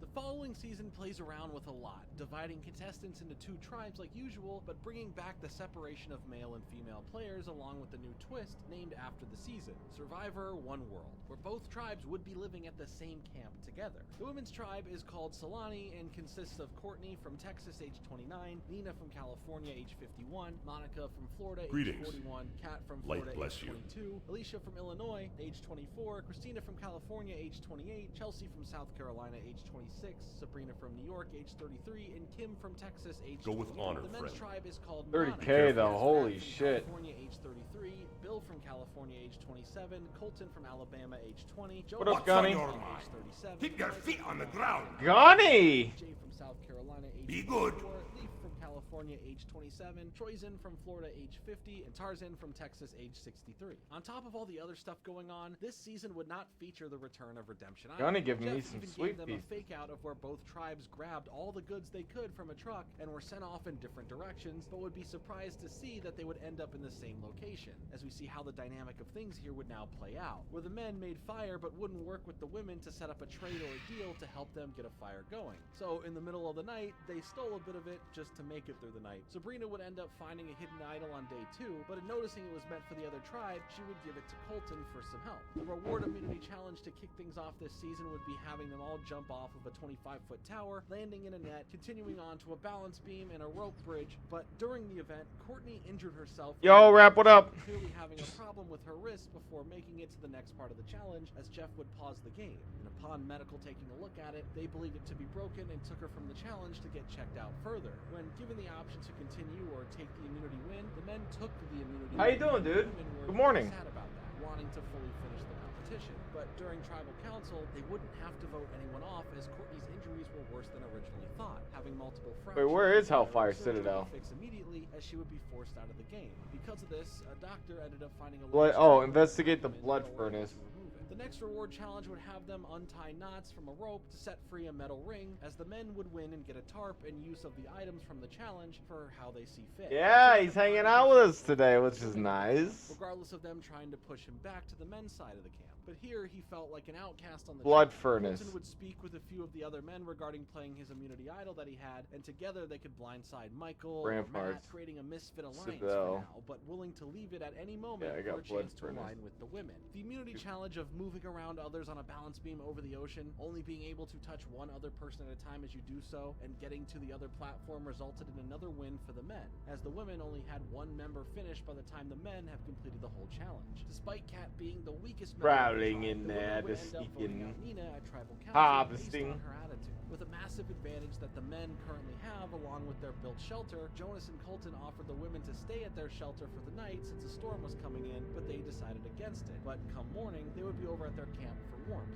As the rain was still falling, the reward challenge would take place, having them go one-on-one, memorizing a set of items, and would have to go to another station to duplicate the correct order of those items for a point where the women would win, earning them fishing gear along with a canoe and paddles. Another storm was fully coming in though, and a bunch of the women came over for shelter and for some warmth, and the men would ask to use their canoe in return, but they didn't want to agree to any sort of deal, which of course angered the fellas. But in the next immunity challenge, one member of each tribe would help the blindfolded tribe mates release puzzle piece bags that the caller would have to solve. The women here would win again, and the men would come together, deciding that Matt was going to be the next one voted off at tribal council based on seeing Hi, him Matt. as a threat in the game. Continuing on If you're wondering what I'm listening to, I'm listening to literally a 12-hour video about a person talking about Survivor. Just all the episodes. and offered to give them half of the cash they would get in return. It's happening. If they didn't It's, accept. The well, reward it's 7.5 challenge hours right now for some bedding streaming. and a mattress. And this video's at 7 hours and 20 minutes. What a journey. Or a tarp and some breakfast-related food items, with a task of having them launch coconuts from a slingshot at a grid of targets and complete That are now the lost, direction. Rip, dude. The That's women not. would win this and choose the tarp, and for the men, things would heat up between them as Leaf would tell Bill that Colton is coming for him. Are they for a coming vote. by? What's Colton happening? told Leaf, once he found out about this, that he just sealed his fate and chose the wrong side to place bets on. Now, for the immunity challenge, the tribes would get into pairs and be locked together, as they'd have to figure out puzzles that increase in difficulty, earning keys for them, and unlocking a flag at the end to win. The men would win this, as some of the women had problems solving one of the puzzles. Bill and Colton would get into a heated exchange since he found out In from where? Leaf that Where? Colton and the Oh, others were working to one. get him off the show. It got so bad that Colton was ready to give up the immunity to the women's tribe just so that they can all go to tribal council and try and force out Bill from the game. Tarzan would lay into Leaf for betraying their initial alliance. Oh, okay, The copy, women copy. loved watching this because in the end, the men gave the women immunity and showed up at tribal council surprising Jeff. And the arguments and pleading back and forth regarding Bill and Leaf got pretty deep into what the root of the problems are or aren't. But going into voting, Bill would be the one pushed off the show instead of Leaf for now. Right after all of this went down and we continue on, Jeff would have them switch up the tribes a bit, as it was clearly time for a mix-up. The Monano tribe would now have Alicia, Christina, and Monica added, while the Solani tribe would bring over Jay, Michael, and Troyzen. Right after this, we would get into the reward challenge of transferring water to a container. A faulty hard drive? That feels bad, dude. Honestly, that really sucks. Winning and get the reward of some peanut butter and jelly sandwiches, but also being able to stay at the current camp location. Let's see how much we get from these cats. Found thanks to Kim, who would let Chelsea in on this. Immunity challenge-wise, we would have the water basketball game as the tribes would try and get a ball into a basket, while the opposing tribe would try and stop them from doing so, giving us another win for the Solani tribe. For Monano, Colton and Alicia are planning to vote out Monica. It made it seem to both the other girls that Tarzan was going to be voted out next, only for both of them to be surprised when Monica was indeed the one to go. Colton's reign of terror was becoming a threatening gloating match to his competition. My God, I'm not even paying attention how much I'm getting. I need to see here.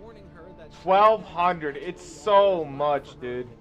For the reward challenge, each castaway would make their way to the top of some crates to bounce a coconut off a trampoline to try and hit their targets, with the Solani tribe winning once more and earning the reward of ice cream, the survivor way. Christina was the clear issue in losing this challenge for her tribe, mainly thanks to her being discouraged from Colton, who even yelled at her throughout the whole challenge, calling her names. Dude, you get a buddy? Kind of being the worst, but it seems that karma really does exist, as later into the night, Colton started feeling ill, first with a major headache and then some pain in his abdomen region. Christina, despite the evil he's thrown at her, still tried helping him, which he thought was just a way to somehow stay in the win. Tarzan would have a look and let him know that these are the signs of possible appendicitis, or it could be nothing. The medical team would assume the same, and that he needed to be checked up immediately, resulting in Colton being the next one leaving the show now.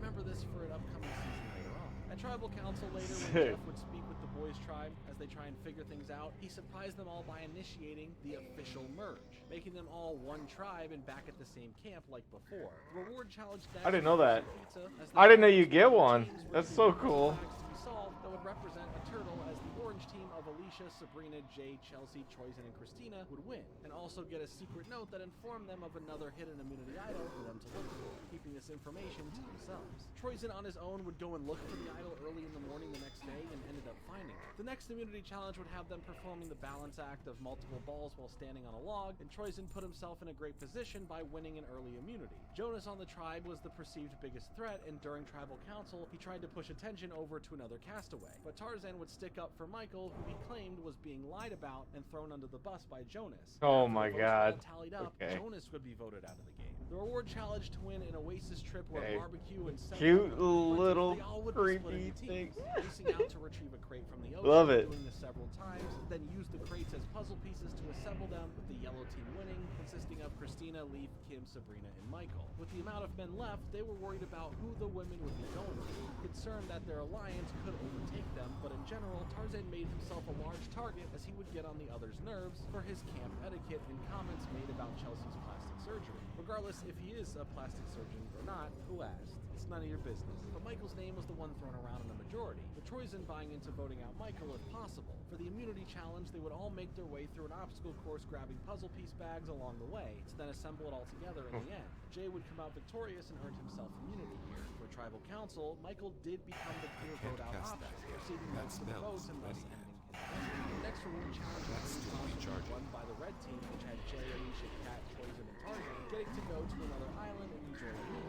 While they all tried to plan a stick-together alliance, Jay was still worried about the women in general. But maybe for a good reason, as the women were coming after him, or Troyzen next, it seemed. Only making things worse as Chelsea would let both of them know that. The immunity challenge was the much-used hand above the head attached to a bucket challenge, where you would be tempted by food to get out of this challenge by Jeff, but Chelsea and Leaf would be the last two remaining, and after speaking, she convinced him to get out for now and he'd be okay. For tribal council, the plan would still be to go for Jay and Troyzen, splitting the votes to flush out any potential idols, to which it worked, having Troyzen play the one that he found and stayed safe, leaving Jay with the most votes in general placed on him and voted out of the game. This left Troyzen worried for himself and only himself from now on. But here it was time for the classic Survivor auction. Some people got some food, with other options including stuff like letters from home or a shower. Pathetic but in Troy's sorcery case, purchase can the hold advantage me. for later. The immunity challenge would be a combination of the challenges from before, as the advantage for Troyzen would be him getting to skip the first part of the challenge, giving him the power needed to end up winning immunity, leaving the women no choice but to still vote out a man to keep their numbers strong and control the game. This resulted in Leaf being the one voted out of the game. The next reward challenge would be answering questions based on other castaways, having to predict the answers. Others would most likely say 2.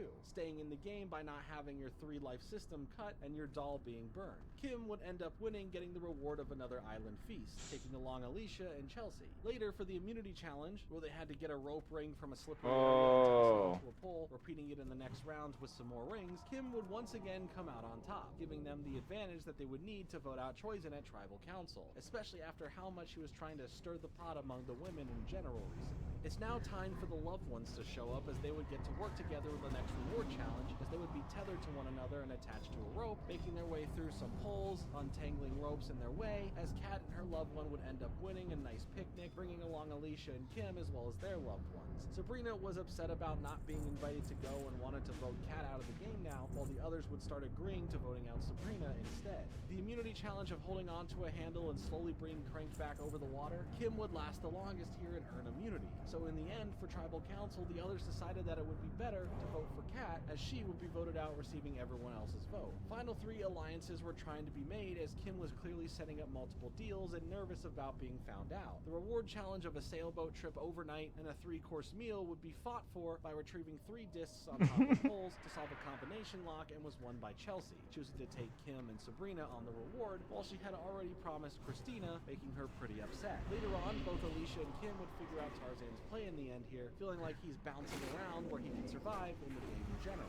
But after the immunity challenge of completing a multiple-step large fish skeleton puzzle, Alicia would win and Tarzan would be the one voted out at Tribal Council. For the finale, the 5 remaining were all women, and the first immunity challenge had them traverse and navigate some obstacles while grabbing the puzzle piece back, solving the puzzles and finding the code to the lock for them, as Kim would win it. Stuck on where her vote would be placed at Tribal, the choice would come down to her vote of Chelsea or Alicia, but ultimately went for Alicia, taking her out of the game. In more recent years, Alicia would be diagnosed with breast cancer, but by the end of January 2020, her double mastectomy resulted in her officially beating cancer. The final immunity challenge was doing the balancing of a bowl with a pole as you move it through a metal structure that's on a spring, stacking more bowls on it throughout, as Kim would win again, securing her spot in the final 3 and having to make her decision of who else that includes. Christina, though, seemed pretty unable to fight for herself as to why she should go to the final 3, making her an easy vote out for Tribal, leaving our final 3 of Kim, Chelsea, and Sabrina, having to now face the jury head on, as they were criticized for various things throughout the game. And while Kim definitely didn't have a lot of friends based on all the betrayals and blindsides, they still had respect for how much she accomplished with the skills that she has, and Kim officially became this season's sole survivor. But not long after, she would be arrested as there was a warrant out for her name,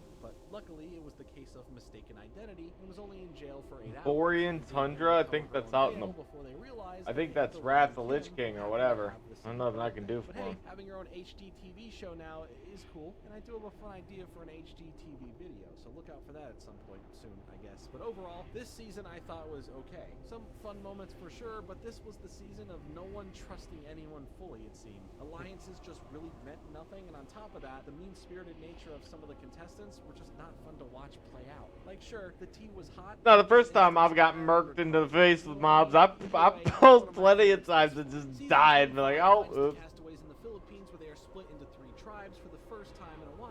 Calabao, Matsing, and Tandang. In Calabao, we have Dana from North Carolina, age 32, Sarah from Maryland, age 28, Katie from Delaware, age 22, Katie from Delaware, age 22. Jonathan from California, age 50. I still don't understand why he does that. In Matsing, we have Zane from Virginia, age 28, Roxy from New York, See, age why- 27, Angie from Utah, Is it because age he just 20, didn't have Russell it? from Pennsylvania, age 45, Malcolm from California, age 24, and Denise from Iowa, age 41. In Tandang, we have RC from New York, age 26, Artist from Louisiana, age 52, Pete from New Jersey, age 24, Abby Maria from California, age 32, Lisa from Texas, age 48, and Michael from Michigan, age 50. There are also 3 returning players this season that I mentioned, with Russell, Jonathan, and Michael all being given another chance to compete. For the Matsing tribe, Russell would already find a clue for the idol, which Zane saw him looking at, which made things already awkward when bringing up that anyone looking for the idol should be voted out. Speaking of looking for the idol, that's what Jonathan was doing over over at the Calabao tribe, making him a target among his tribe already. Jonathan, though, much like Russell, found a clue for it as well.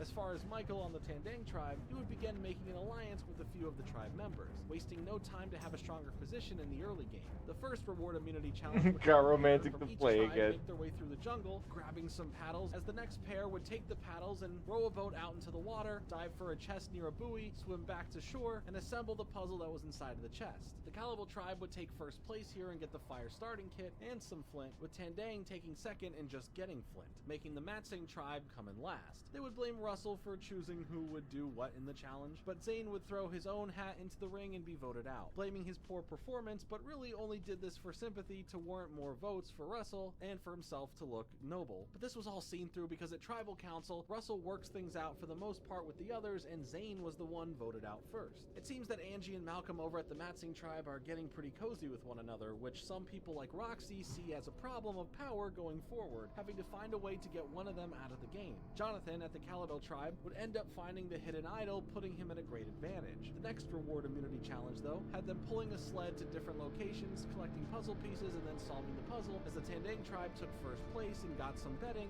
and a tarp, with Calabao getting second and just getting a tarp, sending Matsing to Tribal Council yet again. After speaking with a few people on the tribe, Russell would see Roxy's true intentions were more so to just split up Angie and Malcolm, who denied during Tribal that there was anything going on between them more than just being friends. Now down 2 members already, Matsing is not in the best standing compared to the other tribes, putting them at a disadvantage for when the merge would happen for any protective alliances. But over at Tandang, there was some turbulence between RC and Abi Maria, but Abi Maria would end up finding the hidden idol with Pete as they went off looking together for it when the others were out hunting for fun.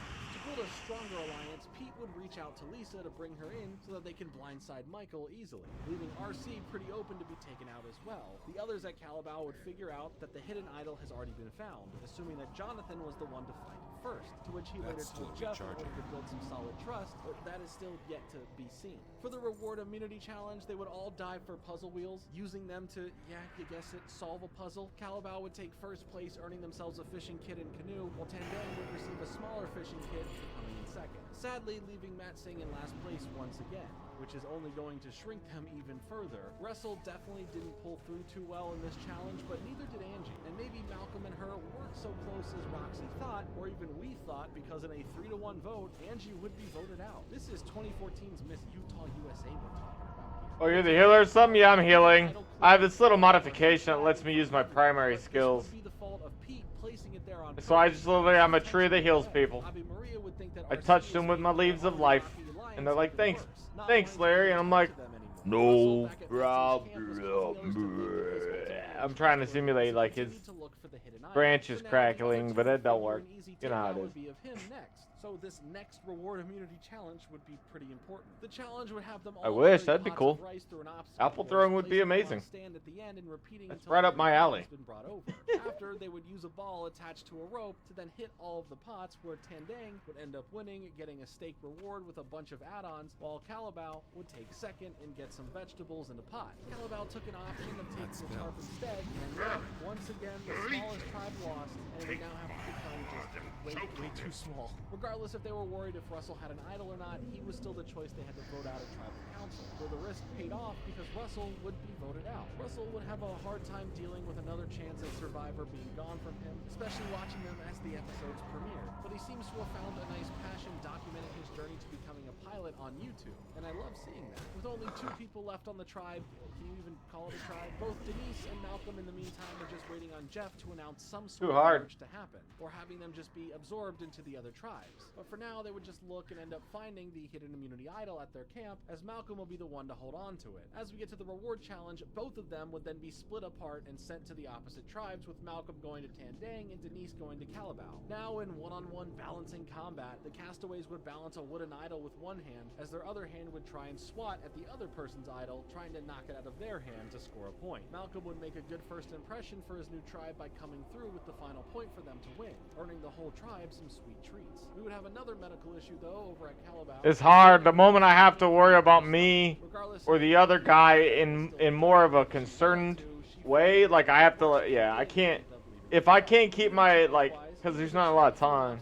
Course that'll have them going down and up through various exhausting tasks, leading to getting some We're doing a we're 3-man in a 5-man dungeon. Solve the final puzzle. Tandang He would just just pulls get too by much. beating Calabao, and regardless of a medical pullout from the game, someone was still going home from the losing tribe, as it almost seemed like Katie was the one to be voted out based on them being held back by her in the game. But Sarah became the target instead to vote out in the end. The reward challenge would be a 3-on-3 bout of pushing a giant ball across a mud field to score a point, with this match becoming way longer and drawn out. Good thing I didn't eat anything. The deal was made. Calabao would be given the win in reward of a nice picnic, but they would also be giving up all their rice. This agreement was struck, and as a surprise during the reward, the Calabao tribe would also get some letters from home. Some back at the Tandang tribe weren't too excited. That's also why he doesn't have a lot of Not everyone had a full voice to tankability, agree probably. on. For the immunity challenge, the tribes would launch balls on slingshots for the other tribe mates to catch in their nets, and when it looked like one tribe, the Calabao tribe, was going to take the win at 4-2, the Tandang tribe would have a solid I'll mention that when we get in. getting to 5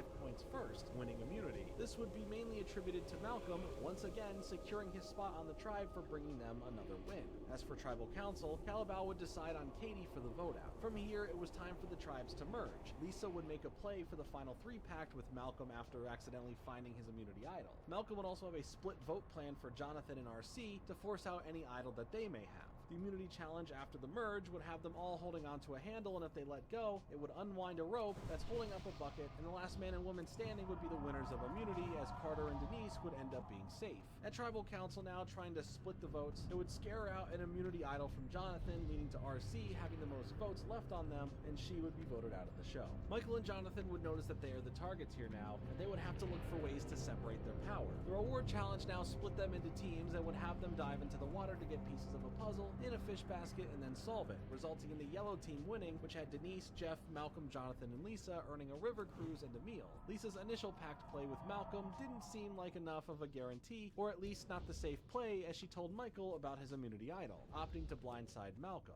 So that's fun. For the immunity challenge, a standard obstacle course for puzzle piece bags occurred, with the second part having them put the puzzle together, resulting in Jonathan winning and earning immunity. Now, Lisa would have also told Pete about the idol that Malcolm has. He's so just he right asked out of him my about it, to range. which he denied it, of course, and Pete believed it. I'm but out the of attention range. went on to Jeff. What's for the worst vote. thing? Jeff would hear of this and in retaliation aim after Pete, but at tribal council, it would come down to Malcolm having to admit that he has an idol, but only on the grounds of calling out Lisa for playing this whole situation how she did. Everyone seemed to have a different view on how Alliance should be and who should be sticking together, but continuing on, Abby Maria showed that she had an immunity idol just to let everyone in on that fact. But both of the idol holders did not claim them, as the votes would come down to a 5-4 split between Jeff and Pete, as Jeff would have the higher number and be voted out. Wait, what? This retired Space baseball goat player race? swing I don't and get the survival, joke. But I guess it was a miss. I'm so sorry I said that. The next reward challenge would have them all split up into teams again, making their way through a muddy obstacle course, finding bags full of balls within the mud and shooting the balls into baskets, as the red team with Carter, Malcolm, Denise, and Jonathan would win, earning a trip to a local village to help deliver school supplies and toys, and then enjoy a nice meal. Later on, for the immunity challenge, they would have to balance a large paddle and roll balls down them to the different holes on the paddle to get a ball in each one of them. Michael would win the immunity, and Denise would start a push for Artist to be voted out of the game. Lisa, though, was still not trusted by Abby Maria, making sure this is still well-known turning tribal, but in the end, Artist got the Space surprise goat and race voted. Draenei. Next reward challenge was another team Oh, split cause up. you have, the only people that can play it is you have to play the Draenei, and you don't like the Draenei. Theirs from being flipped over, with the red Yeah, they team look like winning, with goats. Pete, Abby Maria, Yeah. Carter, and Malcolm getting a Pe- nice People little were joking spot about how and some food. people had like Malcolm a played for fetish final of four deal with like him, Michael, Lisa, and Denise. Draenei Michael would women. speak It was to like Lisa, who preferred a basically final like three cows with or Michael whatever. and I don't know. But with Jonathan not accepting this, Denise, Malcolm, Michael, and Lisa would plan on being That's the still final four, recharging. and the immunity challenge next would have them move a buoy through multiple stages of the competition, where Carter won individual immunity, leading to the decision of a split vote between Abby Maria and Pete, forcing Abby Maria to use her idol, sending Pete out of the game. We start off things in the next episode with an auction like usual. Some people were getting food, but Abby Maria purchased the challenge advantage and decided to pretend that it was more than it was. Going up to the challenge, she would say that her advantage had given her a major jump to the final part of the challenge, but also another bit that she would keep private and rip up the note, just to get in everyone's head. In In the challenge itself, it would bring her past the stages of potentially carrying more weight and just going through the several obstacles, leading to the final bit of work obstacles must of not just be climbing the interrupted. final rope, which helped Ave Maria finish this with no problem, having probably the easiest win ever handed to anyone on the show thus far. At this point, Jonathan was the target, and in a 4-3 vote, he would be sent to the jury. Loved ones would come around and compete in the reward challenge of knocking down targets with bags. Malcolm would end up the winner and pick Lisa to have her loved one stay overnight as well for the reward, but asked for another and gave What him am I gonna a chance do? to spend some time with his son. I can't do anything. And I don't think it has it scripted I can heal. Yeah, sucker. The shore, using the sticks inside to reach and knock over. Stay away from The moment being a tree is lit. Carter would still end up being voted off at tribal council. The next reward faced the castaways with sliding into the ocean to get some rings to play a form of ring toss as Michael would win, sharing his experience of seeing a whale shark and having a pizza meal with Malcolm and Lisa, as then they would commit to a final few pack together, while Denise would have some sort of neck pain. She would work through this pain though for the immunity challenge of crossing a rope bridge with Dude, I have so much. But despite all this, Denise would not have a miraculous win here, as Malcolm once again earned immunity. After some discussion during Tribal, Ave Maria would be voted out by the others. For the finale, the reward challenge up next would be an obstacle course that leads into completing a puzzle, earning the winner an advantage for Tribal Council. Malcolm ended up winning, but Denise became suspicious of Malcolm's commitment to her and bringing her to the final three, as she would try to target him along with Lisa and Michael. The last immunity challenge had them balancing a ball on a cylinder that they'd hold onto with handles, increasing in difficulty throughout trying to keep the ball from falling. The advantage Malcolm had only gave him a bonus life if he had dropped the ball, which he would do it twice, as Michael would then take the win, and a decision to take out Malcolm was put in place, giving us our final three of Denise, Lisa, and Michael. Now for the final tribal council, the three would face the jury with criticisms about betraying alliances, as well as Jonathan getting in some digs, and even bringing up the fact that what we learned at the beginning that Lisa was an actor back in the day on the show The Facts of Life. In the end though, Denise would end up receiving the majority of the votes and became this season's sole survivor. Lisa had a cool opportunity though, as Jeff at this time would begin another standalone show of his own called The Jeff Probst Show, that would feature guests along with members of the audience trying to find common ground on various topics. Lisa would become a co-host for a handful of episodes before the show would come to an end after a year. But as far as this season of Survivor, it was decent. For sure a lot more memorable than some of the other seasons, but I have no real love or major dislike of it. To me, it was just another average season, and my experience watching it was okay. The next season is fans versus favorites. For the favorites, there is Francesca from New York, age 38, Brandon from Texas, age 20, Corinne from California, age 33, Philip from California, age 54, Malcolm from California. Dude, that's why I love the heels, man. Age 23, Brenda from Florida, age 29, Eric from California, age 26, Don from Utah, Oh my age God. 21, and John from Washington, D.C., age 25. For the fans, there's Allie from New York, age 24, Hope from Missouri, age 22, Shamar from New York, age 26, Laura from Washington, D.C., age 22, Matt from Ohio, age 38, Julia from California, age 20, Michael from New York, age 40, Reynold from California, age 29, Eddie from New Jersey, age 23, and Sherry from Idaho, age 40. Coming together immediately, they would all get into the first reward challenge of the season, battling for a ring that has to be held by both them and touching a pole at the same time to score points, and the favorites would end up taking the initial win here and getting a lot of beans and some flint. The fans would quickly realize that what they see on TV your isn't the pathetic same thing as sorcery can Like hold me? prior to then creating their first alliances. The favorites would already be well on their way to doing stuff like this, but after Philip starts building a solid in size alliance, he gives an ultimatum offer to Eric to join or be excluded, to which Eric didn't like that approach. For the first immunity challenge, pairs of players would get to different levels on a tower, smashing crates and collecting the sandbags to hit targets with them, as the fans make a strong comeback to earn the win here, making our first tribal council and first vote out of a favorite, which would turn out to be Francesca, who earlier said that she would eat a rock if this would happen. I will eat this rock. It's not gonna happen. Drop a smoke. Brandon, yeah, Russell's nephew, is back, and this time he wants to play more so like his uncle did, trying to embrace the mindset rather than reject it. Well, maybe by the next morning that died down a bit, but who knows? Over at the fans camp, they would have a standout lazier member in Shamar, to which the Alliance wanted out, but Sherry would be at their defense and brought him into her alliance and needing him to keep up in terms of making the others feel that way. It was all part of her strategy, you see. For the reward immunity challenge, 3 members of a tribe would be in a raft pulled by 3 other members as they dive down to set free some rings that would need to be brought back to the beach, with the final members tossing the rings onto a post as the reward of fishing gear when it's famous. Fans would stay getting into an argument over the performance, as Shamar would be called out by Reynolds, who afterwards would end up finding an item, which Laura noticed he had with him, mentioning that in tribal council, but he had no reason to play it, as the votes would be between 2 players, Allie and Shamar. Allie ending up with 6 votes, being the first person voted out. That's still recharging. Afterwards, Shamar's faith in himself in the game was dipping, considering just getting out. But for the sake of the alliance that had his back, he would stick it out a bit longer. The favorite's hidden idol would be found by Malcolm and Corinne before the next reward immunity challenge. For that, though, they would have to free and bring back to the shore a chest, having to move it along a track to the end, as the favorites would win once again, earning some bedding and lounging items, along with the tarp and rope. The fans would end up planning to split the votes here to get the idol used, ending the first round of voting in a perfect 3-way split between Eddie, Shamar, and Hope. But clearly that didn't pull anything out, as the person with the idol wasn't voted for, leading to a revote where Hope would end up with the majority of the votes and be eliminated from the show. And just like that, Miss Missouri USA 2011 was out of there. Only managed one Draenei, From platform to platform by swinging and climbing, all members would have to get on the final tower together. moved to another, changed alliance. And would get a nice feast of food, with the favorites winning again here, leaving the fans continuing to have some conflict between themselves. Shamar's personal feelings of being there and the others that were annoyed by him. When our guild moved to another server and changed to alliance, I didn't want to start a level 1 character, so I did Draenei DK. DK was fun.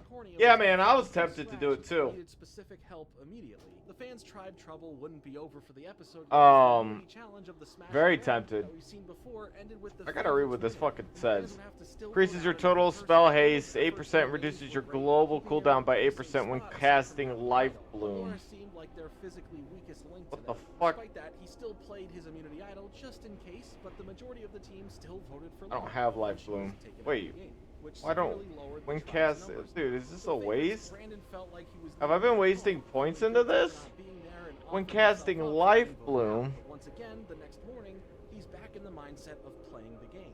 The reward challenge would have them all hold onto a rope to support a net of coconuts getting filled up until they can't last any longer, and whoever lasts the longest would win, with Philip winning for the favorite tribe and getting some steaks and various food add-ons, and the fan tribe would spend their time now hunting for the re-hidden idol. However, for the favorites, tensions would come to a boiling point as Brandon and Philip would end up clashing. Brandon didn't like Philip's leadership as well, as thinking that he was taking full credit for the previous reward win. For a moment, things seemed to calm down as they would shake hands, but Philip didn't want him there beyond the next tribal council, planning on losing the immunity challenge on purpose to do so.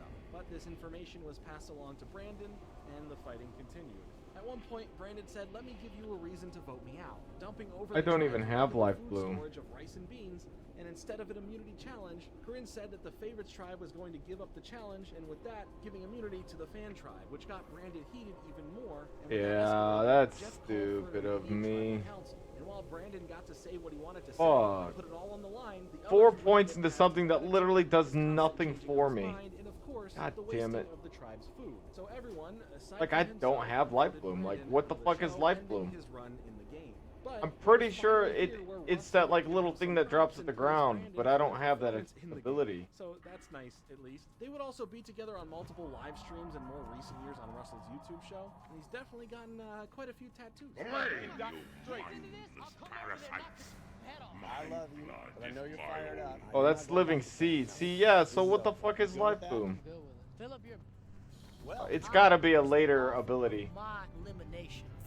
Next, the tribes would have a little bit of a swap, where the favorites tribe, or the Bacall tribe, now had Julie. Life Bloom is a druid healing. Oh, wait, what the fuck? The Goda tribe would have Andrea, Brenda, Eric, and Malcolm head over. This sent some things into disarray, but this was mainly just the adjustment period of mixing things up with the members. The immunity challenge had them get and organize crates to make a staircase that perfectly shows fans versus favorites on the side. The Goda tribe would win, and the Bacall would head to tribal council, debating on if Matt or Julia would be the target to go after. In the end, the majority voted for Matt. There is no such spell Philip's more called ego-driven Life attitude Bloom. would fall back on his face after boasting about how no one could best him in any challenge of strength. But during the reward challenge of the classic moving around the oval to try and catch the other tribe, but be weighed down as you would do so, and being in a little bit of water, Philip couldn't push pushed through it and ended up losing the challenge, giving the reward of sweets and coffee to the Goda tribe. Malcolm would make a play to align with Reynold and build it fully with Eddie and Eric post-merge. And out of trust, Reynold said to Malcolm that he had an immunity idol.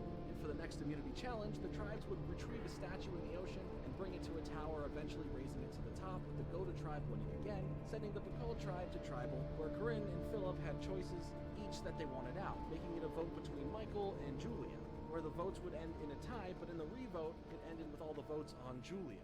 And then she became a NASCAR driver. So that's pretty cool. And here we get the official merge, bringing both tribes together. It doesn't to exist. Kneel and mingle. Corinne would speak with Malcolm to go after Philip, who was busy setting up a potential Final Four, and the first immunity challenge for individual immunity brought back the eating of local delicacies challenge. And while Malcolm was dominating, John ended up winning. Corinne's plan of a blindside of Philip got back to him and they prepared accordingly, leaving the final vote at Tribal Council 7-5 in favor of Corinne being voted out. Philip's alliances would grow stronger after bringing Sherry into it for her participation in that vote. The next reward challenge had them all split into teams, being on the offense and defense of jumping off of a platform into the water trying to shoot a ball into a net. The purple team with Eddie, John, Eric, Reynold, and Michael would win and get a trip rappelling down a waterfall for a nice lunch. Philip's alliance was really strong here as Malcolm tried recruiting from it, and John at the I'm just frustrated with myself to the alliance because I wasted points into something and I didn't read it. Deals trying to be made, Malcolm would become the next target. For the immunity challenge playing the high tide game, Brenda would battle Andrea to the very end of the challenge, and with her resourceful tactics, Brenda would become the winner. Come Tribal Council, Philip made sure everyone for the alliance knew the rules. If you're disloyal, you're voted out. Simple as that. For safety, Reynold almost played his idol, but Malcolm stopped him and asked for it, thinking that they were coming after him. But he used it for nothing as the majority landed on Michael for the vote out. There was a nice bonding moment between Dawn and Brenda where Dawn was ready to quit if her retainer that just fell into the water could not be found. But Brenda jumped in and recovered it, so that's really nice to see. For the reward challenge, they split up into teams again, having to go through an obstacle course that would get them covered in mud and rice. Yeah, I don't see life bloom, dude. I just don't see it. It's just like it's like it doesn't exist. Eric, Philip, and Reynold won a trip to a resort as well as a bunch of food. Reynold would end up winning the immunity challenge, completing his laps through each round, just barely beating Malcolm. And after this, Malcolm would find an immunity idol, giving himself protection from that tribal as well. But making things a bit more interesting, with Eddie here being on the chopping block for the Stealth R Us alliance, Malcolm had a second immunity idol and gave it to him, forming the new alliance trio of the three amigos, pulling off a perfect play by Eddie and Malcolm using their immunity idols, with the rest of the votes only on Philip, as now he would be eliminated from the game, taking the leader out of the majority alliance. For the Survivor auction, John was going for broke, shit! an idol and the advantage in the immunity challenge. However, he wouldn't be successful in finding it thanks to the others like Malcolm and Andrea following him around when he went looking for it. For the immunity challenge itself, the contestants would hold on to a rope with knots in it with one hand while on a log, as they had to switch hands and lower each time, increasing the angle and ability to keep doing so. John's advantage gave him 2 extra knot spaces above, which ended in him being able to win immunity. Tribal Council would result in a 3-way tie between Reynold, Malcolm, and Andrea, but once the revote happened, Malcolm would end up with all the votes, directly landed on them, and would head to the jury. Let's go, healing! See, this is I thought this would be like a wild. I've never seen it. Right away, we would have a reward. This is what blows me away. Would stand on a triangular platform, moving high up every so often, as Jeff offered food to get people out of the challenge, with the last person up there getting immunity and a clue to a hidden idol. After a few hours, Andrea would take the win and ended up sharing the clue with the others. Eric would end up finding it before anyone else, but he then gave it to Andrea as she plotted to take out Brenda for how tough she is truly to beat in these challenges. But instead, we'd see them go after Reynold for a blindside, sending him out of the game. But there was more to this episode, another immunity challenge to be exact, where they would bring a buoy through a maze, untie knots, releasing a key to open a chest filled with ladder pieces to put together and climb up a tower, as Eric would do so first. That's what it was called. As Andrea, thinking she was pretty safe here, didn't use her immunity idol, and his vote tipped the scale from a 3-way tie to a 3-2-2 vote, in favor of Andrea being sent to the jury. The tribe's loved ones would come around now to work with them in the reward challenge, where they unscrewed rails to reassemble them so that they can land bolas on them, with Brenda winning a picnic, selecting Dawn and their loved one to join them. But Jeff had another option, showing that 2 loved ones were there, giving up the reward for herself and Dawn, and giving it to everyone else became an easy deal for her to make. Dawn was the only one clearly mad about this though, but for the immunity challenge, they would hold on to a handle behind them and hang over the water water, with an angle increasing more and more every so often, as Don would eventually win and beat out Brenda. A few last-minute decisions would be tried in terms of alliances for the final 3, but the vote out here would be pretty clear. Brenda would be voted out, and to this was shocked that she was, letting them all know that she was honest and genuine with them while playing, and tearing up as she left the game.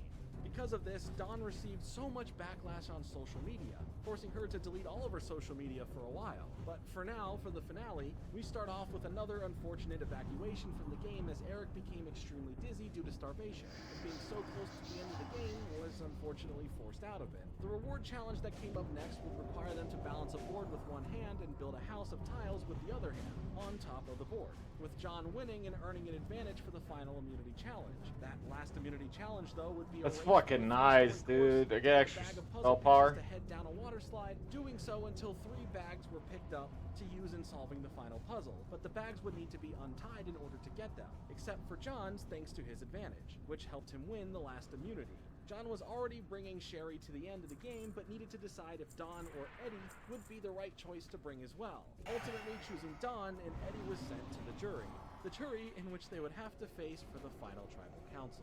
Everyone would say 3200 healing. I gotta look up the whole thing about Life Bloom. I think respecking is just a good idea anyways. Not going to her either. Eric would get a bit heated with Sherry, but she shut him down, saying, "You're not going to vote for me anyway, so it wouldn't matter." After much discussion, It's 64. See, okay. And be given the title of sole survivor. All right. As much fun as the season was, Well, I guess it's not so bad then. we hit a point in the show where it's more than just a few challenges that are repetitive. By that, I don't mean involving puzzle pieces, because all of these have some sort of puzzle pieces. I mean nearly all of the challenges, or to a T, something we've already seen before, or slightly tweaked versions of the same thing.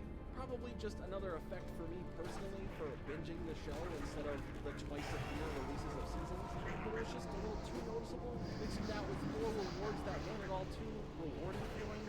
I don't know, it feels like we're playing with a bunch of formats here, trying some new things, going back to some old things, but not finding the thing that would make the season as a whole engaging. It's Chef Roast with a chance to win up to 25. Our next season of Survivor will be called Blood vs. Water, with our 2 tribes, Galong and Tadhana, where each contestant arrives and Nice, competes dude. against their loved one in I'm actually a little surprised. It's slow going, but we're doing it. all returning players, which brought back Rupert, Colton, Candace, Kat, Aris, Laura M, Tina, Gervais, Monica, and Tyson. In the Tadhana tribe, we would have Rupert's wife, Laura B, Colton's fiance, Caleb, Candace's husband, John, Kat's boyfriend, Hayden, Aris's brother, Vitus, Laura M's daughter, Sierra, Tina's daughter, Katie, Gervais's niece, Marissa, Monica's husband, Brad, and Tyson's girlfriend, Rachel. The show would start off with a day 0 that put everyone in their loved one pairs in 10 separate locations, giving them one last moment together before they would be against each other. This was not known to them, though, until Jeff announced that they're not playing together, but against each other. And on top of that, right off the rip, 2 people needed to be voted off for no reason. So Laura B was gone from the loved ones, and Candace was gone from the returning players. Aside from the players returning, Redemption Island would as well. So those 2 who just got voted off and didn't get a chance to even play in the game would now just go to Redemption Island. Loved ones, though, can actually swap places if they want to with their loved one if they have to go to Redemption Island. As Rupert here chose to go to the island for his wife to stay in the game, as she took his place on the returning players tribe. The reward immunity challenge to start things off would be a race in the water to some boats, where under the water they needed to be set free, then paddled back to get some puzzle pieces from the chest, assembling it to a wheel to raise up the tribe flag. As the returning players would win and earn some flint, meaning that one of the loved ones was going to be sent to Redemption Island. But in celebrating too much, the loved one's tribe didn't have love for how Gervais celebrated on the other tribe, meaning that they would have thought of targeting his loved one on their tribe. So yeah, they did that. Marissa was sent over to... Damn, sick, dude. This is sick. That was a sick round. Like, that was sick. With an alliance already being put together with Aras, Monica, Gervais, Tyson, and Tina, while the loved ones had their all-man alliance put together. For Redemption Island, the Metal Spring Maze was used again, with Candace and Marissa beating out Rupert, sending him out of the game already, which is pretty sad to see. And as a bonus, the first place winner, that being Candace, was given a clue to an immunity idol that she would give to John. For the others back in the regular game, the reward immunity challenge had them roll a member who would be in a Yeah. I'm just glad I get it, because like I was a little 4 points into something that wasn't giving me anything, and I was a little annoyed. Earning the loved one's immunity and some fishing gear, where the returning players would end up sending Rachel to Redemption Island. Candace and Marissa narrowly beat Rachel in the chain reaction challenge, sending her out of the game for good, but she wouldn't be the only one out of this game this episode. Colton couldn't handle being here anymore. He just couldn't handle anything, honestly, anymore. Crying and then choosing to quit the game, mainly because he was feeling lonely and pushed aside from the others. And Jeff, oh boy, he was mad. You came back. You mustn't let him loose! The exact opposite. I don't care about this chart. You mustn't let him loose! I'll do what he fucking wants, bro. Oh, there he is. He's down there. There he is. Sexy guy. Ouchies. Believing that the last time that he went out of the game for alleged appendicitis was just a ploy, and Jeff didn't believe him. Now I can confirm for myself. You feigned appendicitis. Turns out you didn't have it. At least based on Who dares interrupt? What is this? What have you done? You ruined everything! What does that mean? Never meant for him, and he shouldn't have tried. Lots of people like to watch adventure. It doesn't mean they really should get up off the couch. Closer. Come closer. Going as far as not allowing and him to burn! saying that honor is reserved for Ow. Ow.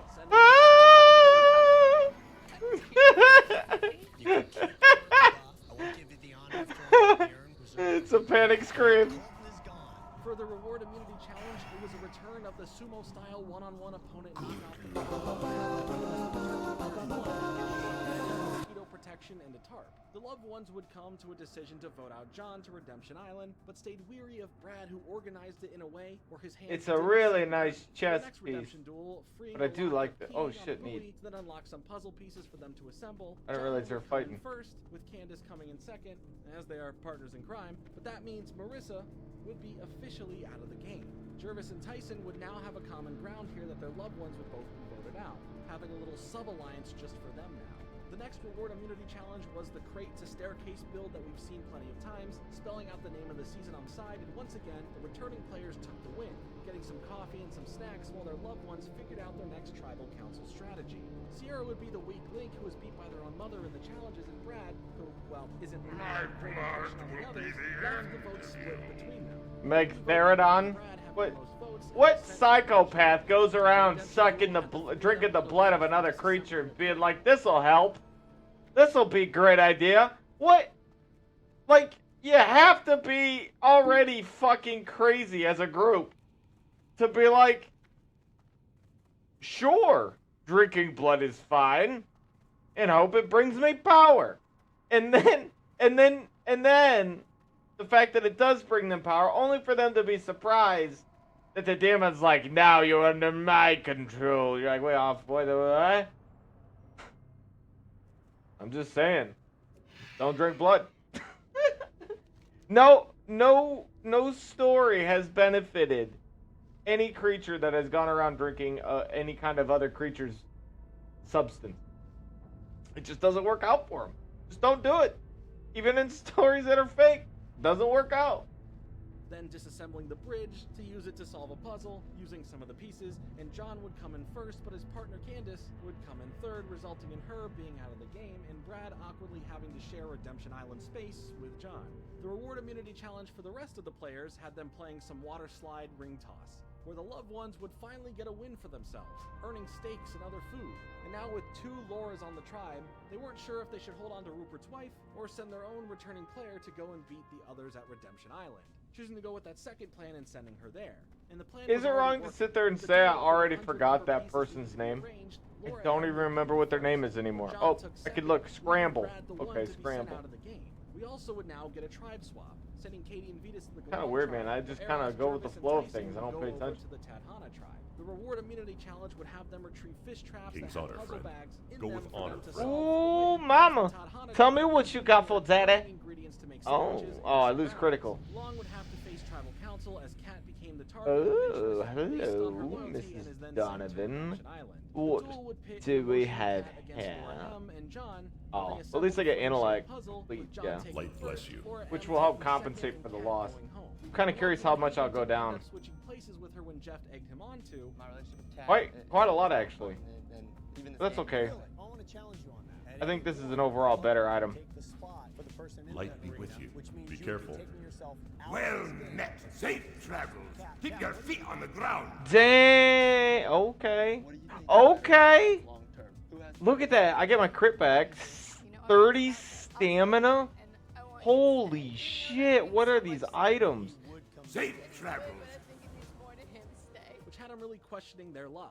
In a different relationship years later, Kat would be arrested for allegedly hitting her boyfriend in the face. Wait. For the Tadhana tribe, Tyson, Caleb, Jervis, Hayden, Oh and no, I Sarah agree this made was a better final because fight. I get more The Reward Immunity Challenge next spell would have some power, of but them I also linked get... together, moving through an obstacle course, collecting ball bags and chains to use them in a central link toss. The Tadhana would win again and get some fried chicken for a meal, including all of the perfectly paired sides. Laura B warned Vetus that he was going to be targeted for a vote out, and the other women didn't like her doing that without consulting with the rest of them first. The trust factor was gone there, and quickly, this Laura would join the other Laura at It heals for a lot. The duel here had Copy. on to the longest, resulting in Laura Alright, M copy. ending up Sounds winning. good. We're learning. Now both We're John learning and Laura together, were I sent think, home and that's from the game most as Laura important M part, was is brought when we're back learning to the together. game itself. Yeah, it's time for the merge now. Tyson would eventually find the hidden idol. Aris, who really set up the plan for Laura M to go to Where's that helmet? to then make it back, Yeah, had her in for the vote out, sexy. though.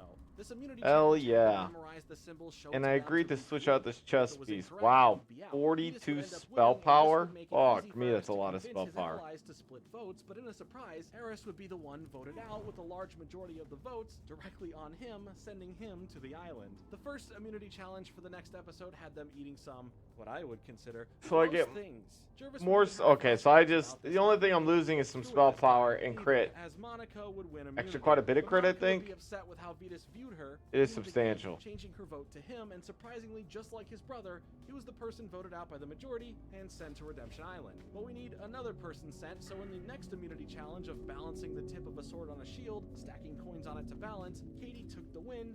And later, Tina was expecting a vote out of Monica from the rest of the Alliance based on several reasons. But because she bluffed about having an idol, it helped cement her fate in going to the island. The duel would now take place between two brothers and Tina. Getting some balls to complete the table labyrinth as Vetus would come in first, but Tina came through to earn second, sending Eris out of the game. For the rest of the players, their reward immunity challenge would be the hanging back rope knot holding game, where Monica... Yeah, I actually don't... winning, but I decided actually that she don't wanted do the that, reward though, to go to the rest of the because, immunity and didn't partake in the food which Jeff allowed. But I don't do that. Still with the Alliance planned to vote out her mother, following through and sending her to the island. The next duel Because of my stacking brain four has a blocks with problem different colors processing would what be I'm trying to stacked in a say. way of not showing any repeating colors on each side. Laura Yeah, M would come in first, with what's Tina dual barely gear? winning I mean, the I race, actually and do now have a joined his dual brother on gear the setup in some Tyson format, seemingly but like I became the stopped choice I for stopped trying to alongside maintain contestant fail who gear would be what given really support from early. Sierra, who would now vote with him. Dual gear is just like, because I have the ability to dual spec, I have two specs I can go. I have restoration and then I have balance. And normally you could hold two sets of gear to accommodate both builds, but I just used my balance gear to accommodate my resto gear, which has worked out pretty well in my opinion. But no one voted for him, and Caleb was still sent to Redemption Island. The duel of constructing a house of tiles 8 feet tall went to Laura, with Tina coming in second while Caleb would be eliminated. Sadly, Caleb would pass away after a horrible work accident in 2014 ahead of his wedding with Colton planned for later that year. Okay. So I know that there are a lot of survivors. Like, if you're curious what we're watching, this is what we're watching. Well, we're not watching, this is what we're listening to. This man has spent 12 hours of his, like, he said it's been him 39 days he spent. But it's about Survivor. And like, there has been a strange amount of people dying after the show. Not like a high amount, but over the course of every season and stuff he's talking about, people are bound to die, of course, I understand. But this show isn't that old. It's crazy.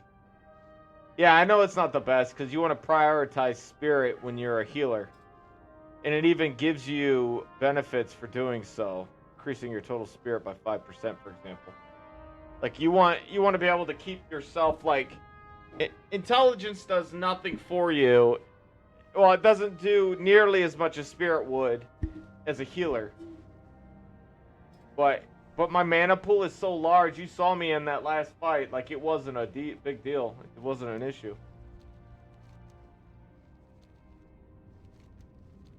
That year. The next reward immunity challenge would be balancing a ball on a pole while going through an obstacle course, eventually getting some sandbags to knock over some targets, where Jervis would win and share the ice cream award with Monica and Tyson. For Tribal Council, the votes were split 3-3 for Hayden and Monica, having to go to a revote that resulted in a 2-2 vote. Now having to go to the rock draw. Some the rules now using same gear. Okay, but tree form boosts healing on others. But I don't know if it's 25%, but it does boost. You're not wrong. Monica that he has found the hidden idol, as we now go to our next duel. Making a pole with sticks and ropes to get keys to open their locks, Laura would claim first place with Tina following in second, leaving Katie for the jury. The reward immunity challenge for the other players would have them guiding a buoy through obstacles to get to a bag of puzzle pieces for them to solve, for the reward of plenty of good food items as an option for delivery to the camp could be won. As Sierra fought from last place to first, she would win the challenge and shared the reward with Hayden. I don't know. I bought these at a decent price, so I just using them, getting a little extra spell power. Get a little thin. What does it give me? I get spell power and spirit. Now back in, yep. We have an immunity challenge where they had to hold up a table with a rope, balancing it while balancing themselves, as they would add blocks to the table, keeping it balanced, with the first to 10 on there, resulting in Tyson getting immunity. While some decisions were getting during Tribal Council, Tyson gave Jervis the items to use, but regardless, Sierra was still voted out of the game. The last immunity challenge of the season would have them run an obstacle course, retrieving puzzle. Oh, that's all I needed. Oh, okay, to copy. a clue to unlock the final combination. Wait, why am I still? Oh, okay. Tyson secured his final 3 spot by winning. I can't cast that. You know, I've noticed one thing about being a boomer. I think I do need to respect too now that I got more points. Dealing with all of the back and forth like usual, Tyson would be given the majority vote. Because I don't think I didn't take this at because I didn't farm. I wasn't farming. But that is a really good item to have. I actually ended up taking the bonus damage instead. Felt too focused on Redemption Island and not for the main part of the game itself. And maybe I just don't like Redemption Island. I don't know. The challenges are usually the same. It feels like a little too predictable. And for me, I'd rather see the regular Brewmaster Zoro. better rewards offered. Cool concept for the season, but lackluster. You must kill This next season of Survivor Zoro. would give us 3 tribes.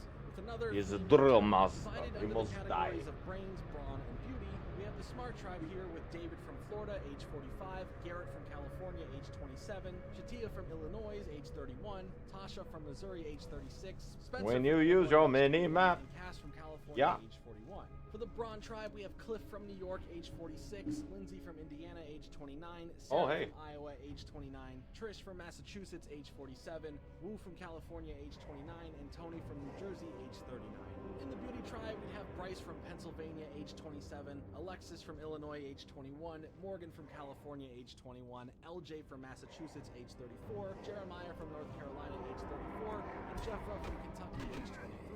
All of the tribes upon arrival were tasked with choosing a leader. David for brains, Sarah for brawn, and LJ for beauty, then having to choose the weakest players, picking Garrett, Trish, and Morgan. These 3 would be then given a free helicopter ride to the camp, getting there first with the choice of an extra price for the whole tribe, or a crew to look for the idol. Trish would choose the bag of rice, while the other 2 would both look for the idol. Garrett found his, while Morgan did not. After a little bit of settling in, it was time for a reward immunity challenge. I just where was use like, of a wagon oh. would help collect them keys for some trunks, and then they would have to disassemble the wagon to get it Get 'em, boys. through a fence, reassemble it, continuing onto the course to take the pieces from the trunks, and put together a puzzle with the beauty tribe winning, taking first place, earning themselves a fire making kit, and Braun coming in second, earning them flint, giving us the brains coming in last, and needing to go to tribal council. Garrett led a charge for David to be voted out based on being targeted as the weakest player, which the pettiness became a vote out for David, and he was eliminated. I think he'll be okay though. As the then president of the Miami Marlins, he sold them for $1.3 billion. Is that just At the nothing? Beauty tribe, an alliance was forming between Bryce, Morgan, and Jeremiah.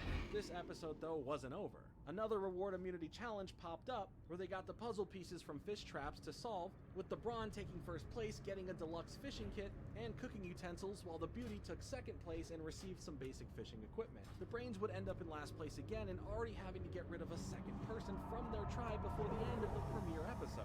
Garrett became too controlling when it comes to how he communicated with someone, not allowing them to speak in private, as he chose another person. Whoa, what a to push. knockback. This led to some arguments, specifically with both Shatia and Tasha, and after, he was then voted out of the second tribal council.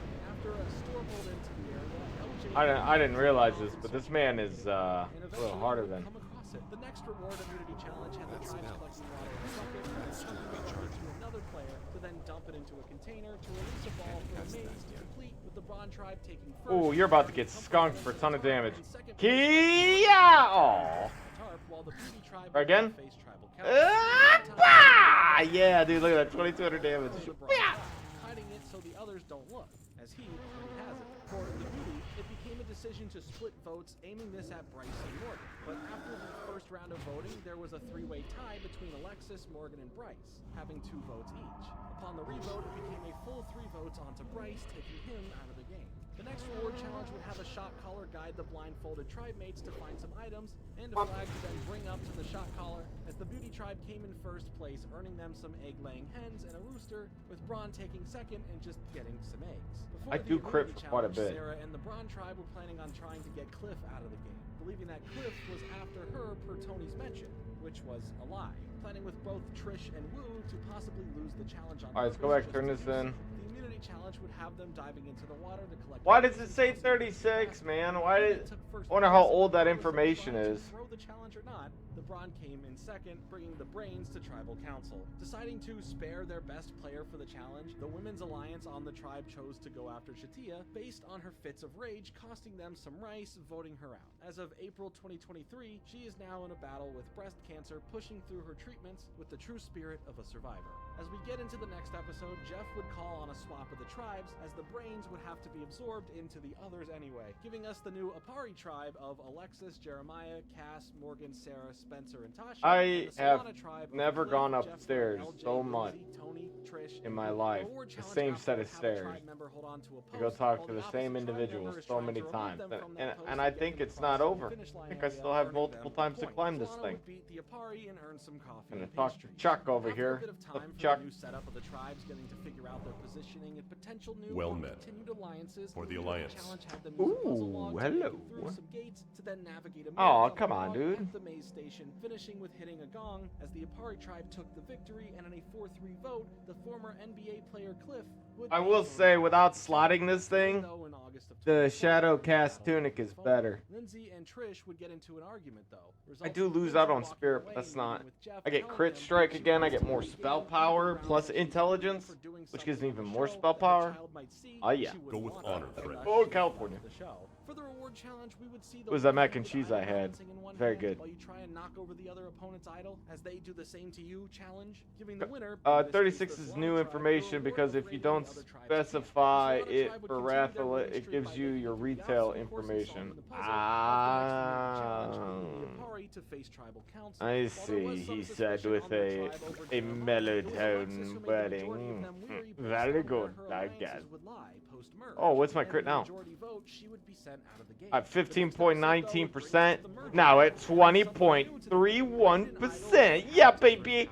I got a 1-5 chance to dome your ass. Challenge as Wu remained strong, balancing for a while against Tony to claim the first individual. In a period of about 15 seconds, I could crit you right in the face.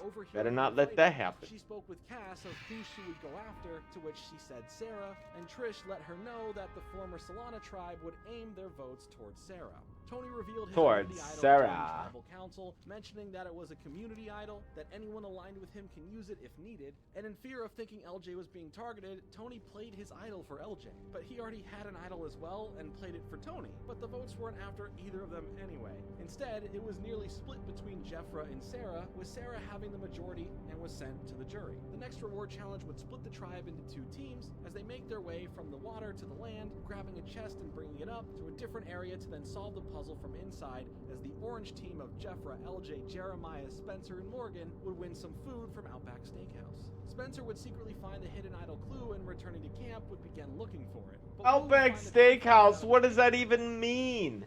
Did, like, they get some guy who worked with Outback to work there, like, to cook it for them? Like, they're supposed to be in some bodunk place. Outback Steakhouse cooked their food when they won the competition. No, it's just some guy named Greg cooking the food on a grill. That's it. Hey, Greg. Hey.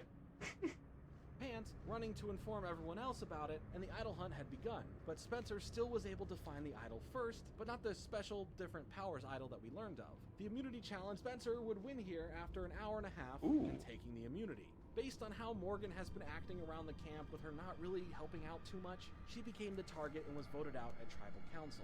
The next reward challenge split the tribe into 3 teams.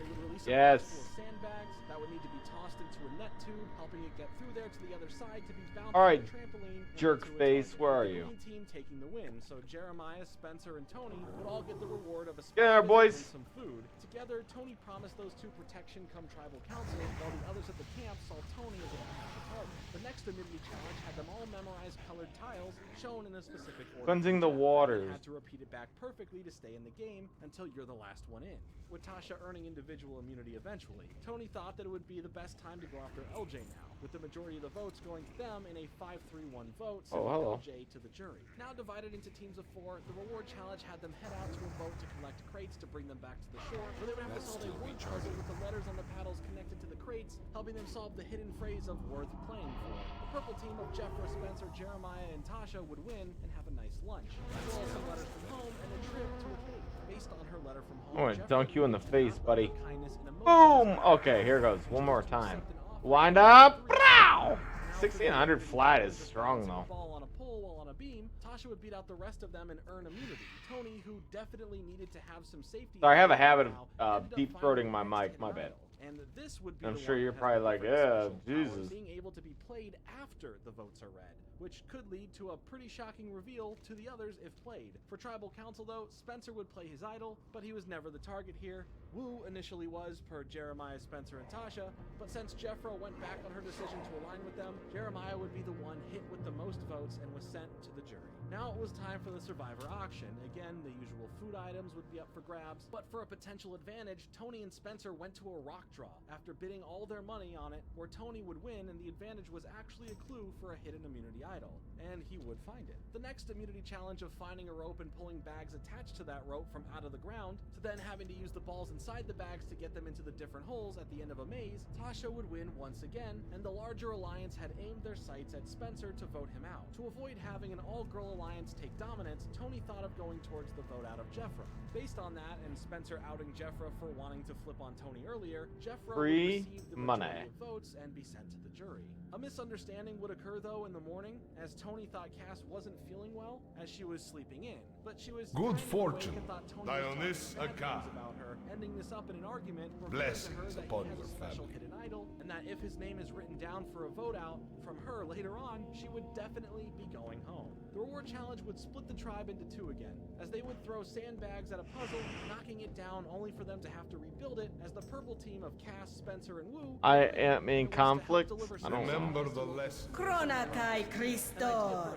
Between Tony and Trish was brewing, while he was skeptical about being told that there was a plan to vote out Tasha. Spencer would win the immunity challenge of counting items at different tables. Why does it do that? Knock a metal rod for them to use to break a tile. Tony went into Tribal Council confident, not playing his idol, and to his luck, Tasha would end up being the vote out, and there was no split vote between Tony and Trish. Final alliance deals were being made as Tony figured Wu and Cass would be a solid final 3, but at the same time told Cass that it would be her and Trish in the final 3 with him. But that got back to Wu, causing massive doubts about where he actually stands with Tony. The reward challenge next would be a return of the getting covered in mud and chipping it into a bucket to hopefully have the heaviest mud load challenge, to which Tony would win and get a pizza meal for a reward, and sharing it with Trish. The others saw it as Tony or Trish again for the vote out. For the immunity challenge though, they would navigate obstacles to get a key that unlocks ladder pieces from the chest, having to then build a staircase in a certain way, bringing them to the final level to build the season's logo in a puzzle form for the win,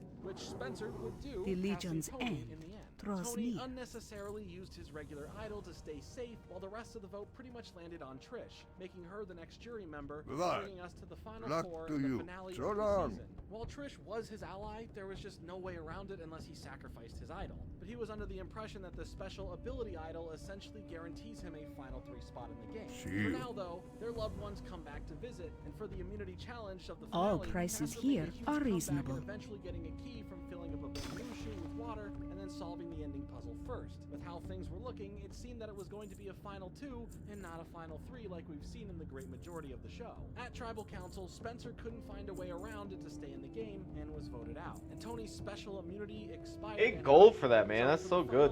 6 gold. Woo. The final 2 for a refreshing ending. It was a maze navigation with real and false turnstiles, as they would try and grab 4 medallions to open a chest filled with cogs that would have to be arranged to work and raise up a flag, as Wu earned the final immunity, and he was able to decide on either bringing Cass, someone she claims is easy to beat in the end, or Tony, where a lot of sensibilities lie in terms of honor and integrity, to the final 2, eventually deciding on voting out Cass, as Tony and Wu would now have to face the jury. The others brought up all the betraying Tony had done in the game, but Spencer defended him, admiring his strategies throughout the season, telling the others to place their votes with him. When all said and done, the final votes of an 8-1 favored Tony, making him the sole survivor for the season. Funny enough, that never used super special idol for the season was insisted to be in the game from a celebrity fan of the show, Tyler Perry, who convinced Jeff to put it in the game. Now, it was technically a thing earlier on with immunity idols beforehand, and eventually changed it to playing them before the votes were read. But Jeff claims Perry to be an idea machine, and sends him messages with ideas and thoughts all the time, and brought that concept back for one special idol. Jeff would have to realize, though, what he was doing in the game was a lesson he had already learned before, as it was too powerful and claimed to be a mistake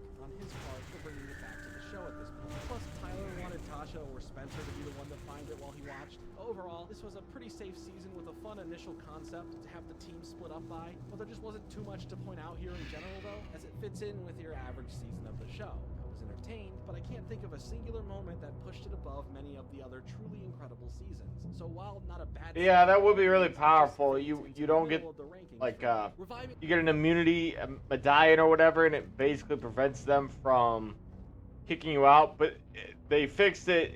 In the beginning, it used to be that you could reveal it after someone had if you could hold on to it for as long as whatever. Then they made changes. Hello.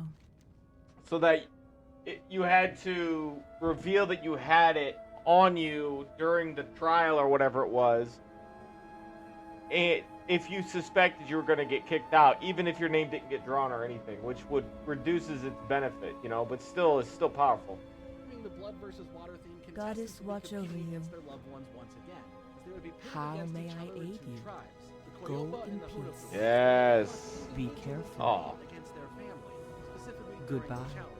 What brings you? I'm here to help the Tauren. Walk with the earth. How may I help? Walk with the Luck, friend. Thanks, dude. Alright, we got a lot going on.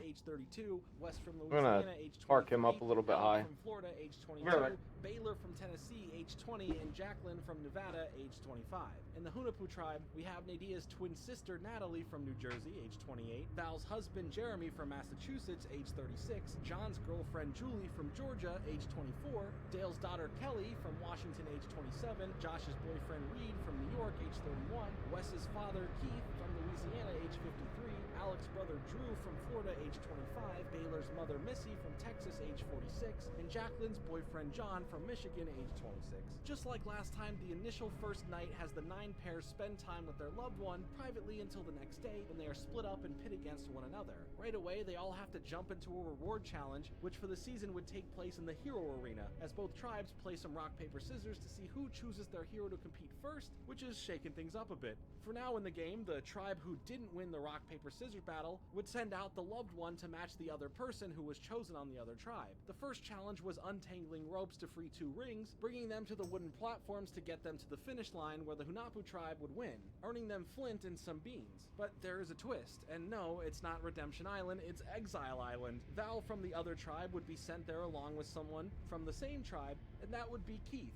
Dale on the Cleopa tribe had some trouble fitting in, but he did find some interesting wooden item that he couldn't be too certain if it was or was not an idol, so he pocketed it for now. He also would use his glasses to help make some of the fire for the tribe, which did help him earn some cred with the others. Exile Island would have 2 urns to pick from though, with one of them having a clue to the hidden idol, which Val's did have, but she lied about what was written to Keith.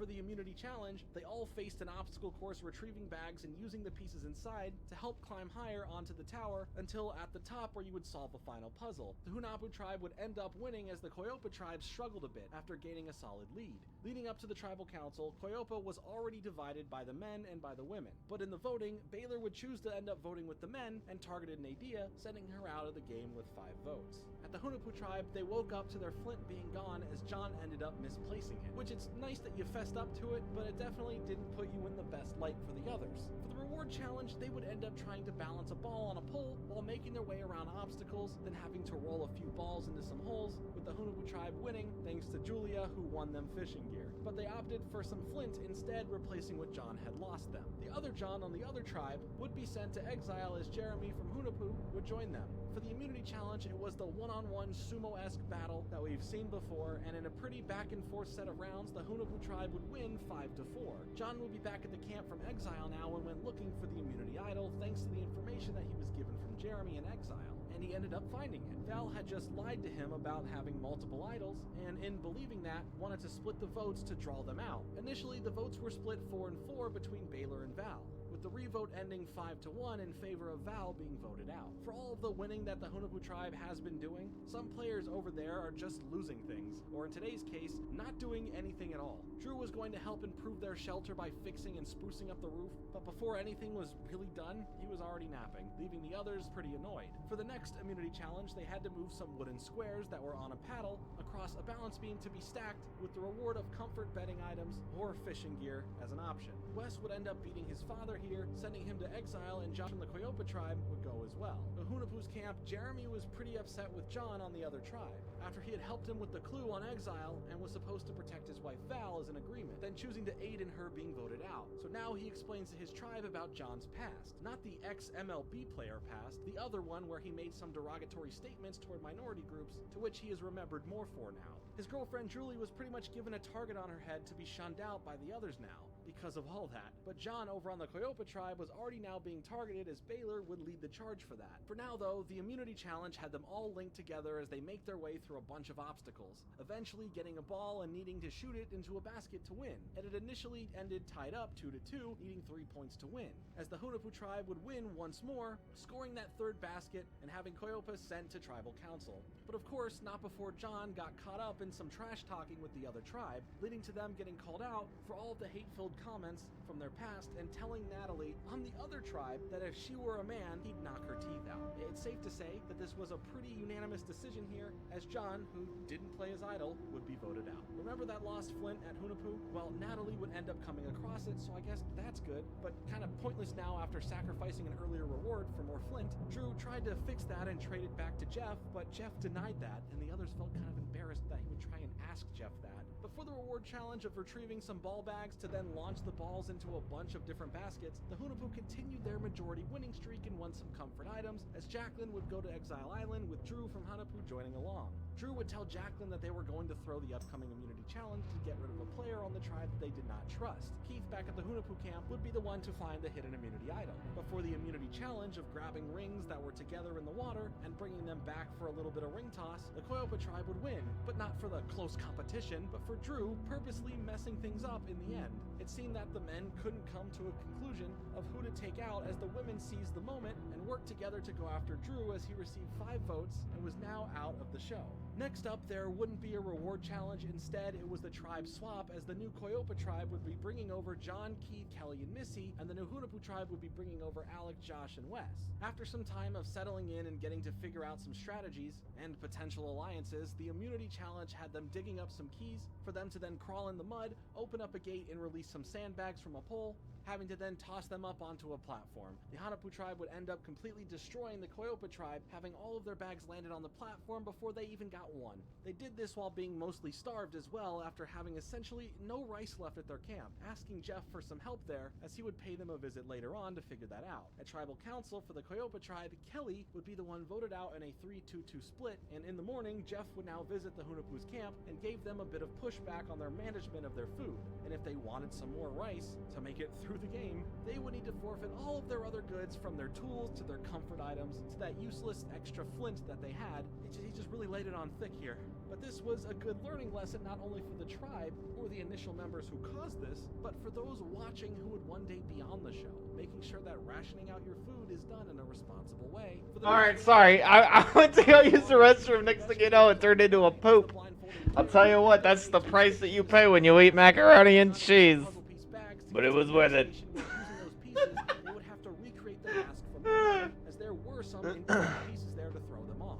The Hanapu tribe would win, sending Baylor to exile, while Natalie from the Hunapu tribe would... It was just, I'm telling you, and I know you don't want to hear this, but I was just sitting on the toilet. That's right, I was sitting down, taking a pee. And the next thing you know, I was like, holy shit, I gotta take a shit. And that's what happened. You're welcome. Here to help you experience my life. Where each one of them would have a bag of scrolls that would be assembled together to form a large image. The Hunapu tribe would But what I'm gonna do is I'm gonna make a joint. portion of this challenge, with the Koyopa tribe now heading to tribal council. Dave tried to use his assumed idol, Thank which you. to him is real, as a bribing tool to stay around. I mean, while we're Almost getting chilling. John to take it, but regardless, it wasn't traded Here, watch or this. played, and Dale ended up being voted out of the game. Hunapu would now be split into two alliances. This is what I've been Joint watching. Alliance with Alec, Wes, Reed, and Josh, and the dubbed singles alliance of Jeremy, Julie, and Natalie. Oh, it was also time for the merge anyway, with both alliances growing, with Keith joining the alliance with his son, and Baylor, Jacqueline, John, and Missy joining with Jeremy's alliance. Of course, this would lead to some other dealings of some trying to win over others, but they did all come together to look for their leftover snacks from the merge feast, finding it all in Julie's bag, and like gremlins, they all just ate it, running her away when she came back from a walk that she went on. The immunity challenge, though, of balancing balls on a disc being held up by a knotted rope, Keith would end up the victor here, winning first individual immunity. Julie's bad times... Can I just say, this man made a 12-hour video, and has so far, it seems like it's been pretty good. Like, he's thoroughly made sure he hasn't made mistakes. Can you imagine checking your own work on a 12-hour video? My God. would keep coming as the others, like Alec, were making fun of her, and she felt like she didn't want to be there anymore. Speaking with Jeff, and then she left the show, canceling tribal council for the episode. For the next reward challenge, they all divided up into teams as Missy became the odd one out, not being picked and couldn't be up for any award. The teams would put puzzle pieces on a track to push to a tower, or it would be assembled to build to the rest of the structure, as then one member would race to get to the top of it and free a statue for them to lift up to the top. The yellow team of Jeremy, Reed, Keith, Wes, and Natalie would win and get a fun taco bar reward, while John would be sent to exile, where he would end up finding a hidden item. For the next immunity challenge, Jeff would show some symbols in a specific order, and they would have to perfectly repeat them back to stay in the challenge, as Jeremy would beat Josh in the very end, pretty much sealing his fate at tribal council. Except me, I like watching me stuff. Handsome. Can't help it. Into two teams again, the reward challenge. I'll tell you what, there are times I'll be watching my content and I'll hear myself talk and make a joke, and I will laugh at my own joke. It happens. Is that conceited to think I am funny? I don't know. But I enjoy making me laugh when I watch me on the TV. Challenge of one-on-one bouts of getting the opponents to fall off a balance beam and into a mud pit would land us at a 4-4 tie, as Baylor would defeat her own mother Missy, giving the yellow team of her, Alec, Natalie, Reed, and Jeremy the reward of a luxury yacht experience with some food and drink. Poor Missy, she couldn't play in the last reward challenge, her daughter beats her in this challenge, and what's next? Guess we gotta find out. Jeremy and Natalie would end up giving the reward to both Jacqueline and John, as Jeremy would go to exile for now. But his efforts to go there for the idol didn't pay off, having to deal with a couple awful rainy nights and become more personally defeated for the game. John was worried about Jeremy though, since he had the idol, and Jeremy would probably come after him for that. For the immunity challenge, they would only be allowed to use their feet as they undo a rope to release some blocks for them now to stack in rows of... So, did you laugh at yourself that's saying a joke something? I'll just laugh randomly because I'm thinking of something funny. John's worried nature mixed with already misplaced tension of others led to the majority of the votes landing on Jeremy before things could get interesting regarding idol politics. Natalie was made aware of John's idol in a play for him to earn her trust fully now, but she would only play along until she absolutely couldn't. The next reward challenge would have them divided up again as they would jump off of a platform to grab a key, swim out to get some puzzle pieces, and assemble the puzzle. The yellow team would win, and Alec, John, Jacqueline, and Reed would win the reward of delivering sports equipment to kids and enjoying some snacks, with Missy getting to go as Reed gave it up to her. Wes, though, would head to exile now. Both Natalie and Baylor would work together looking for the immunity idol around the area and ended up coming... Okay, like, I know things aren't, like, crazy over there, like things aren't like a utopia in Africa.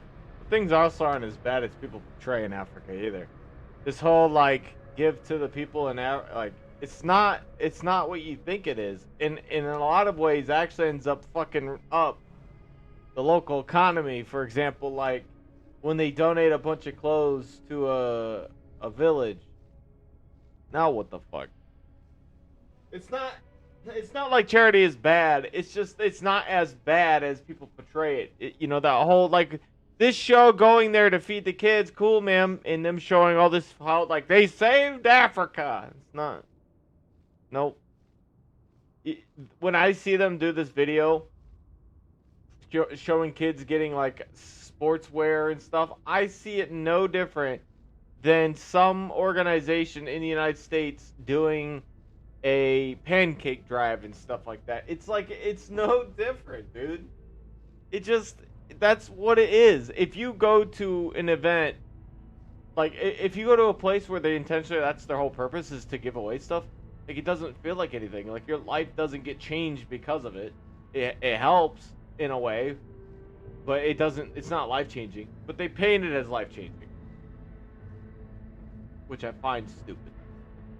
Across it before we get into the immunity challenge, where they stood on a small platform or holding onto a handle above them for as long as they could, as Jeff would offer food to them to get them out. Reed would end up outlasting the others and win immunity, and for tribal council, the votes were mainly split between John and Keith, but both of them played an immunity idol, resulting in Wes, who only had 2 votes, being voted out of the game. The next reward challenge was them all being asked a bunch of questions about the other tribe members with another 3 life system to stay in. But Jeff would end up stopping the challenge as some of the others decided to give the win and reward to Missy, who finally got something nice done for her, as she would get to go horseback riding and enjoying a stay at a resort with a nice meal, and shared it with Natalie and Baylor, as John would go to exile and find himself with another idol now. After the next immunity challenge of a paddle balancing setup to roll several balls into the spots along the paddle, leading to Keith winning immunity, tensions were high as it seemed things were just in general in full disarray. But despite poor communication between them all, they would place their votes on Reed, as Missy was mainly angry at him for calling her daughter a brat.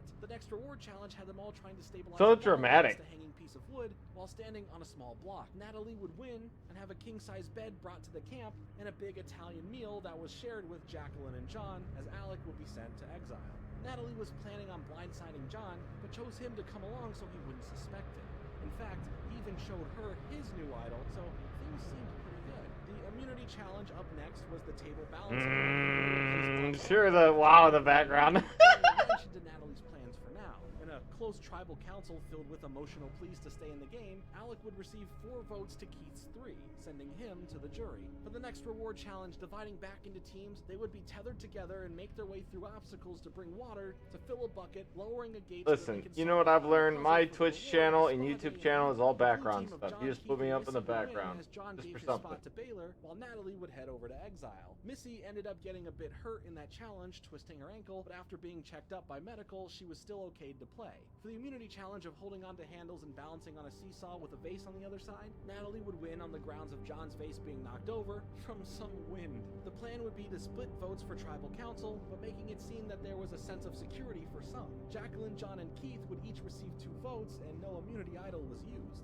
So upon a revote, John would receive 2 votes to Jacqueline's 1, and was sent to the jury. But now for the finale, the last reward challenge would have them undo a rope, assemble the rest of the bridge, and throw sandbags at some blocks to knock them down, as Keith would win and receive an advantage for the immunity challenge. Jacqueline would now head over to exile, though. Speaking of the immunity challenge, this next one would have them moving a ball through obstacles with small paddles, where Keith, thanks to the advantage of having time practicing this, would win. For tribal council, Jacqueline played her immunity idol, saving her from the majority of the votes, as Baylor would be left with 2 votes placed on her, taking her out to the jury. Missy was upset but understood it was part of the game, that her daughter is now out of it, as Natalie planned for Keith to be the last person voted for the jury. The final immunity challenge had them traverse obstacles, starting with sliding down a pole, collecting puzzle bags to drop off at the top of a tower that they have to run up, heading back down for the final bags, making them run back up to the top to solve the puzzle that featured 3 missing pieces, revealing the numbers to a lock on their flag, ending with Jacqueline winning immunity. The 3 women would stick Ended together with as tribal Jacqueline council, winning sending immunity. Keith out of the game, giving us the final 3 of Jacqueline, Missy, and Natalie. Sadly, just a couple of months ago, as of making this video, Keith passed away after a See? Again, like, That's not the first time. That's not the second time. That's not the 6th time. This is like the 12th or 13th time this man has said someone has died after they've done the show. Don't do Survivor. You won't survive. They would all plead their own cases of why they deserve to be there in the end, and why they deserve to win, as in a poetic way, after her twin sister was the first person voted off of the season, Natalie would end up winning, and being crowned this season's sole survivor. This was another mixed bag of a season overall. Exile Island was fun to deal with, mixed in with the loved ones as they battle it out once more, but in terms of connecting with these set of contestants, it just never really happened for me. Especially towards the later half, where distrust ran rampant. I know it's part of the game, but in general, it just didn't feel too exciting here, I guess. I think I'd rather see the tribe start out with their It's serious, okay? One died in 1780. Yeah, showing us for what real. winning and losing together can truly do. Either showing how much of a strain it puts on them in their relationship, or how great they work together because of it. But yeah, now we move on to season 30. The brand new Outback Steakhouse McGrill Pineapple Burrito. I can smell it. Plus, and there's dessert too. Survivor Worlds Apart, season frickin' 30, can you believe it? Our castaways this time are split into 3 tribes based on their occupations, giving us the alternate title of white collar versus blue collar versus no collar. For the white collar tribe, we have So from What's that, California, matey? age 31, Max from California, age 37, Joaquin from New York, age 27, Shireen from California, age 31, Tyler from California, age 30. Oh yeah, all these white collar fuckers look like they wouldn't make it. They all look like bitches. 33, and Carolyn from Florida, age 52. For the blue collar tribe, we have Lindsay from Florida, age 24. Yeah, she looks like she can handle it. 44, Dan Yep. from Maine, age 47. Yep. Sarah from Utah, age 20. She's a hippie. Brittany Yep. from Massachusetts, age 24. Maybe. Mike from Texas, age 38. Maybe. For the no collar tribe, we have Vince Oh, yeah. from California, age 32. Nina from California, age 51. He's a pretender, but that man has experienced some stuff. The fact that he puts like feathers in his hair, like that might sound cliche, but there's like like you could Florida. Haley from California, age 25. Joe from Arizona, age 25. Jen from California, age 22. And Will from California, age 41. At the start of the game, each tribe would have... What the fuck are these? A bunch of Zoomers? Is that what they call them? Zoomers? Like the generation after us? Aren't we, the millennials, creative? ...to pick out a representative for... Boomers. Zoomers. Intelligent.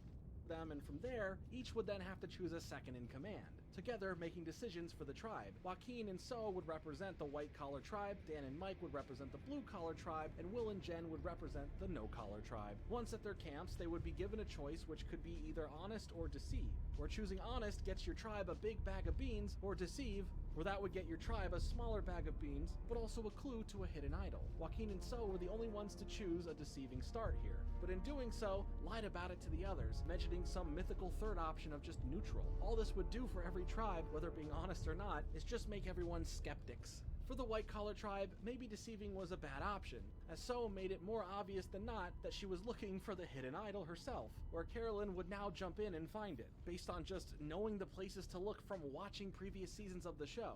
Our first reward immunity challenge would have them running up to a crate and unlocking it and freeing the ladder. Damn, dude, at what point, like, how into the show do you have to be to get to the point where, like, you watched it so much that you know basically where they've likely hidden it because of how many times you've watched the show? My gosh. They must have stopped transferring islands and they must have just stuck to the same island. For them to go up and over the other part of the challenge, having to solve... We'll get going here. I'm just...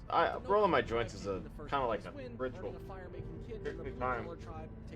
But I like it. Flint, as the white-collar tribe lost, thanks to Shireen struggling with the puzzle at the start. For the first tribal council of the season, Shireen tried to save herself by calling out the representative and their partner in lies, saying that they got a clue to the hidden idol over more rice for the tribe as a whole, and just like that, So would be the first person voted off the season. At the blue-collar tribe's camp, they were enjoying and killing some time, but Mike wanted everyone to be working on the camp itself. Aside from this, the other tribes in general would have their moments of forming some alliances or getting on each other's nerves. The reward immunity challenge of bringing buoys through some obstacles to eventually having to take it and toss it into a basket resulted in the white collar tribe taking first place, getting them a fishing kit, while the blue collar tribe came in second and earning them a spear. The no collar tribe would head to tribal council, where Vince would ultimately be voted out. Shireen would tell some interesting tales about some howler monkeys, to the rest of the white collar tribe's annoyance. But for the blue collar tribe, work ethic arguments would break out between Mike and a few others, with Lindsay ending up insulting his religious beliefs. For the reward immunity challenge, the tribes transported water into a bucket with holes, then bringing it to a barrel, filling it up, and earning the win. The reward of some comfort seating and sleeping items would be won by the blue collar tribe, and just the tarp would be won by the white collar tribe, meaning that the no collar tribe would be sent to tribal council. Nina would feel she was being unfairly targeted as a weak player due to her being deaf, as the others tried to negate those claims. She would try to campaign for Will for a vote out, but in the end, with a 3-2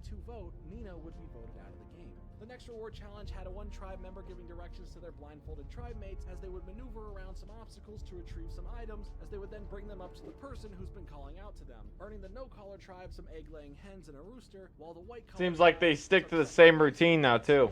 There was an injury during the challenge, though, as Kelly was hit on the head by a platform, but was cleared to still play by medical and later on would get a few stitches as she took it in stride to prove herself in the show. The no-collar tribe was celebrating their win, and Jen decided to leave them to it and go on a walk to look for the hidden immunity idol, since she's a vegetarian and the rest of the tribe was going to end up ending one of the chicken's lives to eat, and she didn't want to be there for that. And this turned out to be good in her favor, as she would in fact find the hidden idol. The immunity challenge up next had them tied to a rope as they would make their way through some obstacles, as they got some ball bags and make them finish to the end of a maze without falling out beforehand. With the no-collar tribe and white-collar tribe taking first and second place, with the blue-collar tribe heading to tribal council, where multiple issues were had against one another, with Rodney, Lindsay, and Sierra each receiving 2 votes and having to go to a revote, where in a solid 3 votes, Lindsay would be sent out of the game. But after that, it was a tribe swap meetup where the white-collar tribe would be absorbed by the other 2, as they would both mix it up as well, giving us a blue-collar tribe of Dan, Joaquin, Joe, Mike, Rodney, Sierra, and Tyler, and a no-collar tribe of Will, Sheeran, Max, Kelly, Jen, Haley, and Carolyn. Reward challenge-wise, the tribes competed by shooting balls from a slingshot, as some of the others tried to catch them in their handheld net. The blue tribe would win here and receive a bunch of cooking. Normally, I'd take a break right now and but today I slept so well last night. I'm just, I'm continuing to stream like normal. That's why I'm chilling and doing a joint. Items, some food, and all of the past stuff won by the white-collar tribe that was at their camp. For the no-collar tribe, Sheeran was getting on the nerves of some of the new people there that she was sharing the space with. And Max, well, he would get stung by a stingray, getting on the tribe's nerves because he was resting his foot in the cooking pot, but only doing so based on Jen mentioning to do that for the time being. Speaking of pots, for the immunity challenge, the tribe would have some pots on a sled that would be dragged around some obstacles to be placed on a stand, to then smash them up with a wrecking ball. The blue-collar tribe would win and send the no-collar tribe to tribal council. Basically, aside from Sheeran, the rest of the tribe would vote for Max and take him out of the game. The next reward challenge has the tribe making their way through obstacles to the top of a tower to launch sandbags at targets down below, having to hit all of them to win a trip to Eternal Sanctuary for the night and receive a nice meal. The no-collar tribe would win, and it gave Sheeran a chance to find a place to fit in with the others on the tribe, with the blue-collar tribe now dealing with several different avenues that they could take for true alliances and plans for the game pre-merge. Rodney would want to purposely throw the next immunity challenge in favor of voting out Joe being too much of a late-game threat, as Mike seemingly felt the same, but for reasons of protecting Kelly, who is now on the other tribe. Come time for the immunity challenge, where they would have to memorize a pattern of some items at one station and recreate it at another, the no-collar tribe would win again as Mike went along with the plan to lose purposely. While Joe was the target for Rodney, Mike had other plans, deciding to work with Dan to protect Joe and go after Joaquin to break up his alliance with Rodney, as Sierra's swing vote came in handy to take Joaquin out of the game at a 4-3 vote. Rodney definitely didn't love this and yelled at Mike for not trusting the process, claiming that he had plans to deal with Joaquin later. But despite the argument, it was time for the official merge to happen, where all the different collars finally came off. I'm sorry I said that. Old alliances were happy to see one another again, as they had a moment to figure things out, build stronger alliances with new additions, and come up with their own plans again got for one another Ocean. from here. The next immunity challenge I like was just Ocean. holding on to a pole for the longest time, as Joe would win after an hour, taking the first individual immunity. Joe, Jen, Shireen, and Haley would be going after Kelly at Tribal Council. But when it came down to the voting, Jen would originally have the majority of votes on her, but all 7 of them would be worthless as Jen used her immunity idol, deflecting now to Kelly, who would then be voted out of the game. The small alliance responsible for Kelly being out of the game would now become open game for Rodney coming after them, picking on them over food portioning just to be disrespectful towards them. The reward challenge of getting puzzle piece bags across a balance beam and then completing the puzzle would offer a ziplining trip and some pizza for a meal, as Joe would take the win, sharing it with Carolyn, Shireen, Tyler, and Will. Joe would also get a clue to the hidden idol after noticing it in the bottle of the reward, tricking Carolyn to get the bottle from her, so he can get the clue, but this was seen by Tyler, which the next day he would share with him the clue, and they would go off together and search for it. Mike spotted them doing so and decided to keep his peepers out on what they were doing, but Tyler would tell Mike about the clue anyway for trust. And with this info, he would claim that Joe did find the idol, even though he did not, and in that distraction, went and found it on his own and accomplished doing so. The next immunity challenge was maneuvering a puzzle piece through sliding puzzle mazes, and He's like, I didn't find the idol. You did! No, I didn't! Everyone starts arguing, he walks away.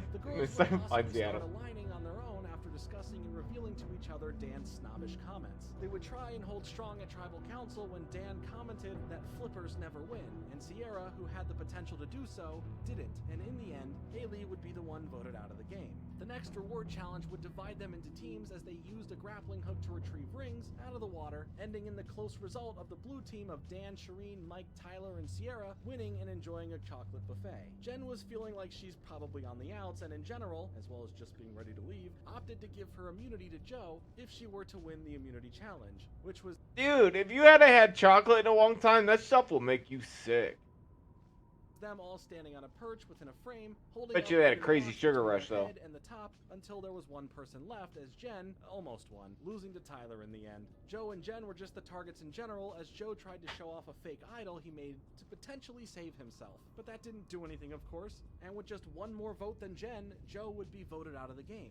And now we get to the Survivor auction, and there would be food, letters from home, an advantage, or in Will's case, a covered item that turned out to be a large box that had secret rations of food to last for the rest of the game at camp. But the stipulation said you would have to leave the auction. Dan would be the one who purchased the advantage, but rather than helping in the challenge, it was just an extra vote in the next tribal council, which if used properly could be great. Will would choose to share the rations that he got with the rest of the tribe, but Jen, Mike, and Shireen didn't believe he shared his full supply, and he was secretly stashing some more. And this got back to him as he would say some messed up personal attacks Shireen's way, as now we get to the immunity challenge of using metal tongs to bring a ball over some seesaws and place it on a stand, doing so several times. Mike would then take the immunity win, and for tribal council, Shireen and Will were still having a verbal beef, where it would be a moment of her then opening up about abuse towards her in the past. And once the conversation settled down and we moved on to counting the votes, Jen would be the one taken out of the show. The next reward challenge would split them into groups again, as they would have to cross the beach without touching any of the sand by using barrels, planks, and ropes, as the red team of Carolyn, Dan, Will, and Tyler would win, earning them a sailing trip coming with a nice meal. The next immunity challenge was the handle holding one that we've seen a few times to stop it from undoing and causing a bucket to spill over, with this time 2 people getting to win immunity, the last man and the last woman to be in the challenge, which was Mike and Carolyn. Tyler would end up taking a look into Dan's bag later and noticed the advantage, learning that it was an extra vote, and told Carolyn about this. And during tribal council, Shireen was going for Tyler, and Mike was going to as well, even claiming that he will play his idol for her to protect her. But when it came time to tally the votes, he did not play it, and the others apparently didn't back down from their choice of Shireen, as she would then be voted out with the majority of votes. Moving on to the next episode, we have the reward challenge, where it divided once more into teams, where they would undo ribbons wrapped around a pole to get a key, unlocking them planks for ladder assembly, having to climb up it, get a ball bag, finishing their way to the end to launch balls into several nets. It was Rodney's birthday the day after this, and he really wanted to win a reward challenge to celebrate it, but in the game, even after messing up at one point and slowing his team down, Rodney was almost able to aid in the win, but still ended up losing, as the red team of Sierra, Mike, and Carolyn won. no one on the team ended up giving away their reward, which was them helping deliver needed supplies to a local orphanage and then enjoying a nice meal, which made him pretty upset. But he came up with a plan to make it seem like he wanted to quit, hoping he can ease Mike into not being worried about using his idol and would be open for a blindside. Mike saw through this, of course, but before we see the results, we have the immunity challenge, which was the hanging backwards holding onto a rope while on a perch one as Carolyn beat out the others for immunity. Some, like Tyler, Will, and Carolyn, were worried about Dan's advantage, as Carolyn also played the field with Dan, Rodney, and Sierra to place their votes between Mike and Tyler. Come time to vote, Mike would use his idol, protecting him from the 4 votes placed on him, leaving Tyler with the other 3 votes, which sent him to the jury. Dan would still be the worry for now, as his 2-vote advantage still loomed over the remaining players. The reward challenge had them split into teams, racing through some obstacles, crossing a drawbridge, and releasing puzzle pieces that need to be solved, spelling out a reward with all the fixins. The red team of Mike, Will, and Carolyn would win and get a helicopter tour of the area while enjoying a surf and turf style meal. There, Mike would try pitching to the other 2 a final 3 deal, which didn't seem like there was too much of a commitment there from the others. Rodney was back at camp mad that, yet again, he was not given the reward from anyone who won. He just wanted a present for his birthday, man. But maybe he'll win immunity in the immunity challenge, where they receive some ball bags to use them in a table maze where Rodney did not win, but Mike did, which essentially saved Mike after using his idol last time. And Carolyn, though, who was this powerhouse player and seen as a threat, felt threatened at tribal council, so she chose to play her hidden idol, as she had 5 votes against her, with 2 being Dan's, since he finally used his double vote advantage and she successfully negated it. And Dan would now be the one voted out, as he had 2 votes against him. The final reward challenge would feature their loved ones coming to the camp, as the challenge had them crawl through a net, make their way to a table where they would slide tiles into the right places, and once all of them would be through, they would use a machete to transport those tiles over a seesaw and balance beam to get to the final area, where they would sort them into pairs, and 3 of the tiles would not match up, as those would hold the code to the combination that will unlock their box. Mike would take the win here and got to spend time with his mother at the camp for a while, and they also got an advantage for the next challenge by getting to practice it beforehand. This ended up helping Mike win the immunity challenge of finding medallions while blindfolded in a maze, with tribal council ending in a 4-1 vote out against Sierra, which sent her to the jury. The final immunity challenge next would seal the deal for the end game for whoever would win, as they would have to untie knots to get a gate open, go up a tower to grab a key, slide back down and make it through some more obstacles to then use the key to get some puzzle piece bags to assemble a lighthouse puzzle, as Mike would end up winning, earning immunity, but at tribal council the votes were evenly split 2 and 2 on Carolyn and Rodney, sending them to the fire challenge tiebreaker as Carolyn pushed through, beating out Rodney and joining Will and Mike in the final 3. Now, in the end, after all having a chance to speak on their game with the jury and hearing back what they had to say, Mike would end up being voted this season's sole survivor. Some well fought for wins against a mix of interesting and reoccurring challenges, but the fun initial concept didn't offer anything too special to be overall that memorable.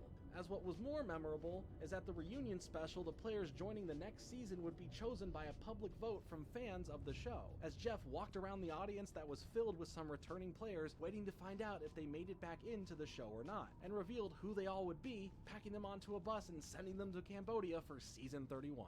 Survivor Cambodia is full of a bunch of players that we've seen before, and with 2 starting tribes here, Bion and Takeo, we have Monica, Cass, Andrew, Sierra, Steven, Joe, Kimmy, Keith, Tasha, and Jeremy for Bion, and for Takeo we have Vetus, Shireen, PG, Jeff, Terry, Wu, Kelly, Abby Maria, Other Kelly, and Spencer. The first reward challenge would have the tribes raid a boat for supplies and load them onto a raft, paddling it out to another boat, with the first tribe reaching the boat earning an extra bag of rice. The Takeo tribe would win thanks to Wu, and their tribe wasted no time in setting up their campsite and planning out how they're going to start working together. Some potential drama also was happening here though, as Abby Maria ended up losing her bracelet only to find it within PG's bag, but at least this whole situation was able to be cleared up for now. A clue for the immunity idol would reveal it to be found at the next immunity challenge, interesting enough.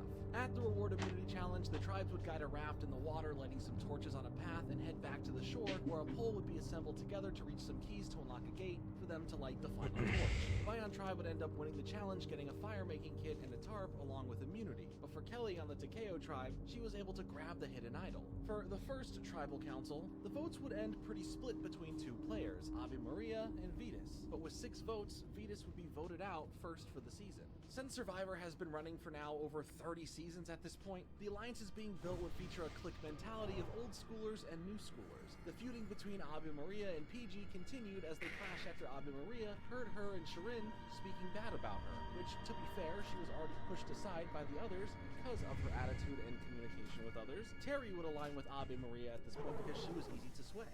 On the Bion tribe, Stephen was suspicious that Jeremy was looking for a hidden idol, but Jeremy was approached by Andrew and Stephen for the reasons of always strategizing and being in a game mode in a survival game where a large prize is on the line. Go figure. The reward immunity challenge of making their way over to some A-frame obstacles, then using a rope to pull up a crate to them, getting the puzzle pieces from inside to solve the puzzle, would end up being won by the Bion tribe, getting them a packed toolkit and immunity. For Takeo, Shirin would speak with Ave Maria, apologizing to her about her conversation with PG. But this did little to sway her any favors aside from maybe sleeping better at night. By that, I mean in her own bed, as she would be voted out in a 5-4 vote. In an interesting move for Survivor, Jeff would do the opposite of a merge and have this kind of being a tribe swap, as now the 2 tribes would become 3 tribes, and in general, a lot of moving everyone around would happen. Takeo would now consist of Sierra, Joe, Cass, Keith, Kelly, and Terry. Bion now would have Jeremy, the other Kelly, Kimmy, Monica, Spencer, and Steven. And now for the new tribe, Anchor, it would have Ave Maria, Andrew, Jeff, PG, Tasha, and randomly put together tribes to set up. It was definitely going to be a struggle, especially when some bad weather began rolling in. Ave Maria and PG would still be around each other, as the others would notice the clear tension in the air between them. What's more fierce, the storm rolling in or their feud? The immunity challenge this episode brought back the wagon navigating around obstacles, being disassembled and reassembled at certain points challenge, ending with a puzzle like usual as the Takeo tribe came in first and the Bion tribe came in second, along with Jeremy on the tribe finding and grabbing a hidden idol, thus leaving the new Anchor tribe in last place and heading to tribal council right away, with the boiling point being hit for PG and Ave Maria, resulting in a 4-2 vote between them as PG received the higher number and was sent home. Now, sneaking stuff into the game of Survivor has been a thing that has been confirmed by some, rumored by some, and even alluded to in the show itself, as this season it seemed that PG may have got more than a little snuck in. While some have been accused of bringing in food, she apparently would bring in flint, fishing wire, and fishing hooks that she all disguised as jewelry, with Jeff Varner saying that she did and called her gangster for doing it, also noting that it was confiscated. Cheaters never win, everyone, unless you're just better at hiding it. Speaking of Jeff Varner, he was seemingly the next target on his tribe as Tasha led the charge for that. The reward challenge now would have them retrieve some sandbags and launch them into a net higher up to win a grill with cookware and some food, as this would go to the Anchor tribe thanks to Andrew, as Takeo placed second, winning the blocks and some veggies, and Bion got as for the immunity challenge, a shot caller would help the blindfolded tribe mates find a bunch of puzzle pieces and then assemble them, with Bion taking first, faring better than before, with Takeo taking second, leaving Anchor for tribal council once more. Jeff was at fault for this challenge, being that he dropped a piece of the puzzle on his foot at one point. And come tribal council, Jeff was unanimously voted out. The next reward challenge would have them using barrels to roll another member in them to complete the task that we've seen before in the game, as the Takeo tribe took first, getting fruit, juice, and some comfort items, and Anchor took second place, getting them a tarp. At Anchor, suspicions of manipulation were there, specifically from Ave Maria, who thinks that Wu was getting sympathy from Tasha and Andrew based on him telling them about his mother and thought it was some sort of play being made by him. But for the immunity challenge, they all raced through some obstacles, then launched some sandbags and targets below them, as the Anchor tribe would hit all of their targets first and Takeo would come in second. Bion would head to tribal council though now, and in a 3-2-1 vote, Monica would be shocked as she would be the one voted out. At the start of the next episode, Jeff went to Takeo's camp to let Terry know that his wife and doctor requested him to come home and leave the game to be with his family as his son had been hospitalized. Luckily, his son was okay and had a successful heart transplant. The next day, the tribes would be swapped around again, going back to only 2, with Bion now having Jeremy, Joe, Keith, Kelly, Kimmy, Stephen, and Tasha. As for Takeo now, it was Ave Maria, Andrew, Sierra, Cass, the other Kelly, Spencer, and Luke. After that, they pulled a little bit of that slippery one-on-one ring toss, as the Takeo tribe would win and earn a nice meal. However, for the immunity challenge in a race of eating local delicacies, Bion would win thanks to Tasha being Cass in the final round, sending Takeo to tribal council. And at tribal council, in a close vote of 4-3, Wu would be voted out of the game. Now, even though we've been swapping tribes and making new tribes this season, it's time for the official merge. Now, some old alliances would try to reform back together as other suspicions began to brew, as lies would be said and old feuds would be brought back up. It didn't matter anymore because it was now time for the next immunity challenge. They all would be balancing a ball on a pole with one hand while standing on a beam that they would have to move to a narrower part as the time went on, as well as roll showing their grip on the pole as time progressed. And Joe would win, earning the first individual immunity. The majority plan right now would be to split votes between Cass and Sierra for a vote out to see if any of the idols get claimed. But the final result at Tribal Council would be Cass with 6 votes and would now be Senate idol. Dividing the tribe into 2 teams, the next reward challenge had them head into the water to get some puzzle cubes that would be brought to shore, then need to be stacked where no repeating colors showed on each side. The green team of Sierra, Joe, Keith, Kelly, and the other Kelly and Kimmy would win and get to enjoy some coffee and treats from the Survivor Cafe. Andrew would later overhear a plot from Jeremy, Steven, Spencer, and Tasha to vote out Joe, and then he told him about it. The only stipulation was if he did win immunity, they obviously wouldn't. Luckily, he would win at the rope ball balance immunity challenge, so now at Tribal Council, the majority of the votes would land on this Kelly, but she would play her immunity idol, and with only 3 votes on them, compared to Kelly's 9, Andrew would be voted out. Now, divided into teams again, they would have to partake in the Styx Reward Challenge. Sierra, Tasha, Steven, Joe, and Spencer would win and earn a spa trip, which sounds really great right about now. Sierra then tried to rally with the others that Jeremy needed to be the next out, but Jeremy would get a clue to the hidden immunity idol, having to sneak around at night to find it, leading him right to it from that clue. The immunity challenge of lasting longest on an A-frame, moving higher up every so often, Joe once more would win the immunity. But during the game, Jeff offered the players who jumped off the challenge a chance at some sort of advantage by getting to the buoy out in the water first. Steven would end up winning this, and it was the advantage of stealing a vote from someone, controlling who they vote for essentially. But it would only be valid until the final 5. For Tribal Council, the votes were spread between this Kelly, Sierra, and this Kelly, as that first Kelly ended up receiving the majority at 6 votes and being eliminated from the game. The next reward challenge split them into teams again, facing off against each other as they retrieve a ball in the water and shoot it up into their net, with the purple team winning with Ave Maria, Tasha, Sierra, Spencer, and Joe getting a trip to a Cambodian circus and a nice lunch. Before we get to and a nice lunch, Jeff mentions to them that they can forfeit from that challenge if they want to in favor of a better shelter for their living space just in general, which would come with a waterproof roof to help from all the rain, but only if 5 of the contestants in total drop out from playing this challenge. Everyone aside from Joe and Keith backed out, leaving them to compete in balancing a ball against a hanging piece of wood while maintaining their balance on 1 foot on a block. Joe would win once more, and at Tribal Council, Steven saved himself by playing his hidden idol, so all of the votes against him would mean nothing, and now Sierra would be the one voted out of the game. Continuing on, Jeff would now tell them a story regarding Cambodian history, as the reward challenge had them answering questions regarding the story of different stations in a maze to earn all of the medallions needed. Steven would end up winning and earn a helicopter ride to a resort, as well as a nice meal, choosing to share it with Tasha and Jeremy, but Kelly, however, would find a hidden idol clue during the challenge, leading her to find the hidden idol underneath their newly built shelter, as well as she aligned with the others at camp who did not go on the reward, as well as Kimmy. For the next immunity challenge, having to only use their feet, it would have them undo a roll to get some blocks free, stacking them into 3 rows and placing the flag in the center, ending with Spencer winning and earning immunity. For Tribal Council, Steven would finally use his steal a vote advantage, taking Joe's vote. I forget how far away I can zoom out. It looks weird when you're flying though. Blindsided, getting 4 votes against him, taking him out of the game. While the new tribe now evenly split between men and women, the women would have formed a stronger alliance together to try and take out Joe if they would have the opportunity to. They were all next visited by their loved ones for the reward challenge, where they were untying puzzle bags and eventually solving a puzzle that spells out nourishment, as Kelly would win, getting a barbecue with their loved one and sharing it with Ave Maria, Keith, Joe, Kimmy, and their loved one. This gave time for Spencer, Jeremy, and Tasha to form a final attack with each other. Kelly was on a roll here, winning the immunity challenge for women by balancing a statue on a pole as they hold the bottom of it, adding on new sections, making it longer and harder to pick up. Joe pushed himself a little too hard in this challenge and passed out at one point, but was okay and still able to play in general. But Keith would win the immunity here for the men, and Joe seemed like a safe, good vote out for the majority of the players left. More so because he's able to threaten the game for these challenges for the most part, but also kind of just for his health. Participating in the returning reward challenge of those boys hit. Rope, assembling a bridge, crossing it to throw sandbags at blocks to knock them over, Keith would win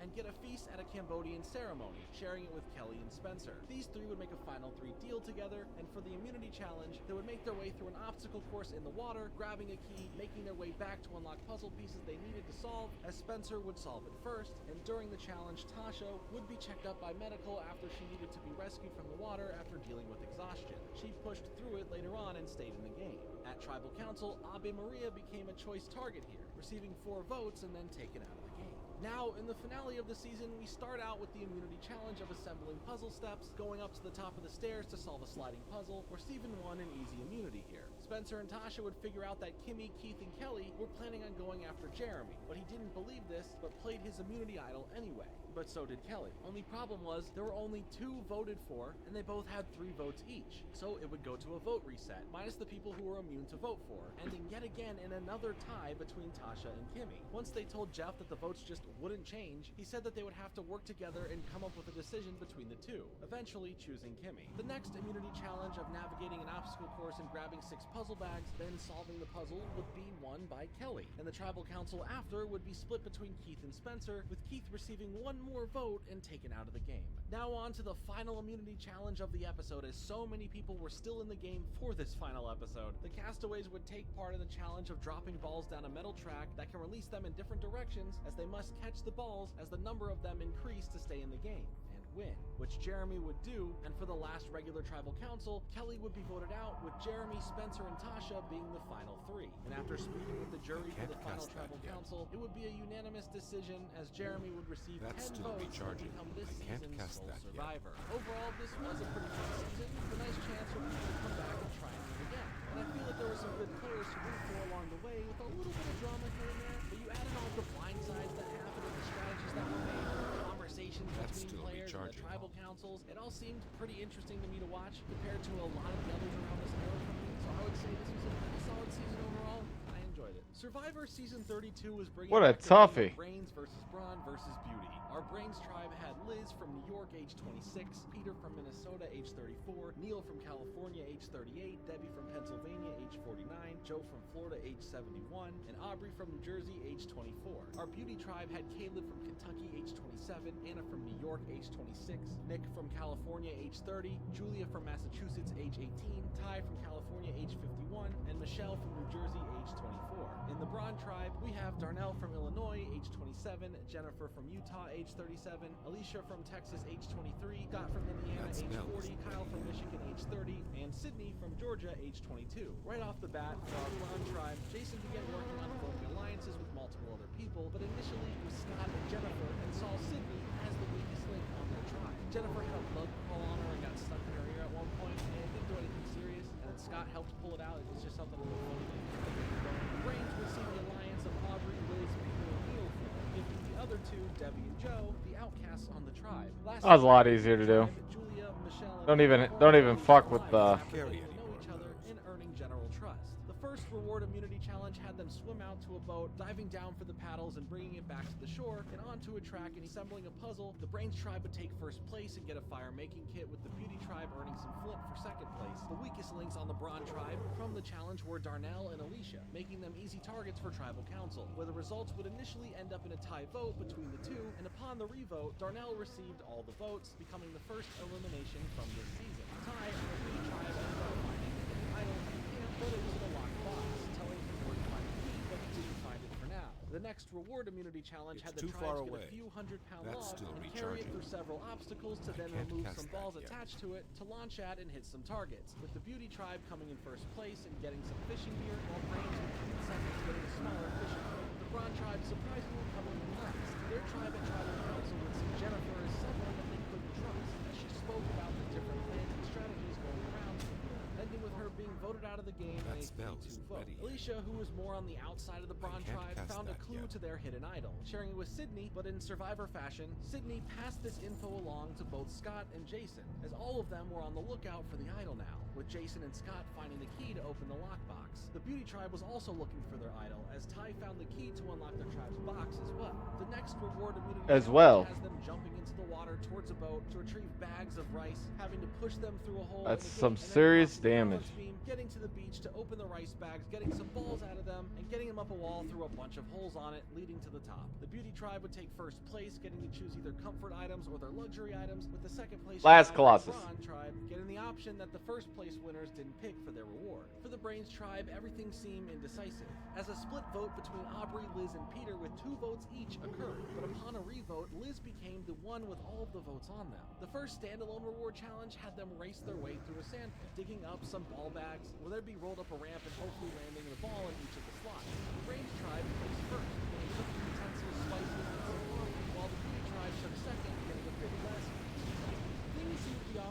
strong start this season as Debbie ended up having to be checked out by medical after suffering from heat stroke during the challenge. But Let's go, dude.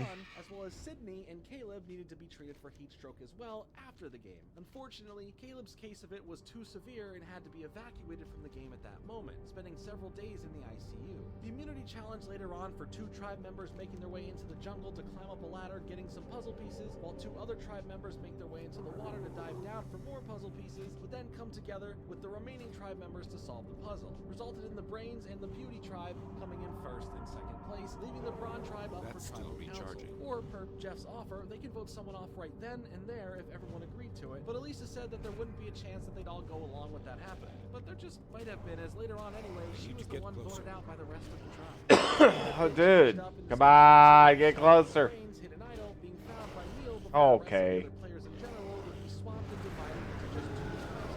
As the Chandlo tribe would have Sydney, Debbie, Jason, Neil, and Michelle. The Gondel tribe having Anna, Aubrey, Ty, Scott, Joe, and Peter, leaving Julia as the odd one out, and surprised, became exiled.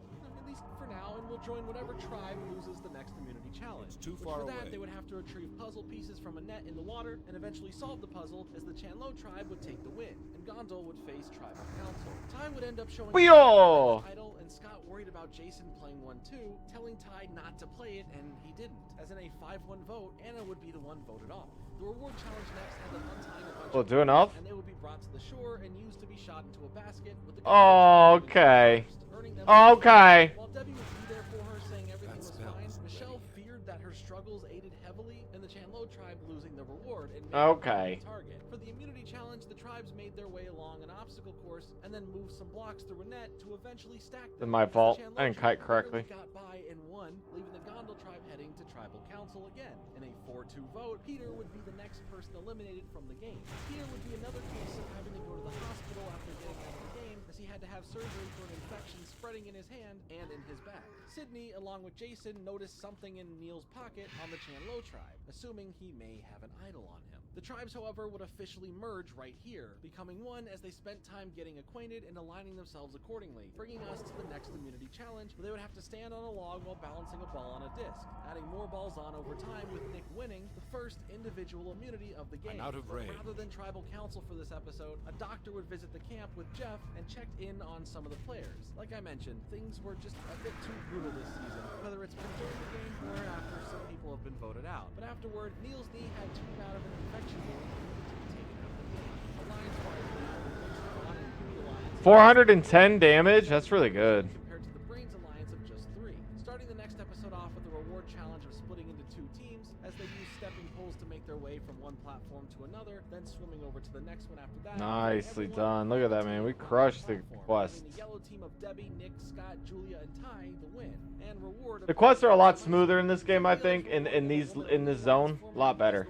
Well done. The next Well immunity challenge met. had them balance on a small perch while We'll holding onto a be at handle, your trying to back. last the longest while Jeff Greetings, offered food traveler. to get the people to jump May out of the the eternal challenge. Ty sun would end up the shine winner at the upon end, and for tribal council, the women band together, and in the majority Oh. vote, Nick was voted Oh. out of the game. Ty showed off his idol to Jason, who showed his back. After aligning together with Scott, although Ty felt odd about the other two hiding their tribe's machete and axe. What's attack attack power though? I don't need attack power in Moonkin. The reward challenge would split up the tribe into teams again, as they had to untie themselves from each other and then throw sandbags at some blocks to knock them over. The odd member out would be Joe, Be who had to careful. predict who he thought What would win, brings and you if he here? was right, he would be able to join them for the reward as well. The yellow team of Julia, Ty, Scott, and Jason won, earning a Chinese food lunch, and Joe wouldn't join them, as he thought the other team would win. Ty would finally give in to doing some sabotage as well, and took out the fire later on. But for the immunity challenge, the players would set up blocks like dominoes to Well, hit cool. I got an idol, first but to like, proclaim the winner, with Julia earning immunity here. The God women is discussed watch splitting over you. votes between Scott and Ty, but Julia was originally going to be the target for them if she didn't win that challenge, so she told Scott that that was the plan, hoping they could aim Cool, at I Debbie guess. instead. And at tribal council, Debbie got a big surprise as she would be voted out by the rest of the women in the game. The next reward challenge had them using one leg to balance Goddess the bless seesaw you. with stacked pots on it to win Illume for one of light the your 3 path. different rewards, Asha as Julia Bella. beat Joe, competing for the letter from home. Ty beat both Sydney and Aubrey for an advantage of an extra vote at any tribal council coming up until the final 5, and Michelle beat both Jason and Scott for a hamburger per meal. The immunity challenge up next had them supporting discs with pots attached to some posts, only using their fingertips and not letting them fall, as Jason would end up winning immunity, and he would give his idol to Scott, and between them and Ty, they were planning to create the super idol. But come time for tribal council, Ty didn't participate to make that happen, and Scott was the one voted out of the game. The play got Jason's idol out of the game, and not used as Ty would be the one in the majority alliance with Joe, Sydney, and Aubrey. Ty had to explain his backstab to Jason, thinking that he thought him and Scott were going to backstab him, only resulting in more anger from Jason. The reward challenge put the players in pairs tied together and having to get through the obstacle course and retrieve some rings. I am Sydney honored. and Michelle ended up winning, Peace earning be the with reward you. of a helicopter tour and a picnic. Jason would try to plot with Julia to go after Ty for the next vote, so after Michelle would win the immunity challenge May of the correctly stars memorizing guide and you. repeating the same pattern back, Ty had faith and didn't use his idol, which paid off, as in a 5-2 vote, Julia would be voted out of the game. Ty would then reveal to Joe and Aubrey that he has the double vote advantage, and the next reward challenge had them split into groups of 3, making their way through a water-based obstacle course, getting to a table maze, untying balls, and helping maneuvering them through the center slots, with the blue team of Jason, Michelle, and Ty winning, getting to go then help at an animal sanctuary, getting a fun tour of it, and just having a good time. Sydney would end up winning the immunity challenge of retrieving stacking blocks that would end up spelling out immunity. For tribal council though, Ty wanted to lead the vote out of Michelle, Leave. even using I his bring advantage stuff. of voting Another twice day. on her, but the others knew that the real threat in the end game is currently Jason, and he was So voted out long. from the majority, having the most amount of votes on his name. Starting off with the next reward challenge, they would retrieve sandbags to launch at a series of targets, and could win an overnight spa trip and a nice meal, as Joe won and shared it with both Sydney and Aubrey. Sadly, this wouldn't be the best episode for Joe, as later on he fell ill, specifically for the food that he ate on the reward, only getting worse and unbearable to play in the game still, while having to now deal with medical, as they took a look at him and took him out of the game. But now that brings us to the finale of the season. The reward challenge first would be the That was an easy 15K. through some obstacles to solve a combo lock, as at the end where Aubrey won, she shared the reward of a I'll protein call filled meal Hector. with Sydney, You giving come a back chance for Ty and sometime. Michelle to maybe work together in breaking apart Aubrey and Sydney. Roma, The final immunity challenge had them Hector. racing on a platform in the water to a tower to collect keys, opening up You're cooking what you cooking, dude. puzzle piece bag for them to solve, giving Michelle the win, and the result of a tie at tribal council between Aubrey and Sydney, as they then had to go to the fire-making tiebreaker, as Aubrey would beat out Sydney, sending her out of the game. In a special twist now, being at the final 3 of Aubrey, Ty, and Michelle, Jeff announced that there was going to be a reward challenge, and the reward was to vote out a jury member, giving a chance to take out someone who may be against you on the jury, as the challenge would have them do balance on an unstable platform while using a pole. Yeah, rise up, my dudes. Michelle would end up winning and Fight go this with the oppressor. from the jury. For the final tribal council, each player was given some words from the jury discussing how they played, with some good and some Hey, bad dude, you're comments free. like usual, but in the end, Michelle would be voted for and became Like, this season's sole must survivor. remember This the season light. overall took another shot at the beauty Yeah, dude, I love the Had a lot of jumping fun into with it. shapeshift Didn't do form. too much with it either. Just giving it early on attention before the season became We one of many survived. evacuations from those being hurt or having to deal with infections after being voted off. The season also offered a lot of fun players to watch and root for as well, and whether you like him or paid him for his gameplay, Ty was a fun person to root for or see just navigate all the way to the end, and how Michelle ended up proving herself worthy of the win without being so strong and solid. Yeah, entertaining during the season. Have you made your decision? Should Clint or should not Clint continue to be Joker at our wedding? I have. Okay, then Survivor. What do you need, stranger? Share the results.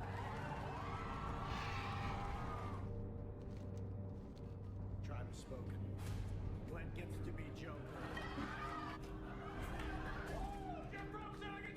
Season 33 of Survivor really starts feeling more like the current time, as it's I call titled Hector. Millennials versus Shield, Gen X, peace where the for two you. generations are put in 2 tribes to compete against one another. In the Millennial tribe, we have Mari from California, age 31. Go Alright, on. slay this guy after he's lost his powers. Copy. Age 25. Michelle from Washington, age 28. Where is your friend you were playing with? Mirador? I don't know. He's probably around. 28. Will from New Jersey, age 18. Jay from Florida, age 26. Hannah from California, age 24. And Adam from California, age 25. In the Gen X tribe, need we to have get Rachel closer. from California, age 37. Paul from Florida, age 52. Lucy from California, age 42. Cece from who's California, that age hiding 39. Chris from Oklahoma, age 38. Jessica from New York, age 37. Sunday from Minnesota, age 45. Brett from That smell is Massachusetts, age 42. Baby from California, age 42. And Ken from Colorado, age 40. That still At the start of the recharging. game, Jessica from the Gen X tribe would find a special envelope that had a legacy advantage given to her, but not detailed yet, as it was specifically an advantage for day 36 if she makes it that far in the game.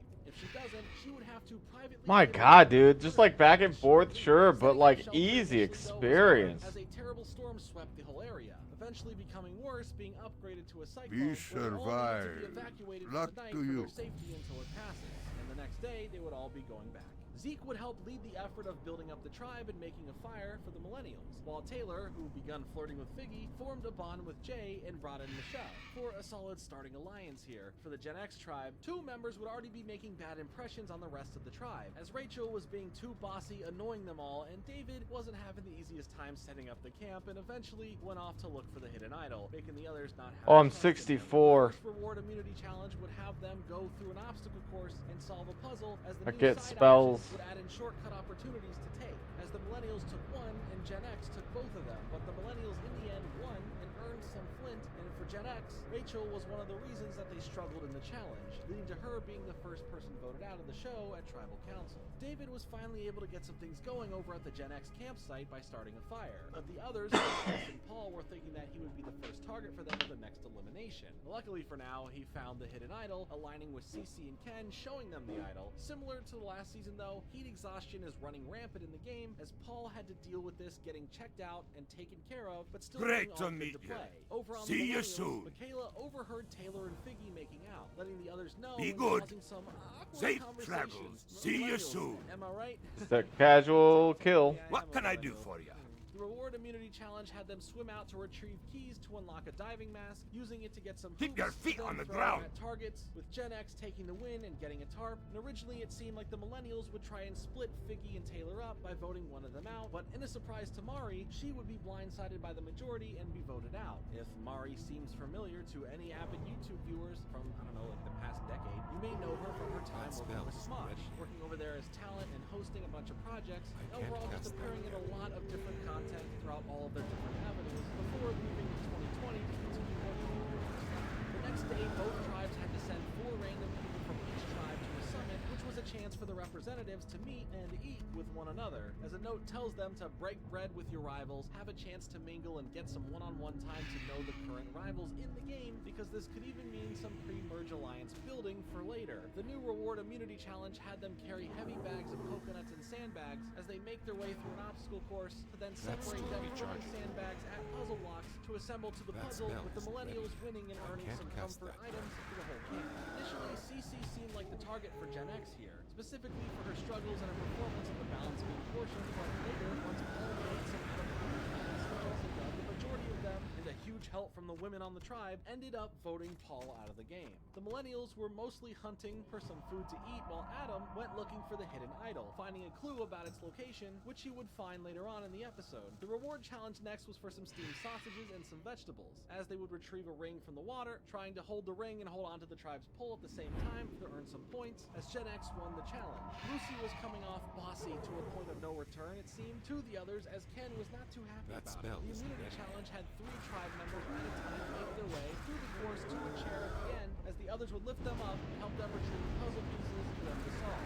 The 2 millennials winning after that game would go on for quite a while. Lucy and Ken's arguing would continue on, but as there was an attempt to vote Jessica out, David used his idol to save her from getting voted out, leaving Lucy, who only had 2 votes, to now be voted out of the game. David would end up finding the re-hidden idol, so that's pretty good for him, but the tribes would be in for a little bit of a shakeup thanks to Jeff bringing back the 2 tribes into 3 tribes thing, as now we have the Ikabula tribe with Brett, Hannah, Jay, Michaela, Sunday, and Will, and the Takali tribe would have Jessica, Adam, Taylor, Figgy, and Ken, and then the last tribe, the Vanua tribe, had Cece, Chris, Michelle, Zeke, and David. The immunity challenge then would have them diving for buoys, and then tossing them into a basket as the Ikabula and Takahali tribe would win, leaving the Vanua tribe heading to Tribal Council, as they all ended up blindsiding Cece in a 4-1 vote, taking her out of the game. The next reward challenge was a classic case of a tribe member helping guide the blindfolded members through the course, getting puzzle pieces, and then solving that puzzle. A new tribe would come in first place, and get some dessert for the reward, with Ikabula coming in second, getting a plate of cookies in the immunity challenge.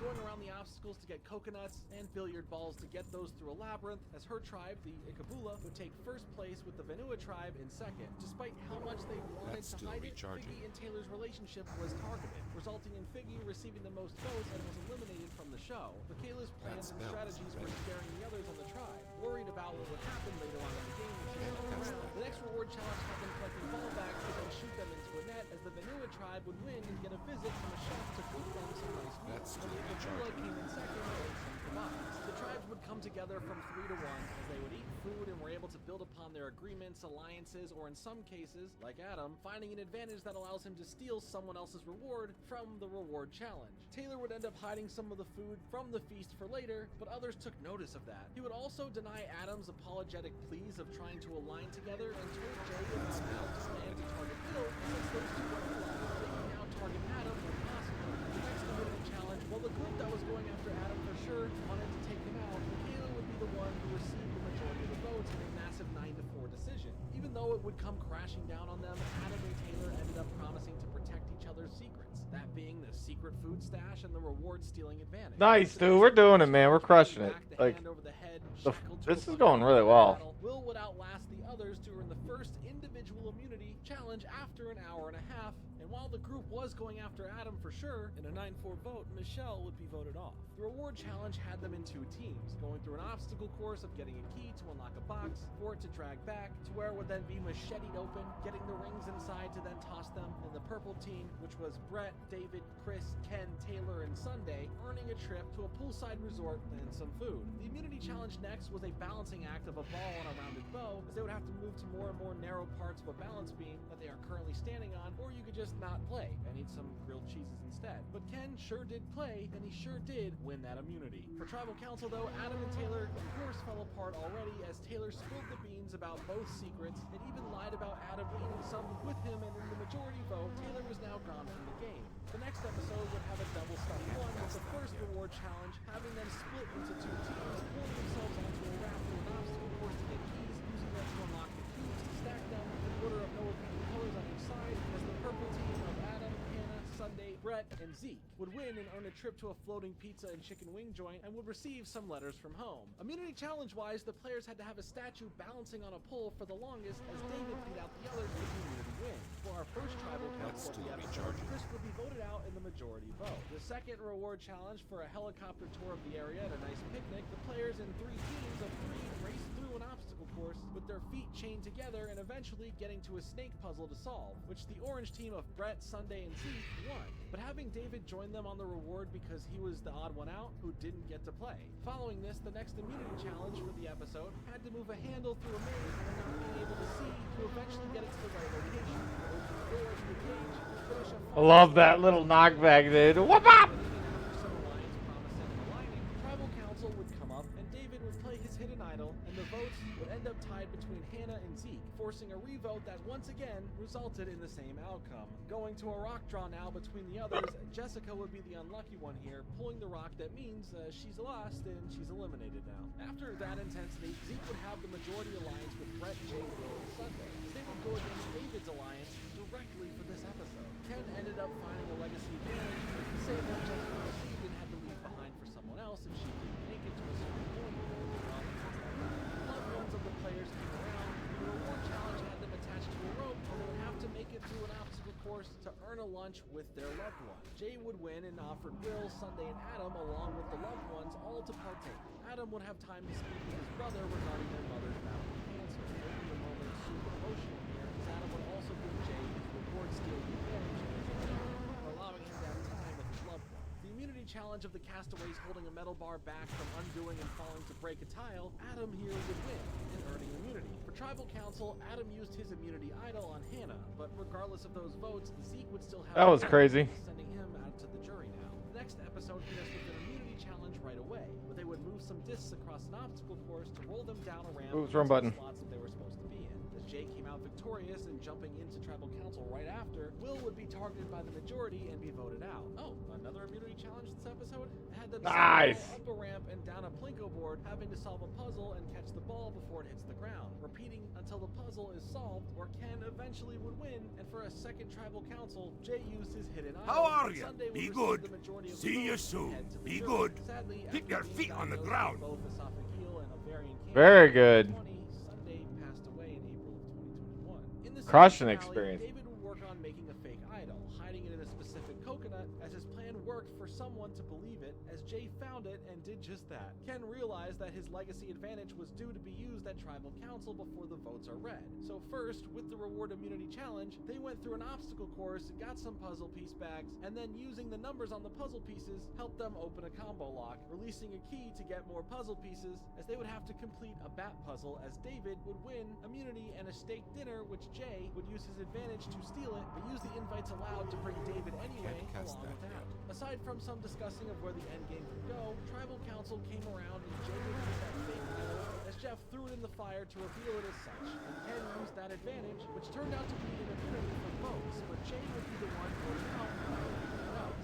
Continuing on, the players moved the buoy to the shore from the water, avoiding obstacles and moving puzzle pieces over a seesaw to solve the word puzzle, which Ken would do first. Adam would end up finding a hidden idol before we get into the next tribal council, and Brett was the next person voted out, as now Adam just wanted the immunity idol anyway, and would now be aiming to take out David before the end. In the final immunity challenge, they brought back the metal structure on springs that they would then have to move a wooden bowl through, and Ken would secure this endgame by winning immunity for our last vote out of tribal council. And the plans to get David out worked here in a 3-1 sweep, giving us the final three of Hannah, Ken, and Adam. Now at final tribal council, Ken would be criticized for not making certain decisions until this was very late in the game. Hannah would be criticized for We freed you, buddy. messing with other people's plans, and Adam was just picked on for being on the wrong side of the voting. Yes, nice In the back end, piece. Adam will be given the title of sole survivor for this season of the show, even mentioning that $100,000 of his winnings are going to cancer research in honor of his mother, who would pass away, and a non-profit from Adam was launched because of it. Very This good. season is a good example of where we are in the timeline of the show,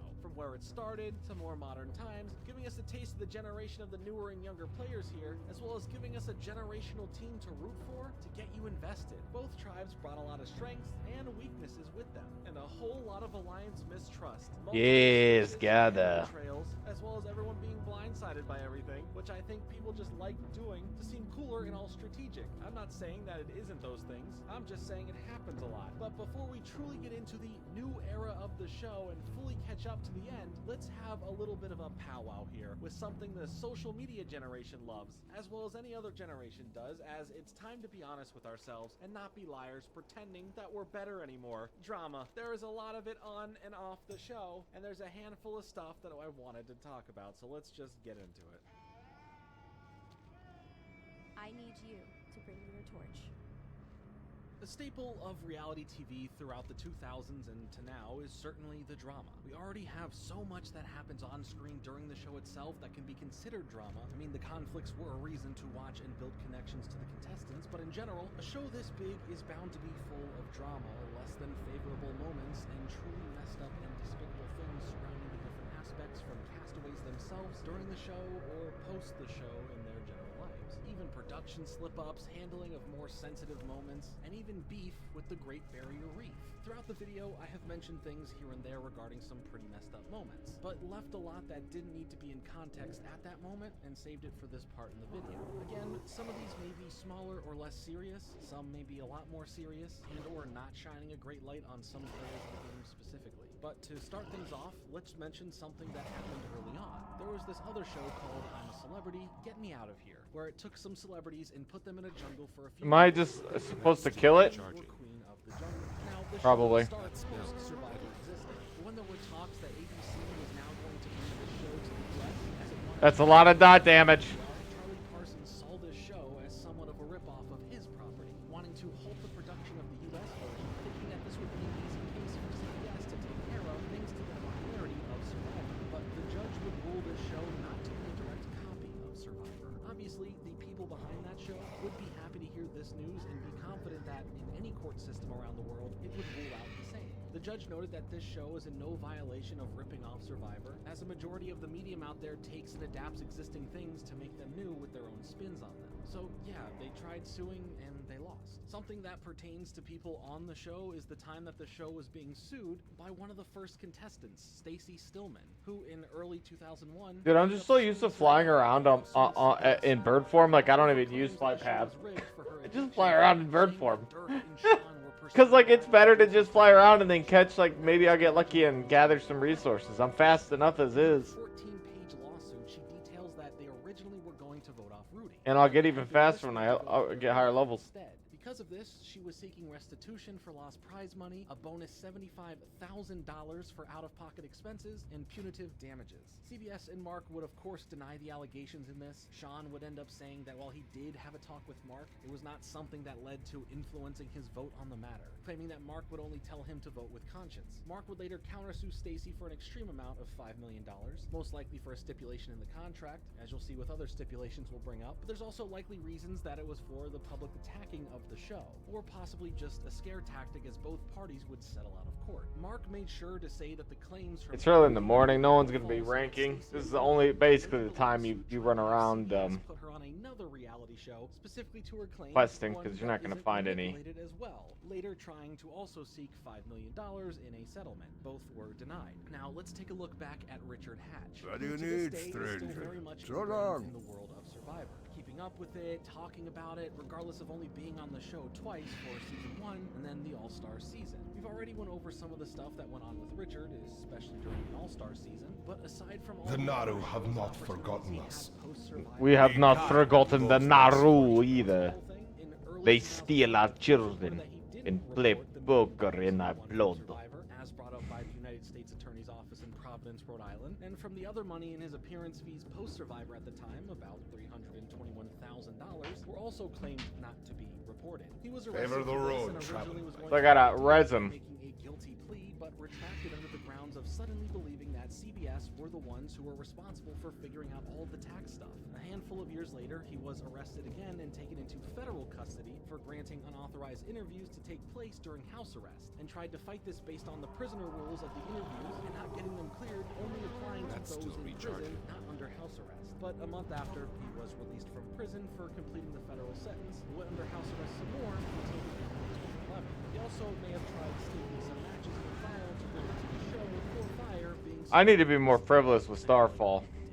Another little contested issue was with Colby Donaldson, as when he won the reward to go to the Great Barrier Reef with Jerry, he broke some of Australia's environmental policies by breaking off and collecting a piece of coral, as it's an endangered species, and it's illegal to remove anything from the marine park itself. The fine was $110,000 in Australian dollars, as well as the helicopter that took them there broke an Australian law flying over the area where seabirds were breeding, disturbing it. Mark Burnett would apologize on behalf of Colby and the production team, with a big point of this being an issue bigger than Colby because of the televised factor of someone watching this, thinking it's okay to do what he did, and wanting to replicate the action of it one day. And you remember when we talked about season 13, the Cook Islands? Well, the show started with the tribes being split up between the contestants' races, which drew a lot of criticism, but is claimed to be the result of criticism regarding not being diverse enough. Specifically with the contestants, as you'd see major sponsors of the show like Coca-Cola, GM, Campbell's, Home Depot, etc. drop their initial support and funding, but decline that any of those reasons had anything to do with this season's controversy. And this would kind of carry over to the 14th season, as the majority of the cast was recruited to be on the show, rather than the traditional audition process and bypassing those who applied. But this was done in the efforts of finding more diverse cast members after struggling to find any through the auditions, or so it is said to be. For Survivor China's reunion show, Denise Martin was given a special bonus gift of $50,000 from Mark. Oh, I already did it somehow, I guess? I don't know. I didn't see shit. To school janitor based on how much of a distraction she would be for the students when she returned to work. But it would come to light thanks to the school district themselves publicly responding saying that this wasn't true. And that Good she fortune. applied to be the janitor Do not before lose being faith. on that season of Good Survivor. health. Denise Long would retract life. her comments about this, and she donated the money to charity. It's hard to think about a show like Survivor where cameras are constantly rolling day and night with contestants either willingly or just by accident end up showing skin that then censors and editing may not catch. With a notable notable moment being Marcus Lemon's privates very briefly shown on the first episode of Survivor, Lie on this, which a the car. network would come out and apologize for. I guess you can say it was a bit of a nutty situation. What about fans of the show being involved in some drama with the show? Specifically a forum user named Jim, who would end up with a fat lawsuit from Mark Burnett. Dude, we ripped through these quests pretty well. I think about 9 hours. It took us quite some time, but we also stopped to do some dungeons. So, aside from that, though, we ripped through this questing pretty well. Pretty good. He would cooperate with everything, leading to the lawsuit against him being dismissed by early 2011. As for Russell, a lawsuit wouldn't be drafted to go after him, even though the contract does have a clause that revealing information, like that specifically ahead of time, before being aired on TV, leaves the contestant liable up to $5 million. Russell, though, Well claimed all met. this to be false. Another May moment the dealing eternal with sun NDAs was shine before the season upon of thee. Survivor David versus Goliath even started. That is a sexy staff. As he would post up a photo on Instagram featuring him Goodbye. and Kara Kay from that season as well, captioning it with "F it." The reason this was bad was because the cast hadn't been announced yet. And Oh, this would nice. spoil both of them being on the show and technically would have landed him with a $5 million penalty for leaking that information. But because he would lose appearance fees and the alleged ability to be part of the reunion show, he would not have to end up facing that penalty. But it was for sure clear that he was not allowed to be at the reunion, and he was never mentioned there. For the reunion show, 21%. any contestant that didn't make it to the jury that season was not invited on stage, much to many fans and those contestants' dismay. The claimed reason was due to the new stage and setup not being suited for that amount of people, but it was clear that by not having the pre-jury eliminated members up there and speaking was a disservice to both fans and the contestants, leaving a lot of wanted answered questions unanswered, and even people like Eric, who placed 5th that season, not getting a chance to speak at all. For whatever reason they were doing this, may it be Use the seed of visualization at the Earthbinder's circle to heal the land around the circle, then return. Okay, let's heal the land, dude. I'm into it. Let's do it. These raging colossus. There's so, oh my god. There's just so many of them. One moment during Survivor Game Changers, a season we haven't spoken about yet at this point, the returning contestant What? Jeff Varner publicly outed Zeke Smith, another contestant that was playing as trans. As this moment left everyone speechless in confirming if what Jeff Varner just said and did actually just happened. No one in the moment was okay with this. The rest of the tribe mates and Jeff Probst took massive issue with these comments that were aimed as this gotcha move. Varner would go back and forth with everyone. Oh my god, Larry. Council, claiming this wasn't an attack and he's more than supportive of Zeke, but only calling attention to it as something deceptive to the game as a whole. Does that work? Everyone With else this? claimed otherwise. Yeah, it does. Zeke took this as a Boom! Look at that kind of bonus. with Varner. But in having the moment to speak, Zeke expressed a level of composure and went into their own personal experience. While Varner would be voted off instantly with no tribal council, just a full agreement from everyone that he needs to go, Zeke would be okay with all of this premiering on national television as a vulnerable but important moment for him and others out there watching, Jerk even face. choosing to give Varner a hug. Another upcoming season we will be speaking about is Survivor Island of Light. It had a heavily criticized moment regarding the contestant as the producers had to issue a warning to them for inappropriately touching some other contestants. Aside from the show and Jeff dealing with this, as after episode 12, Dan was removed from the game. Other tribe mates, specifically Elizabeth Wiesel and Missy Berg, will try to use these situations as a strategic method of voting out Kelly after that report. While the contestants have apologized for using the Dude, situation to come their on. benefit in the game, the production and Jeff would make sure that there was a great focus on earlier detection and prevention of this. Regardless if it's as open and within an episode, or like with Dan continuing his behavior and harassment off camera. Just overall making sure that any contestant is protected from something of this matter, and on the reverse, harsh and strict penalties and as many preventional measures during casting and during the game. CBS, starting in 2020, across the board implemented their new Woof. diversity initiatives for all of the network's unscripted programming, which opened up a chance from previous Survivor contestants throughout the show's previous 20 years at that point to speak up about not having the support from other tribe mates or the suits that run the program. Whether it be by the way the show portrayed them not being accurate to who they are or who they were on the show, or whether how the others around them would make them seem with added in comments and more, especially the stuff we didn't get to see. The parts cut out in editing or not. Oh, the enemy target takes more damage. From the Copy. casting process to being on the show dealing with everyone, this became a major shift in focus for someone like Jeff, who said he wasn't as privy to it, or as he continued on to say, it opened the door to something we hadn't seen. One of our own blind blind spots. A show like Survivor, running now for nearly 25 years, was bound to have not just a few moments of drama, controversies, and problems, but a laundry list of it all, especially during all of the cultural and societal changes since the turn of the century. Survivor from the start has always had a level of inclusion, and not being afraid to be open about that. And while this has not been perfect all the time for everyone out there, as people have been able to speak to this in detail, Survivor's strongest asset is the combination of different people from all walks of life coming together to participate. I'm healing the land, bro. But more importantly, live together, communicate with one another. Do what you like. Do you like what you've done here? Perhaps we'll do. Oh, okay. How about you don't drop more of these? It's a lot of work. Just classifying it as drama is a disservice to what the situations were and who was affected by them. Will Survivor continue to grow and learn? Of course. It's a show that has been open to growth at every opportunity, making some great decisions and making some bad decisions. But Jeff, as he's gone through the ranks and is now a the show, has stated many times that being open to criticism, good or bad, being willing to listen and change where oversights may have been, is all part of the core DNA that makes the show work and what makes Jeff love being a part of it. And to end this section of the video, I'd like to end on a more random and silly moment. That was when the schemes and drugs. During Survivor Panama, Shane from that season has confirmed the rumors of something that may have washed ashore, and that was a kilo of blow, appearing in front of Shane and Aris as they were shocked at what they had found, and upon opening the package, it was confirmed to be just that. With the camera and audio peeps seeing this, it wasn't long before producers got word of this, and at first debated if this was, one, a good thing for the show, or two, something bad that we need to deal with right now. As Shane would have the intrusive thoughts of, well, what if before challenges everyone takes a dip and lines their gums, giving them some sort of advantage. But before he could have even gone further with this thought, the brick was taken away from the contestants there, and for what happened to it, it's a guess that you'll have to make yourself. Shane would point out, or at least joke about, that the production crew overall was having a mighty fine season. And with how much work they have to do, who knows if this was their special secret to it all. But with all of that said, I am ready for my last leg of the show, going through essentially modern Survivor, getting to see the changes that happened as the pandemic hit and where it navigated because of that. Welcome to the show. Thank you. Have a seat. Big show today.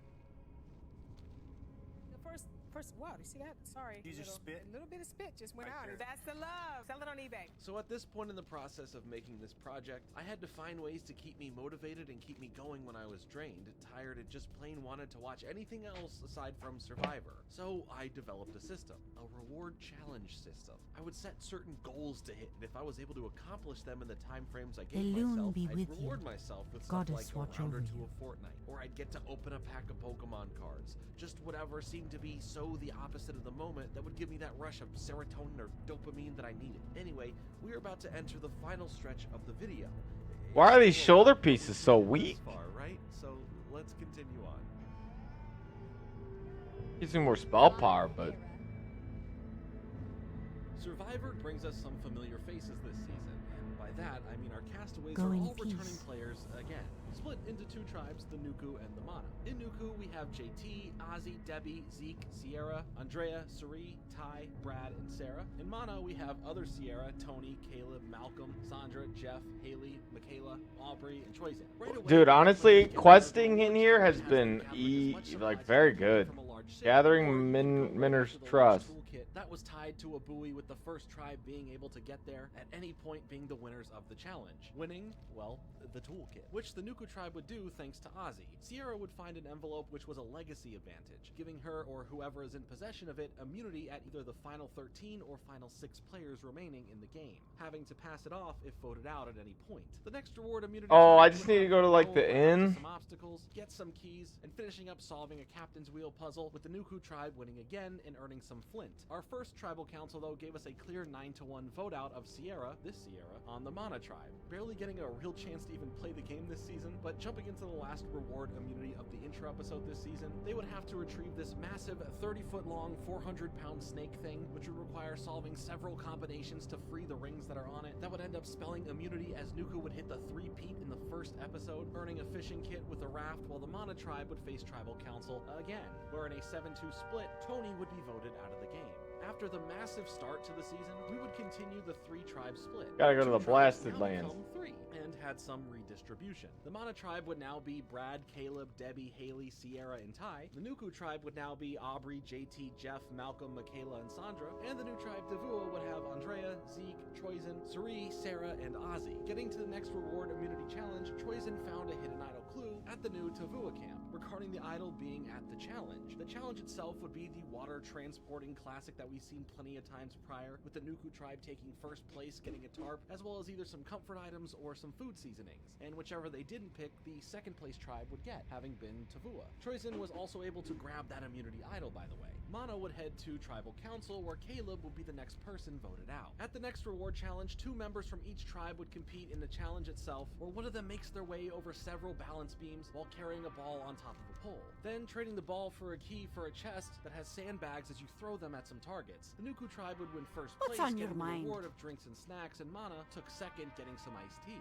For the immunity challenge, it was a classic blindfolded players event with one person. Perfect. Grab some water while I fly over there. The tribe here would end up winning, and the other 2 tribes would face Tribal Council as they figured out their next plays. But before Tribal, Ty would find the hidden idol. But more importantly now was the vote out wasn't going to be for 2 people, as the Mana and Nuku tribes had to vote together against one another, where Sierra would easily have been voted out. But using her immunity idol to deflect the 6 votes that are on her, it meant that Malcolm would now be voted off. Because of this voting, JT would need to find an idol if he's lucky. Having the others distrust him, he knew his time here may be limited, and he would need a strong strategy to stay in the game. The reward challenge next would be retrieving a bow that you would be balancing a ball on as you cross over balance beams, leading to a final slide puzzle, needing to be solved as the Tavua tribe took first place and got some PB&J sandwiches, cookies, and milk, while second place, the Nuku tribe, would get some PB&J sandwiches by themselves. Mana lost, and Debbie was not happy with herself, and decided to take it out on Brad, as she would call him the tribe's dictator. The next immunity challenge would be getting keys to unlock a chest full of sandbags that need to be transported, and use some of them to hit the target that they need to knock down for immunity, as the Mana tribe placed first with Tavua in second, as the Nuku tribe would now have to deal with Tribal Council, where JT, in a 3-2 vote, was eliminated from the game. On the Mana tribe, Ty's mission of trying to figure out where the hidden idol would be finally paid off, as he found it right before we get another tribe redistribution event. Going back to our 2 main tribes now, with Mana being Aubrey, Brad, Troyzen, Sierra, Suri, Michaela, and Haley, and the Nuku tribe would now be Andrea,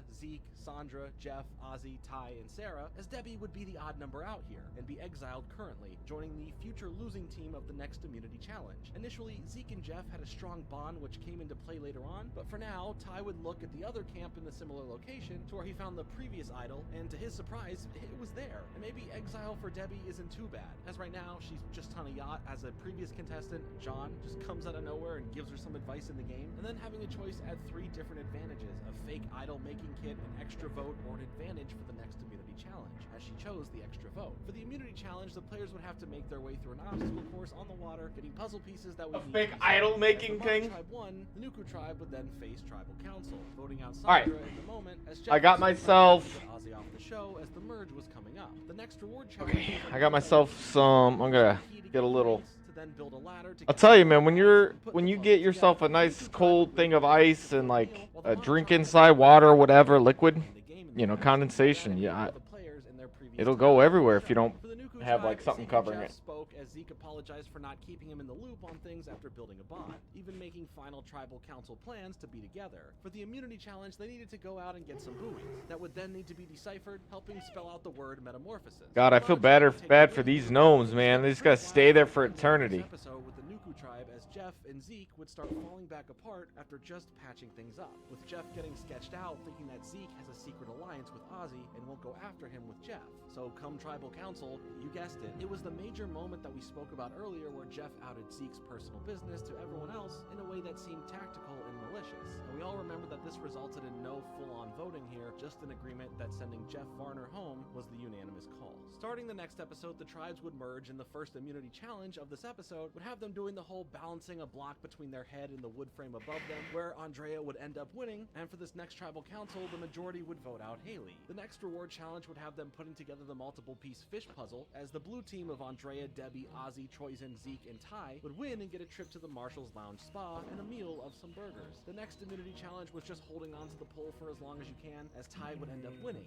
and the majority of the players would now target Ozzy in a clear opening to do so, with Debbie also using her double vote on him just in case, sending Ozzy out of the game. The next reward challenge would have them split into teams, again, as they maneuver through an obstacle course to then dive into the water for 5 rings, as the blue team of Andrea, Aubrey, Sierra, Brad, and Debbie won and earned themselves a picnic. Sarah would see an advantage, and without being seen, Ooh, Belgium. it gave her Whoa. the option to steal another player's vote. Up until We're about to get our spells, baby. Immunity challenge we've seen plenty of times, having blocks spell out immunity while on an unbalanced board that you're holding onto a rope with. Troyzen would do so first and would win immunity here. And for the final tribal council of this episode, in a 6-5 vote, Debbie would be eliminated. A lot of alliances with all of these legacy players have turned into people just making separate deals or being too nonchalant about betraying agreements and voting. The next reward challenge would split them into teams again, where a player will be lifted up in a chair for them to be able to retrieve puzzle pieces and then go on and solving the word puzzle. The blue team here, consisting of Andrea, Aubrey, Zeke, Sarah, and Brad, would win a trip to a luxury resort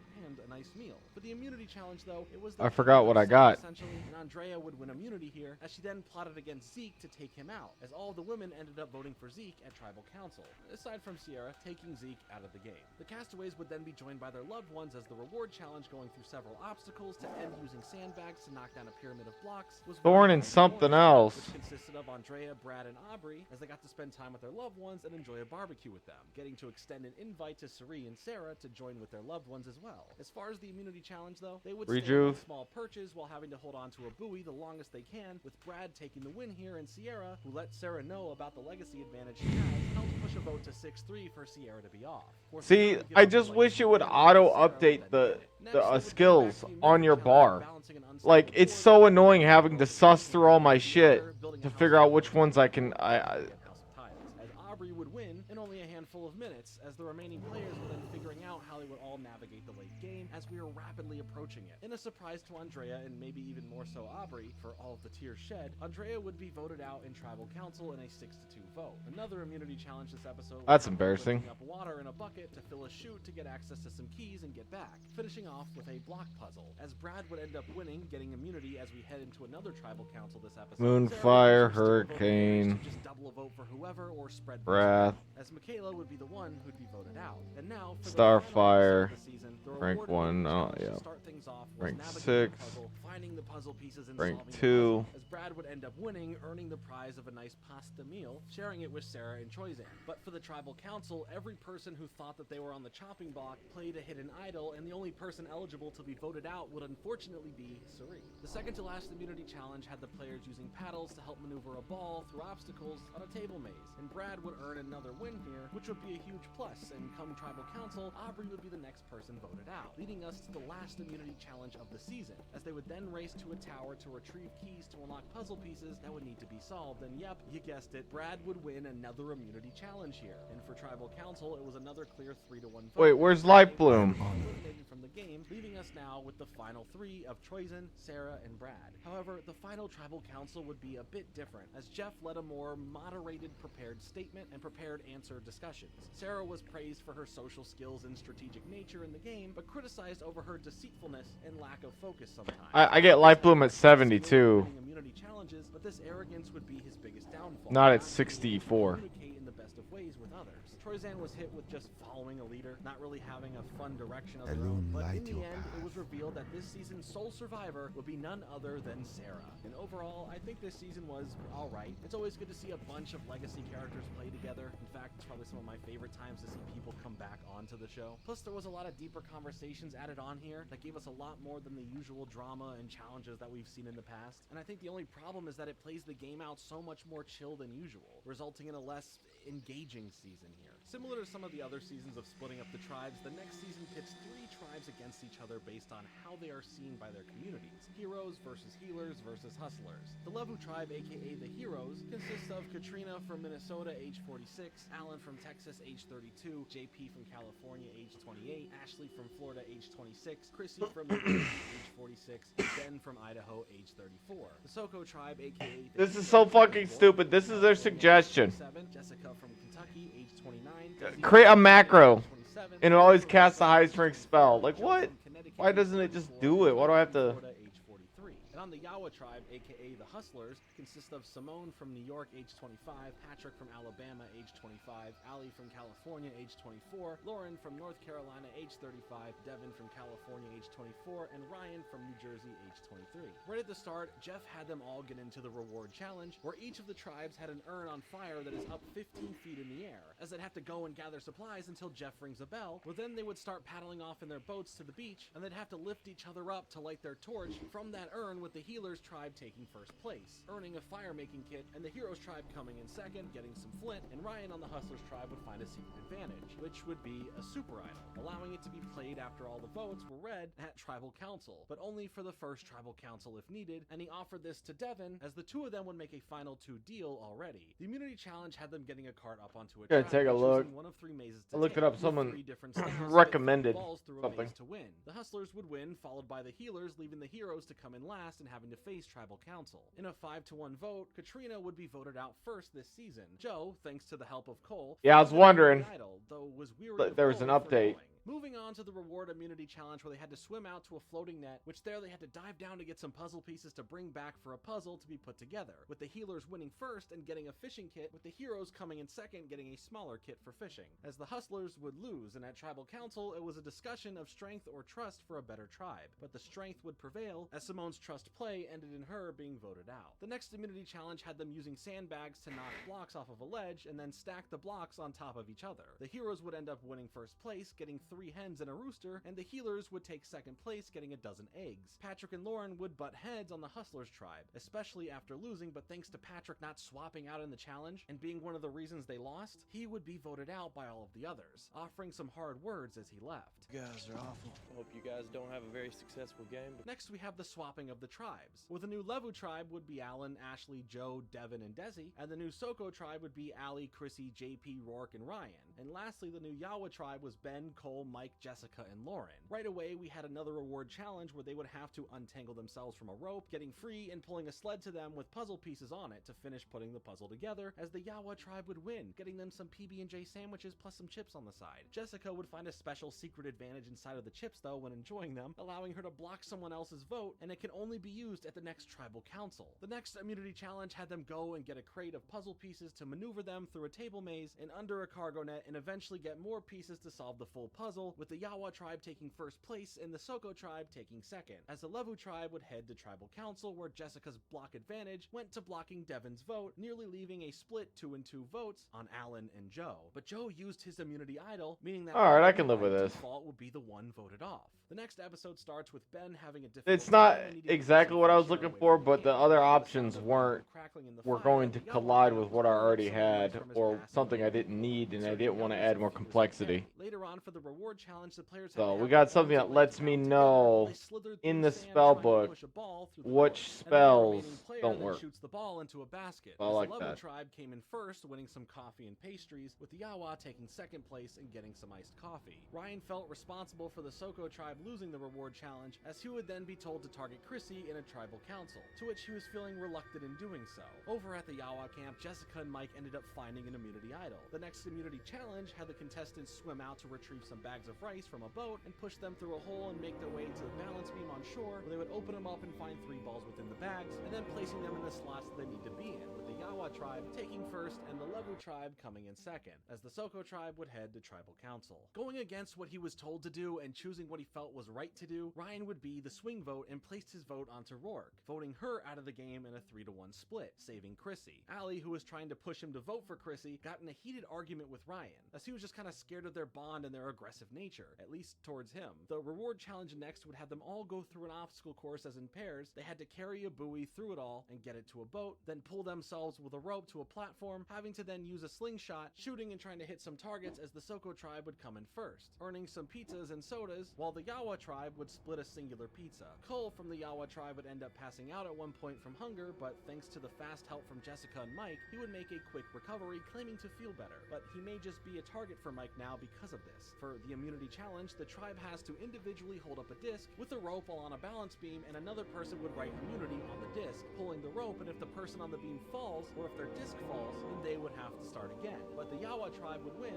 as Levu would come in second, but the Soko tribe would be heading back to Tribal Council. Council. And there, in full agreement, Chrissy, JP, and Ryan would all vote for Allie to take her out of the show. Now it was time for the merge to happen, as then the tribes would come together, enjoy a steak meal, mingle, and begin building up how things were going to be shaping up over the rest of the season. The immunity challenge next was for the players to keep a ball spinning on a wheel while standing on balance beams, keeping it going the longest as they can, with Desi ending up winning here and getting the first individual immunity. During Tribal Council, Joe would have the idol he eventually went off and found, making a bit of a verbal combative scene, and played it for himself, but for really no reason, as all the votes were between Chrissy and Jessica. Let's not talk about this. Whoa, are you Let's talk serious? about next vote. So everyone's uncomfortable right now. Am I gonna play and not play? But I'm gonna rock it for right now, so y'all figure it out. And I'm chilling right now. As Jessica would be the one voted out of the show. Lauren would end up finding a secret advantage, seeing that it gives the power of a double vote during Tribal Council of their choosing, but only if they didn't vote in the next Tribal Council. I hate this, dude. There's just not enough space. As they run to the top of a tower, having to shoot sandbags from slingshots to hit the targets, as the blue team of Chrissy, Cole, Ryan, JP, and Devin would win, receiving a pasta dinner on a private island. Joe would end up joining them as well, after the luck of drawing a rock that allowed him to go.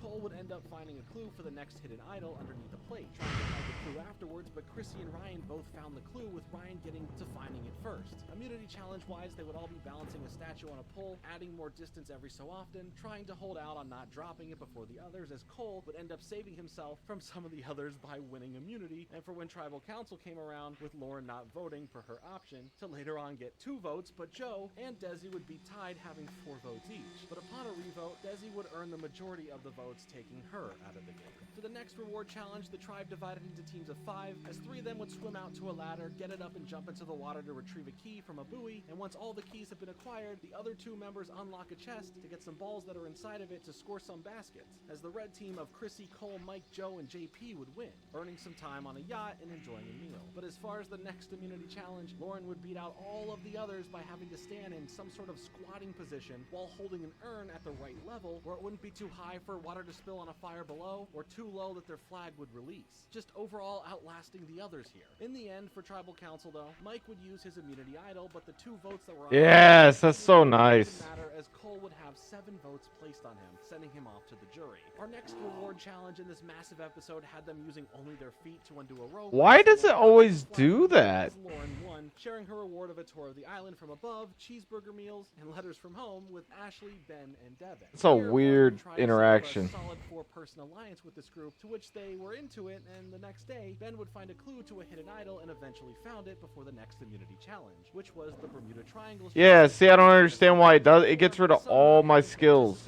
What the fuck?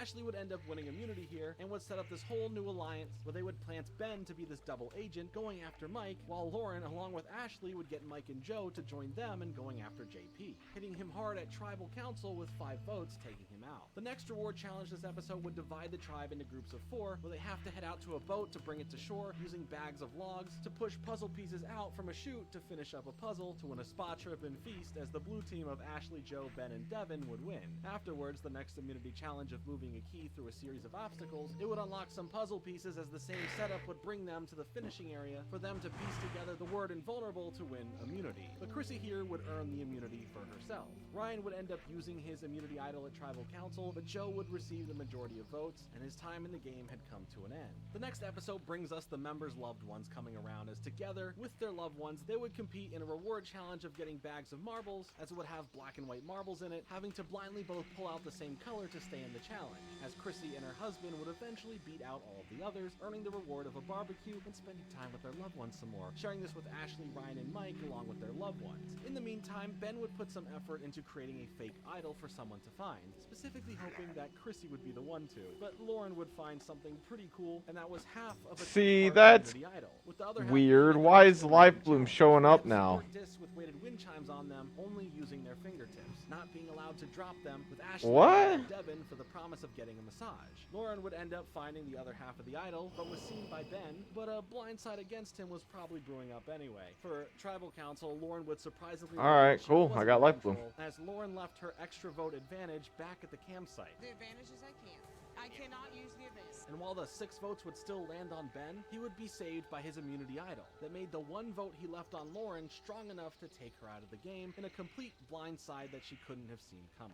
After a pretty intense night, Ben was the person on the tribe feeling pretty alone and open for an easy vote out against him, having himself now waking up early to go look for a new idol with no one worried that he would find anything. Oh, look at it's expensive though. Holy shit. Making their way through some obstacles, unclipping themselves at the end to play some ring toss on a target, as Devin and Chrissy would win and earn a private island overnight stay, along with a feast. Jeff allowed them to take another person as they invited Ryan to come along, as they then would discuss some sort of final 3 pact here with one another. But for now, in the next immunity challenge, it had them go through an obstacle course to get some sandbags and land one in a basket as you move higher up the tower, getting to the top to solve a puzzle with Chrissy pulling off another immunity win. Ben would eventually find that idol though that he was looking for, and desperately needed, or maybe not, as no one came after him. Instead, Ashley was the move here, with all the votes landing on her, sending her to the jury. As for the finale to this season, Ben would quickly go and get another hidden idol, hopping from one to the other for his benefit. But for the reward immunity challenge, they would all swim out to some crates, jumping off them to get some keys that would unlock their puzzle, as they move some balls around to line them up in the proper color matching chutes, where Chrissy would win again, sharing her feast with Devin and Mike.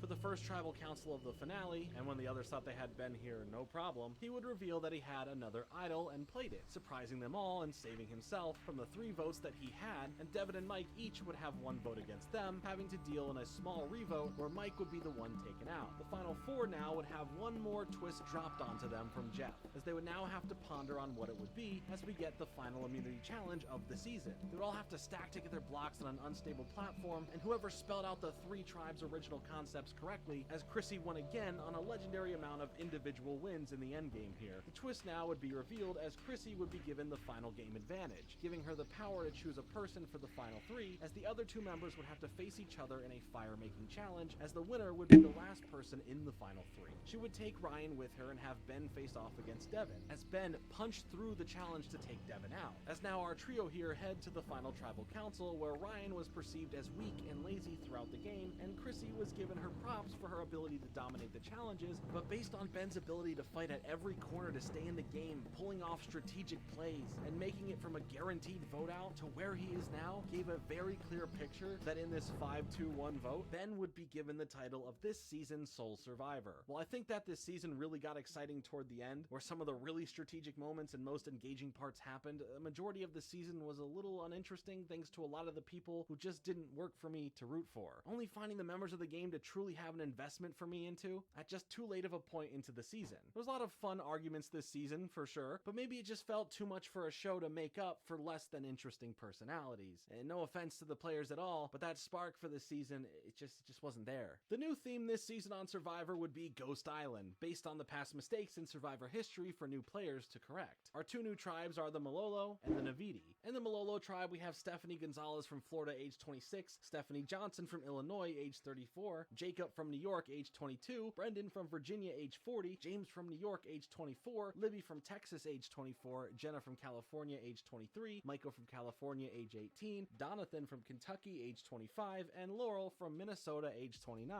On the Navidi tribe, we have Morgan from Florida, age 29, Bradley from California, age 26, Chris from New York, age 27. Every time he does this part, it starts to get a little like, we've been listening to this guy for like 12 hours basically, but like every time he does this part, I'm like, age 22, Angela from Ohio, age 42, Dominic from New York, age 38, and Wendell from Pennsylvania, age 33. At the start of the show, Jeff had each tribe pick a leader, as the Malolo tribe chose Brendan and the Navidi tribe chose Chris, getting their initial survivor supplies as we would jump into the first reward challenge. After a person would run through some obstacles to take up some keys, they would unlock a puzzle for another person to solve, as the Malolo would win and get the shelter building kit first, and on top of this, if a tribe leader decided that they wanted to forfeit the challenge during the second portion of the puzzle, they would get to at least keep their fishing kit, but the now winning tribe would get some flint and a bunch of eggs. As that's what Chris did, is if they didn't, the losing tribe in general would lose their fishing kit, so they just wanted to save something important like that. Of course, this decision would be questioned later on by the other tribe mates, but for the immunity challenge, they would have to work together to untie some bags hanging beyond a net bridge that have a pair of ropes that would help them get a sled full of puzzle pieces to the end of the course for them to solve, as the Navidi tribe would end up winning, getting immunity and some flint as a bonus. But move along Redemption Island, because here we have Ghost Island, as they would also have to send a member of the Malolo tribe to Ghost Island. And when you're there, you're safe from being voted out, as Jacob was sent, having to break open an urn for a game to hopefully get an advantage, but losing would have him forfeit his next vote. But he did win in this game of chance, and we see how the past mistakes concept would play out, as he won Sierra's legacy advantage from the Game Changers season, having to push it on to another member of his tribe, and he would choose Morgan for this. For a tribal council, Stephanie G was completely blindsided and honestly just lied to, as it was made to seem that everyone was voting for Donathan, but they truly were all voting for her, and she would be gone from the game first this season. Dominic over at the Navidi tribe would search for and find the immunity idol in the middle of the night, and specifically, this was another reminder from the past, as this was Andrea's idol from the Caramon season. Jacob ended up not letting go of the legacy advantage information and said that he just found an idol there instead,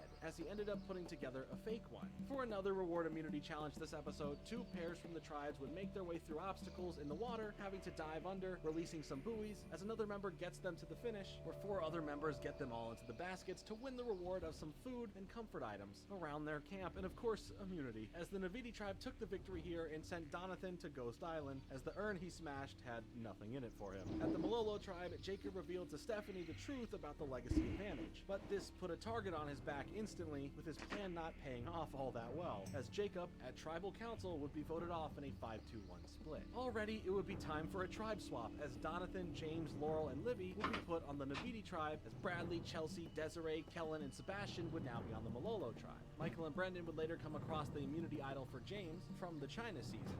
Adding more for a Survivor fanboys bit of trivia here, as we take a bunch of these looks back at the past. The reward immunity challenge, though, would have them all jump between ramps to a sand pit to find a buried ladder, using that to get a monkey fist at the top of a tripod, which is just a special tied up knot rope, and using that to hit a target to make their trek back over the ramps to finish up with a tiki head puzzle to solve, as the Malolo tribe won, earning a tarp for the reward, and Chris from the Navidi would now be sent to Ghost Island, and again, nothing in the urn, but gave time to open up and reflect about personal family-related matters regarding his mother's multiple sclerosis that she was struggling to deal with. For tribal council, Morgan would be surprised when the majority of votes landed on her for the vote out, where she would pass on the legacy advantage to Dominic before leaving. The next reward challenge had 2 members from the tribes run out into the water to get a ring, and to score a point, they would have to hold the ring and their own post, where the Navidi tribe would end up taking victory here, earning the tribe some PB&J sandwiches and some milk, but also adding in the bonus presented by Jeff that the Malolo tribe would now, at random, send someone to Ghost Island, as Kellen was picked, making her pretty scared to be there on her own, as that was her own personal fear. Her urn ended up giving her a choice of risking her vote, but she decided not to play with a chance decision. The immunity idol challenge next would have them get into a bamboo cage underwater, opening up the door and taking the chest back to the beach to place it on a track to help make it back to a perch, where the balls inside would need to land on top of the perch, as the Navidi beat out the Malolo tribe by a small margin, but Chris's efforts pulled through for them.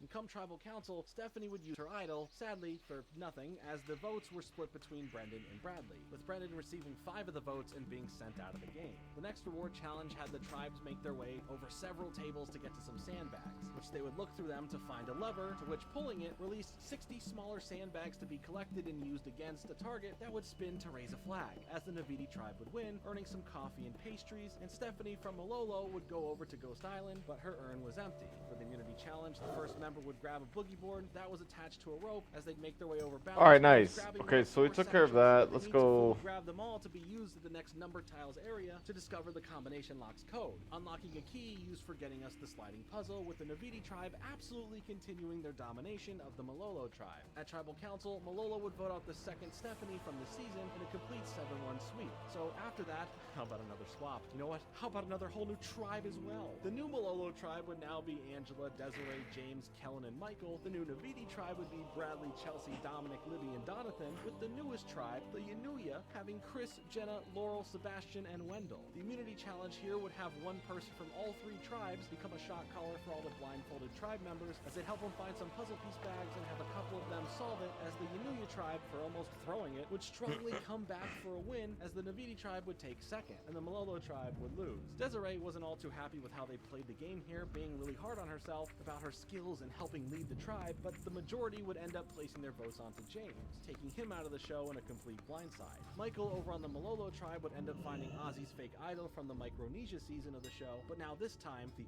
idol would be officially real. The reward challenge this would be that same plate one we saw recently. The Navidi tribe here would win first place and would get a grill, some chicken kebabs, maybe some steaks, and the Yanuya tribe would take second place and get some chicken kebabs only. And the Malolo tribe lost, and Kellen from that tribe was sent to Ghost Island. Over there, she had a larger selection of urns to pick from, as 2 of them would have a chance at an advantage, while 1 would just take her voting privileges away at the next tribal council. Luckily, she would win the advantage of stealing a vote in remembrance of Michaela in the Game Changers season, where she failed to ever use it, but now it would just be a second vote. Wendell over at the Yanuya tribe would spend some time in the night looking for any hidden idols, eventually stumbling across one that was the necklace that Eric gave to Natalie in the Micronesia season before getting voted out. But let's check back in with the Malolo tribe. I'm sure things are okay. Need a burner. Get rid of the curse. Right now? Yes. If they're not selling, why are they being put at 146 gold? You know what I'm saying? Not okay. Makes no sense. Their streak now. I'll give them their props for sure. From the immunity challenge of getting to and running up a platform in the water, they would have to then jump into the water and collect some floating rings to bring back and using them for ring toss, sending them out to a floating target, as in first place the Yanuya tribe would win, but at least not coming in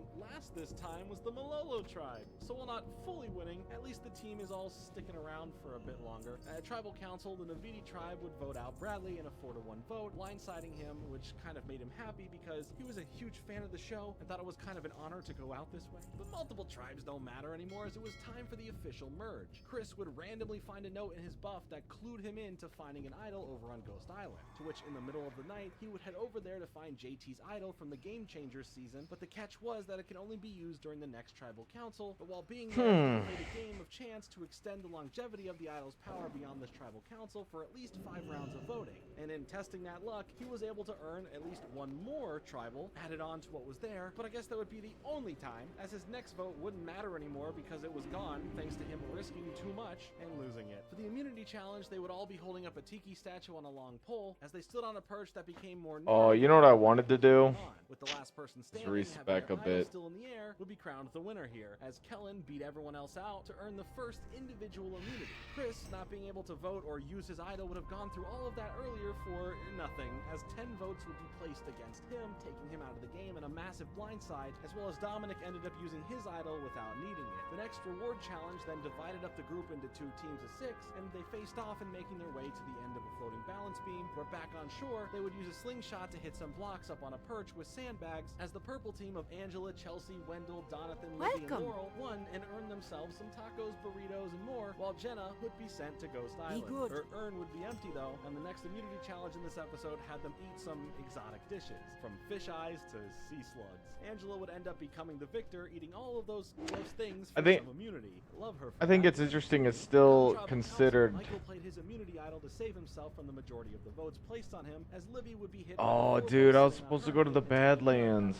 The next reward challenge, the players would be split again into teams of 5, starting at a canoe with 2 players in it, as the other 3 are stuck in a cage, and they had to rescue them and head to the shore, where they could unlock a net of puzzle pieces to carry them to a frame to finish the puzzle. The orange team of Chelsea, Jenna, Michael, Sebastian, and Kellen would win, and get the reward of a helicopter tour, leading them to a nice area for a picnic, as Angela was sent to Ghost Island. She risked her vote and ended up losing it. Michael and Donathan would end up looking for another idol, and they found Scott's idol from the Brains vs. Bronze vs. Beauty season. And for the immunity challenge, the castaways would balance a ball on a disc that was attached to ropes that they must keep held up, as Chelsea would outlast the others and win individual immunity. At tribal council and a majority vote, Desiree would be the next person voted off this season of the show. Dominic would end up finding the fake idol that Jay would play in the Millennials vs. Gen X season, which would still just be nothing, sadly, but he thought it would be useful in tricking the others. Jeff wanted to change things up again though, making 2 smaller tribes that they would randomly draw for to be a part of for the rest of the day, with both going to tribal council for 2 eliminations that were going to happen no matter what. The Damn. here though would have them pull on a bar to hold a ball back in that Jaws-like device, Arcanon and the last person Poros. standing doing so for each of the teams would win immunity, and the last person in general would grant their whole team the right to go second and watch the other tribe first going through their tribal council. Chelsea would win it for herself, while Dominic won it for himself, as well as the bonus perk regarding the tribal for the rest of the orange team. For the purple team's tribal council, Donathan would use his idol, but Jenna's 3 votes against her would be enough to vote her out of the game.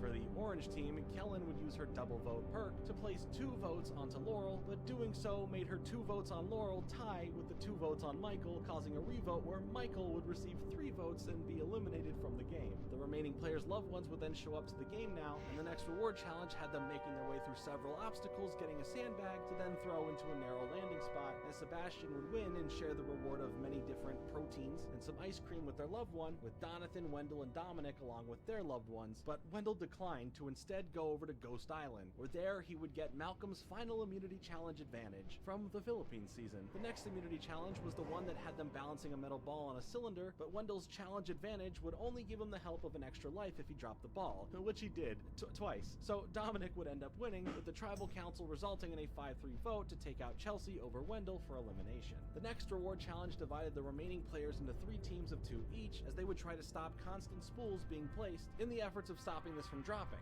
as the purple team of Dominic and Wendell would win, and getting to help deliver supplies to a Fijian school, as well as getting a feast of fried chicken and some chocolate cake for dessert, and being able to share that with Laurel, as Sebastian was sent to Ghost Island. There he would find Kellen's misplaced extra vote that we saw earlier this episode, getting a chance to right a wrong from just several days ago. The immunity challenge would be a race up a tower, creating a bridge to get up to a ladder, and now at the top you must solve a slide puzzle, where Laurel would take the immunity win here, with some potential controversy here, as it may seem that Wendell may have finished his first. Did you call me? I didn't call you. Between Donathan and Kellen, she would be voted out here in a 4-1 vote and was sent to the jury. And now in this finale, the reward immunity challenge at the start would have them make their way through a skull-shaped maze collecting some bags that would have puzzle pieces in them to help finish their puzzle, as Wendell won, earning a steak dinner, and he shared it with Sebastian and Angela. Sebastian would end up being voted out at the first tribal council of the episode in a 4-1-1 vote, and the next immunity challenge was another series of obstacles to collect some puzzle pieces to then use to properly put together a pyramid puzzle, with Wendell winning immunity. And for the next tribal council, both Laura and Dominic played their idols, but nothing matters, as Donathan had the majority of the votes listed on his name to now be voted out of the game. The final immunity challenge of the episode had the remaining castaways on a balance beam that was very shaky, and they would have to use a long fork to stack a bunch of balls properly on a freestanding structure, with Dominic taking the win and securing his position in the final 3. For the fire-making challenge, Wendell would face off against Angela, and he defeated her no problem, bringing us to the final tribal council, where Laurel, Dominic, and Wendell would go over their strengths and weaknesses for the season like usual, as the vote ended up in a tie, with Laurel receiving 0 votes, unfortunately, as both of the others received 5 each, heading to a revote where Laurel would be part of the final deciding factor, placing her choice on Wendell to win the title of sole survivor for this season. Overall, this season was a refresher for me, but not so much for the players themselves or their own alliances and strategies this season, as I thought those were once again pretty weak here, but it was the concept. Never buy this brand of tissue paper again, man. It's so shitty. It's so shitty. That left your jaw dropped, and now you can hopefully feel fulfilled from seeing some of those advantages and setups from the past used in the game, whether they were used correctly or not. And it respected the fans who love and know all of the Survivor lore, but sacrificing what could have been even more special if they played more into that, as after a bit it just didn't stand out anymore and became just a background thing. The next season of Survivor will be labeled David vs. Goliath. The David tribe consists of underdog types going against the Goliath tribe consisting of overachievers. In the David tribe, we have Pat from New York, age 41, Jessica from Florida, age 19, B from Texas, age 28, Lirsa from Massachusetts, age 36, Elizabeth from Texas, age 31, Carl from Texas, age 41, Gabby from Colorado, age 25, Christian from Florida, age 32, Dayton from Georgia, age 30, and Nick from Kentucky, age 27. In the Goliath tribe, we have Jeremy from New York, age 39, Natalia from California, age 25, Natalie from California, age 57, John from California, age 38, Dan from Florida, age 27, Alec from California, age 24, Allison from North Carolina, age 28, Kara from California, age 30, Angelina from California, age 28, and Mike from California, age 47. Jeff would ask the Goliath tribe to select who they thought the weakest man and weakest woman would be on the David tribe, choosing Christian and Lirsa, and then select their own tribe's strongest man and strongest woman, which they would choose John and Allison. These pairs would have to face off and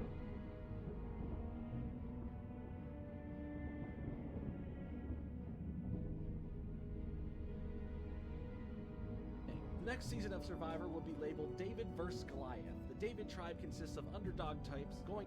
The next season of Survivor will be labeled for some puzzle piece bags to bring back where they would have to complete the puzzle, as the Goliath tribe would get the fishing kit and earn immunity. The David tribe would face tribal council now, and in a 5-4 vote, Jessica would be the first person officially voted out of the game. The next reward immunity challenge was a series of untangling some ropes and then using them to swing in some platforms, where we finish off the challenge with a pyramid puzzle, as David would end up winning here and earning some comfort items. B ended up a bit hurt from this challenge, now having sprained her MCL, which could easily become a problem real fast here, but for the Goliath tribe, Angelina would campaign for Jeremy to be voted off, since he would be a larger threat in the game's future, convincing the others to not go after Natalie for now, and in a 9-1 blindside, Jeremy would be voted out of the game. Starting off the next episode, B would announce that they would be leaving the game as their sprain was just too much to deal with, making her a detriment to the tribe's success and mainly to her own health. Jeff then brings everyone in as we get a bit of a tribe merge and tribe add-on, having 3 tribes, with the Jabeni tribe having Angelina, Lyrsa,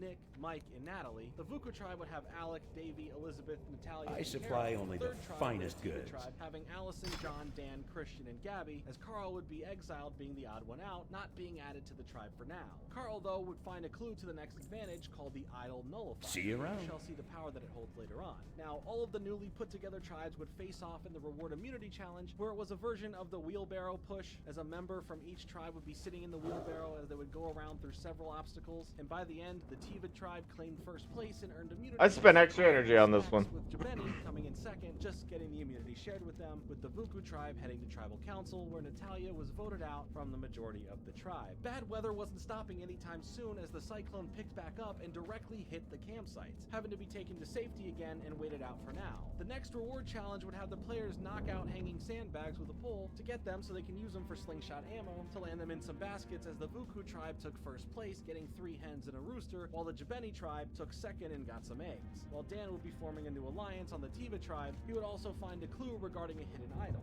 being at the next immunity challenge. The challenge had the usual fare of obstacles to make it through, leading up to sliding down a pole like a fireman and untying a ball bag to get it out and get it through the snake-themed maze and get it into the final slot, as the Vuku tribe came in first, with the Tiva tribe following for a second place victory, leaving us the Jabeni tribe for tribal council. And in a close 3-2 vote, Natalie would be the next player voted out of the game. The next reward challenge that came up was for some cooking utensils, kebabs, and spices, as they would have to hold up coconuts in a bag hooked onto their back, making it over and pass several obstacles, and play a little ring toss, and the winner for first place would be the Tiva tribe, and for second, the Jabeni tribe, as they would then earn a couple kebabs for themselves. Tiva would continue to dominate here in the middle part of the season, as they would win the immunity challenge up next, where they had to carry a saucer to get it filled from a tower, trying not to spill any of the water on their way back to fill up a well to get some puzzle pieces to solve. The Vuku tribe would take second, leaving the Jabeni tribe pretty far behind in the challenge, and now having to head to tribal council. And between the 4 of them left, Lyrsa would be voted out 3-1 and be eliminated from the show. But now we get to the big merge, as all 3 tribes come together as one, getting time to fully interact, rekindle alliances, and plan accordingly going forward, as we get into the immunity challenge, which here had them swing a pendulum going through a frame and nearly hitting your statue, as you need to keep it moving and also not let it hit your statue, and doing so until there's one person left standing, which would turn out to be Allison, who comes through in the end, earning the first individual immunity, leading to a massive blindside of everyone else. What can I do game for you? voting for one person, Keep your Elizabeth, as she would be eliminated from the game.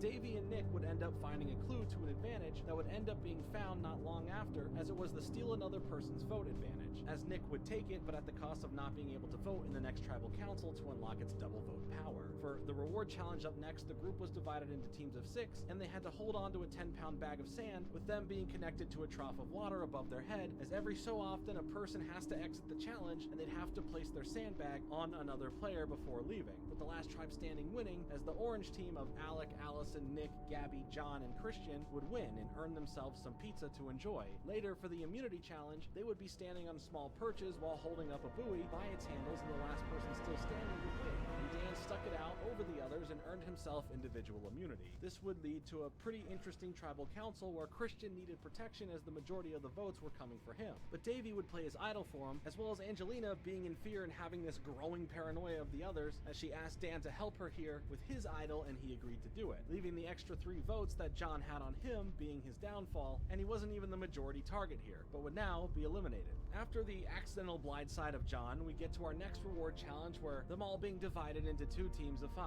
where they would make their way through an obstacle course, figuring out a combination lock to finish off the challenge by solving a snake puzzle, as the orange team of Alec, Mike, Kara, Dan, and Davey would win and get some nice burgers, beer, and Pepsi. Early the next morning, remaining members of the original David tribe were up and looking for the hidden idol, with Christian ending up coming across it first and getting it for himself. For the immunity challenge, however, the players would cross some balance beams while balancing a ball on a paddle and then having to send a ball on a curved track down to a hole, as Alec would win immunity here. There would be an active plan to go after Christian during tribal council, but with so many different variables being able to be played and unused yet, results of this session could be exciting. Starting things off for tribal council, Nick would use his advantage to steal Allison's vote, placing a total of 6 votes on Dan. But he would play a hidden idol on himself for protection, and when you think all is hopeless for the others to get around this, Carl would use his idol nullifier directly against Dan. Like he just played the ultimate trap card in an intense game of Yu-Gi-Oh! When it looked like it was all over for you, and then in the final moments you get to yell, "You've activated my trap card."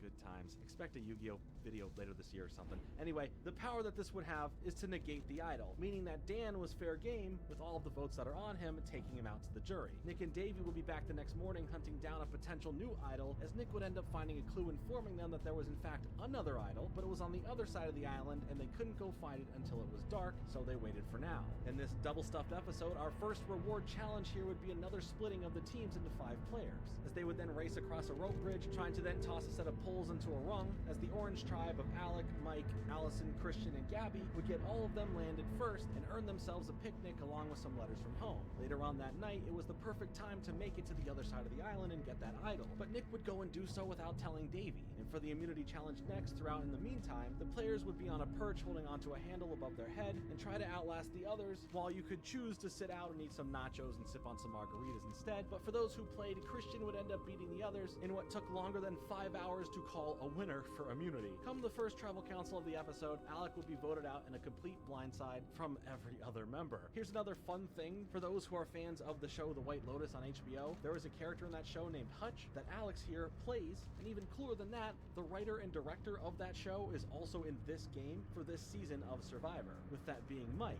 So I found that pretty interesting. See you soon. Now Safe divided into travels. 2 teams of 4, the next reward challenge had them dive into the water to release some buoys that they need to find. The 5 of them that are Alright, sorry about that. I didn't mean to nets, as the hit the orange mic hard. team But we vibing now. would win and earn themselves a cruise for the afternoon along with a feast. This gave them time to discuss some strategy, as back at camp the others like Gabby and Allison discussed going after Carl. But in more pressing matters, the resources at the campsite were running low, as they needed some more rice to, survive. Be good. Angela went to go speak with Jeff about this unbeknownst to the others, offering up almost everything from the fishing gear to cooking utensils and of course even all of the comfort items. And you know my boy Jeff here loves teaching the players a lesson on food management. The others on the tribe though were okay with the trade offer, surprisingly, but unsurprisingly weren't into her approach in doing so, which is fair, but Jeff denied it at first, only agreeing to it if one person chooses to forgo the immunity challenge here, to which Angelina, only being the rightful person to do so, stepped out so everyone else can earn the rice. The immunity challenge was them racing over an A-frame collecting blocks and eventually using the letters on them to spell out the word perspective, as Davey would be the one to win immunity. For tribal council now, both attempts from different agreements to take either Carl or Allison took place, but in a close 5-4 vote, Carl would be eliminated from the game. Now, the loved ones would come around as we get into the next reward challenge, where divided into pairs, they would crawl underneath an obstacle to get to the shore, where there they would dig for some keys that would release a pair of balls for them to land onto a small perch to win, as Angelina and Nick won the reward of a barbecue with their loved ones and shared this with Davey and Mike along with their loved ones. Together, the players enjoying their reward together would open discussions about the final 4 and them going into it together. But nothing concrete was coming from this at this moment, it seemed. The immunity challenge next had them all balancing a pole on the palm of their hand, holding up a bucket of water as they balanced themselves on a perch, and whoever lasted without spilling the bucket would win, as Kara would outlast everyone else for the immunity. The majority plan was to go after Christian, as most of the votes were played on his name, but his immunity idol would save him severely here, helping to push the vote now on to Gabby, who was kind of already on her way to making this a one-party member tribe for herself, as that's how she felt like kind of playing the rest of this going forward. But now she would have to deal with a whole new team called the jury. Nick would put forward a fake idol now and claim to the others that he found this totally real idol in hopes that the others won't go looking for the re-hidden one. But Davey was suspicious and decided to go look for himself. For now though, at the reward challenge, the players would be attached to a rope while going through several obstacles trying to untangle it, leading them up to a table of sandbags for them to throw at some blocks to knock them down, as Davey would win here and share his reward of a helicopter ride to a beach club with both Carol and Nick. Angelina, who would fight for the extra rice, would now be mad for not being invited to go, so she would then go and make the rest of the rice in revenge. Later on, Davey would end up finding another idol where it would only be good for this next tribal council and refuse to take the risk that it came with to offer an extended use for it. So in the next immunity challenge, the players would have to balance a ball on a disc while standing on a small log. As more balls get added, the longer the game goes on, as Mike would end up winning and getting immunity. From tribal council, Nick would use his idol with having no votes on him, as well as Davey, who would also use his idol because he had to. The person with the most votes on their name was Christian, who would be eliminated now from the game and sent to the jury. Angelina would attempt to get herself an idol now, finding a clue that led her to a tall rock that she needed a ladder to get up to go see, but she would end up falling and not being able to create the idol. Only Just one? told the others that she had a big fall. The reward immunity challenge had the castaways make their way through a mix of obstacles, including tossing a ball to release some stairs to make a staircase, making your way through to solve a puzzle at the end, with Nick taking the win for immunity and enjoying a spaghetti meal and some cake, but was able to share it with Angelina and Mike. For the first tribal council of the finale in a 4-2 split, Davey would be eliminated and sent to the forest. For the next immunity challenge, they would have to stand on a perch while using a wooden bucket to lift up the water to fill a chute to get them a key to unlock some puzzle pieces for them to solve, as Nick would win once again, keeping a strong position as the season is coming to an end. Angelina would actually make a fake idol, and to her excitement, Allison would be the one to find it. Now at the next tribal council, in a pretty fun play, Allison would call Mike a threat and play her fake idol, which to her surprise, embarrassment, was tossed into the fire, and Angelina played her real one, which Nick and Mike helped her get. I just want to see the nuke. Oh. As all of the other votes were cast against Hamana, hamana, bagoo! Oh, hamana, bagoosh! come from different directions from the chute, while more balls would be added as Nick, for a third time, making it a clean sweep of the final 3 challenges, won, earning a final 3 spot, and mentioned that Angelina was coming with him to the end no matter what. So that left Kara and Mike to partake in the fire-making challenge to see who will be the last to enter the final 3, with Mike being able to beat out Kara, sending her to the jury, filling up the final seat there. And now for the final tribal council, we would have 3 players who fought hard, fought strategically, but also may have brought some very different attitudes to how they worked with others. Over the other 2 here, his performance was clearly the standout, and in a 7-3-0 decision, votes, Nick would be named the sole survivor of the season. Overall, I think this season was pretty great in terms of the dynamics at play and how the tribal councils were handled, bringing us some incredible blindsides and executions of voting strategies that made this season kind of tower over a lot of the recent ones. My main critique would be the name of this season, David vs. Goliath, as I felt the theming of that, post the part where the 2 tribes become 3 essentially, went to the wayside for some lingering alliances. And that being said, the people this season got more interesting as the season went on, and it felt that no one was safe, and that any episode could be any castaway's last. As for Nick, well, he would eventually represent a seat in the House of Representatives of Kentucky, after his win in 2022. And earlier this year, in March of 2023, he signed in favor of an anti-trans bill, which brought a bunch of the survivor community together and collectively sharing their disappointment and disgust towards him. Oh shit.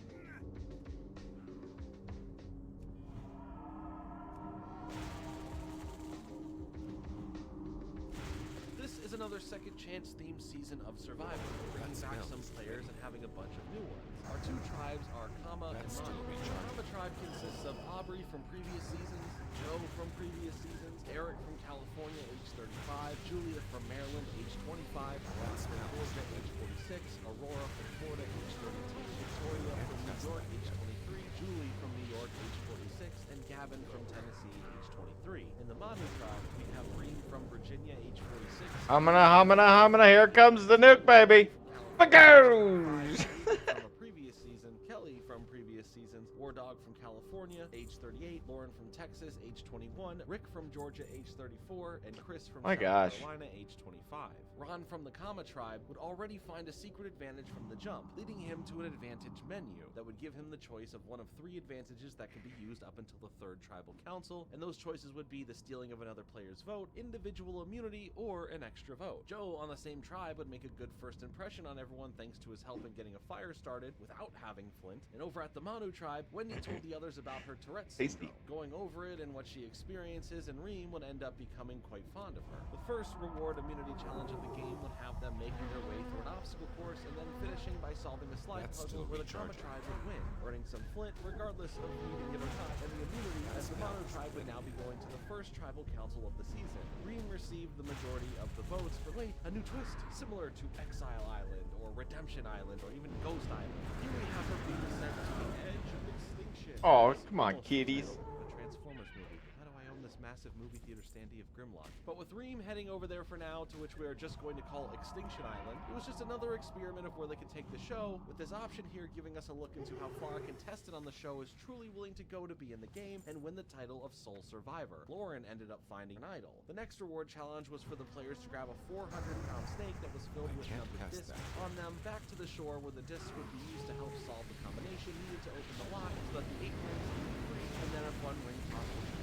The Kamu tribe would end up winning, getting some fishing gear or fishing gear, opting to choose the fishing gear. At tribal council now, the decision was clear as the majority chose to vote for Keith. As we jump back into the next episode, Keith reveals that he will be heading to Extinction Island and linking up with Reem. But back in the main game, the reward challenge next is the wheelbarrow one, where they have to move it around some obstacles to collect sandbags, then turning the wheelbarrow into a slingshot, and then firing the sandbags at the targets, and the Manu tribe would take the win here and earn some chickens for the camp. Wendy ended up hurting her ankle though in the challenge, and because of this, her intrusive thoughts of setting the chickens free, well, it wouldn't happen as yet. And for the Kama tribe, Aubrey would end up actually finding a hidden idol. Immunity challenge-wise, 4 players on each team pull a boat filled with a few tribe mates as they would collect keys from a tower and would help in the multiple-step ship wheel puzzle they would have to complete in the end, resulting in the Kama tribe winning immunity. And aside from the Mono tribe having to head to tribal council, Wendy's path of saving the chickens, well, it would continue on as she would try and hide the tribe's flint so that they could cook the chickens. I hate these kind of missions. Now Chris would be voted out from the Mono tribe and choose to Drop rates are very bad, and you have to farm a very small field though. Things around.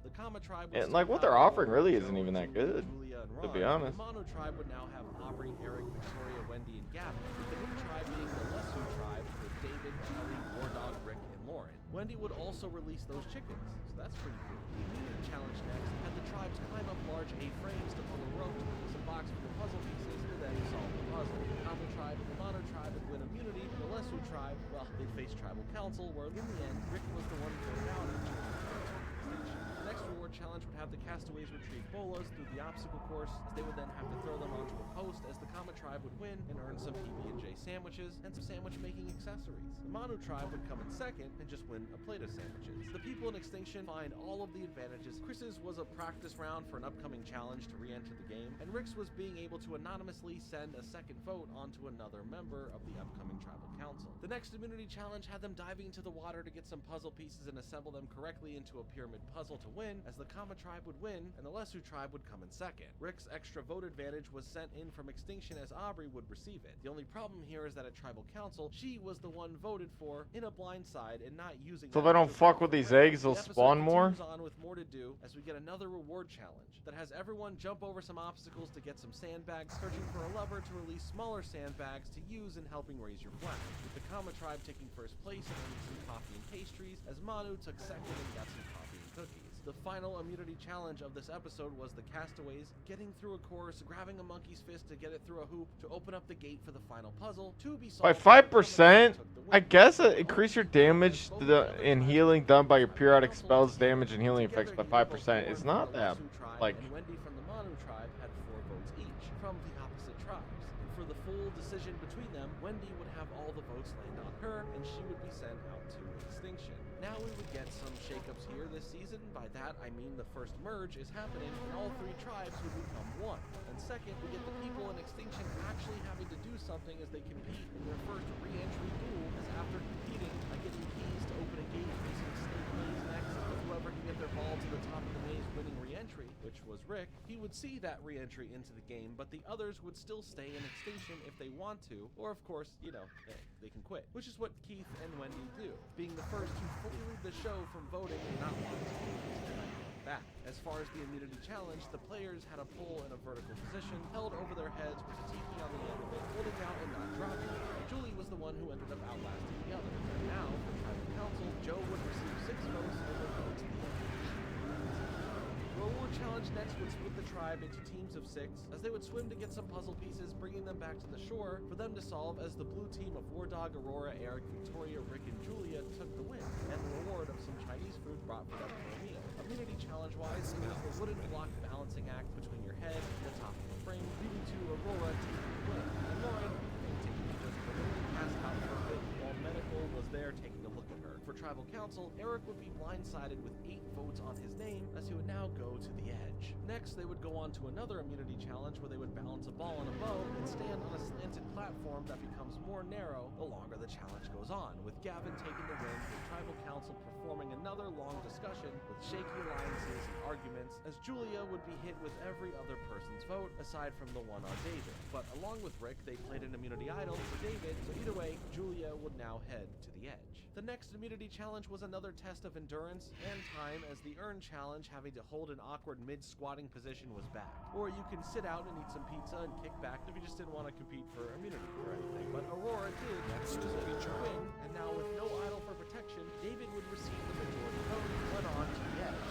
This episode would have another immunity challenge, which was landing balls into each one of the divots on a paddle, as Rick would win, and it was thanks to David out in extinction, who found the advantage of having only to do 4 of 5 of those divots on a paddle. That Tribal Council, in a close round of voting, Kelly would be voted out in a 5-4 split and went over to the end.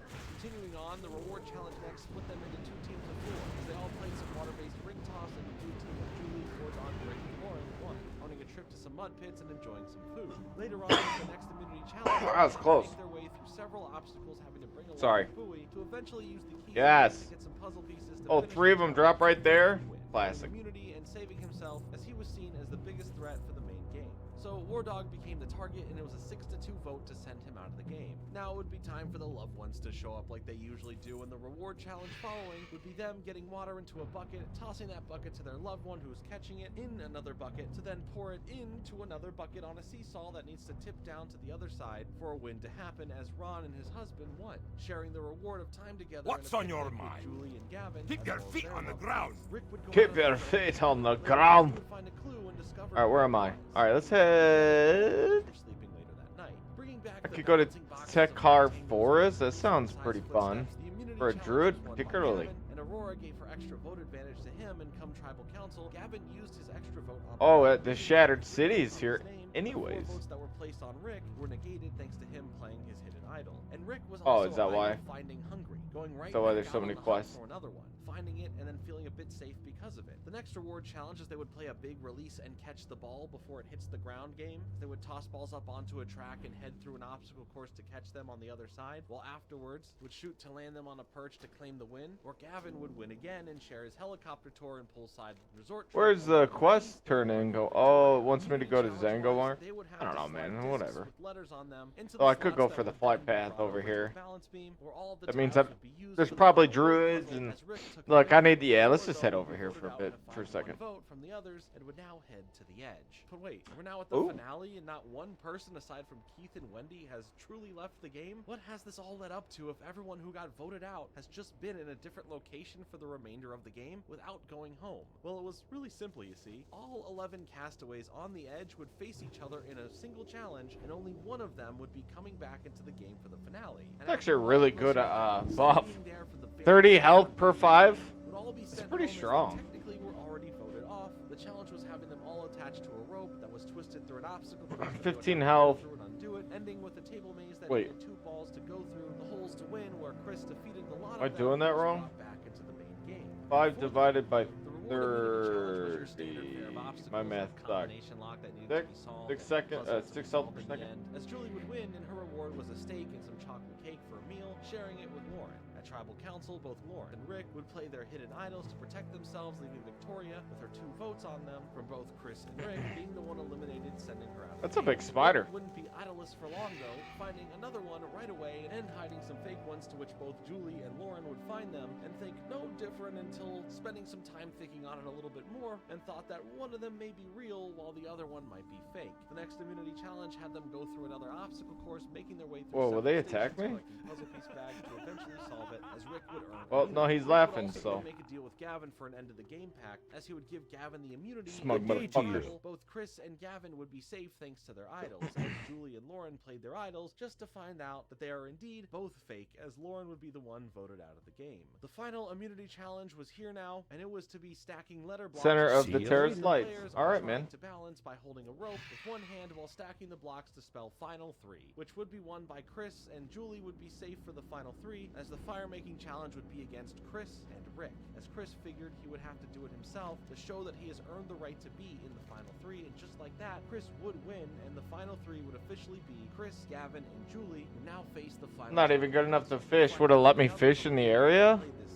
The fishing is near, though. Praises, it would lead up to a 9-4-0 vote from the jury in favor of Chris being this 126. It's not even close. Was pretty interesting in its approach. It ultimately made for 12 episodes that didn't offer you that much satisfaction, and in the beginning of The Naru finale, have just not in one forgotten fell us. swoop, Be took kind to everyone those out. less I don't know. That's just good. The other episodes feel a little bit useless. It was just too disconnected for me as a viewer to care. But yeah, this season, not for me. Hello. Survivor Island of the Idols, season 39 of the show. The Lyro tribe is made up of Ronnie from Nevada, age 36, Vince from California, age 27, Chelsea from California, age 27, Tom from Connecticut. Wait, so all she could offer me was to train Runecloth? She didn't get me the next stage?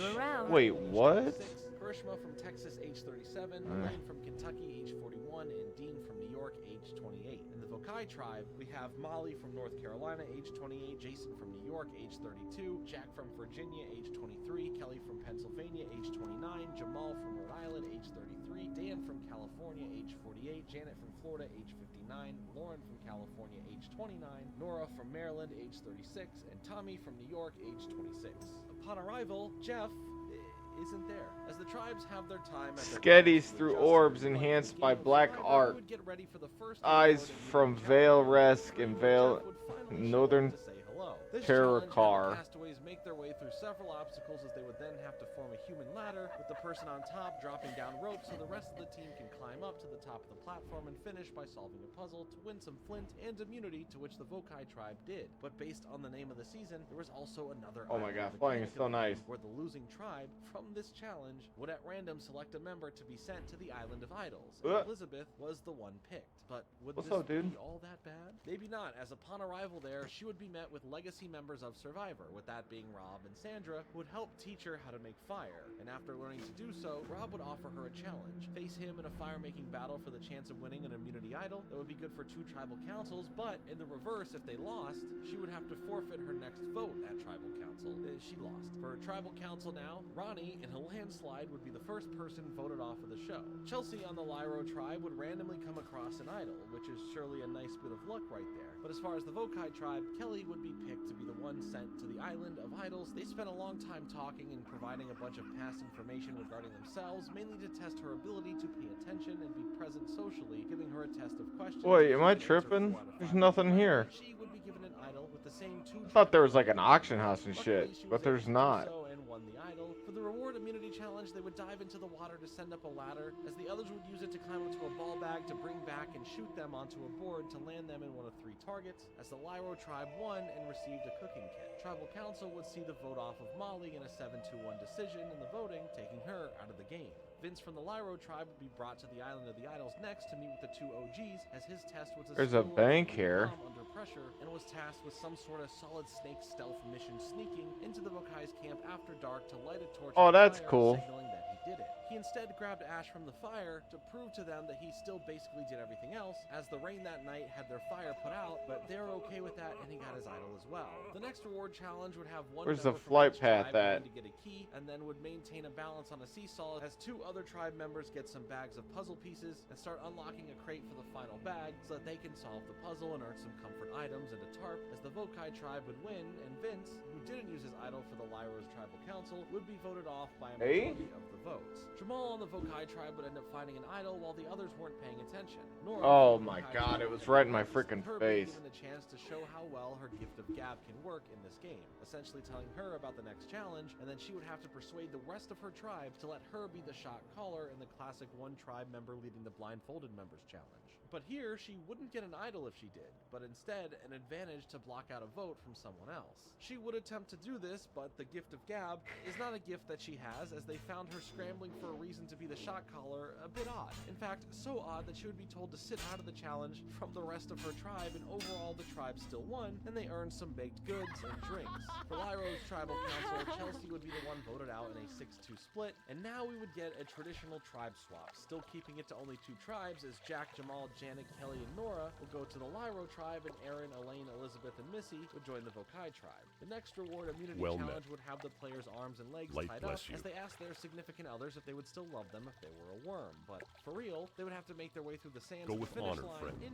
pairs and then solve a puzzle in the end because why not? The Vokai tribe would win to get a meal of fajitas from Applebee's, and also, did you know that the smell coming from the fajita plates at restaurants that catches everyone's attention and makes you really want to order them as well? It's just all a big lie. They just drop a little water on the special skillet-like plate, and all it is it just burning into some steam to create the illusion of that on purpose? I feel lied to, and I'm still mad about this. However, the immunity challenge next would have them all go to a giant ladder in the water to get up it, jump into the water, and dive down for buoys that they need to use to toss into some baskets as the Vokai won once more. And the tribal council for the Lyro tribe ended with Tom being voted out of the game in a blindside. The next reward challenge had the castaways pulling a sled of sandbags and a person as they made their way through a course to get a key that unlocked a slingshot as the person being pulled used it to hit some targets down as the Vokai tribe would win, earning them some chickens. Elaine was picked to sit out of the challenge, but meant that she would go to the island now. And she was already eager to do whatever they had her do, which would end up being a snatch and go, where without being caught, she would have to find, grab, and conceal the vote advantage of blocking someone's vote and be hidden at the next immunity challenge, which had the tribes collecting 5 balls with a bamboo cage that they have to transport around the course. The Lyro tribe won, and Elaine was successful in getting the advantage. For a tribal council, it was down to either Jason or Elaine.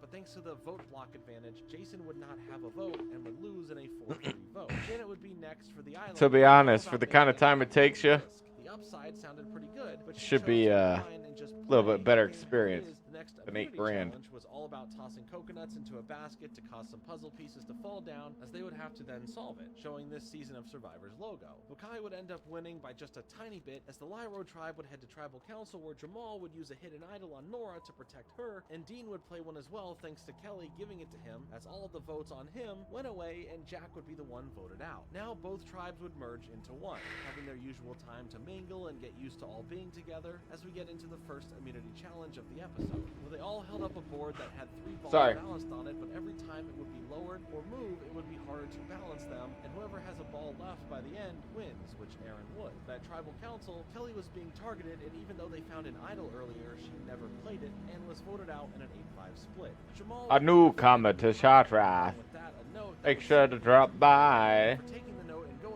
Don't forget, don't go too far away. Win a chance to sabotage another player, being able to write down a fake advantage, but upon trying to play it off and give it to Dean, the others didn't buy his story, making him a clear target now. The next immunity challenge had them hanging over the water from a rope behind their back that increases in angle, resulting in both Aaron and Missy being the last man and woman standing for them to get immunity. Now for tribal council, Jamal was clearly not safe, and was voted out, having the majority of the votes given to him. Grishma will find herself with a new idol, so maybe that'll cheer her up. The next reward immunity challenge was them being divided into 2 teams, and they had to spin a ball and keep it spinning in a wheel while also balancing on balance beams, as the last person from each team standing would win individual immunity, that being Nora for the purple team and Elaine for the orange, and the person who would last the longest overall would win their tribal reward of some PB&J sandwiches, and since there was 2 tribals happening, the winning team would be able to go second for the tribal council. The purple team's tribal council was pretty one-sided. In a 5-1 vote, Aaron would be eliminated from the show.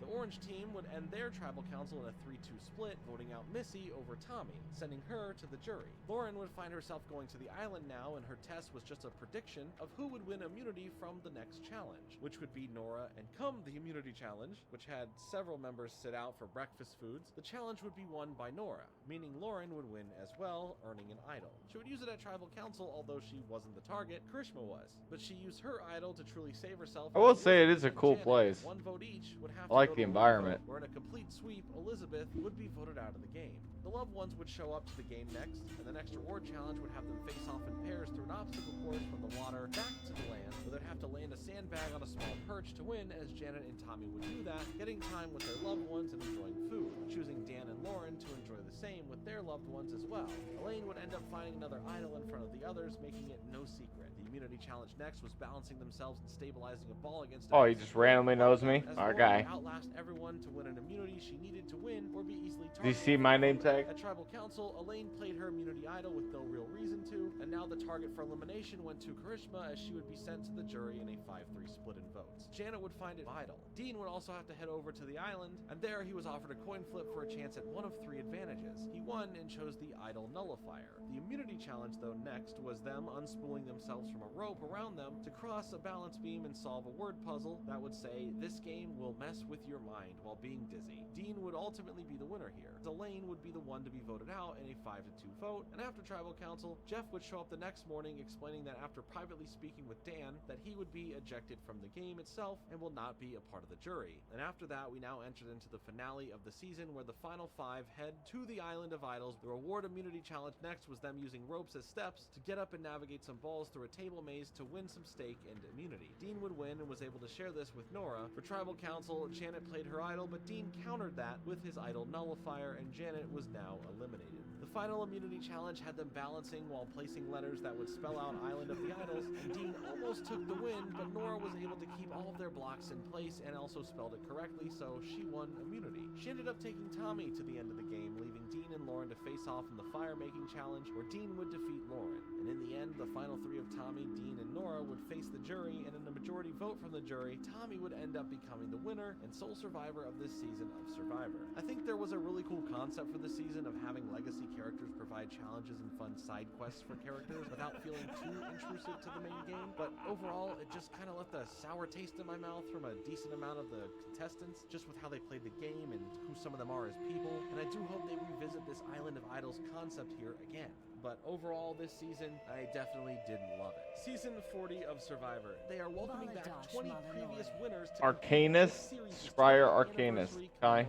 Our 2 tribes Good are fortune. Salai and Dakal. Dionys Aka. Danny, Ethan, Rob, Parvati, Adam, Jeremy, Denise, Ben, Michelle, and Natalie. In the Dakal tribe, there is Amber, Sandra, Yul, Wendell, Tyson, Sophie, Kim, Nick, Sarah, and Tony. This season, the prize for the people who have already won $1 million or more is $2 million now. And that Edge of Extinction concept is back in play as well as one more thing, a fire token. These tokens could be used for the trade of getting advantages and luxury items, but they would go to do the challenges. The first reward immunity challenge would have them get rings from the water in pairs, as they would then have to bring the ring to their tribe post and touch it for a point, as the Dakal tribe would win, earning some flint at the beginning. The first Tribal Council would see the vote out of Natalie, and now she would be sent to the edge. The immunity challenge next was paddling out for a bag full of numbers, as they would then head back to head through some obstacles and get back to the shore to figure out the number combination needed with those numbers in the bag to unlock the rings and toss them onto some paddles, as the Selly tribe took the win here. Sandra later on would find the note from Natalie about selling the idol for a fire token and chooses to accept it. And now heading into Tribal Council, there was a clear person on the tribe that they were going to go after, and that was Amber, voting her out as she now heads to the edge. Ben and Denise will be looking for an idol together, as Denise finds one, and it can be split into 2 halves, as the other needs to go to someone, where she chooses Adam.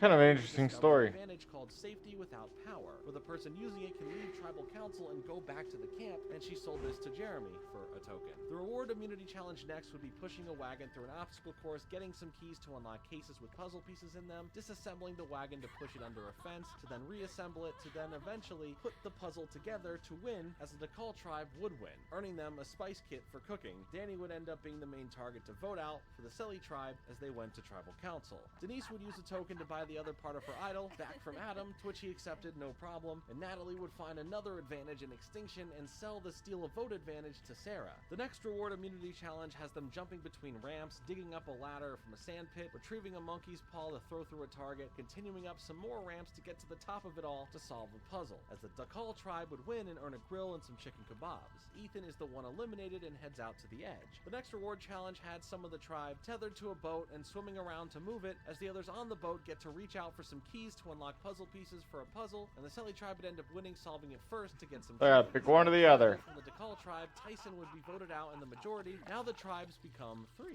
as the new Dakal tribe would be Denise, Tony, Kim, Sandra, and Jeremy. The new Selly tribe Light would be be with you. Michelle, Be Yul, careful. Wendell, Parvati, and For the Nick. Alliance. And the newest tribe, the Yara tribe, would have Go with Adam, honor, Sophie, friend. Ben, Rob, and Sarah. The next immunity challenge was an obstacle course to go through to then stack some careful. color blocks with no repeating colors on any side of it, as the Selly tribe and Dakal tribe would take their first and second place spots, as the new Yara tribe would now head to Tribal Council, where it was Rob against the world, as he would be voted out 4-1. Over there in Extinction, Tyson would find an idol nullifier and sell it to Parvati back in the game. The reward immunity challenge next had them swim out to a boat to get some bags of rice, making it back to the shore to collect 3 balls inside, and For the maneuver them Alliance. through to the center of the Light maze bless to you. win, and the Yara tribe took a solid win here, winning some PB&J sandwiches and immunity. Both Be losing careful. tribes would face Tribal Council, with the Dakal tribe taking out Sandra, as the majority of the votes were on Denise. But her Light hidden bless idol you. saved her, and for the Selly tribe, Parvati, and a 3-2 vote would be voted out. The next immunity challenge was carrying a large Okay. of water and bring it back to fill. I think that's it. I'm gonna call it here. I'm The Yara tribe adopted the mentality of the tell ya, pulling 11-hour day, quite the day. Thanks for watching. I really appreciate it. I hope you all have a good day, because it's daytime now, and we'll see you when I wake up.